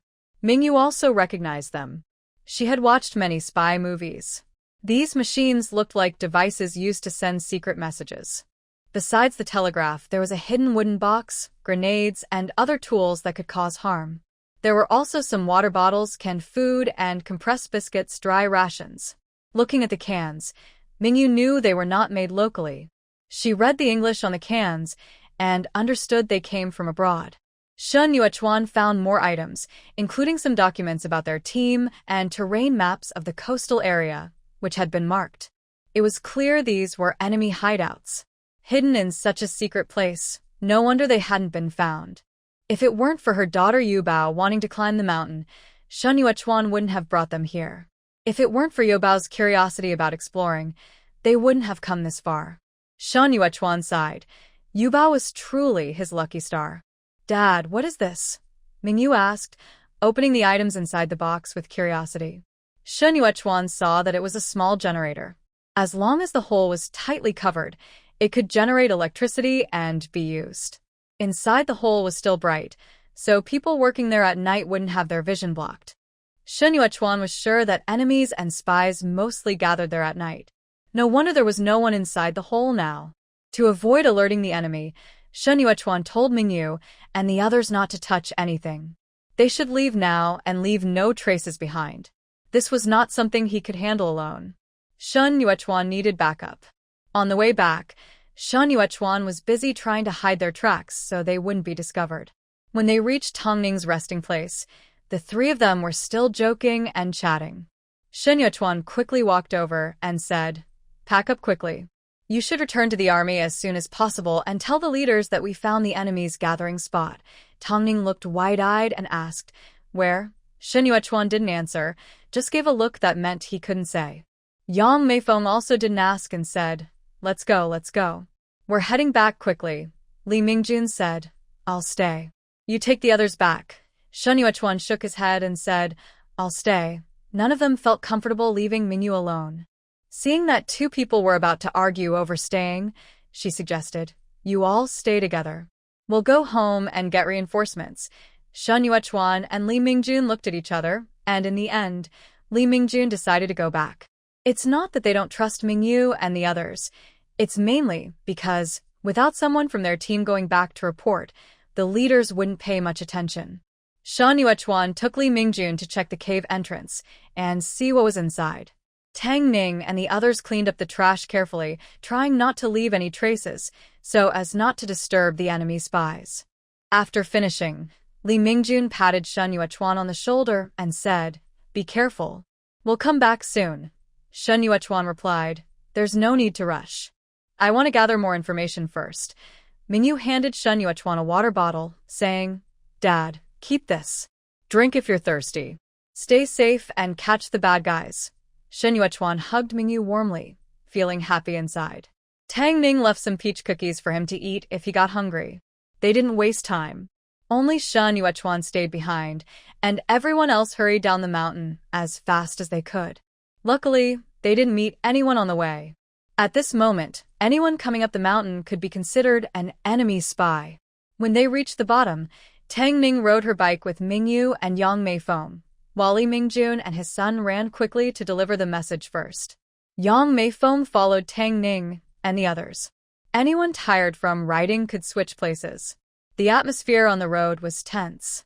No one dared to talk, afraid of being overheard.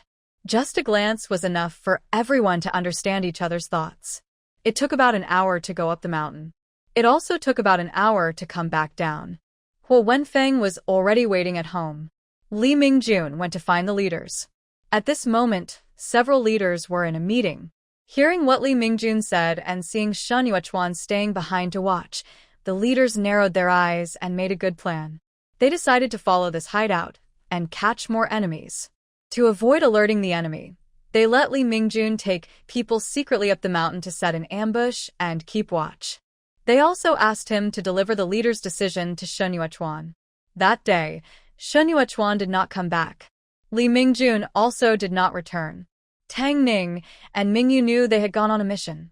If they didn't catch the enemies, they definitely wouldn't come back.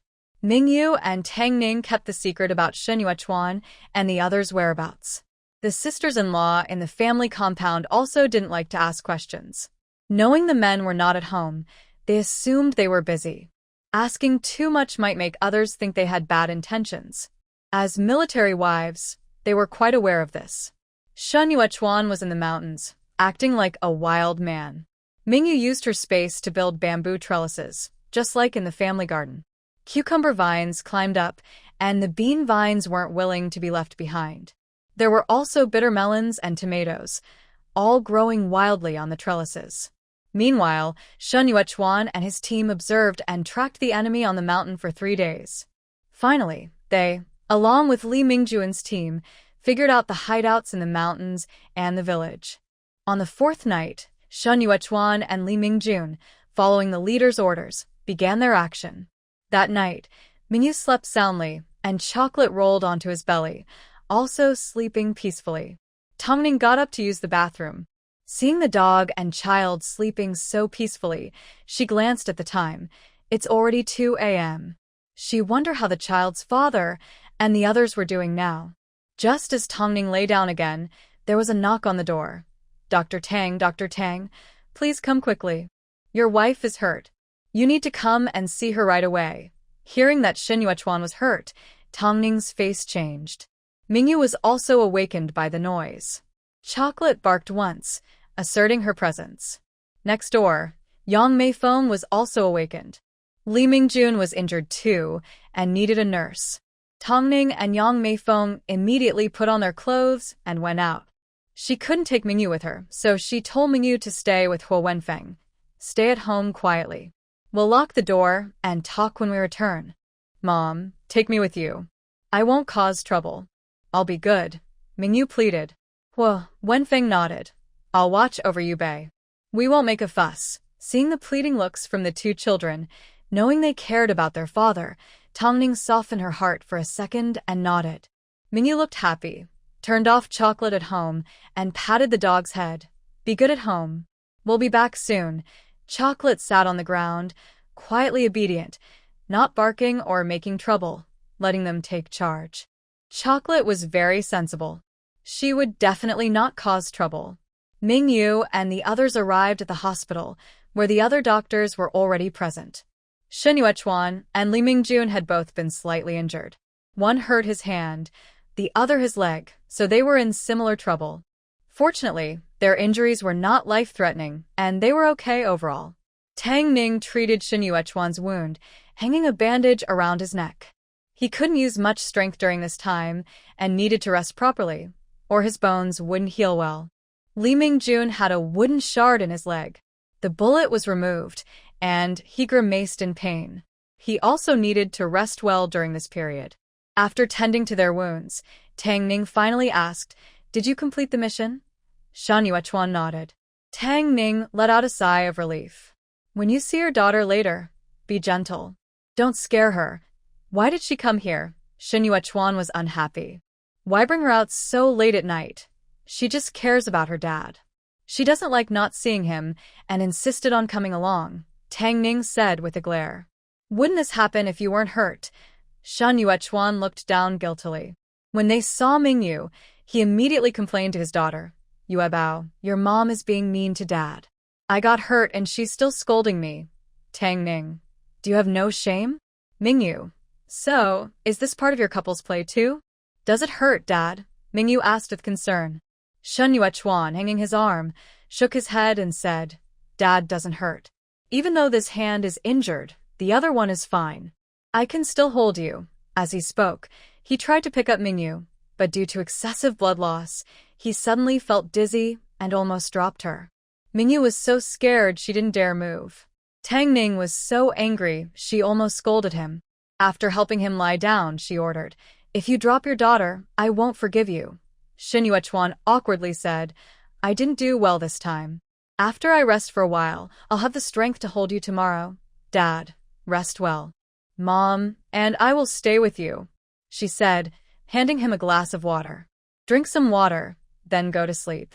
Your wound will heal faster. Seeing such a caring and obedient daughter, Shen Yuechuan felt that even if she drank bitter herbs, it would taste sweet. He gulped down half a cup of water from a porcelain cup. Not sure if it was because of too much blood loss or something else, he felt that this cup of water was incredibly sweet and refreshing. After drinking it, he wanted more. On the neighboring hospital bed, Li Mingjun watched Shen Yuechuan being fed water by his daughter, feeling very envious. He stared eagerly at Huo Wenfeng. Even if he ate another meal, his gaze told Huo Wenfeng what he was thinking. Huo Wenfeng immediately poured him a glass of plain boiled water and handed it to him. Li Mingjun sipped the bland water, pretending to enjoy it, as if he was drinking a sweet beverage. Shen Yuechuan was speechless for a second.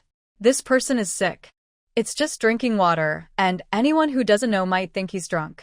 The acting seemed a bit too obvious.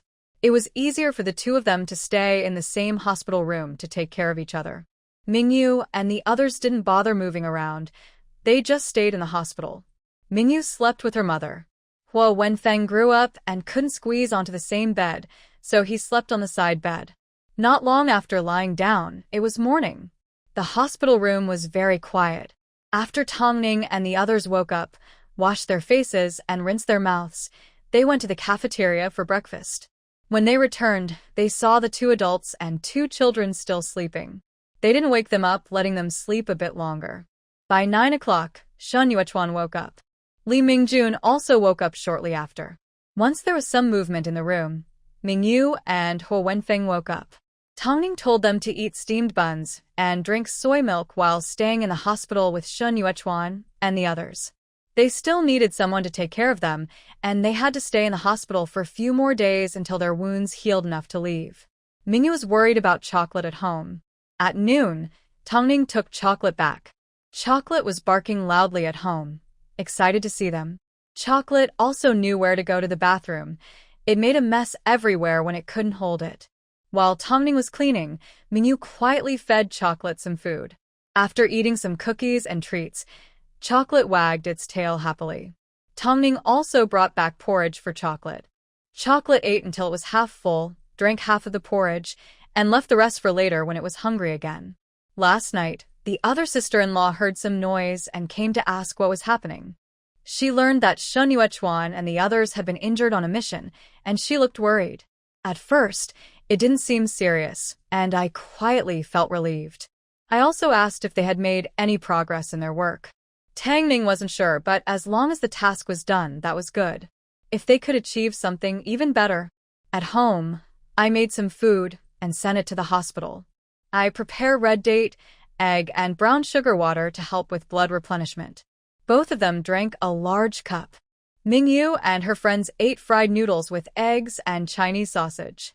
Shen Yuechuan and the others smelled the delicious aroma and wanted to eat. Their wounds hadn't healed yet, so they couldn't eat spicy or hot foods, only porridge. In the afternoon, Huo Wenfeng went to school, and Mingyu stayed at the hospital to keep her company. In the evening, Tang Ning took Mingyu and Huo Wenfeng back to the family residence to rest, leaving Yang Meifeng at the hospital to take care of them, so everyone could get proper rest. Huo Wenfeng stayed with Mingyu and her friends, sleeping in Mingyu's small room. Mingyu slept with her mother. After eating enough chocolate, seeing that they had fallen asleep, she went to Mingyu's direction but found she wasn't the little owner. She turned around and went to the master bedroom, where she saw the little owner lying on her shoes, squinting and sleeping peacefully, showing how much she depended on her. Huo Wenfeng, feeling abandoned and heartbroken, thought. The next day, Yang Meifeng stayed at home with the two children. She brought Mingyu and her chocolate to her house. The chocolate was moved to a different spot but still adapted well, mainly because Mingyu was there. Wherever the little owner was, the chocolate was happy to be there. This morning, I went to the logistics department and bought pig liver to help two injured people. I prepared a nourishing pigeon and pig liver soup. Mingyu and Huo Wenfeng also drank the pig liver and pigeon soup. The taste was quite fishy. Mingyu took a sip but didn't like it. She asked her father to drink more, saying it would help him recover quickly, boost his blood, and replace what was lost. Shen Yuechuan drank 2 bowls of the pig liver and pigeon soup in one go. If it were pig offal noodles with pig liver inside, Mingyu would love it because it wouldn't be so fishy and she could eat it. They stayed in the hospital. The leaders came to visit and told them to rest well. The leaders didn't come empty-handed. They brought fruit too. Seeing Mingyu massaging her father's legs and patting his back, Commissar Li raised an eyebrow. You really enjoy this, huh? Getting hurt and having a caring daughter to look after you. You're lucky. Shen Yuechuan deliberately teased him. Yeah, having a daughter is different. You guys who don't have daughters just don't understand. Li Mingjun, Commissar Li. While they're young, maybe they should have another child. What if little Six turns out to be a girl? Shen Yuechuan and the others stayed in the hospital for 5 days. They recovered well and looked much better. They could leave now, but Tang Ning and the others didn't want them to go. Mainly because once they left, they would have to go back to work and take care of their meals and needs. It was easier to stay in the hospital. Shen Yuechuan was unwilling. What's so good about being in the hospital? I want to go home. I can take care of myself at home. I still have another hand. Mingyu confidently assured him, I can also take care of Dad. Tang Ning could only arrange for him to be discharged. Once Shen Yuechuan was out of the hospital, Li Mingjun also wanted to leave. He didn't want to stay in the hospital like Yang Meifeng so she could go to work and take care of him. Li Mingjun said, Our son is at home. He can take care of me. Yang Meifeng was annoyed. Your son is in school. If you delay his studies and his chance to go to college, I'll be mad at you, Li Mingjun. Mingyu, if I remember correctly, he's only in 1st grade. There are still many years before college entrance exams. Moreover, by the time he reaches the 2nd year of high school, college entrance exams might not even exist anymore. Brother Xiaohai is destined not to take college entrance exams on time. After college entrance exams are restored, it will be possible. That would be in 1977. Right now, it's 1960, so there are still 17 years to go. Mingyu truly meant it when she said she could take care of her dad. Unfortunately, the adults always underestimate her, thinking she's too young and shouldn't do much. They only let her help with serving tea, fetching newspapers, or small chores. Cooking, boiling rice noodles, and other tasks are all done by Shen Yuechuan himself. Mingyu just helps with small, manageable tasks. On the first day, Tang Ning was worried and came back right after work. She found the vegetables washed and the rice cooked, just waiting for her to start cooking. That evening, she also made steamed eggs, but they had too many pores and foam because she didn't skim it off, and they steamed too long so they weren't soft enough. Mingyu didn't mind at all. She took a spoonful of chocolate, then another, and even scooped a big portion for her parents. Others usually steam eggs with just 2 eggs. But Mingyu was amazing. She used 6 eggs and steamed a big bowl. Since they couldn't finish it all, she also gave half to Huo Wenfeng's family, adding a dish to their meal. Tang Ning thought they had no eggs left at home. She checked the eggs and found there were still 6 or 7. Tang Ning, how many times had she bought eggs this month? Why are there still 6 or 7 eggs? After Shen Yuechuan and the others were discharged from the hospital, Commissar Li came to visit them in the apartment building. He also brought pig trotters and pig's feet.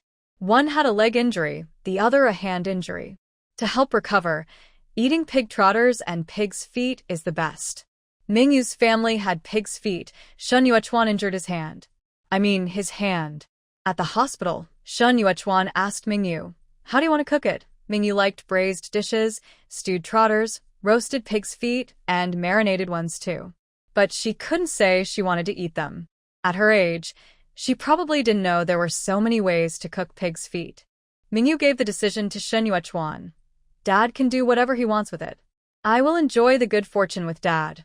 After saying that, she also said to Commissar Li, "Thank you, Uncle, for bringing the pig's trotter. Since Dad made a contribution this time, will there be a reward?" Commissar Li nodded affirmatively. "Yes, there will be a reward. There will be a recognition ceremony tonight at the square. You and your dad must go. I heard it was you who found the cave with your dad. You also contributed. You are our little hero in the neighborhood." Mingyu's eyes lit up. "Really?" Commissar Li nodded. Mingyu smiled and danced happily. "That's great. My dad is the best. I want to learn from him. Good girl." Commissar Li looked envious and hugged Mingyu close. "You are also very impressive." Mingyu happily laughed and proudly said, "Of course. Otherwise, how could we be the ones to find that cave?" Shen Yuechuan chuckled along. His daughter is truly lucky. Commissar Li stayed at Mingyu's house for a while, chatting with her. When he left, he even wanted to take her away to play with his sons. Mingyu shook her head and refused. "My dad is hurt. I want to stay home and take care of him. When I have the chance later, I will go play with my brothers." "Thank you, Uncle, for the pig's trotter. Next time, can you bring some ribs?" Commissar Li was surprised. "Huh," Mingyu confidently said, "I want to eat ribs." Commissar Li promised, "Okay, I will bring ribs to you tomorrow." "Thank you, Uncle." Mingyu saluted politely. Commander Li responded and, still hopeful, asked, "Are you really not going to Uncle Commander's house for dinner?" "There are ribs there." Mingyu shook her head. "Uncle gives my brothers more ribs so they can grow taller and become smarter." Unable to persuade the adorable Yubao, Commander Li had to leave disappointed. Shen Yuechuan secretly breathed a sigh of relief, worried that his daughter might be lured away by a plate of ribs. Fortunately, his daughter was not so easily convinced. After Commander Li left, Li Mingjun asked, "How do you cook your pig's trotters?" "Braised soybeans with pig's trotters." Shen Yuechuan remembered his wife had cooked that before. Li Mingjun took the pig's trotters and said, "Shall we braise them together?" Shen Yuechuan refused. "Our pot is small. We can't braise 2 pig's trotters at once." All morning, father and daughter were busy preparing the pig's trotters. Soon, the delicious smell of braised meat filled the air. They soaked some soybeans and added them to the pot with the pig's trotters to braise together. They used a clay pot, which made the dish taste better, soft, sticky, flavorful, and not greasy. Li Mingjun also tried braising his pig's trotters, but since he didn't have soybeans, he used dried bean curd strips instead. He planned to add them later when the meat was almost done. Tang Ning and Yang Meifeng came home from work. From afar, they smelled the aroma of braised pig's trotters. When they got closer, they saw 2 clay pots cooking at their doorstep. Little Mingyu, just 3 years old, was watching over the stove alone, her small face red from the smoke and sweat on her forehead. Tang Ning felt very worried. "Why are you here alone? Where's Dad? He actually let you watch the fire. What if you got burned?" Tang Ning was angry. Mingyu explained, "Dad didn't let me watch. I looked by myself. Don't worry, Mom, I didn't touch the pot and I didn't get burned. If she weren't so young, she would have shown off her skill of flipping the spatula." To change Tang Ning's focus, Mingyu said, "Mom, there is a praise event tonight. Uncle Zhengwei said Dad and others will be praised, and I will be praised too." Tang Ning smiled happily. "Really? That's great," Mingyu nodded. "Dank ni glauket." That's good. There might be a reward. Thinking about the reward, she stopped feeling upset with Shen Yuechuan. Since he was hurt, she should be more forgiving. Smelling the delicious aroma, Tang Ning asked, "What is this stew?" "Pork knuckles. Uncle Zhengwei brought it. He said it's to help Dad and us get some nourishment." Dad simmered yellow beans and pork knuckles. "It smells so good." Mingyu didn't expect to crave pork knuckles one day. Tang Ning used a cloth to open the clay pot lid. The yellow bean and pork knuckle stew was almost ready. She went to pick a couple of cucumbers, sliced one for a salad, or maybe stir-fry some greens to eat with the meal. The The smell of pork knuckles made her drool. Seeing the tender, fragrant, and beautifully presented pork knuckles, she swallowed her saliva. Yang Meifeng saw her own portion and opened it. It was a tofu skin and pork knuckle stew. Smells so good. I haven't had pork knuckles in a long time. Later, the kids can eat more. I want to taste it too. Should I add some salt? Tang Ning had already picked a small pig's foot, blew on it several times, and was about to let Mingyu try it. Mingyu took a bite of the skin and said, "It's tasty, not too salty or bland, and easy to chew." Yang Meifeng, planning to taste the food herself, turned her chopsticks and asked Huo Wenfeng to try it. "Help Mom taste it." Huo Wenfeng took a bite and frowned. "It's not salty enough." Yang Meifeng knew that this person often forgot to add salt when cooking. She added a little salt, stirred it, and waited for their dish to be ready. Meanwhile, Mingyu's family had already cooked garlic stir-fried water spinach and smashed cucumber, and they started eating. Seeing that their food wasn't ready yet, she called Huo Wenfeng over to eat together. The couple ate by themselves. Huo Wenfeng and Mingyu sat in a row. Mingyu proudly said, "I picked the cucumbers myself, washed the water spinach, and it's really delicious." "Brother, eat more." Tang Ning was unhappy that Shen Yuechuan made his 3-year-old daughter do so much work.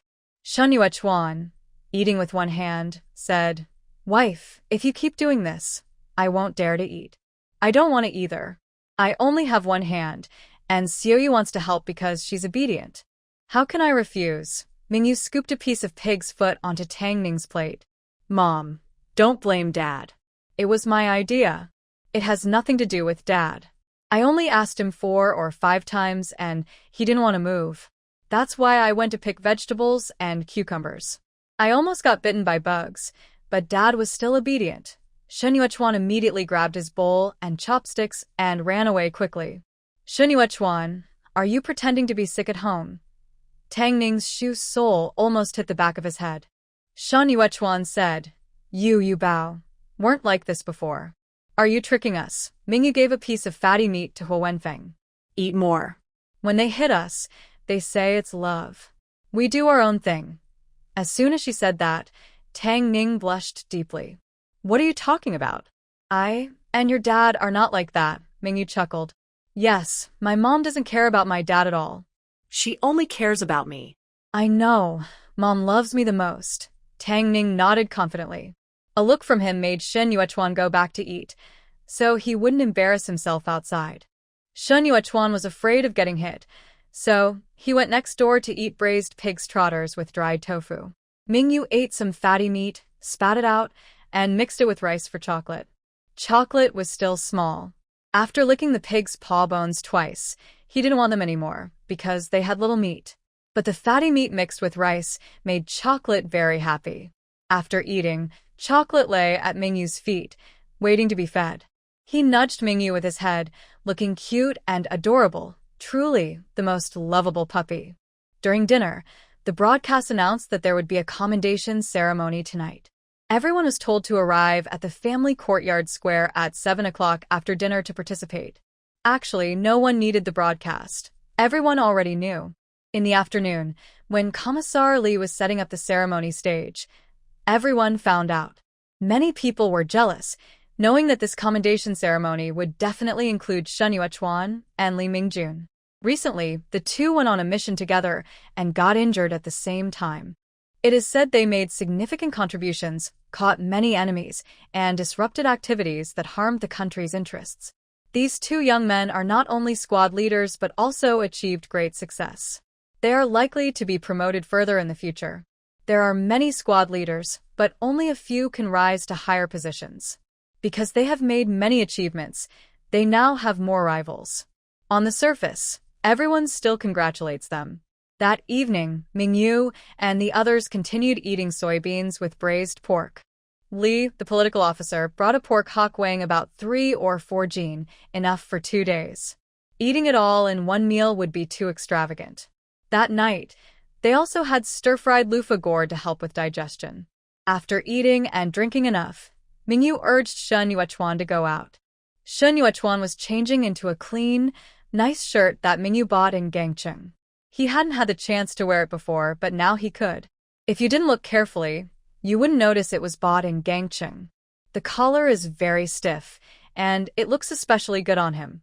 It's just an ordinary shirt, but the cut is really better. Tang Ning also tidied up her hair, making herself look neat, and applied a light layer of lipstick. She didn't dare to put on too much, afraid it would be obvious. Even a light touch of lipstick makes her look more lively. Plus, Tang Ning is naturally fair-skinned. Most of her face looks radiant, as if she's glowing softly, appearing very beautiful. Seeing how careful they were, Mingyu looked down at her dress. She was quite attentive. She hadn't spilled food on her dress, nor used it to wipe sweat. When she got dressed this morning, she was clean, and now she still looked clean. Her little sandals had some chocolate saliva on them, but they weren't dirty otherwise. Mingyu wiped her shoes and asked, "Mom, should I change my dress?" "Yes, you should. You still have a red and white checkered dress you haven't worn yet. It's pretty. I'll put it on you. We'll be on stage soon, and my daughter needs to look nice," her mother said. She also tied 2 red ribbons into bows on her little braids. Those ribbons were bought by Mingyu from the port city. The ribbons from there were pretty, detailed, and came in many styles. Once their family was ready, the Yang family was almost ready too. Even Hua Wenfeng changed into clean clothes, just waiting to go on stage and receive the award without embarrassing himself. The two families exchanged glances and complimented each other a few times. Especially Mingyu. She looked so beautiful that everyone was impressed. Yang Meifeng hugged Mingyu and said, "Yu Bao, you look so pretty today. This dress is lovely. Little girls should wear pretty dresses and look nice. I wish I had a daughter like you. How about being my daughter?" "No, I have my mom," Mingyu replied with a smile. "And you have brother Haibao too. Don't be too greedy." Yang Meifeng pretended to be disappointed. "Auntie is greedy. I want both a son and a daughter." "Greed isn't good," Mingyu said seriously. It made Yang Meifeng laugh. When they arrived at the square, many people had already gathered, and more were coming gradually. The good spots were all taken. The two families sat next to each other, placing small stools near the front. On such a lively day, chocolates should definitely stay at home. They were worried people might step on them. When the chocolates grow up, they can be taken out. They will know how to avoid danger themselves. Right now, they are too small. If someone steps on them, they won't know to hide. By 7 o'clock, everyone had arrived. Commissioner Li and a few other leaders also appeared. He made some opening remarks, then announced the list of people being honored tonight. When his name was called, they had to go on stage and be seen by everyone. Soon, the names Shen Yuechuan and Li Mingjun were called. Tang Ning took the Mingyu to hold, and Shen Yuechuan stood up and went on stage. Li Mingjun patted his son's head, then followed Shen Yuechuan, walking with a limp.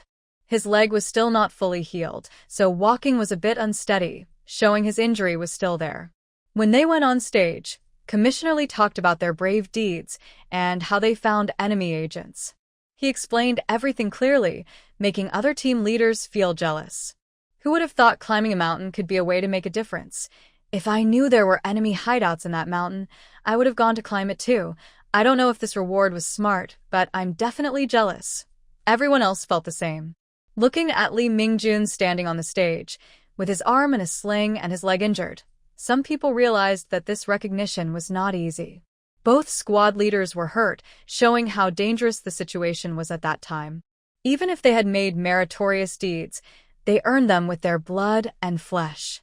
After praising them strongly, Commander Li presented them with rewards. After discussing with the leaders, we decided to give 50 yuan, 3 cans of luncheon meat, 2 cans of fruit, 1 can of fish, 1 can of chickpeas, and a 5-pointed star medal. The medal was made of pure gold. They found many gold bars and canned food in the cave and other enemy hideouts. They took out a small gold bar and made 2 5-pointed star medals, which are symbols of honor. Shen Yuechuan and Li Mingjun happily accepted the awards, thanking the leaders, the party, and the troops. They couldn't really take the rewards, especially Shen Yuechuan, whose hand was injured. Commander Li ordered someone to send the items down from the stage. Next, Tang Ning, Yang Meifeng, Mingyu, and Hua Wenfeng came forward. Many people were curious. Why are they here too? Mingyu and her mother held hands and went on stage, standing beside their father. The family of three appeared together. Seeing Mingyu's lively, cute, and beautiful white face, everyone was impressed. Yobao's dress is very pretty. The style looks new. The collar has a ruffled edge, which is quite nice. I want to make something similar for my daughter in the future. It was my imagination. Why do I feel that Dr. Tang looks more beautiful today? She must have put on makeup, definitely. Her lips look so nice. She must be wearing lipstick.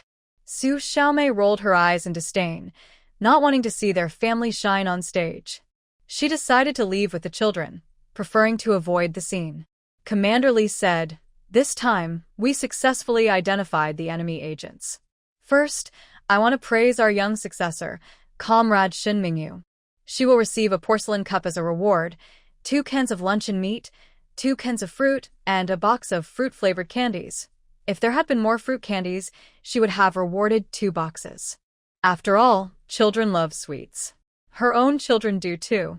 So, only 2 boxes of candies were given as a reward.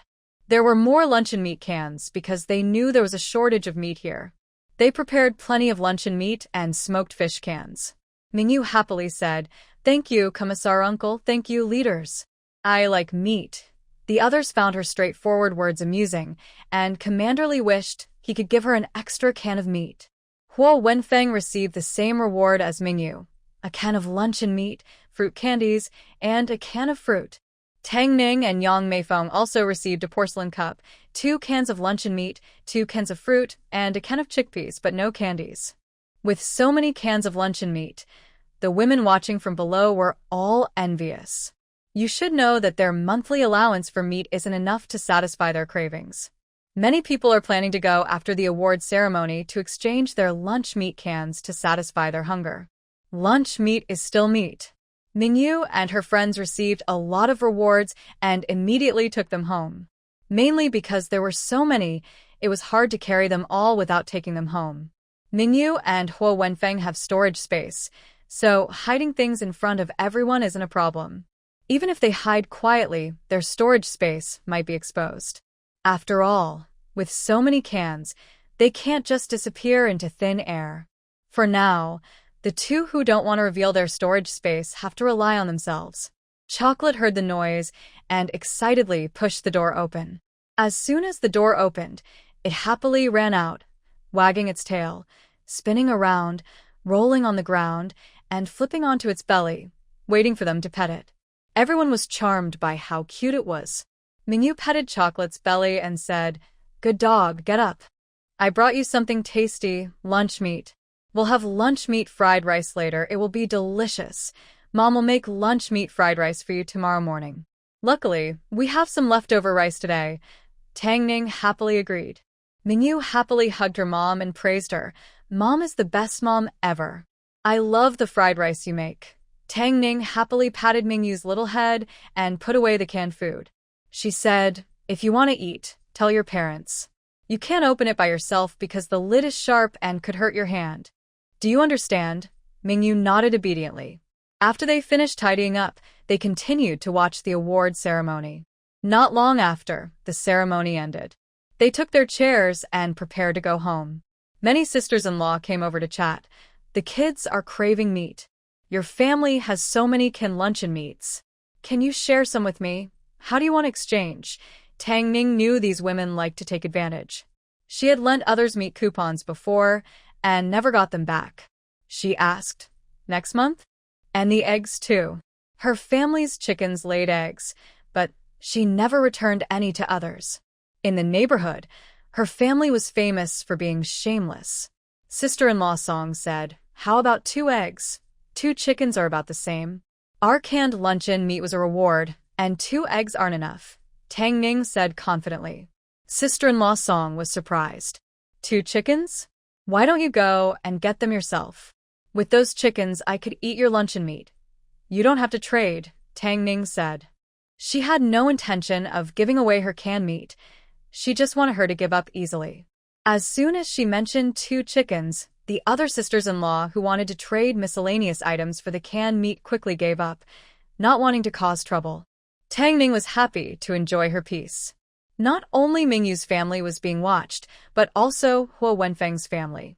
Seeing that Mingyu's family was unwilling, she went to find Yang Meifeng. Yang Meifeng was not a kind-hearted person. Her family barely had enough to eat, and she borrowed from others. She was just a sister-in-law living in the same housing complex, not a real sister-in-law. Even if she were a real sister-in-law, giving for free would depend on her mood. Yang Meifeng was not afraid to offend anyone. If you want to eat, let the child's father work harder and earn more merit. Our family doesn't have enough to eat either. Sorry about that. Next time, wait for your family member to be recognized at the awards ceremony. That made the sisters-in-law angry, and they went back to criticize their own men, blaming them for being useless and not even able to get Ken luncheon meat. Those team leaders. After being rejected, those sisters-in-law calmed down. Mingyu's family's Ken luncheon meat was safe. Pai Dan and the others then found Huo Wenfeng. Boss, what do you think about the taste of Ken luncheon meat? Is it like real meat? Huo Wenfeng raised an eyebrow. Want to try? Pai Dan and a few others nodded. Huo Wenfeng was not stingy. He had already hidden a can of luncheon meat in his school bag. But it wasn't one of the reward ones. The one he had was the same as the one Mingyu had stocked in Gangcheng. Now he could openly take it out. After opening a can, he cut the luncheon meat into thick strips like French fries for each person. They finally tasted the long-desired canned luncheon meat and truly experienced the flavor of real meat. After eating Huo Wenfeng's luncheon meat, they listened to him even more carefully. Mostly because following Huo Wenfeng meant they could have meat to eat. Mingyu was curious about her father's 5-pointed star medal. She held it in her hand. It felt heavy and substantial. Seeing that she liked it, Shan Yuechuan hung it around her neck. When you grow up, I will buy you a prettier one. This is an honor medal, and I can't give it to you. Mingyu nodded. I just want to look at it. I won't be jealous. She has many treasures in her space. Big yellow fish, small yellow fish, gold and silver jewelry, and diamond rings. There is also a set of pigeon blood-red jewelry given by Huo Wenfeng, which is very valuable. Shun Yuechuan secretly relaxed. Thinking about it later, giving it to her wasn't a big deal. As for the medal, he could earn another one later. A few days after the award ceremony, the Dragon Boat Festival was coming soon. The army's festival benefits arrived: zongzi, sticky rice dumplings, and salted duck eggs. The eggs weren't salted yolk eggs but red date-flavored zongzi, only 6 in total. There was also a jin, about 500 grams, of meat. Tang Ning saw the pork belly looked good and decided to make braised pork. Mingyu also wanted to eat braised pork. The zongzi provided by the army wasn't enough. So many people in the family compound bought their own glutinous rice to make zongzi. Shun Yuechuan didn't get enough either. Tang Ning and Yang Meifeng decided to buy 3 or 5 jin of glutinous rice to make sweet date zongzi, since Shun Yuechuan liked sweet zongzi. The dates are very sweet, and he liked them a lot. To buy the dates, they needed to go to the town. Mingyu also went along. Shun Yuechuan's hand had healed, and now he could ride a bike to take them to the town to buy things. Mingyu met someone from manhwa village and asked about that foolish woman. You mean the foolish woman? After she got hit the other day, she became even more foolish.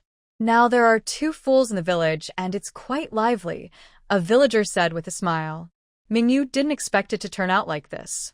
It's actually good. That greedy, unkind, and dishonest foolish woman is also foolish now, so she won't block the road to beg for trouble anymore.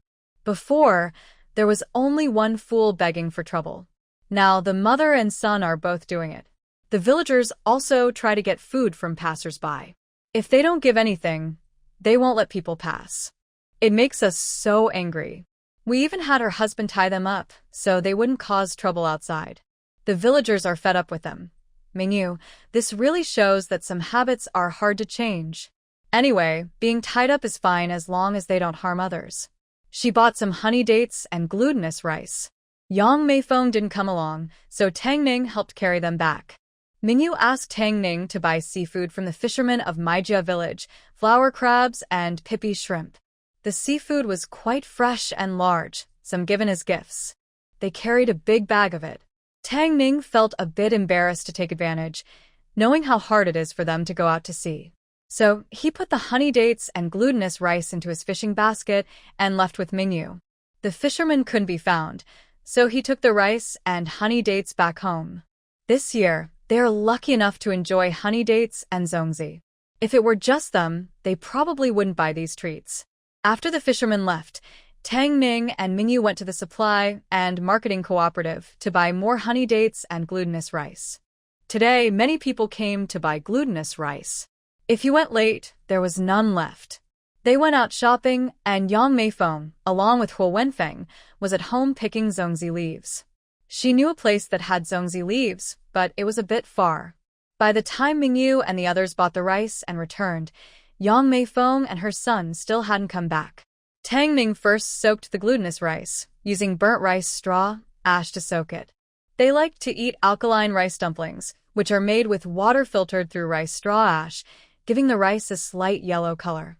After wrapping the dumplings, they boiled them in water with rice straw ash. The alkaline flavor made them taste even better. When Yang Meifeng and the others were about to return at noon, they went straight to Mingyu's house for a meal.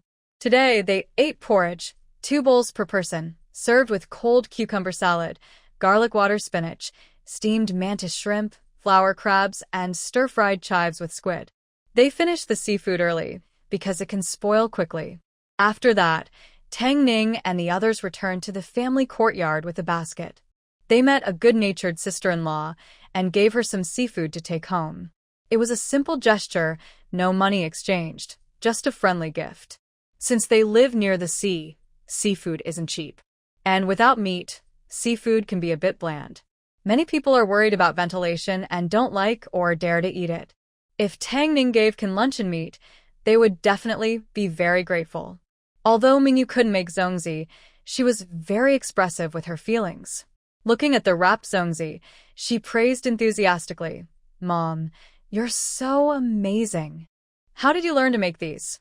Wow, the zongzi your mom made looks so good. My mom can make zongzi and also treat people's illnesses.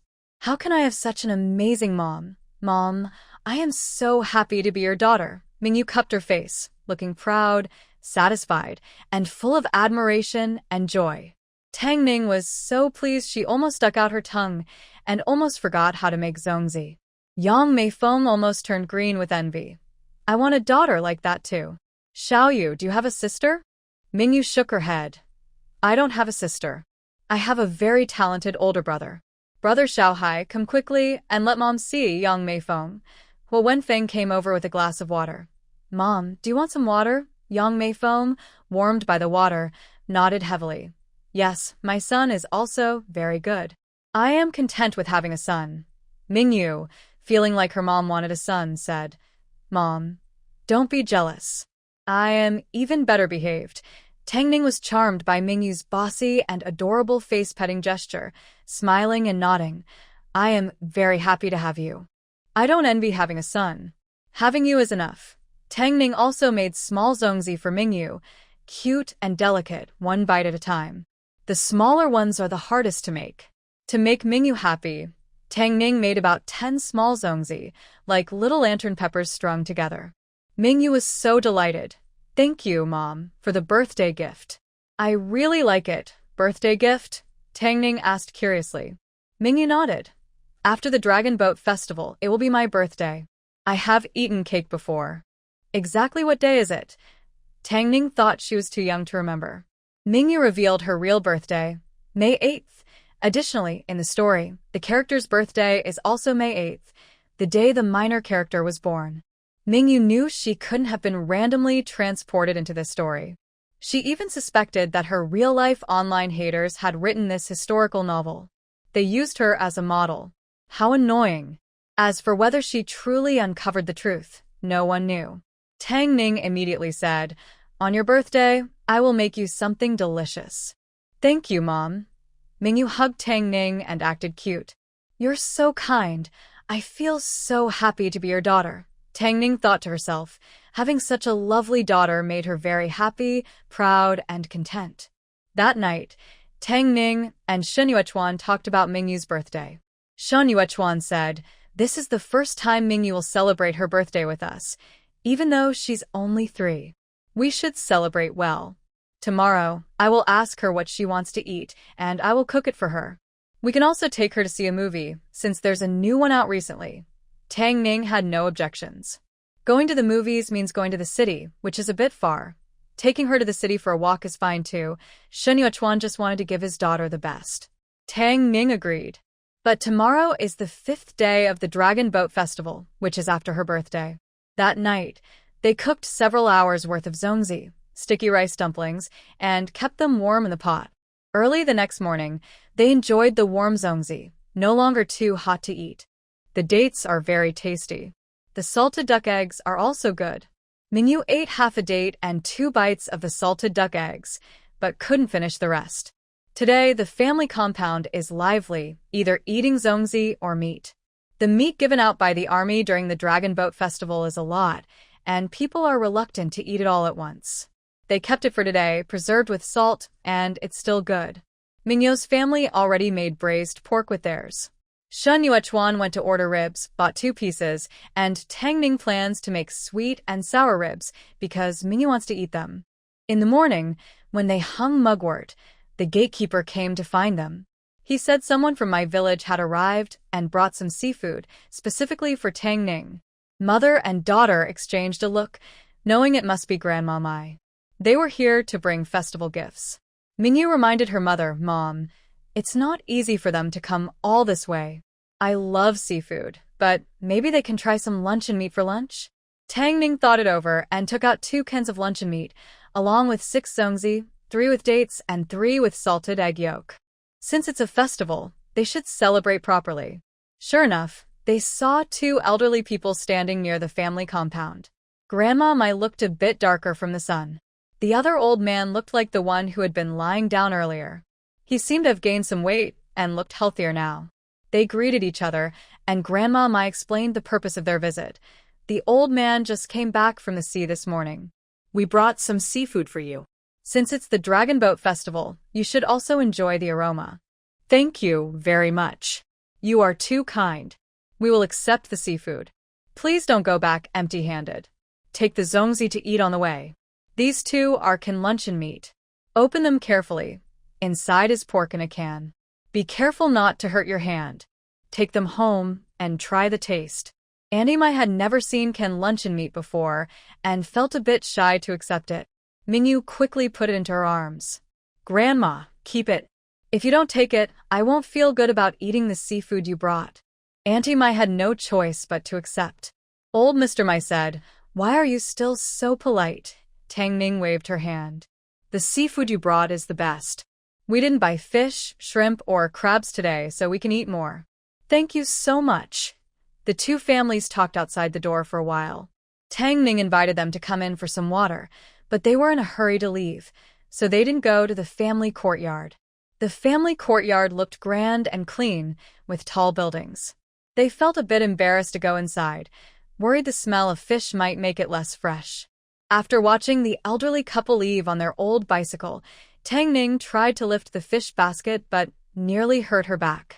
She had to ask the security guard to help carry it back.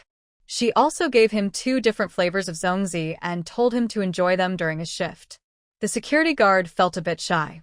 Mingyu's family had a lot of seafood. The women in the family courtyard saw it and knew they couldn't finish it all, so they wanted to take some for themselves. Earlier, when they gave fish and shrimp, some women said they didn't like the taste and didn't want to eat it. This time, when she asked for fish, shrimp, and crabs, Tang Ning wouldn't be friendly and then ignore her. Even if she couldn't finish eating, she wouldn't give them away casually. Since you like to eat, trade me some zongzi. My husband loves zongzi, so I can exchange a few for the seafood, Tang Ning said with a smile. Her sister-in-law, who came hoping to get something for free, immediately backed out when she heard it wasn't free and made an excuse to leave. Those who stayed were willing to trade zongzi for the seafood. After choosing the fish, shrimp, and crabs, they went back to exchange for zongzi. 4 or 5 zongzi could get a basket of seafood, such a good deal.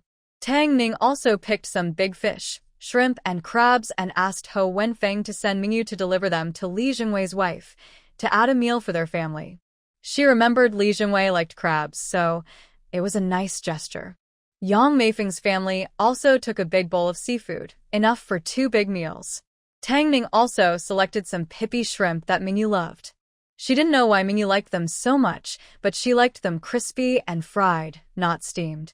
To avoid her getting pricked, Shan Yuechuan peeled the pippy shrimp because his skin was thick and tough, so he wasn't afraid of getting pricked. The crabs were the same. Mingyu loved eating them. She also loved oysters, especially garlic oysters. If they were grilled, she liked them even more. During the Dragon Boat Festival, they also made realgar wine. Mingyu had realgar wine applied on her forehead, tiger's mouth, and ankles, claiming it kept mosquitoes away and warded off evil. Mingyu obediently cooperated and said she could only wash it off after taking a bath at night. Tang Ning ordered some real yellow wine for Mingyu and also called He Wenfeng over. 1 big, 1 small, 2 little kids, neither could run away. Chocolate saw they both had some and sat down beside Mingyu, standing in a line. When Tang Ning forgot about it, Chocolate got upset and stomped its feet. It rhythmically pounded its front paws on the ground. Seeing this, Tang Ning quickly dabbed a little yellow wine on Chocolate's forehead and paws, just to prevent the little dog from getting too angry and knocking down the hallway. You've never seen such a trendy little dog. You're a dog, not a person. Mingyu held Chocolate up high and said, Chocolate is part of our family, right, Chocolate? Chocolate barked in response, as if agreeing. Is this little dog really not turning into a spirit? During the Dragon Boat Festival, they had a big lunch. The seafood from Grandma Mai's house was delicious. Definitely not farmed, but wild. Now, most seafood is wild, not farmed. They prepared a small oyster to eat tonight. Mingyu asked Mom, can we grill it?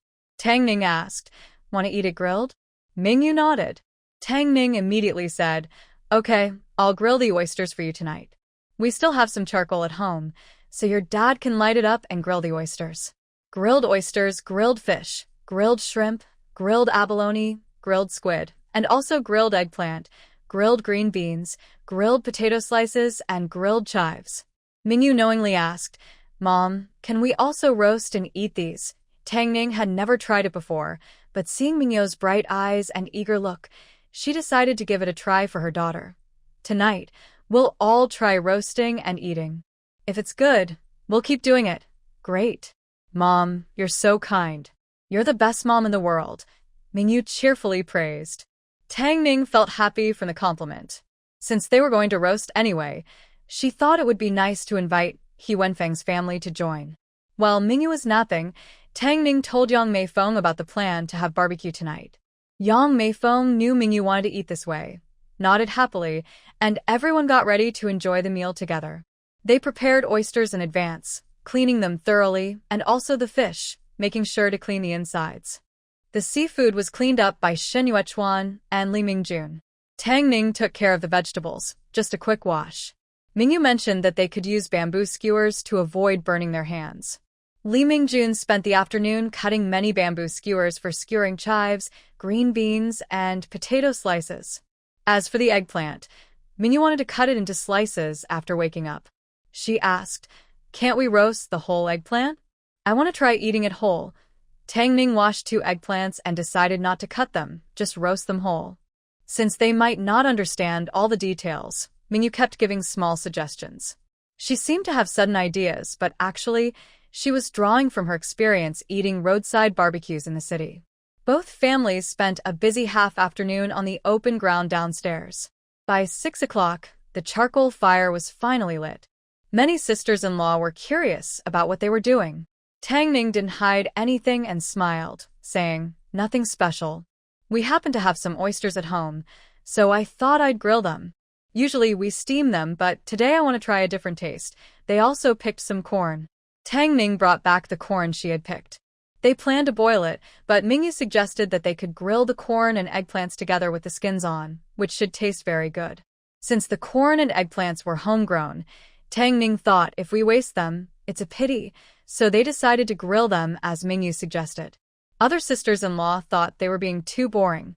They believed that simple vegetables could be washed and stir-fried easily, so why bother building a stove, skewering the food, and grilling until it was blackened? They didn't see what was so delicious about that. They thought the others were just bored and doing unnecessary things. Many people upstairs were watching the fun, looking at the adults and children. Even chocolate was being passed around, with everyone wandering here and there, not staying still. Mingyu also took 2 pieces of dried squid from her family's seafood stash. After drying, the squid was grilled until it was fragrant and slightly charred. She tore it into strips, dipped them in soy sauce, and thought it would be even better with some mustard. They didn't have mustard, but they definitely had soy sauce. Mingyu watched Shen Yuechuan carefully grill the squid, then told him to tear it into strips. She picked up a strip with chopsticks, dipped it in soy sauce, and offered it to her dad, saying, "Dad, try if it's tasty. If it is, we'll grill dried squid to eat in the future." Shen Yuechuan thought it would smell fishy, but to his surprise, it had a pleasant grilled squid aroma and was very chewy. The salty, savory taste spread in his mouth, making him brighten up. It even felt like a better snack with drinks than peanuts. Mingyu asked, "How is it?" "It's delicious. You should bring one to your mom," Shen Yuechuan said, amazed that dried squid could taste this good. Why hadn't he noticed before? Tang Ning tried one that Mingyu gave her. Her eyes lit up. "So good. I want another one. It's chewy and flavorful. Let's save some for Aunt Meifeng to try later." Mingyu nodded. They gave one each to Yang Meifeng and Li Mingjun, who both agreed it tasted great. Hua Wenfeng also tried one, but for the kids, it was a bit tough to chew. Mingyu ate one too, and found it a little hard on the teeth. They left the rest for the adults. Soon, the first grilled squid was gone. Shen Yuechuan started grilling the second one. Then came the oysters. There were also eggplants and corn to grill, and it seemed like one grill wasn't enough. Li Mingjun brought over an old enamel basin filled with charcoal, placed a wire rack on top, and set up another grill. He focused on vegetables, eggplant, corn, potato slices, chives, and green beans. Shen Yuechuan handled the seafood. As the food cooked, the delicious smell filled the air, making everyone's mouths water. Don't mention it, the grilled oysters smell really good. If they taste good, maybe next time we can try making them ourselves. It's too spicy for us, we won't do it. It would be great if there were some pork belly slices.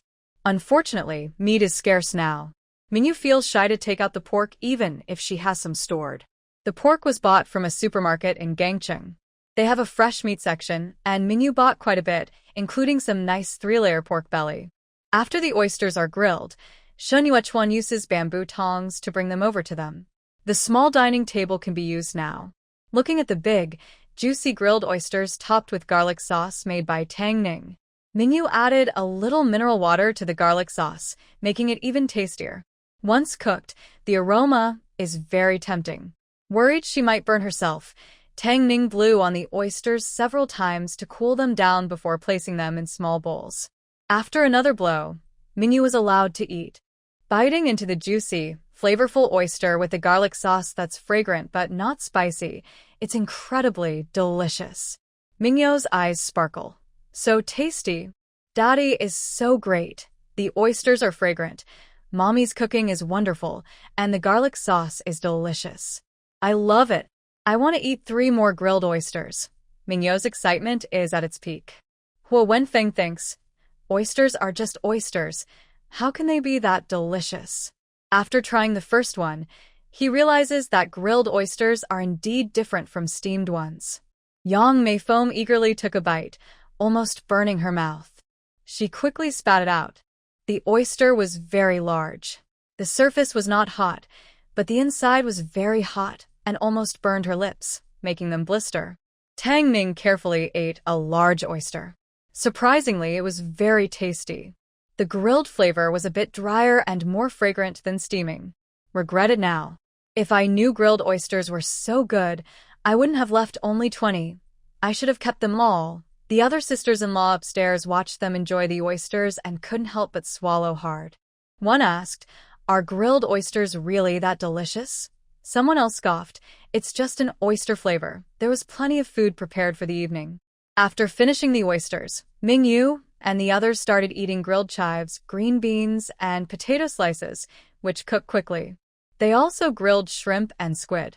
The squid was fresh, brushed with a little peanut oil, sprinkled with salt and chili powder. It was delicious. The taste was different from dried squid. There was also grilled fish, which was just as tasty. Others watched and said that eating like this could cause heat and internal fire. If it were them, they definitely wouldn't eat it. It's too hot. Mingyu liked eating it and wasn't afraid of getting heat. Tang Ning and the others thought that eating occasionally was fine. It was just one time a year. They accepted the heat. When the grilled fish and shrimp arrived, Mingyu was eating the fish meat that Tang Ning had chosen for her. The sea fish had few bones, so she wasn't worried about choking. The big shrimp was also delicious after peeling the shell. After the garlic abalone was ready, Mingyu took one bite, but didn't want to eat more. Abalone isn't as tender as oysters, and with her small teeth, it was a bit hard to chew. Huo Wenfeng loved eating and ate 3 abalones by himself. Kids always have big eyes but small stomachs. The grilled eggplant and corn hadn't arrived yet, but Mingyu and Huo Wenfeng were already full. Huo Wenfeng went to see how the food was being grilled and immediately took over the barbecue stand. "Dad, go eat. I'll do the grilling." Li Mingjun watched for a while and saw that Huo Wenfeng was grilling well, so he felt assured to leave it to him. Mingyu planned to go help her dad. Shen Yuechuan refused to let go. "Go play. Don't come over and join. It's too hot. You can't handle it." Mingyu had no choice but to give up. She played nearby with some chocolate. Chocolates had already eaten oysters and grilled fish, and now they were full. Instead of craving more food, they happily followed Mingyu. While they were eating enthusiastically, Commander Li came out with his 3 sons.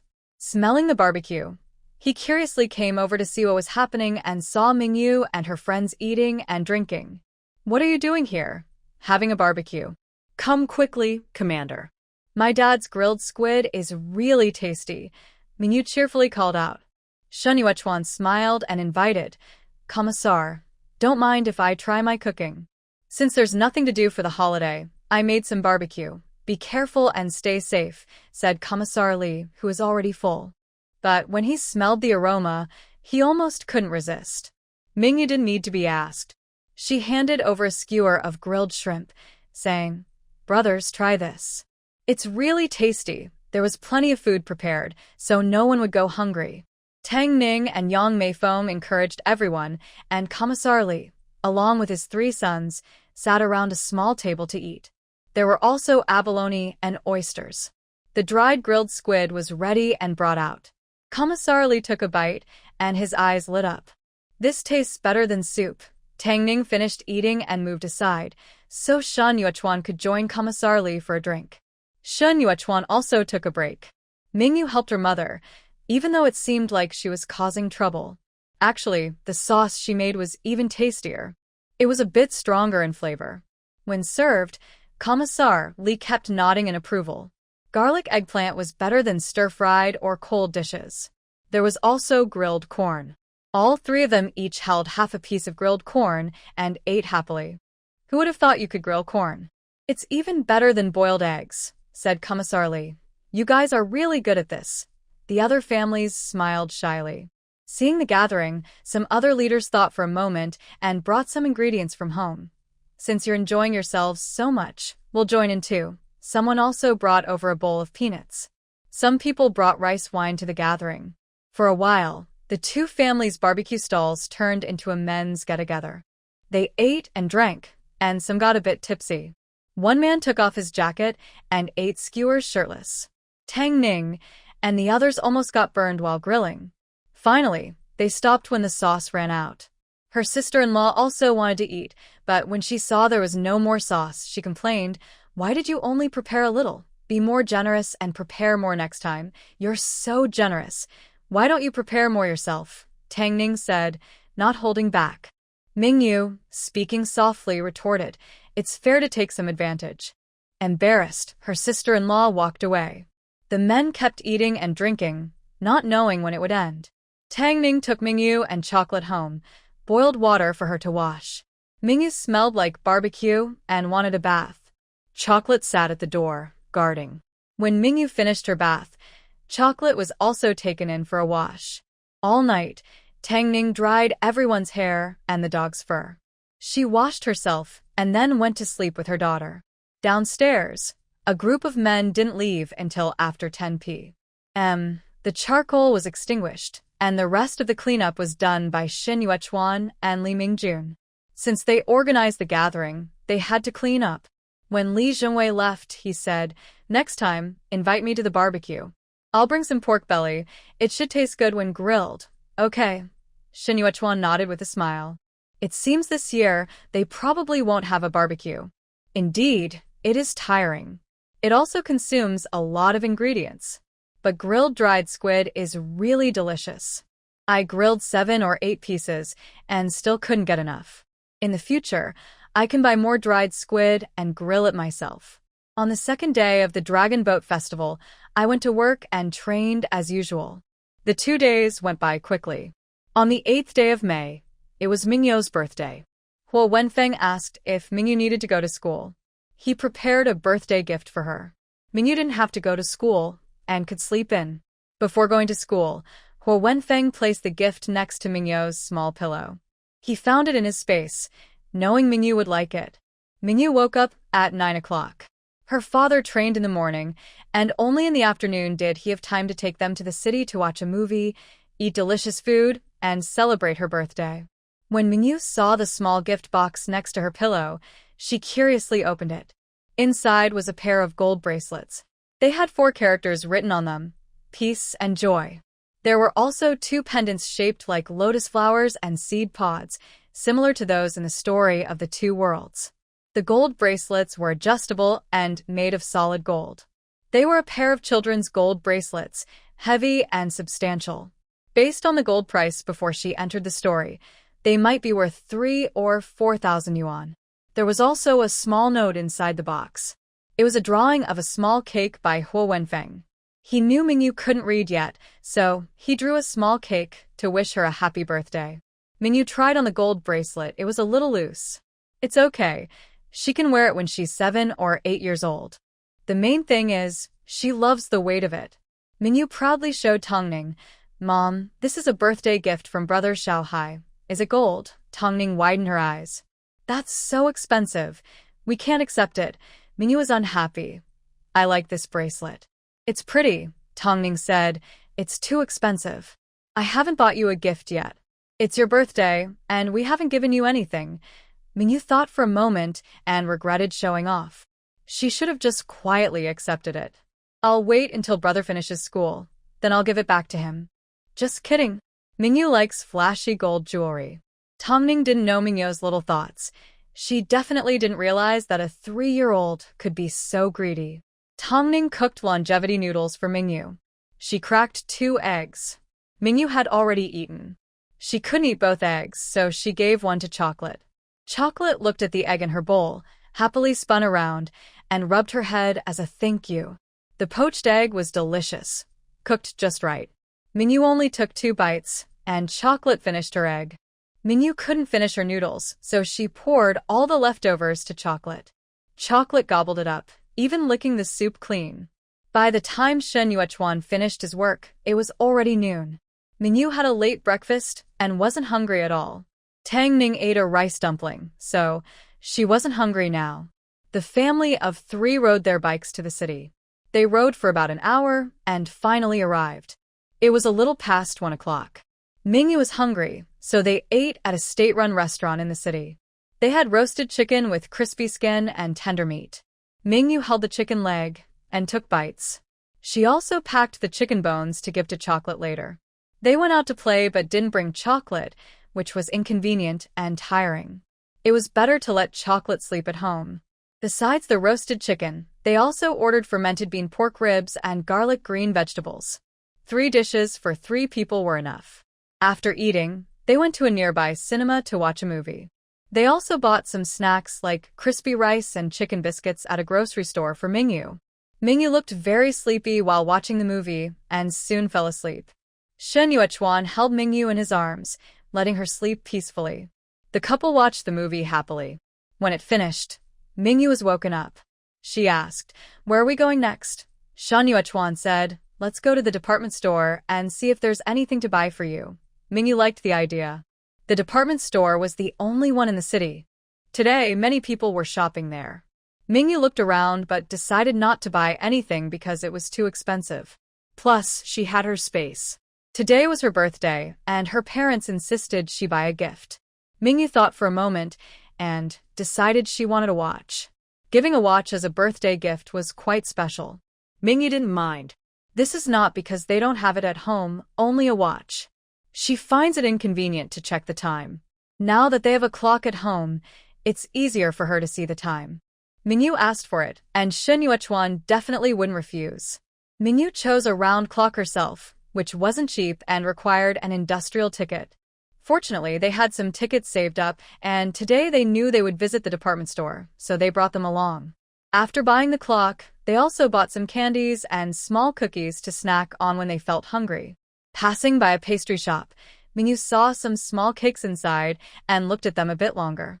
Tang Ning saw this and pulled Mingyu over, pointing at a tiny cake about an inch in size, asking, "How much is this?"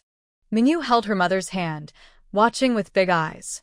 The cakes were a bit expensive, but Tang Ning still paid for it. It was Mingyu's first birthday at their home, so having a cake was special. After buying the cake, they didn't go anywhere else and went home early to prevent the cake from melting. On the way back, Mingyu and the others were very careful. Just then, Huo Wenfeng finished school. Since they couldn't wait until evening to eat the cake and didn't have a refrigerator, they were worried it would melt and become inedible. They called Huo Wenfeng and Yang Meifeng to join them. After Mingyu made a wish and blew out the candles, Huo Wenfeng wished, "Happy birthday, little Yutao. Happy third birthday, Yutao." Yang Meifeng gave her a small red envelope. Mingyu looked at Tang Ning, who nodded, and she happily accepted it. "Thank you, Annie," Ding Ning said. "We bought half a plain boiled chicken, some sausage, salted fish, and dried grilled squid. We'll have a simple dinner at our house tonight." Yang Meifeng did not refuse. After Mingyu finished making her wish, the cake was cut into small pieces. She left a small piece for Li Mingjun to try the taste. Fortunately, they used plant-based cream. If they had used animal cream, the cake might have melted halfway through the day. The soft, creamy texture was very delicious. Most importantly, during this time, people didn't have much to eat, so they didn't get tired of it. Mingyu, who hadn't had cream in a long time, also found it very tasty. The mango on the fruit cake was sweet too. They all finished the small cakes. Yang Meifeng thought it was delicious and said, "When Xiaohai turns 8, I will buy him a cake too." There were still several months before Huo Wenfeng's 10th birthday, but Yang Meifeng already thought about how to celebrate her son's 8th birthday. Children enjoy celebrating their birthdays, but as parents, they often don't. After dinner, the adults continued chatting, eating, and drinking. Mingyu and Huo Wenfeng finished early and sat at the door talking. Mingyu took out a small gold bracelet and said, "Mom said I can't keep it." Huo Wenfeng said, "If she doesn't want you to keep it, you can keep it yourself. You have a pocket, right? Just hide it inside, so she doesn't find out." "This was your brother's gift to you. Mama said it's too expensive," Mingyu replied. She knew Huo Wenfeng wouldn't take it back, but she still wanted to show her stance so he wouldn't think she was too greedy. "I think it's not valuable, just take it. I have plenty of space." "You can have it. I don't care much," Huo Wenfeng whispered secretly to her. Mingyu smiled and asked on purpose, "For my 4th birthday, will you give me a gift?" "Yes, I will.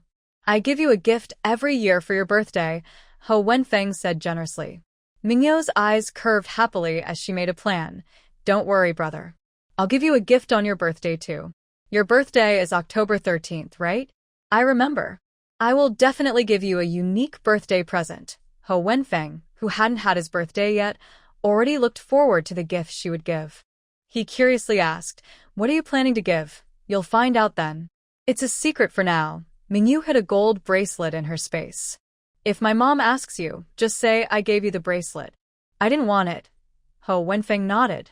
Tang Ning didn't ask further, so her reminder was unnecessary. Mainly because Tang Ning thought her daughter was obedient and would refuse to accept anything she didn't want. But she didn't realize Mingyu was secretly planning something sneaky. After Mingyu's birthday, she truly became a 3-year-old. During the day, she went to the hospital with her family, and at night, she went back home. At the hospital, she had her own time to check her space. The beans, eggplants, and other plants she planted had all blossomed and borne fruit. The cherry tomatoes had grown into big tomatoes. The cucumbers were already as big as a little finger, and in a couple of days, they could be eaten raw or used in salads. The little piglet is getting chubbier each day, and the scar from the castration is no longer visible. After the surgery, it doesn't fight or run around much.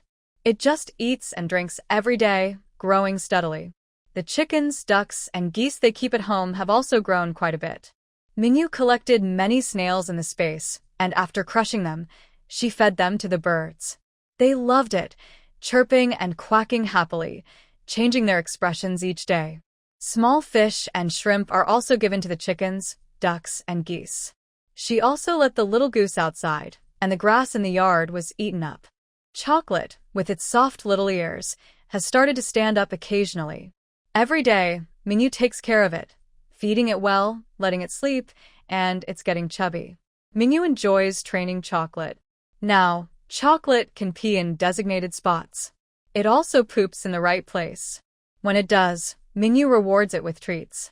If it pees or poops outside the designated area, Mingyu makes it stand still and gently explains the rules, holding its front paws.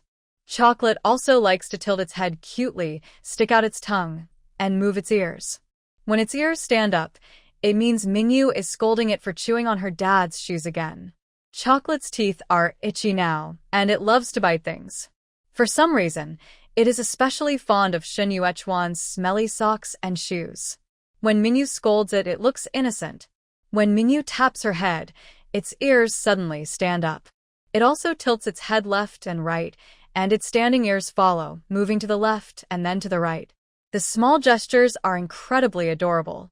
Mingyu was so cute that she bit her ear while holding a piece of chocolate. Chocolate. Woof. Tongning has been feeling a bit down today. Mingyu knows she has her period and her stomach hurts. Mingyu carries her enamel cup and pours her a cup of hot water with some brown sugar inside. Mom, drink this. Tongning is very touched. She takes a sip of the warm brown sugar water and asks, "Where did you get the brown sugar?" Mingyu points to her small bag, which still has some brown sugar inside. Tongning didn't expect her to carry brown sugar around. If you want candy, you don't need to bring this. You can buy fruit candies and milk candies at home. Okay, if she wasn't just trying to fool her, she wouldn't have put the brown sugar in her bag.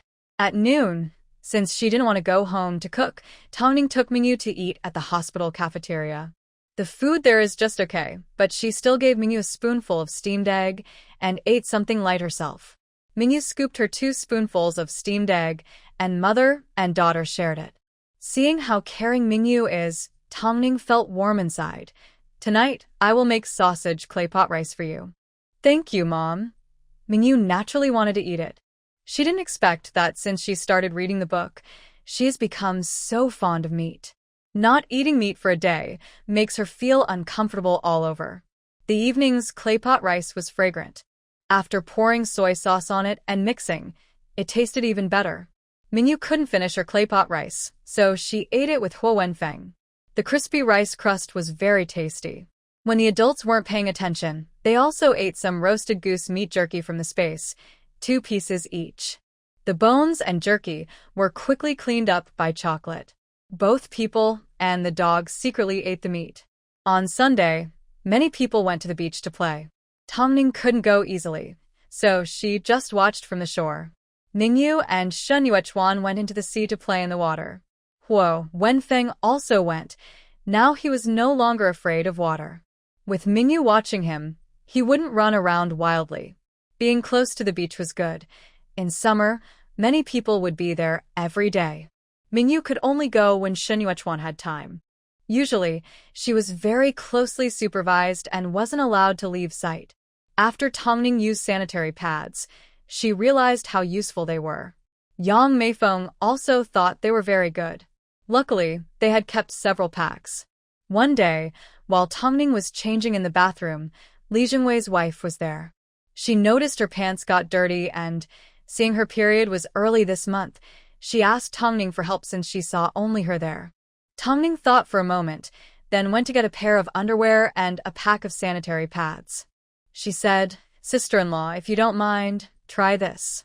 I've been using this for the past 2 months, and it's very good.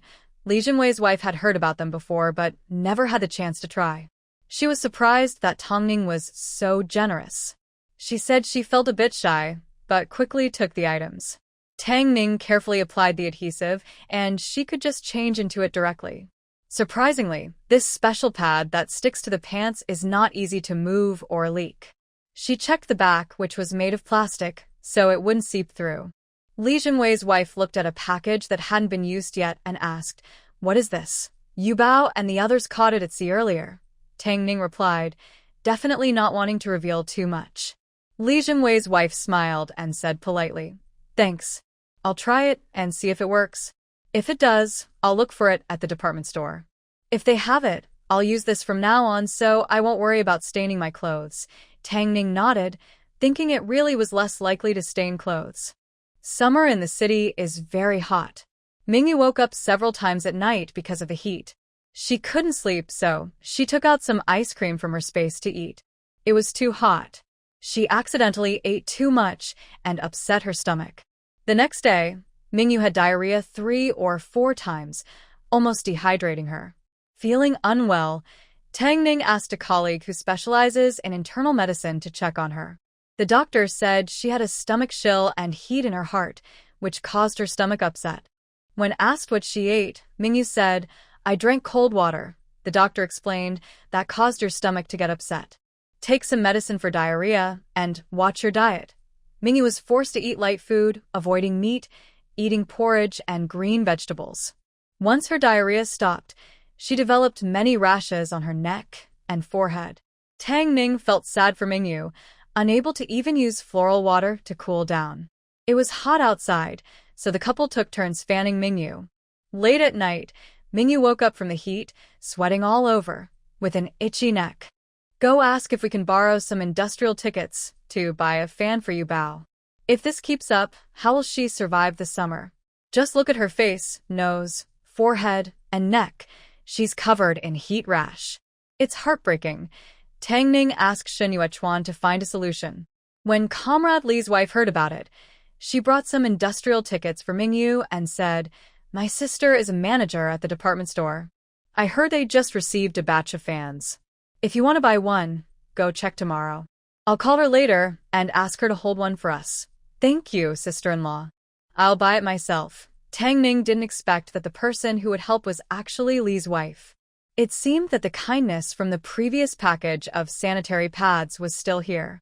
The next day, Tang Ning took a day off and, with Mingyu and Li's wife, got into a car heading to the city for shopping. It was too hot to ride a bicycle. They might get heat stroke. They would also peel from the sun. At the department store, they immediately went to find Li's sister, who was already waiting. Seeing Tang Ning and the others, she greeted with a smile. "You finally came. Everything sold out today. If my sister hadn't reserved some, these 2 fans wouldn't be left. Thank you so much." Sorry for the trouble. Tang Ning looked at the new, pretty small fan. It was a bit expensive, but to help Mingyu sleep well, Tang Ning paid happily. She also invited Li Jingwei's wife and her sister to have lunch together. They didn't go to a restaurant, but bought some food from a nearby grocery store. Each of them ordered a bowl of rice noodles, which was much cheaper than eating out. Tang Ning knew this was to save money for her. After eating and drinking enough, they wandered around the building for a while. They wanted to buy many things, but they didn't have enough money and coupons. When the logistics team's car came to pick them up, the 3 of them carried the fan back to the residential area. Mingyu's family installed the fan right after bringing it home. They plugged it in, and cool air started blowing out. For safety, there was a protective net. Tang Ning told Mingyu not to put her fingers inside because the blades could hurt her. Mingyu nodded confidently. She was small but not silly. Not long after Mingyu's family bought the fan, the neighbor on the same floor found out when Ho Wenfeng and his mother returned. They all came to see. Mingyu stood in front of the fan, feeling the warm breeze. It was much better than waving a hand fan. Yang Meifeng asked how much it cost. When she heard over 100, she felt distressed and gritted her teeth. "Next month, I'll borrow some industrial coupons from others and buy a fan too. We adults are used to it, but the kids can't stand it. That was exactly what Tang Ning thought. This year was especially hot. You could tell by how Mingyu was covered in heat rashes. Even laying out a mat didn't help. She wished she could sleep on the floor. Now, everything is fine. There is a fan, so Mingyu is not afraid of waking up hot in the middle of the night. With the fan, Tongning doesn't want to sleep with Shen Yuechuan anymore. She goes to Mingyu's side and mother and daughter enjoy the breeze and sleep peacefully. Shen Yuechuan turns over, but doesn't find his soft, fragrant wife. He realizes she has left him, so he hugs his pillow and goes to the next room. Watching the mother and daughter sleeping soundly, he finds an empty spot and lies down. Early in the morning, Tongning wakes up and notices someone else in bed. She then realizes he also came to sleep there. Later, the fan was moved to their side. The three of them sleep on a big bed, sharing the fan so everyone can enjoy the breeze. Summer is not only hot, but also full of fruit. Knowing Mingyu is afraid of the heat, Shen Yuechuan often goes to town to check if there are watermelons for sale and brings them back. In hot weather, people mostly eat watermelons or ice pops. Nowadays, everyone eats ice pops. Ice cream is almost gone. People usually buy old-fashioned ice pops, mung bean ice pops, or red bean ice pops. They are sweet and cool, loved by both adults and children. Since there is no refrigerator at home, ice pops can only be bought in town. Eating snacks is quite difficult these days. Every time Shen Yuechuan rushes to town and back, he buys a whole box of ice pops. No one knows where he gets the foam boxes from, but he covers them with old quilts, making it look like he's selling ice pops wholesale. Every time he comes back, the children love him the most.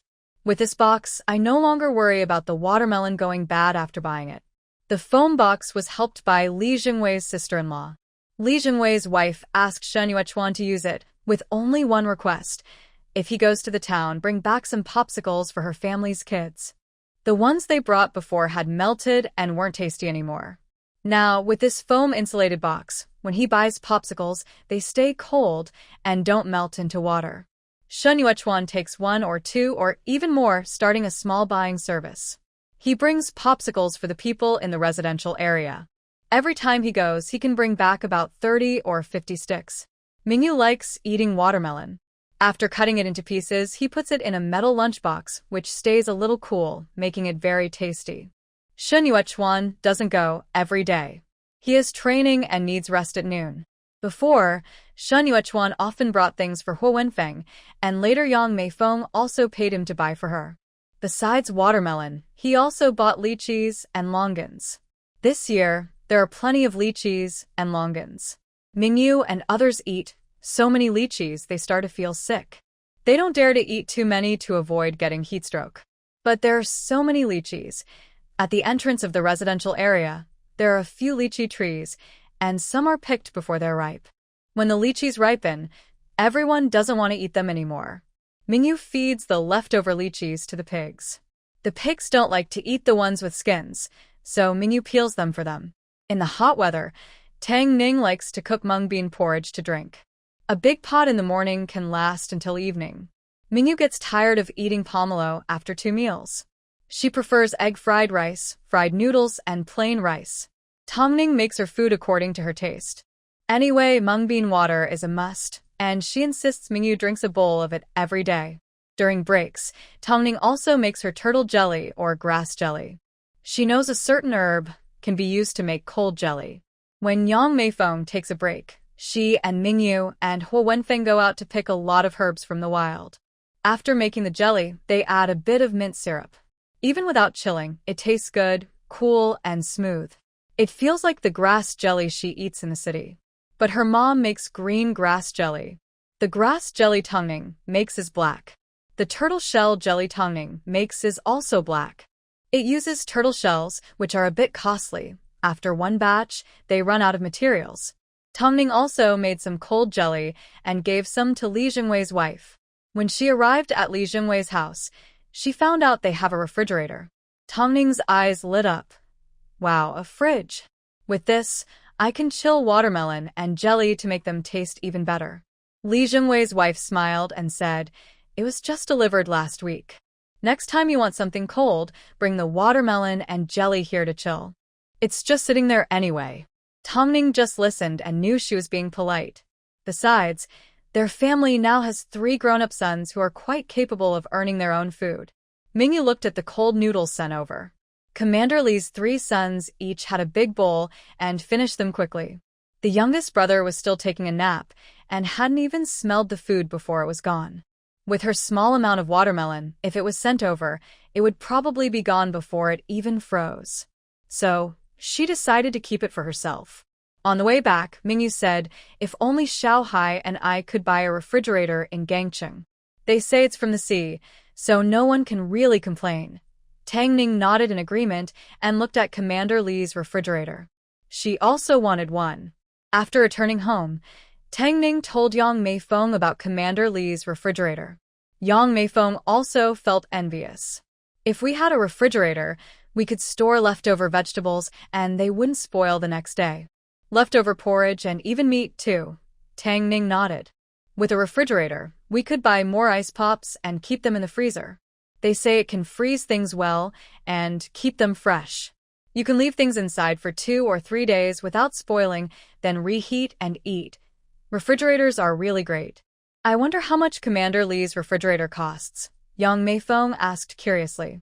Tang Ning found out and said, it costs over 700 yuan, but you need an industrial ticket to buy it. Yang Meifeng took a deep breath. So expensive, they couldn't afford it, not at all. Even if they saved enough money, they still wouldn't have enough industrial tickets. In this era, without money and tickets, life is really hard. Mingyu and Huo Wenfeng were eating green bean popsicles given by Li Jingwei's wife, listening to the 2 mothers talk about refrigerator prices, and they looked surprised. They exchanged a glance. Huo Wenfeng shook his head slightly and whispered to Mingyu, I don't have space. Mingyu also shook her head. Neither do I. If only they had bought one earlier. At the time, they were only focused on eating and drinking and never thought about stocking up on a fridge. It's a pity. They missed the best chance to buy one. Before bed, Tongning kept talking about how good refrigerators are. Shun Yuechuan said, let's buy one. We can save money and buy it.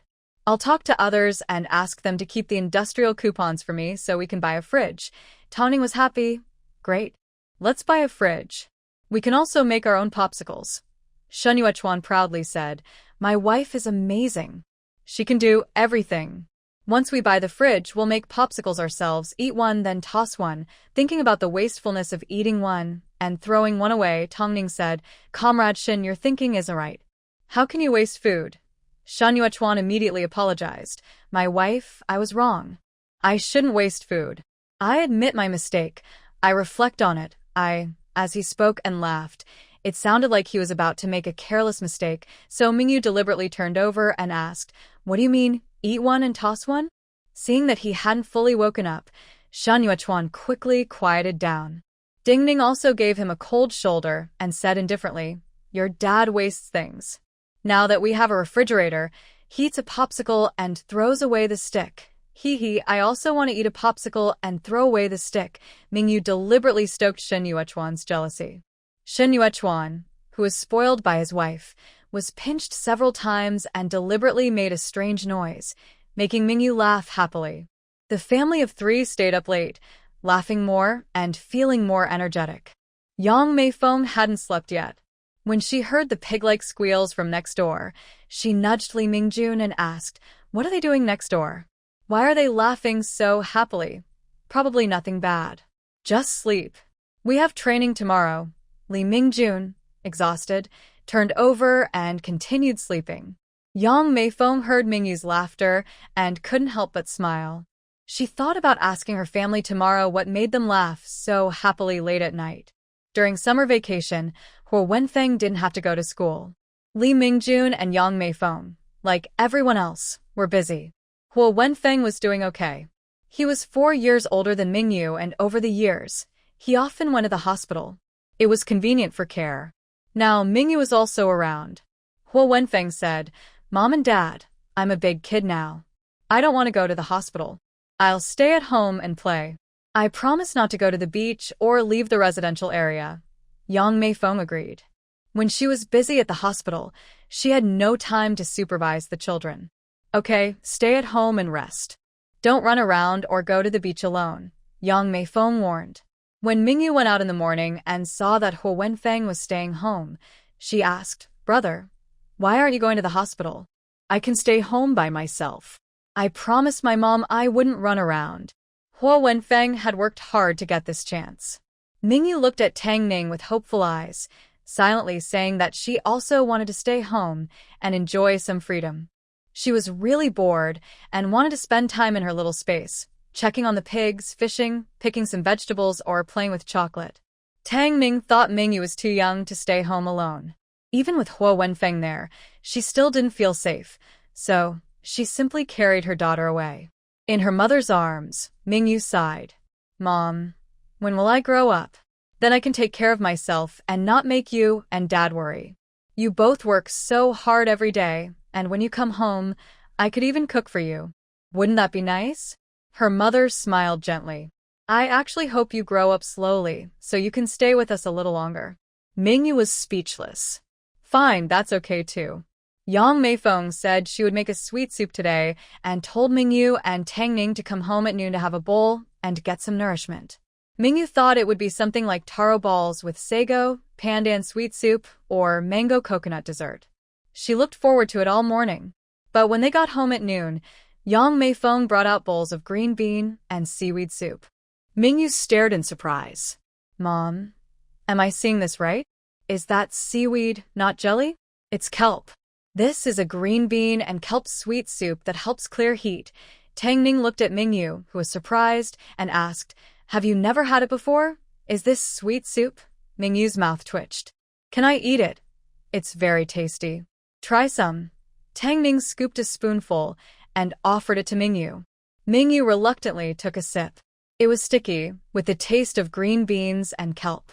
She had only eaten cold kelp salads, braised kelp, kelp with pork ribs, pig's feet soup, and pork bone soup with kelp.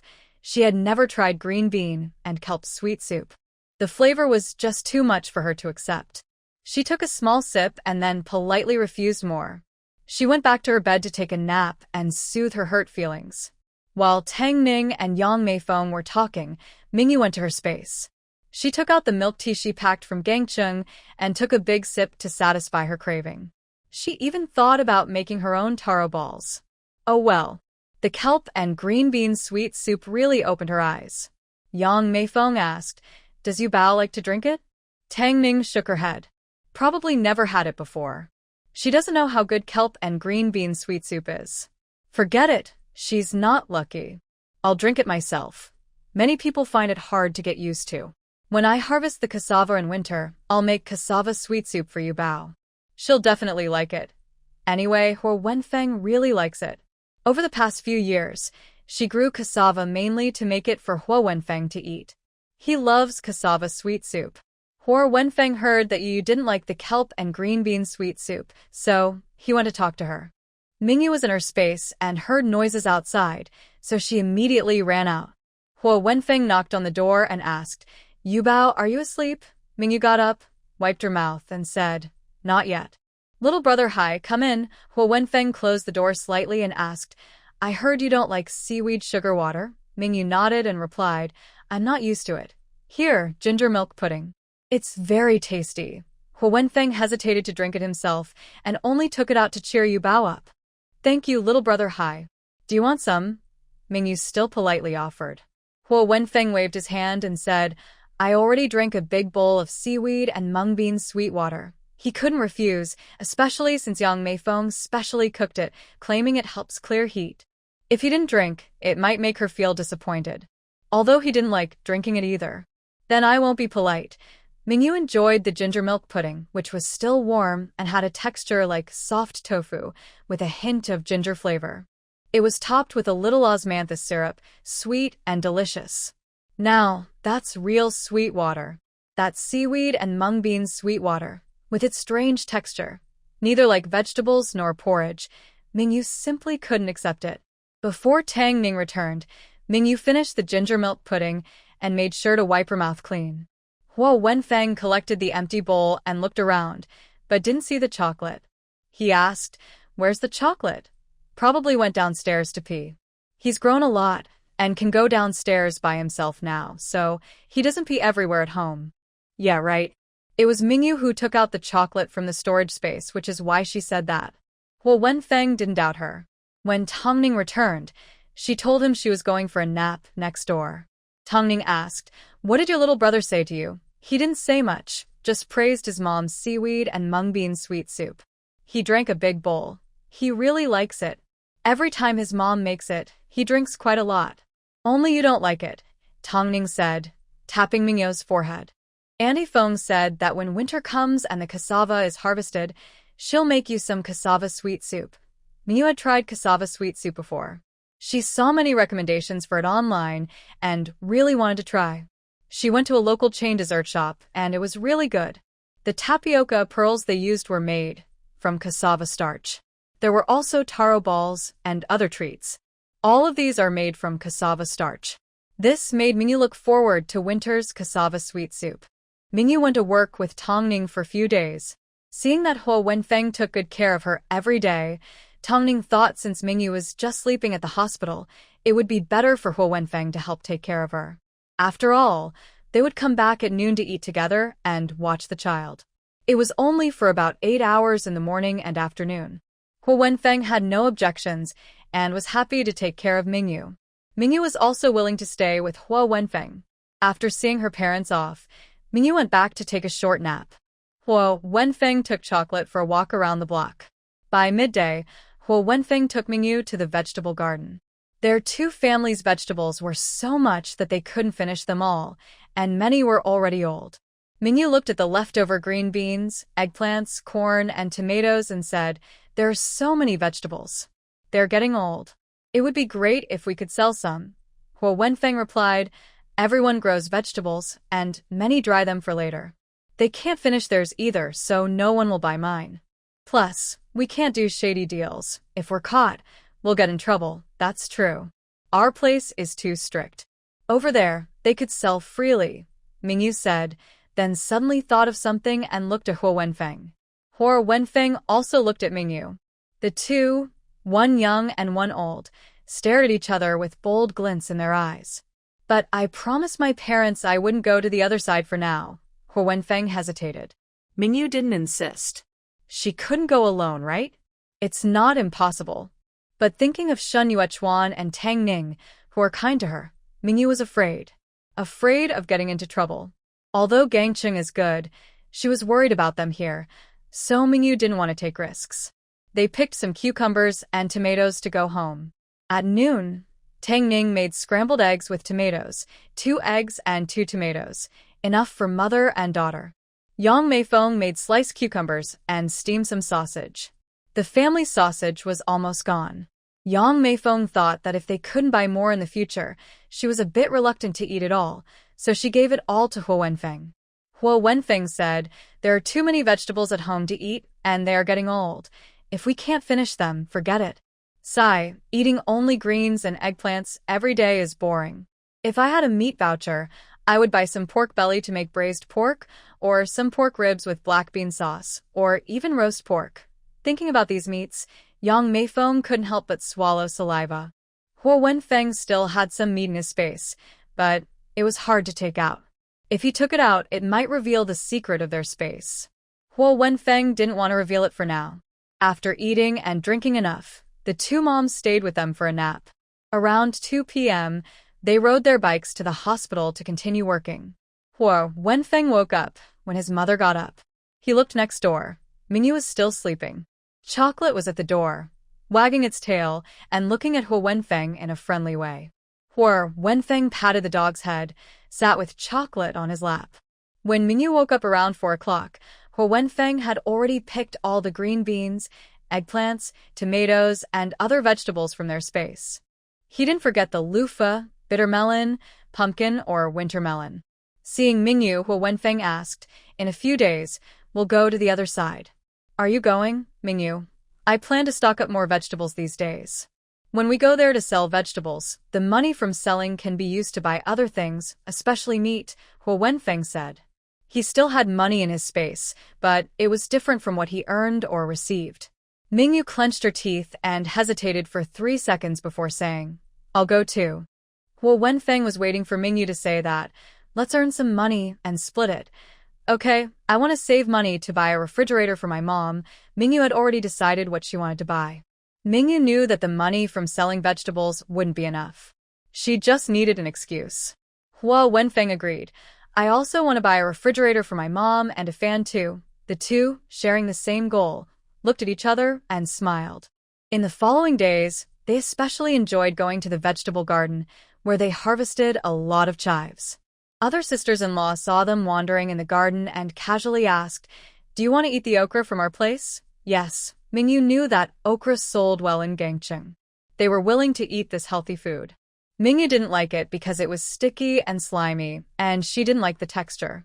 Someone also asked if they wanted leftover cucumbers. Yes, yes, yes. Mingyu and Huo Wenfeng accepted everything: chili peppers, loofah, bittermelon, eggplants, green beans, water spinach, and more.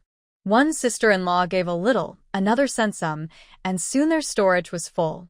Mingyu remembered who gave her what vegetables. When they returned from Gangcheng, she planned to give candies to the children. They had stored vegetables for a week, and coincidentally, it was the day Tang Ning and Yang Meifeng were busy with a big cleaning, so they politely said they were fine staying at home. They let her stay at the hospital during the noon cleaning, so she doesn't need to come back for cooking. They just eat some leftovers themselves. Tang Ning still felt a little worried. Mingyu said, "Brother Xiao Hai will take care of me." Don't worry, Mom. You work hard at your job. Come back early, okay? Tang Ning smiled and nodded, then rode away with Yang Meifeng. When they reached the gate of the residential area, she looked back at them. Mingyu kept waving her hand. After they had gone far enough, Mingyu and Huo Wenfeng exchanged a glance. They left the chocolate at home with plenty of water. They also made sure the chocolate was full in the morning. Mingyu patted the dog's head and said, "Be good and watch the house, Chocolate. We'll be back soon." Chocolate sat obediently in place, watching them close the door. Huo Wenfeng also left a note at home. In case they couldn't get back before Mom and Dad finished work, Mom and Dad wouldn't worry too much, knowing they went to the other side, not that they were kidnapped. If they could come back quickly, they would just pick up the note and handle things later. The two wore straw hats and confidently left the residential area. They greeted a familiar sister-in-law with a smile. The sister-in-laws warned them not to go to the beach, not to run too far, and to be careful of snakes. Mingyu and the others nodded and agreed, then ran off. They knew the sisters-in-law were kind-hearted. They promised to be very careful. When they reached the beach, they made sure no one was around, then found a hidden spot and took out the speedboat. When Huo Wenfeng was free, he went to the space research speedboat. He also put life jackets on Mingyu and himself to prevent any accidents. After getting on the boat, Huo Wenfeng used a key to start the engine. He was a bit unfamiliar at first, so he started it carefully, and the boat sped away. Mingyu held onto the handrail to avoid being thrown out. Fortunately, Huo Wenfeng quickly got the hang of it and managed to drive the boat out. Mingyu also gave some tips since she has a driver's license. The control panel of the speedboat looked very similar to that of a car. The speedboat was very fast. It took over an hour to reach the large dock by boat, but the speedboat was racing across the sea for just an hour. If Mingyu hadn't been seasick and carsick, she might have vomited. To get closer to a busy area, they headed to the big dock. Huo Wenfeng's somewhat old but still working speedboat didn't look out of place among the other boats, fishing boats, and cruise ships. The only thing unusual was that there were only 2 children on the speedboat. One was older, about 7 or 8 years old, and the other looked about 3 or 4. When Mingyu noticed someone paying attention to them, she acted confidently and wasn't shy. After they turned off the engine, she took off her life jacket and stored it away. The two of them held hands and quickly ran away. As for the speedboat, it stayed right there. It was mainly because there were many people and it was hard to hide it. If someone tried to steal it, it would be difficult. Any items in Huo Wenfeng's space had a space mark on them. As long as they were within 1 kilometer, he could retrieve them. This is a very useful feature, and Huo Wenfeng really likes it. They asked a passerby where the nearby vegetable market was. The passerby looked at the 2 cute children and kindly pointed to the market not far away. Mingyu and Huo Wenfeng held hands and went toward the market. They saw many housewives shopping. They chose a spot by the side and took out vegetables one by one from their bamboo baskets. An old lady nearby watched as they brought out eggplants, loofah, cucumbers, bitter melons, small pumpkins, winter melons, green beans, long beans, tomatoes, water spinach, okra, and other vegetables. Her eyes widened in surprise. She didn't expect their baskets to be so full. To see how big the baskets were, she stood up and took a look. She just happened to see Mingyu taking out sweet potato leaves. Yes, Mingyu also plucked several handfuls of sweet potato leaves to sell. Sweet potato leaves are very tasty. Their family often stir-fry them every few days. Eating only water spinach all the time can get boring. With so many vegetables, you two are quite impressive, the old lady said, surprised that 2 children younger than her grandson could come to sell vegetables. Huo Wenfeng spoke in authentic Cantonese. It's okay. To help Grandma lighten her load, since her legs are not good and she can't come to sell, my sister and I come to help. The old lady didn't expect Huo Wenfeng and the others to be so filial. Even at such a young age, they knew to help their grandma. Since she was also a grandma herself, she naturally took on the role and said, "Your vegetables look good.